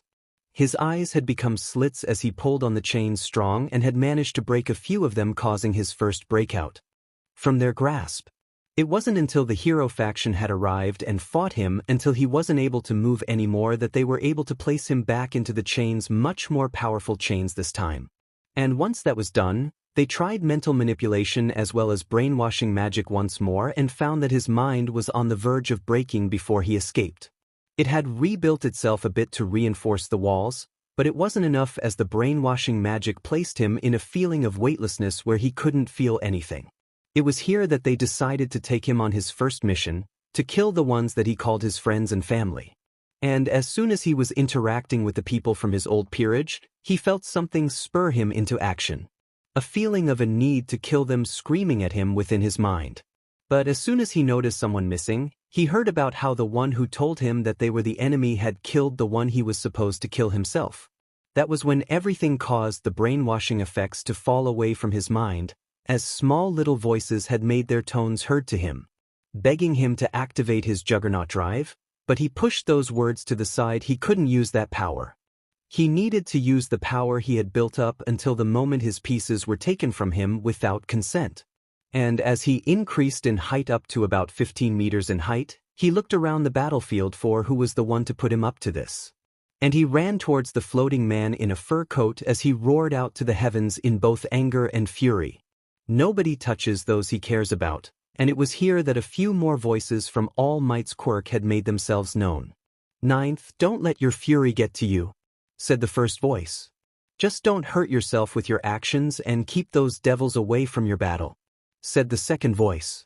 If you want revenge, it is best served cold, but you need to make sure that you can control your mind first, said the third voice. I am with you all the way, just make sure that he suffers without you losing yourself, said the fourth voice. You can't let your anger control you, let it be your tool, said the fifth voice. Let your mind and body combine into one form, do not let the draconic instincts control you, the sixth voice called out. I am here with you, little ninth. Protect the ones you love. Like an older brother and father figure. Be the parent/sibling I could never be. The seventh voice called out. I am here. To make sure that you don't forget why you are my successor. You are the one person who showed that IT isn't a quirk that makes us a hero. IT is our actions to get there that do. Now clench your boot cheeks and yell smash. The eighth voice called out loudly, much more so than the rest. Outside the mental mindscape, Izuku's draconic form roared out to the heavens as he flew towards Shalba with the fury of an angered dragon. Shalba had no time to prepare for the sudden attack before his left arm was taken away with a swift move from Izuku. As the man moved backwards with his missing limb bleeding profusely, the draconic form of Izuku spat out the arm before turning over to the devil. How are you able to move without the brainwashing? I was told you were brainwashed. Shalba called out, as if he was throwing a tantrum. You made a horrible mistake, Shalba Beelzebub. You took away what belonged to my host. And now you will suffer the consequences of angering a dragon. Drake called out as Izuku roared as well. And with that, Shalba was tossed around the battlefield as the leaders of Hell, Heaven, as well as the Grigori had arrived to watch from afar. The dragon took each limb of Shalba himself and left the man on the ground without anything to block the next attack as well as escape with his life. Izuku's draconic form landed in front of the fearful Satan descendant as he opened his mouth as an electric beam of energy made of a green color had formed and was charging up. This can't be happening. I was supposed to replace Izuku. Shalba called out, coughing up BLD. And as soon as that sentence was stated, Izuku released his plasma beam at the fallen devil, blasting him to smithereens. And with the death of Shalba, everything was seemingly falling into order as Izuku's dragon form stared at the ashes of Beelzebub's descendant before snorting. Looking back at the others, Izuku made sure to search for Asia before letting out a wailing sound of a dragon who lost one of his treasures. And as soon as that was done, Izuku's draconic form fell to the ground unconscious as everyone looked around to see what had happened. And sure enough, there was a group of heroes from the human world standing nearby, and a woman who had pulled back her costume with a stuck smirk on her face. Wow, that took a lot more energy to take him down. I wonder if he's hung right about now. The woman asked, as everyone looked at her like she was crazy. Who are you? Rias asked as the woman looked at her. Oh dear, please call me Sensei. And I am the pro-heroine Midnight, reporting from Principal Nizu of UA Academy. Midnight said with a stuck lick of her lips. Izuku was sleeping on the bed in his bedroom as we move inwards into his mindscape. He had been in the middle of a nightmare of what had happened when he was under the control of Shalba and the rest of the hero faction. He kept getting flashes of the ones he was forced to kill, especially since Tamura and the rest of the League of Villains had been implanting multiple different memories in order to keep him on their side. He kept seeing multiple weird creatures that were different colors in terms of their skin color, some had scars from battle. But the most important part about them was the brains sticking out from the top of their heads, that even when destroyed only delayed them until their healing factor couldn't keep up anymore. He then appeared in a weird void area that was surrounded by what appeared to be an old castle. Looking up from where he was standing, he saw a man with white hair as well as his eyes covered standing in front of the villain he had killed a few months ago. You will become my plaything once again, one for all. It's only a matter of time before that happens. A taller white-haired man said, as Izuku glared at the vestige. He had seen similar vestiges to know that this was a vestige world that he had to be wary of, considering Drake shouldn't be too far away from him in this world. The entire vision had changed to each other hero that the younger brother had shown as they were meeting their demise against the man. What does all of this mean? Izuku asked mentally. He had long since noticed that he didn't have a mouth within this realm, considering that he couldn't use the full power of this quirk yet. Hello, little ninth. Although, I think the right term would be draconic ninth. A familiar voice called out. Looking to his right, Izuku saw the same man looking at him with similar green eyes as his own. Who are you? Izuku asked mentally. You can't speak to us right now, but this is the only time I can tell you anything at the moment. Soon enough we will reach singularity. In the time before that happens, we will be giving you our quirks. Be sure to MSTR each one of them and catch Tamura Shigaraki. The man said, as he then gained a momentary clarity. Also, my name is Yoichi Shigaraki. And I am the first one to use one for all.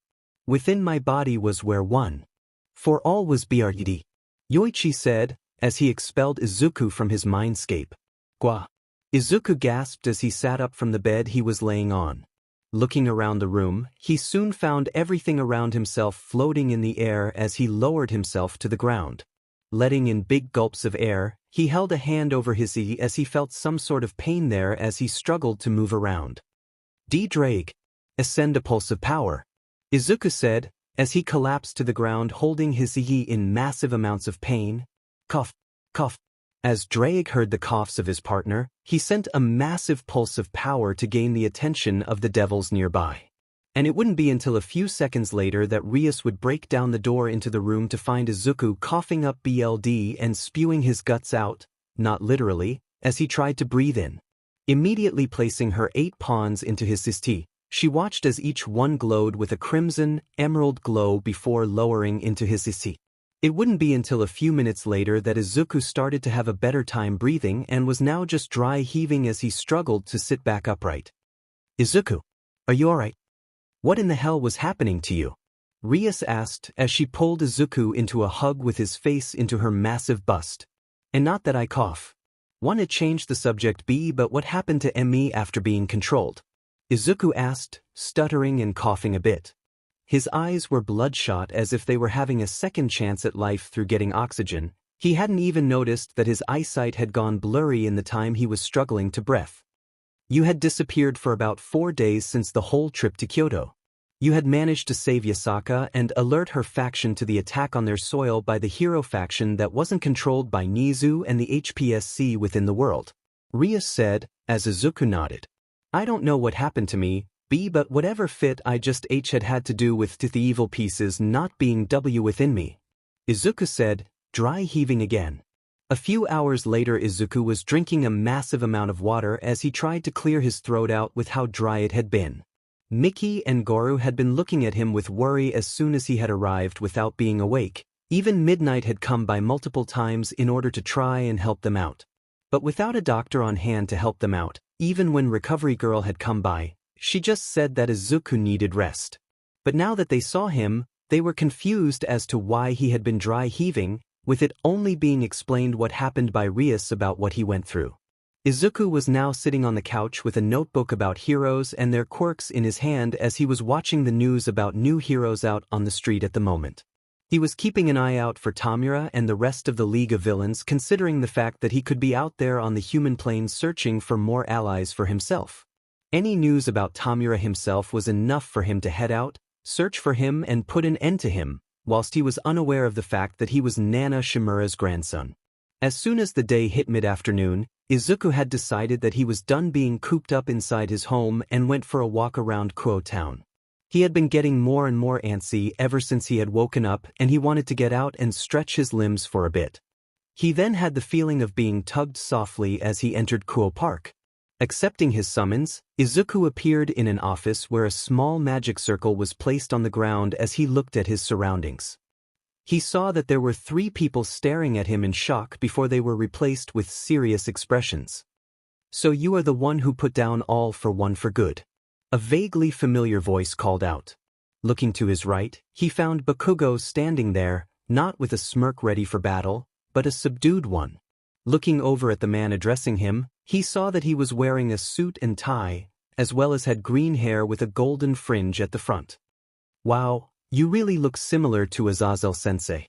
So what do you need from me, Sir Night-Eye? Izuku asked, as Night-Eye had the decency to look impressed. Great deductions from a mere glance. I can see what All Might saw in you when he gave you the quirk. Sir said, as Izuku looked over at Bakugo who had gotten a glint in his eye. Are you sure you wish to talk about that whilst he is here? Izuku asked, pointing at Bakugo. Hey, you should be aware that I need to know the sheet, especially since I am going to be working with you. Bakugo said, as Izuku looked at him tiredly. He already knows about the fact that you have All Might's quirk, and that he chose you as his successor.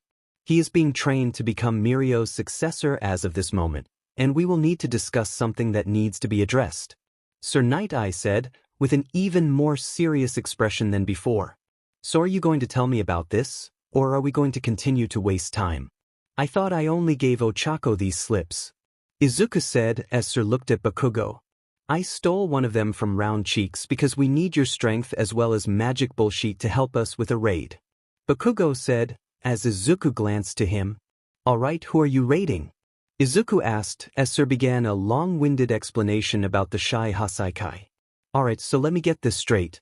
You, Sir Knight, I want me to work together with him, the one who told me to kill myself about a year ago in order to save a little girl who is being abused by someone who said that they were their father. Izuku asked as Sir Knight had just sighed. I knew that this would be a lost cause. He said, before he was about to break the summons. I never said that I wouldn't do it, just as what it pertains to the summons, you need to give me something in order to earn my services. Izuku said as Sir Knight I just glared at him. So you received All Might's quirk as a reward for killing All for One. Knight I glared at Izuku with a growl. You know, if you get even more set off, I might as well state that All Might told me that it wasn't a gift. He wanted someone who could last longer as the symbol of peace and show all villains that even when he wasn't around there wouldn't be anywhere they could hide. So long as someone held the same mantle of symbol of peace, they wouldn't be able to be villains for very long. Izuku said, as Knight I just glared at him harder. What do you want from us if you will take on this mission? Bakugo asked as Izuku looked at him.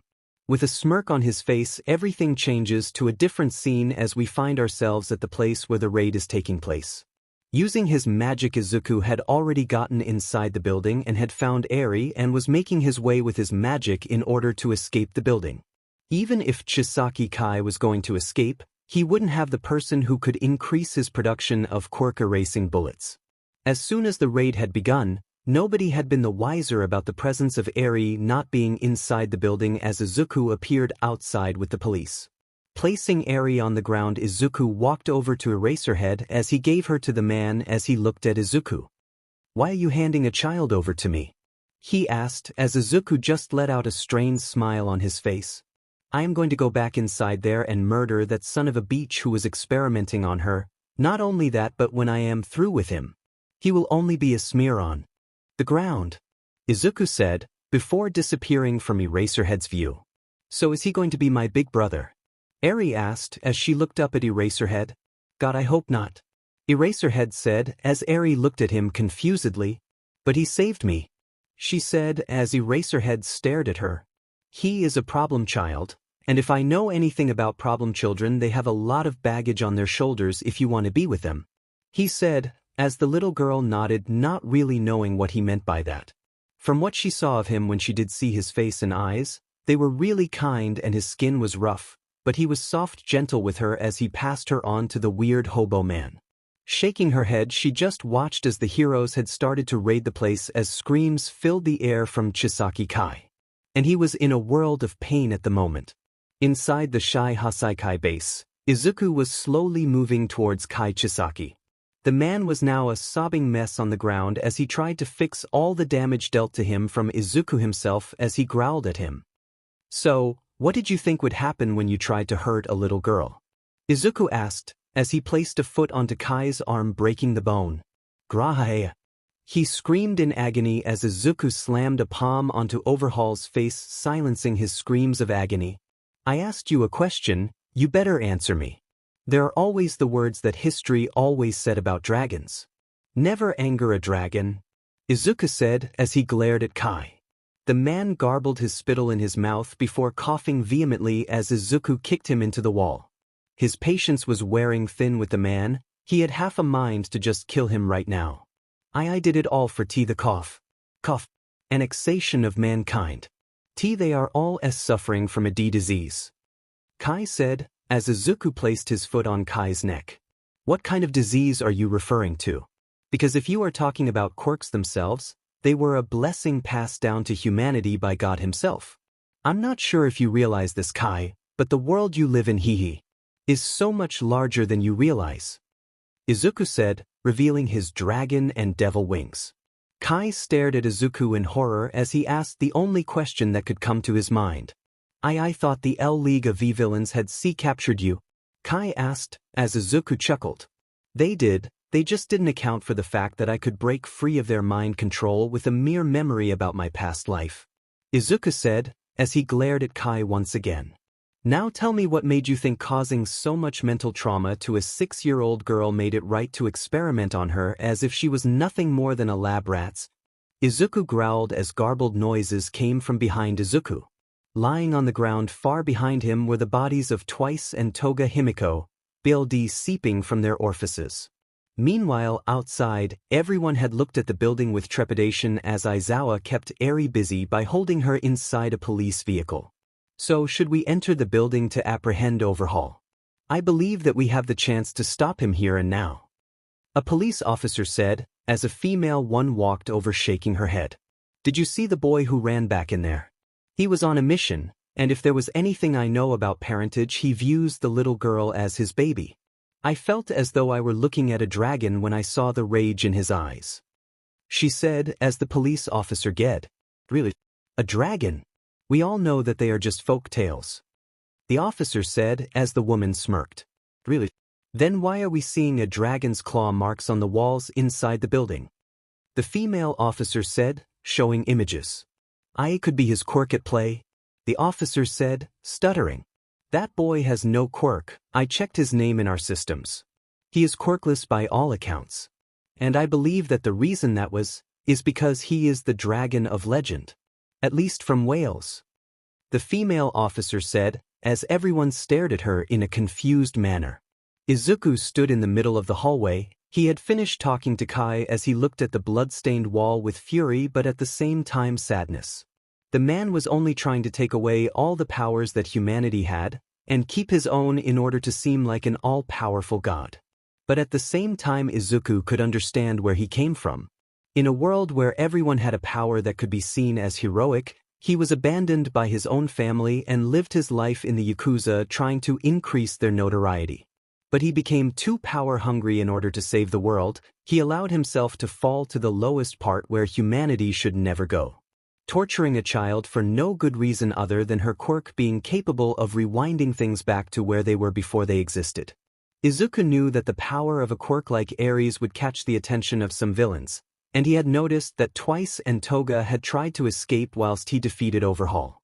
And killed them immediately without remorse. They tried to turn him on his friends and get him to kill Rias, Aquino, Ravel, Kaneko, Kiba, and all the others.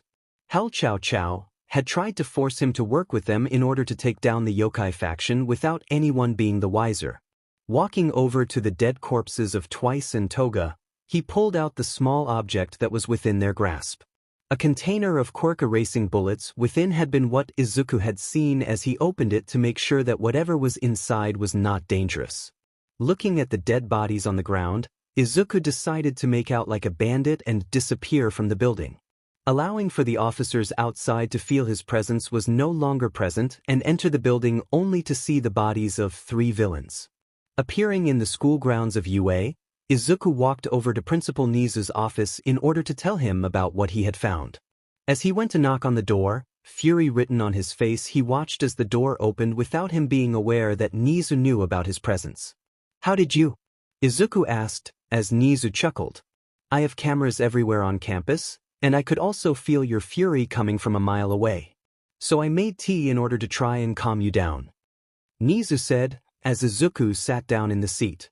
I killed all 3 of them. Izuku started as he grabbed the cup of tea. As much as I would say that is against the law, you are a devil and dragon, so I can't tell you what to do. I am at the bottom of the food chain. Nizu said, as Izuku huffed. Villains wouldn't be a problem if you all killed the most dangerous ones instead of placing them behind bars. Izuku said, as Nizu chuckled even more.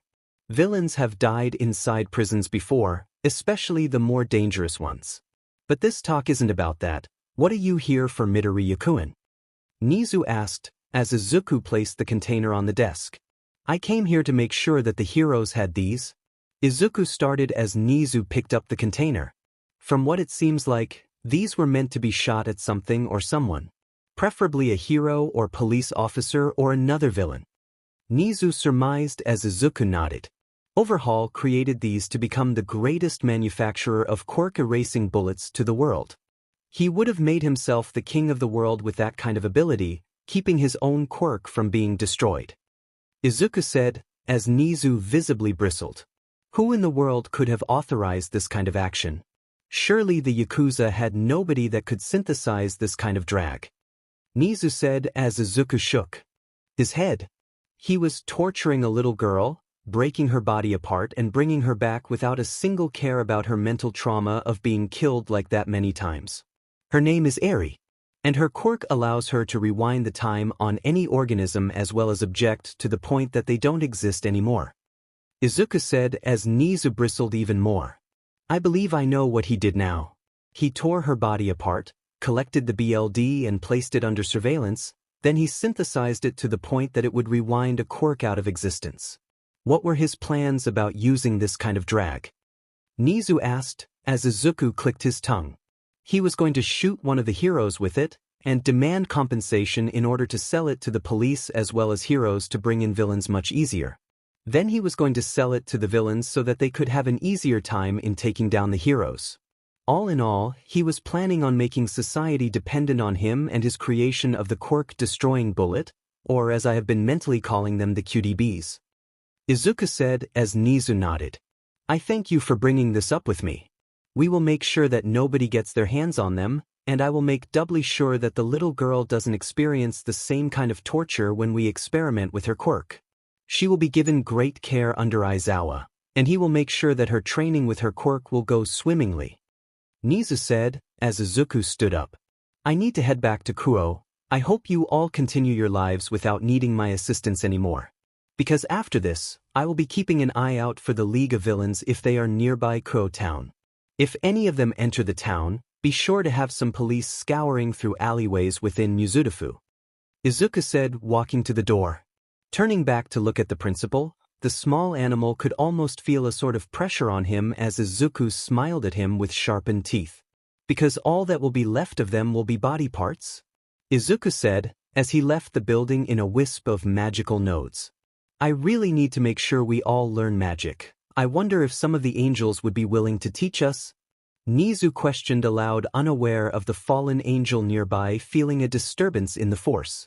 Izuku teleported back into his home within Kuo town as he went to lay down on his bed. His talk with Principal Nizu of UA Academy had been very long as well as filled with some bits of fun as he was challenged to a game of chess. He had lost, but it was really strong to actually defeat the principal. Even the principal himself had informed Izuku that that game of chess was the most fun he'd had in years. Now, as he laid on the bed, he felt it compress as Ravel appeared in front of him as she snuggled next to him really close. Pulling her body close to his own, Izuku snuggled her as close to his tea as possible as she let out a sigh of relief as they both fell into the world of dreams. In the depths of his dreams, Izuku found himself staring at Drake as the dragon himself had been staring at him with complete confusion as well as worry. What are you doing here, partner? Drake asked, concerned. What are you talking about? Didn't you bring me here? Izuku asked, when a third person appeared, although very faded. I brought you both here, the faded person said, as Izuku gave the man a much more visible body to be seen. Both dragon and human looked at the man as he stood in front of them without a speck of fear within their bones as they looked at the two. So, is there a reason as to why you brought us here? Izuku asked, before realizing he didn't know the man's name. My name is Yoichi Shigaraki, and I am known as the first user of One for All. I would personally like to thank you for taking my brother down once and for all. Personally, Yoichi's spirit said, as he gave Izuku a sad smile. Well, you're welcome. Is there anything else we should be worried about? Drake questioned. You should know that my brother didn't leave his student all alone out there. He has his own set of allies who know about the supernatural world that you both live inside of. He has made allies with a group called the Cows Brigade, and I have no clue as to how he did this. But keep an eye out for whoever wishes harm on the devils. Especially evil dragons. Yoichi said, as he slowly faded out of view and was replaced with a tall woman. Wow, I thought he'd continue to brood like he always did. The woman said, as Drake started to laugh hysterically. Shaking his head, Izuku turned to the woman as he waited for her to speak to him. If Yoichi was finished, he would be brought back to the living world. Is there anything else you would like to talk about? Izuku asked as the woman spoke. Well, considering you're being nice about it, One for All has reached singularity. It's only a matter of time before you start wielding the various powers of us 7 wielders of One for All for yourself. Although, you already know how to fly. So you will easily get my quirk under control under your various sets of skills. The woman said, before slamming her fist into her hand. Sorry, my name is Shimura Nana. It's nice to meet you, Midoriya Izuku. Tell Toshi that I said hi. She said, before disappearing into the world that One for All created not too far away from Drake's sacred gear was placed. Well, that happened. The next morning Izuku was seen moving throughout the park as he trained himself even harder than before. Hearing two of the previous wielders of One for All tell him about threats coming closer to Kuo and that he will be their target most likely. Not to mention that he was soon to be gaining the previous wielder's powers, except for All Mights. He had heard from the man himself that he was quirkless before gaining the power himself, so that much was not really news to him. Although it would have been great to see what All Might's power was from BRH. So here he was training to his heart's content when he heard movement nearby that caught his attention.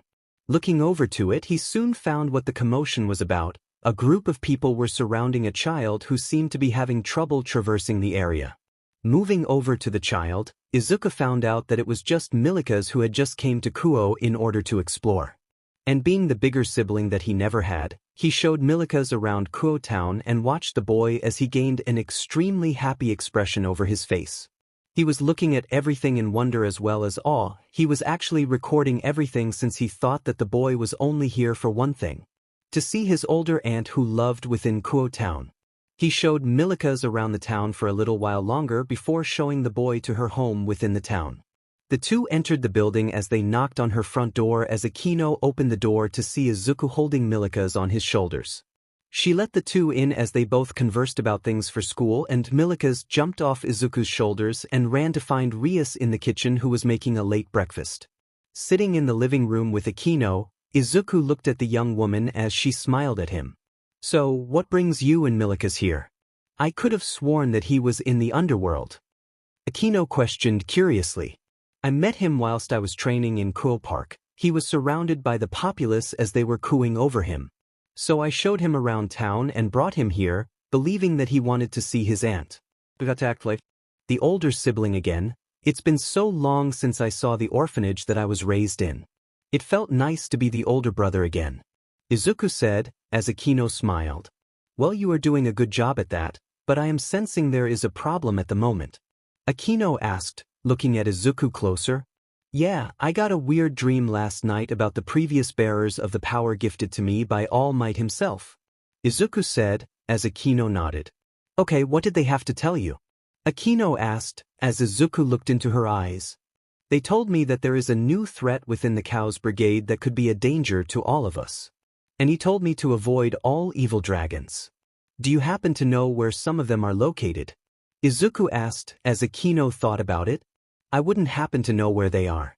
It's been a very long time since the last evil dragon was seen. If they are still around, they are following a very certain one. I can't seem to remember their name though. Akino said, as Izuku nodded. The one you need to be extremely wary of, partner, is Crumcrotch.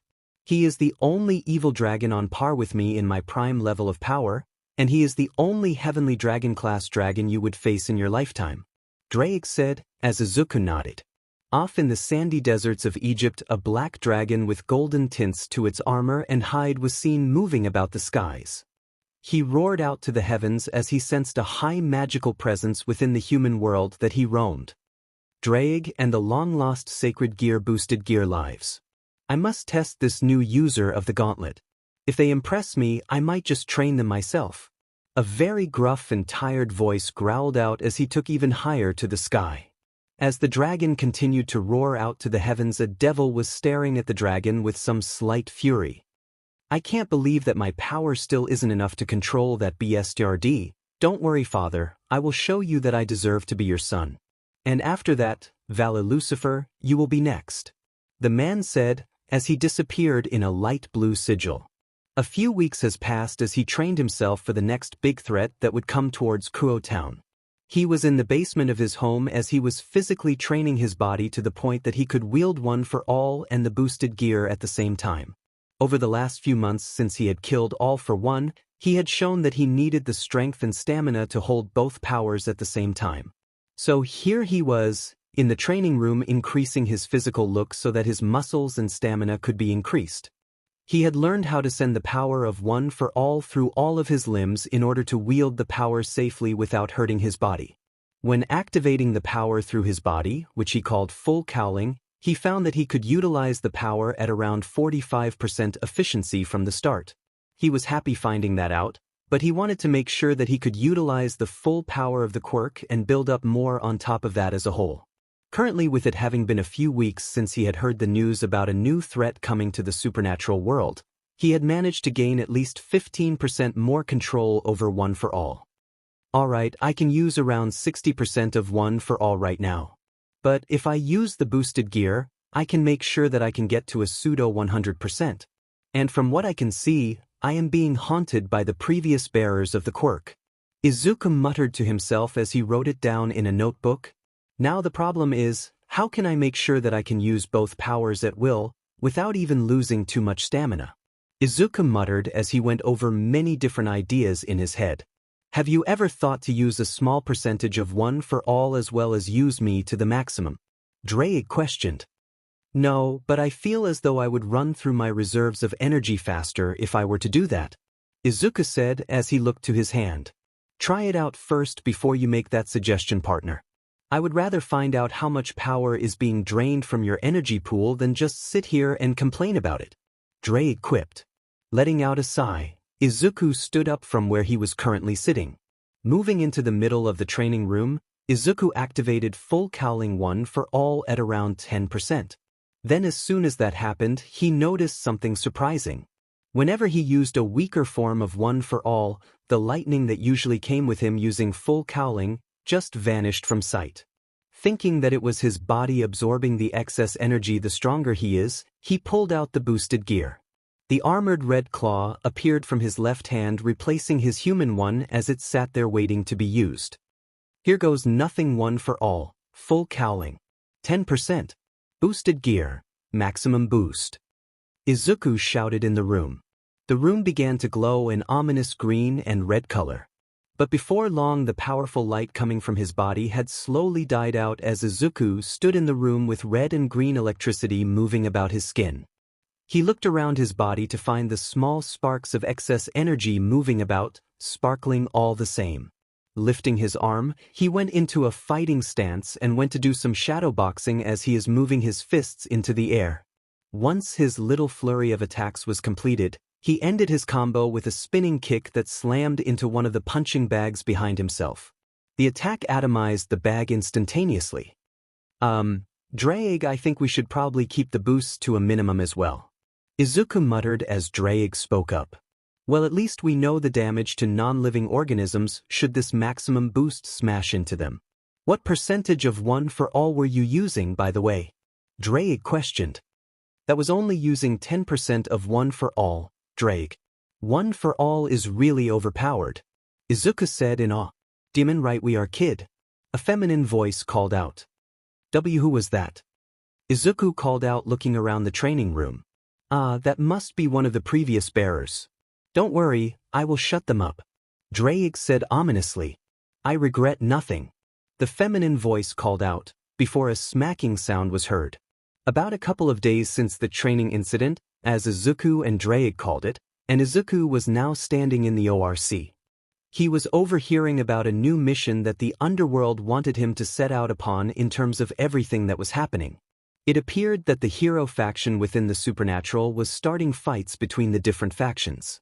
And he was being called in to put a stop to the whole thing and make sure to bring it all to a peaceful resolution. Izuku was shaking his head at how the leaders of each faction couldn't do this themselves but remembered that their factions required them to stay within range. So, here he was standing in what amounted to be a battlefield as two people stood out afar from him. He mentally growled when he saw Cao Cao as the young man was seemingly fighting an enraged Yasaka. She had been landing very bad blows to the young man as he was struggling to even hold her back as she used her full power. But he was still tossing her around. If anything, Izuku would say that Cao Cao thought of Yasaka as a mere foothold in his mission to eradicate all supernatural creatures from existence. Sighing, he dropped from the height he was watching the fight and landed behind the hero faction fighters. He saw warriors such as Jeanne d'Arc, Heracles, Hercules himself, Cao Cao, and many others fighting strong opponents. Even Valley was on the battlefield having some fun with some of the small fry of the yokai faction's best warriors. cracking his neck. Whilst simultaneously gaining the attention of everyone else on the field, he took a few steps forwards. Cao Cao had decided to open his mouth as he stared at Izuku from afar with a slightly concerned expression. What brings the Red Dragon Emperor here? Come to join us in our crusade against the factions of the world? Cao Cao questioned, glee filling his expression. Oh, I'm not here for joining your cause, Izuku said, as he muttered something under his breath that nobody could hear. One for all, full cowling 20%, boost minimum. Izuku muttered. Disappearing from sight, he reappeared in front of Cao Cao as he slammed his fist into the young man's eye, tearing it from its socket as it also launched him off into the distance. A new fighter rushed towards him, slashing their sword in his direction as he easily dodged the attack and pulled out Ascalon from his boosted gear and slicing through their body with a mere flick of his wrist. The unknown person had fallen to the ground in 2 pieces as everyone watched on in horror in surprise. Speed blitzing the next opponent of his, Izuku appeared in front of Heracles' descendant as he used a flurry of punches and kicks before using a super move, as the heroes of Muzutafu would call it, blasting Heracles away. Pseudo 110% Galaxia detention, Izuku muttered, before Heracles was blasted away from the battle. Looking over at the other hero faction members, Izuku watched Valet in specifics as the young man was staring at him like he was some meat in the middle of a desert. Entering a combat stance, Izuku prepared for a fight to occur when he felt a presence coming from behind as he spun his body around. Instantly he found someone else there standing just a few feet taller than him. It was Heracles as he reached an arm out to grab him. Kicking Heracles in the stomach, staggering him slightly, Izuku grabbed onto his arm before judo flipping him to the ground in front of himself. He pulled out Ascalon before slamming it into the man's tea, causing BLD to spurt out of his tea and mouth before he kicked Heracles' body out of the blade. As soon as Heracles was on the ground near Hercules, Izuku used his magic to pull back Ascalon into his hands. Everyone present watched as Izuku silently pulled his hand across the blade to clean it of the BLD on it. He pulled it to his hip as he looked at everyone present, before feeling yet another presence behind himself as Cao Cao had moved his true Longinus spear at him from the back. Twisting his body around to dodge the attack just barely, he swung his blade at an angle, causing the man to jump back. You know what, I'm done with this. Yasaka, you might want to flee from this area and take its location off the map, Izuku said as he raised his blade into the air. A red aura came over Izuku's body as he used an increased amount of the boosted gear's boosts as well as one for all. Once he reached a maximum strength of around 500% over his available usage of the quirk, he activated an ancient ability from his ancestor.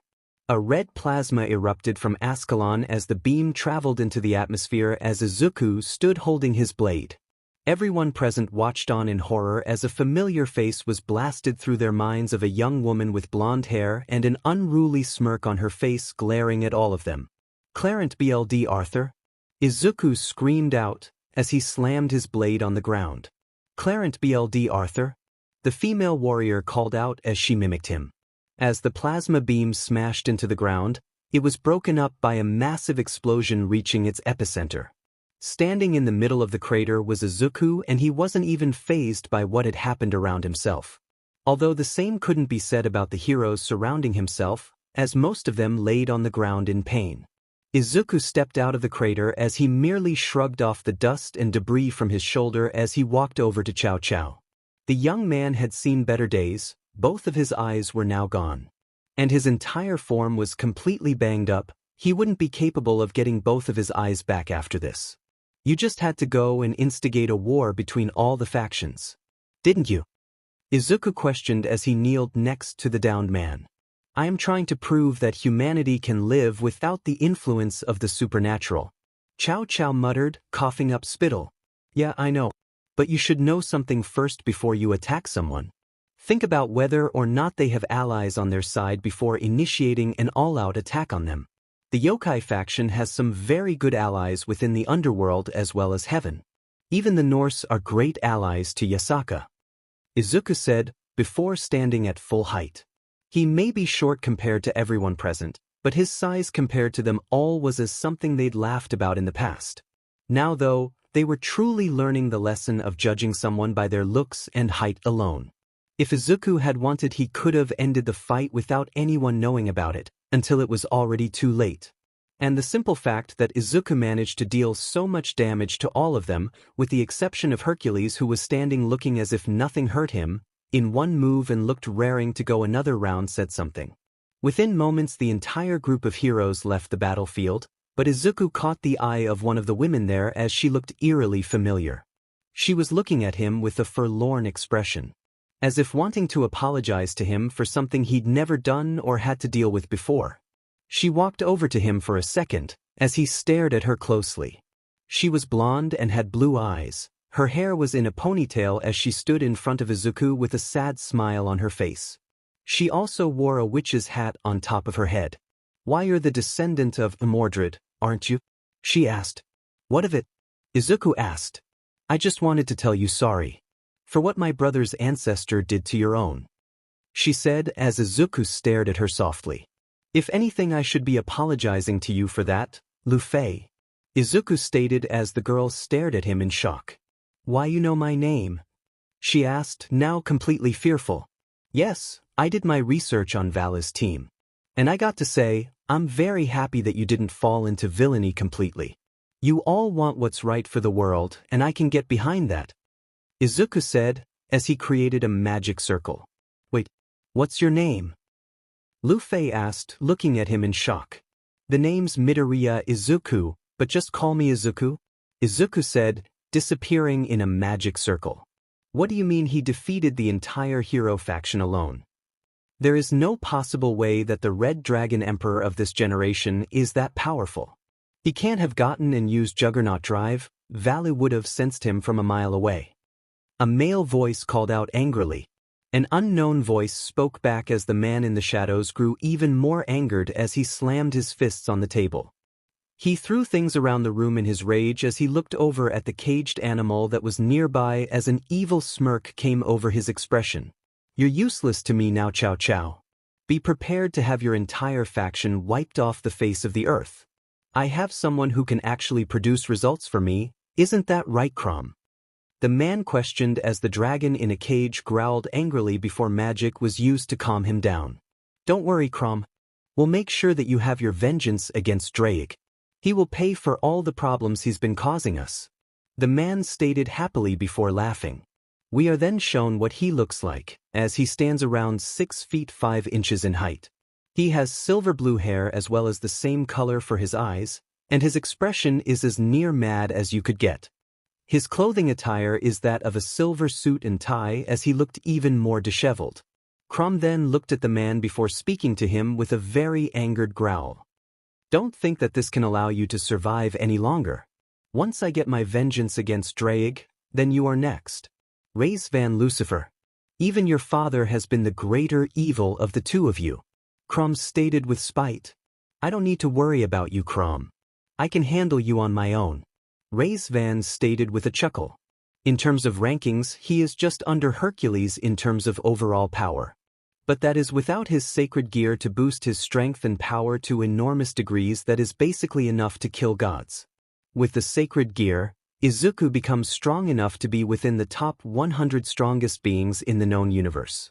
And this is all just a made-up fanfiction where Izuku becomes the Red Dragon Emperor. Also, with Izuku being a certain traitorous knight's descendant, he's even more powerful as a swordsman. I don't make stories where Izuku can wield swords or weapons since I'm more the type of, I want to punch something, and I will punch it to solve every problem I have. Now these are the skills Izuku can use with and without the boosted gear gifted to him by Drake. Boost, the ability to increase one's own power by double the amount for every single 10 seconds. Once those seconds pass, the power he holds before the doubling begins, it will be doubled, and once that gets doubled again, the doubled power will be the starting point, and so on and so forth.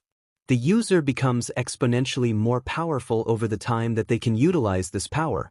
Transfer, the user who stockpiles enough power to be used against enemies can be used on allies to give them a power increase that lasts as long as they don't use all of the applied power. Descendant of Mordred swordsman skills. Since the user of this sacred gear is the descendant of Mordred, They are capable of wielding any kind of blade before they can use abilities that was earned by their ancestor. This goes for any and all ultimate moves that they'd used in the past. Damage reduction of 45%, self-explanatory. Reduces any and all damage the user tanks by just under half.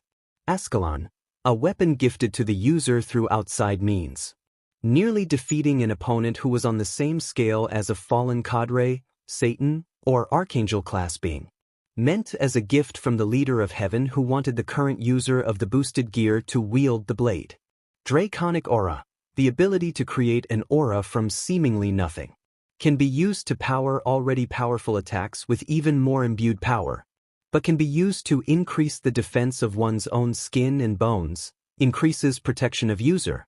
Increased SXL tension. The SXL tension within the user is increased multiple times to allow for the user of the sacred gear known as the boosted gear to have multiple partners no matter who they are.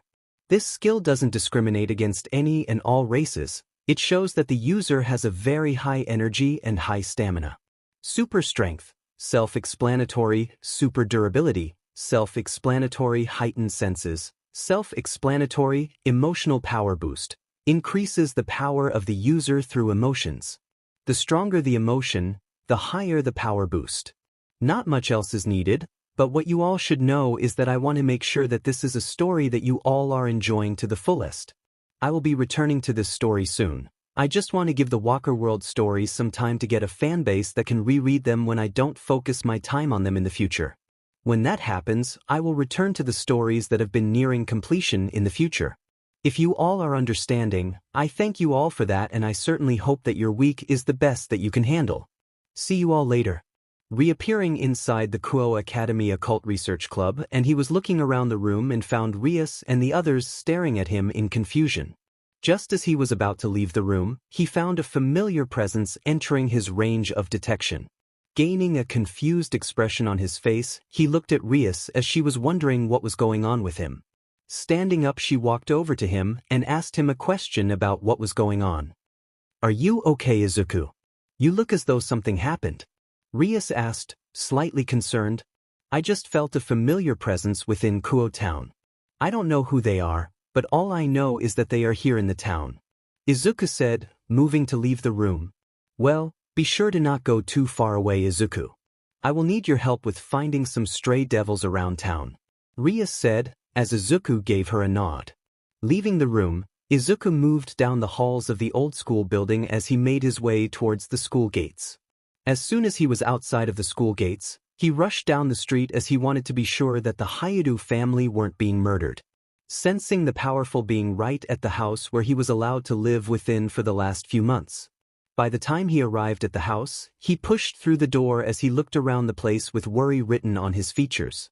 It was here that he heard the sounds of conversations in the other room, and rushing towards the room itself, he found a peculiar sight to behold. The Hyudu family were talking to one another as they laughed at the joke a woman with a Brazilian skin tone had apparently said.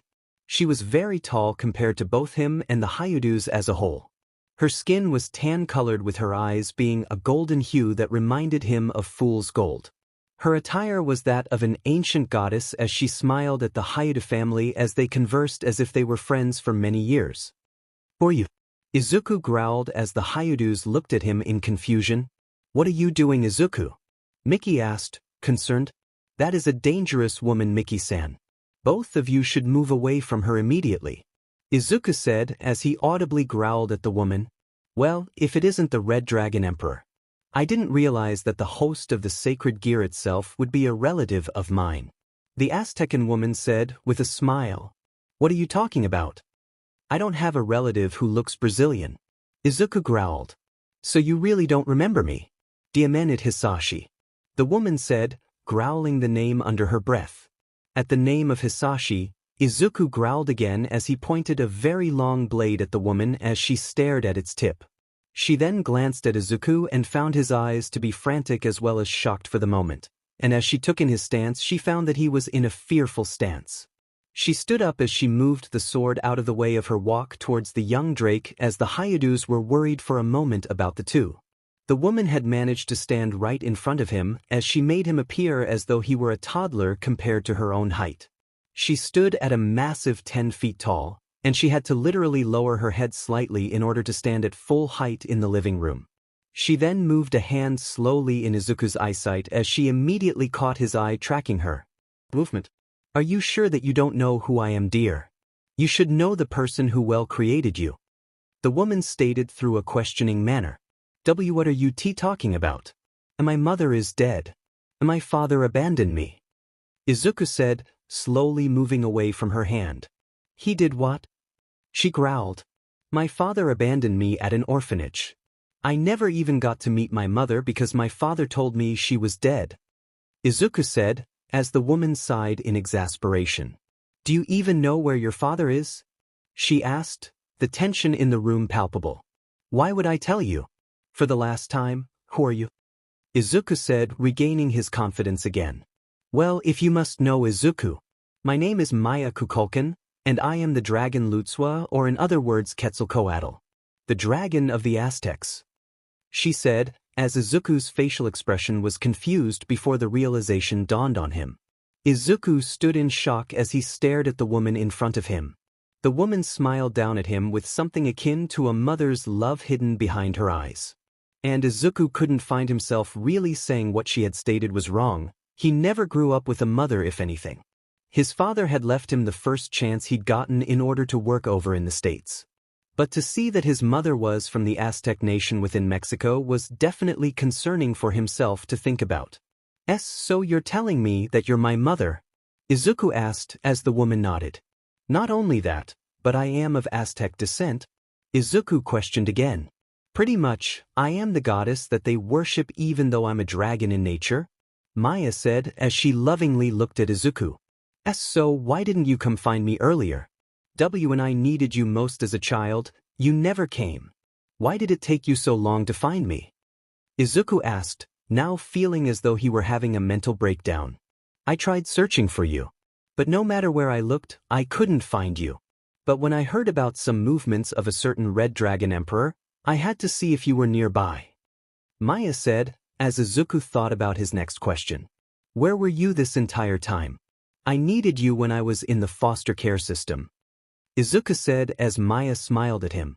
I was busy protecting the people who worship me. I may be your mother, but my job as a protector must always come first no matter how much I care about you more than them.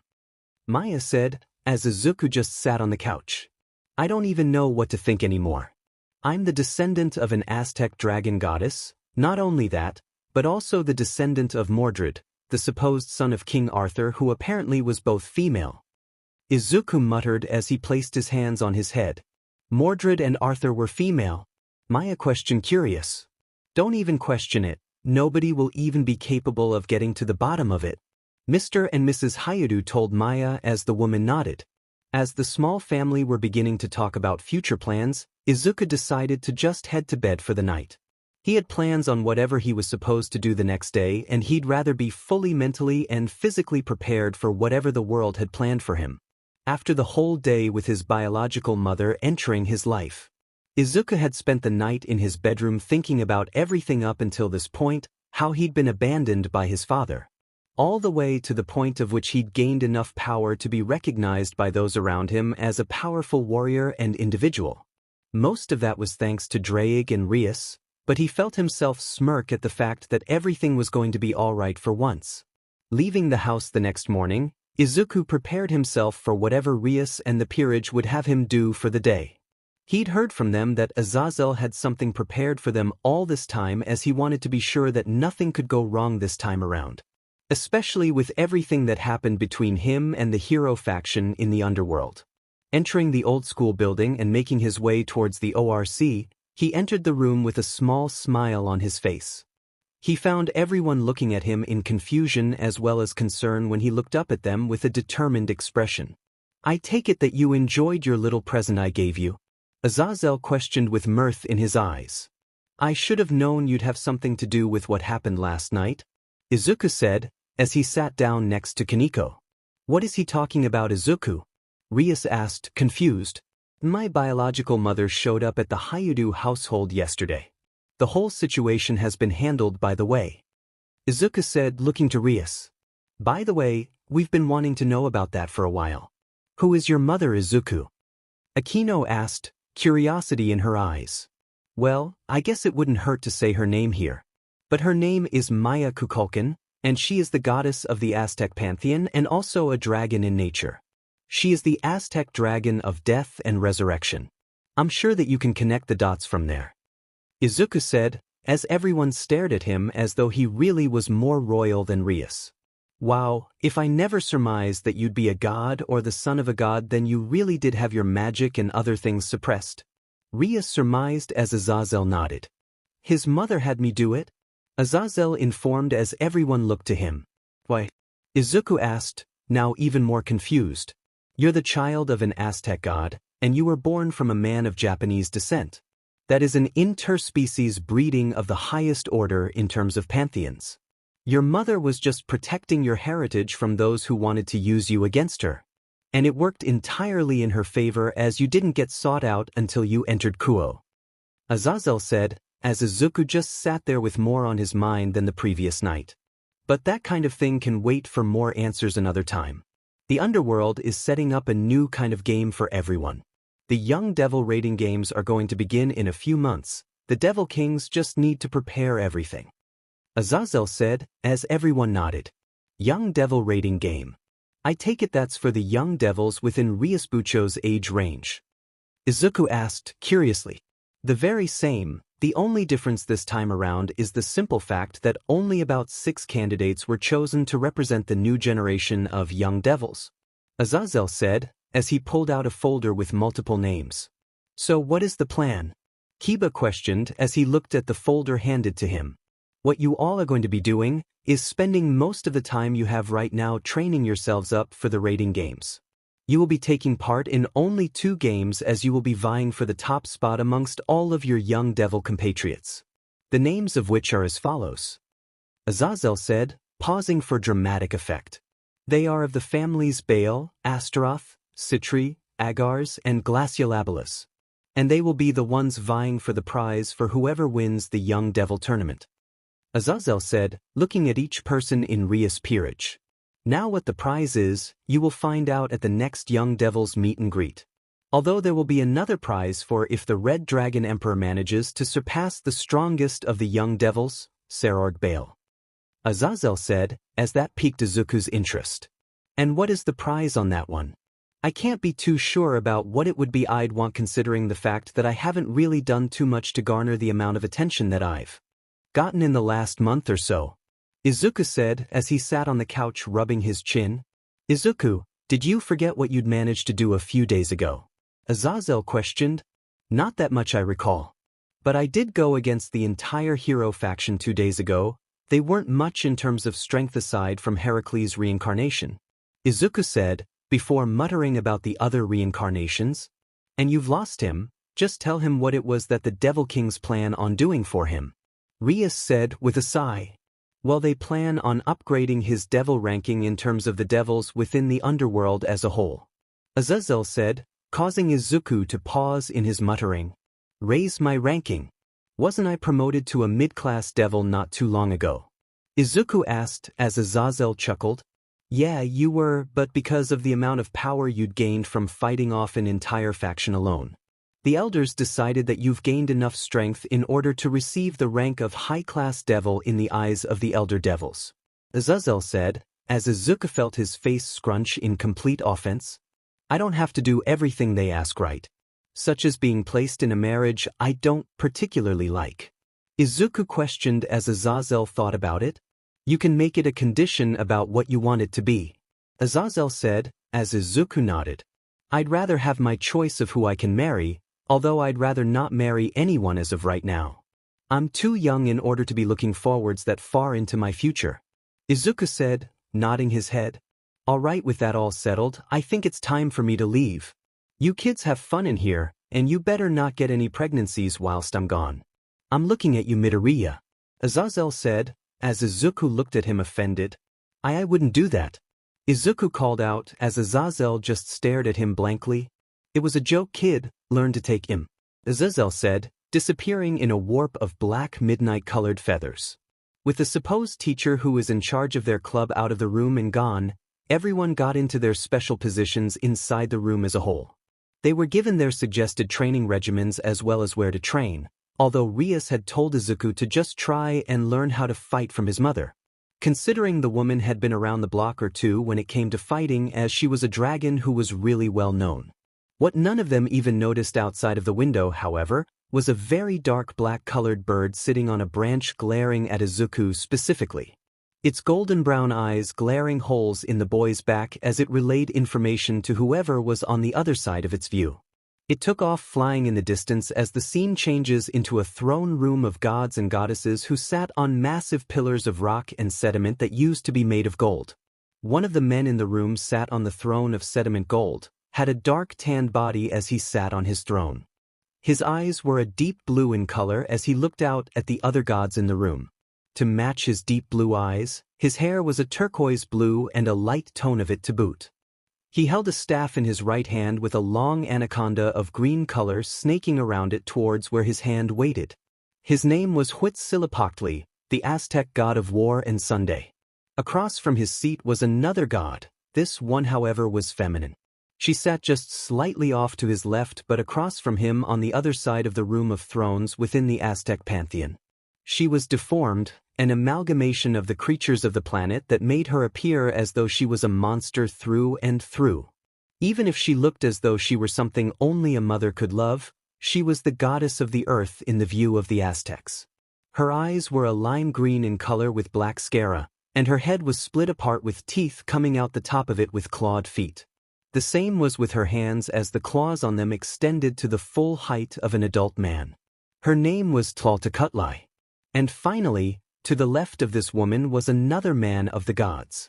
He had a dog face and had many arms moving about his body in a way that a contortionist would dream. He had a deep black eye and a pure golden eye that fit his heterochromatic eyes as he seemed to be smiling at them all. To the Aztec pantheon he was known as the god of fire, and the little brother of Quetzalcoatl, the dragon goddess of resurrection and death. His demeanor was that of neutral but at the same time showing a mirth in his eyes that he couldn't help but show. His name was Xolotl. Does anyone wish to tell me as to how Quetzalcoatl managed to have a son behind our backs? Huitzilopochtli questioned with barely constrained rage. Come on, we couldn't have known. Not only that, but whatever Quetzalcoatl's doing with her life has nothing to do with me. I may be the god of fire, but that doesn't mean that I'm in charge of keeping an eye on her child. Xolotl quipped as he stood up preparing to leave the room. I don't see how her child is something that we should be worried about. Tlaltecutli retorted.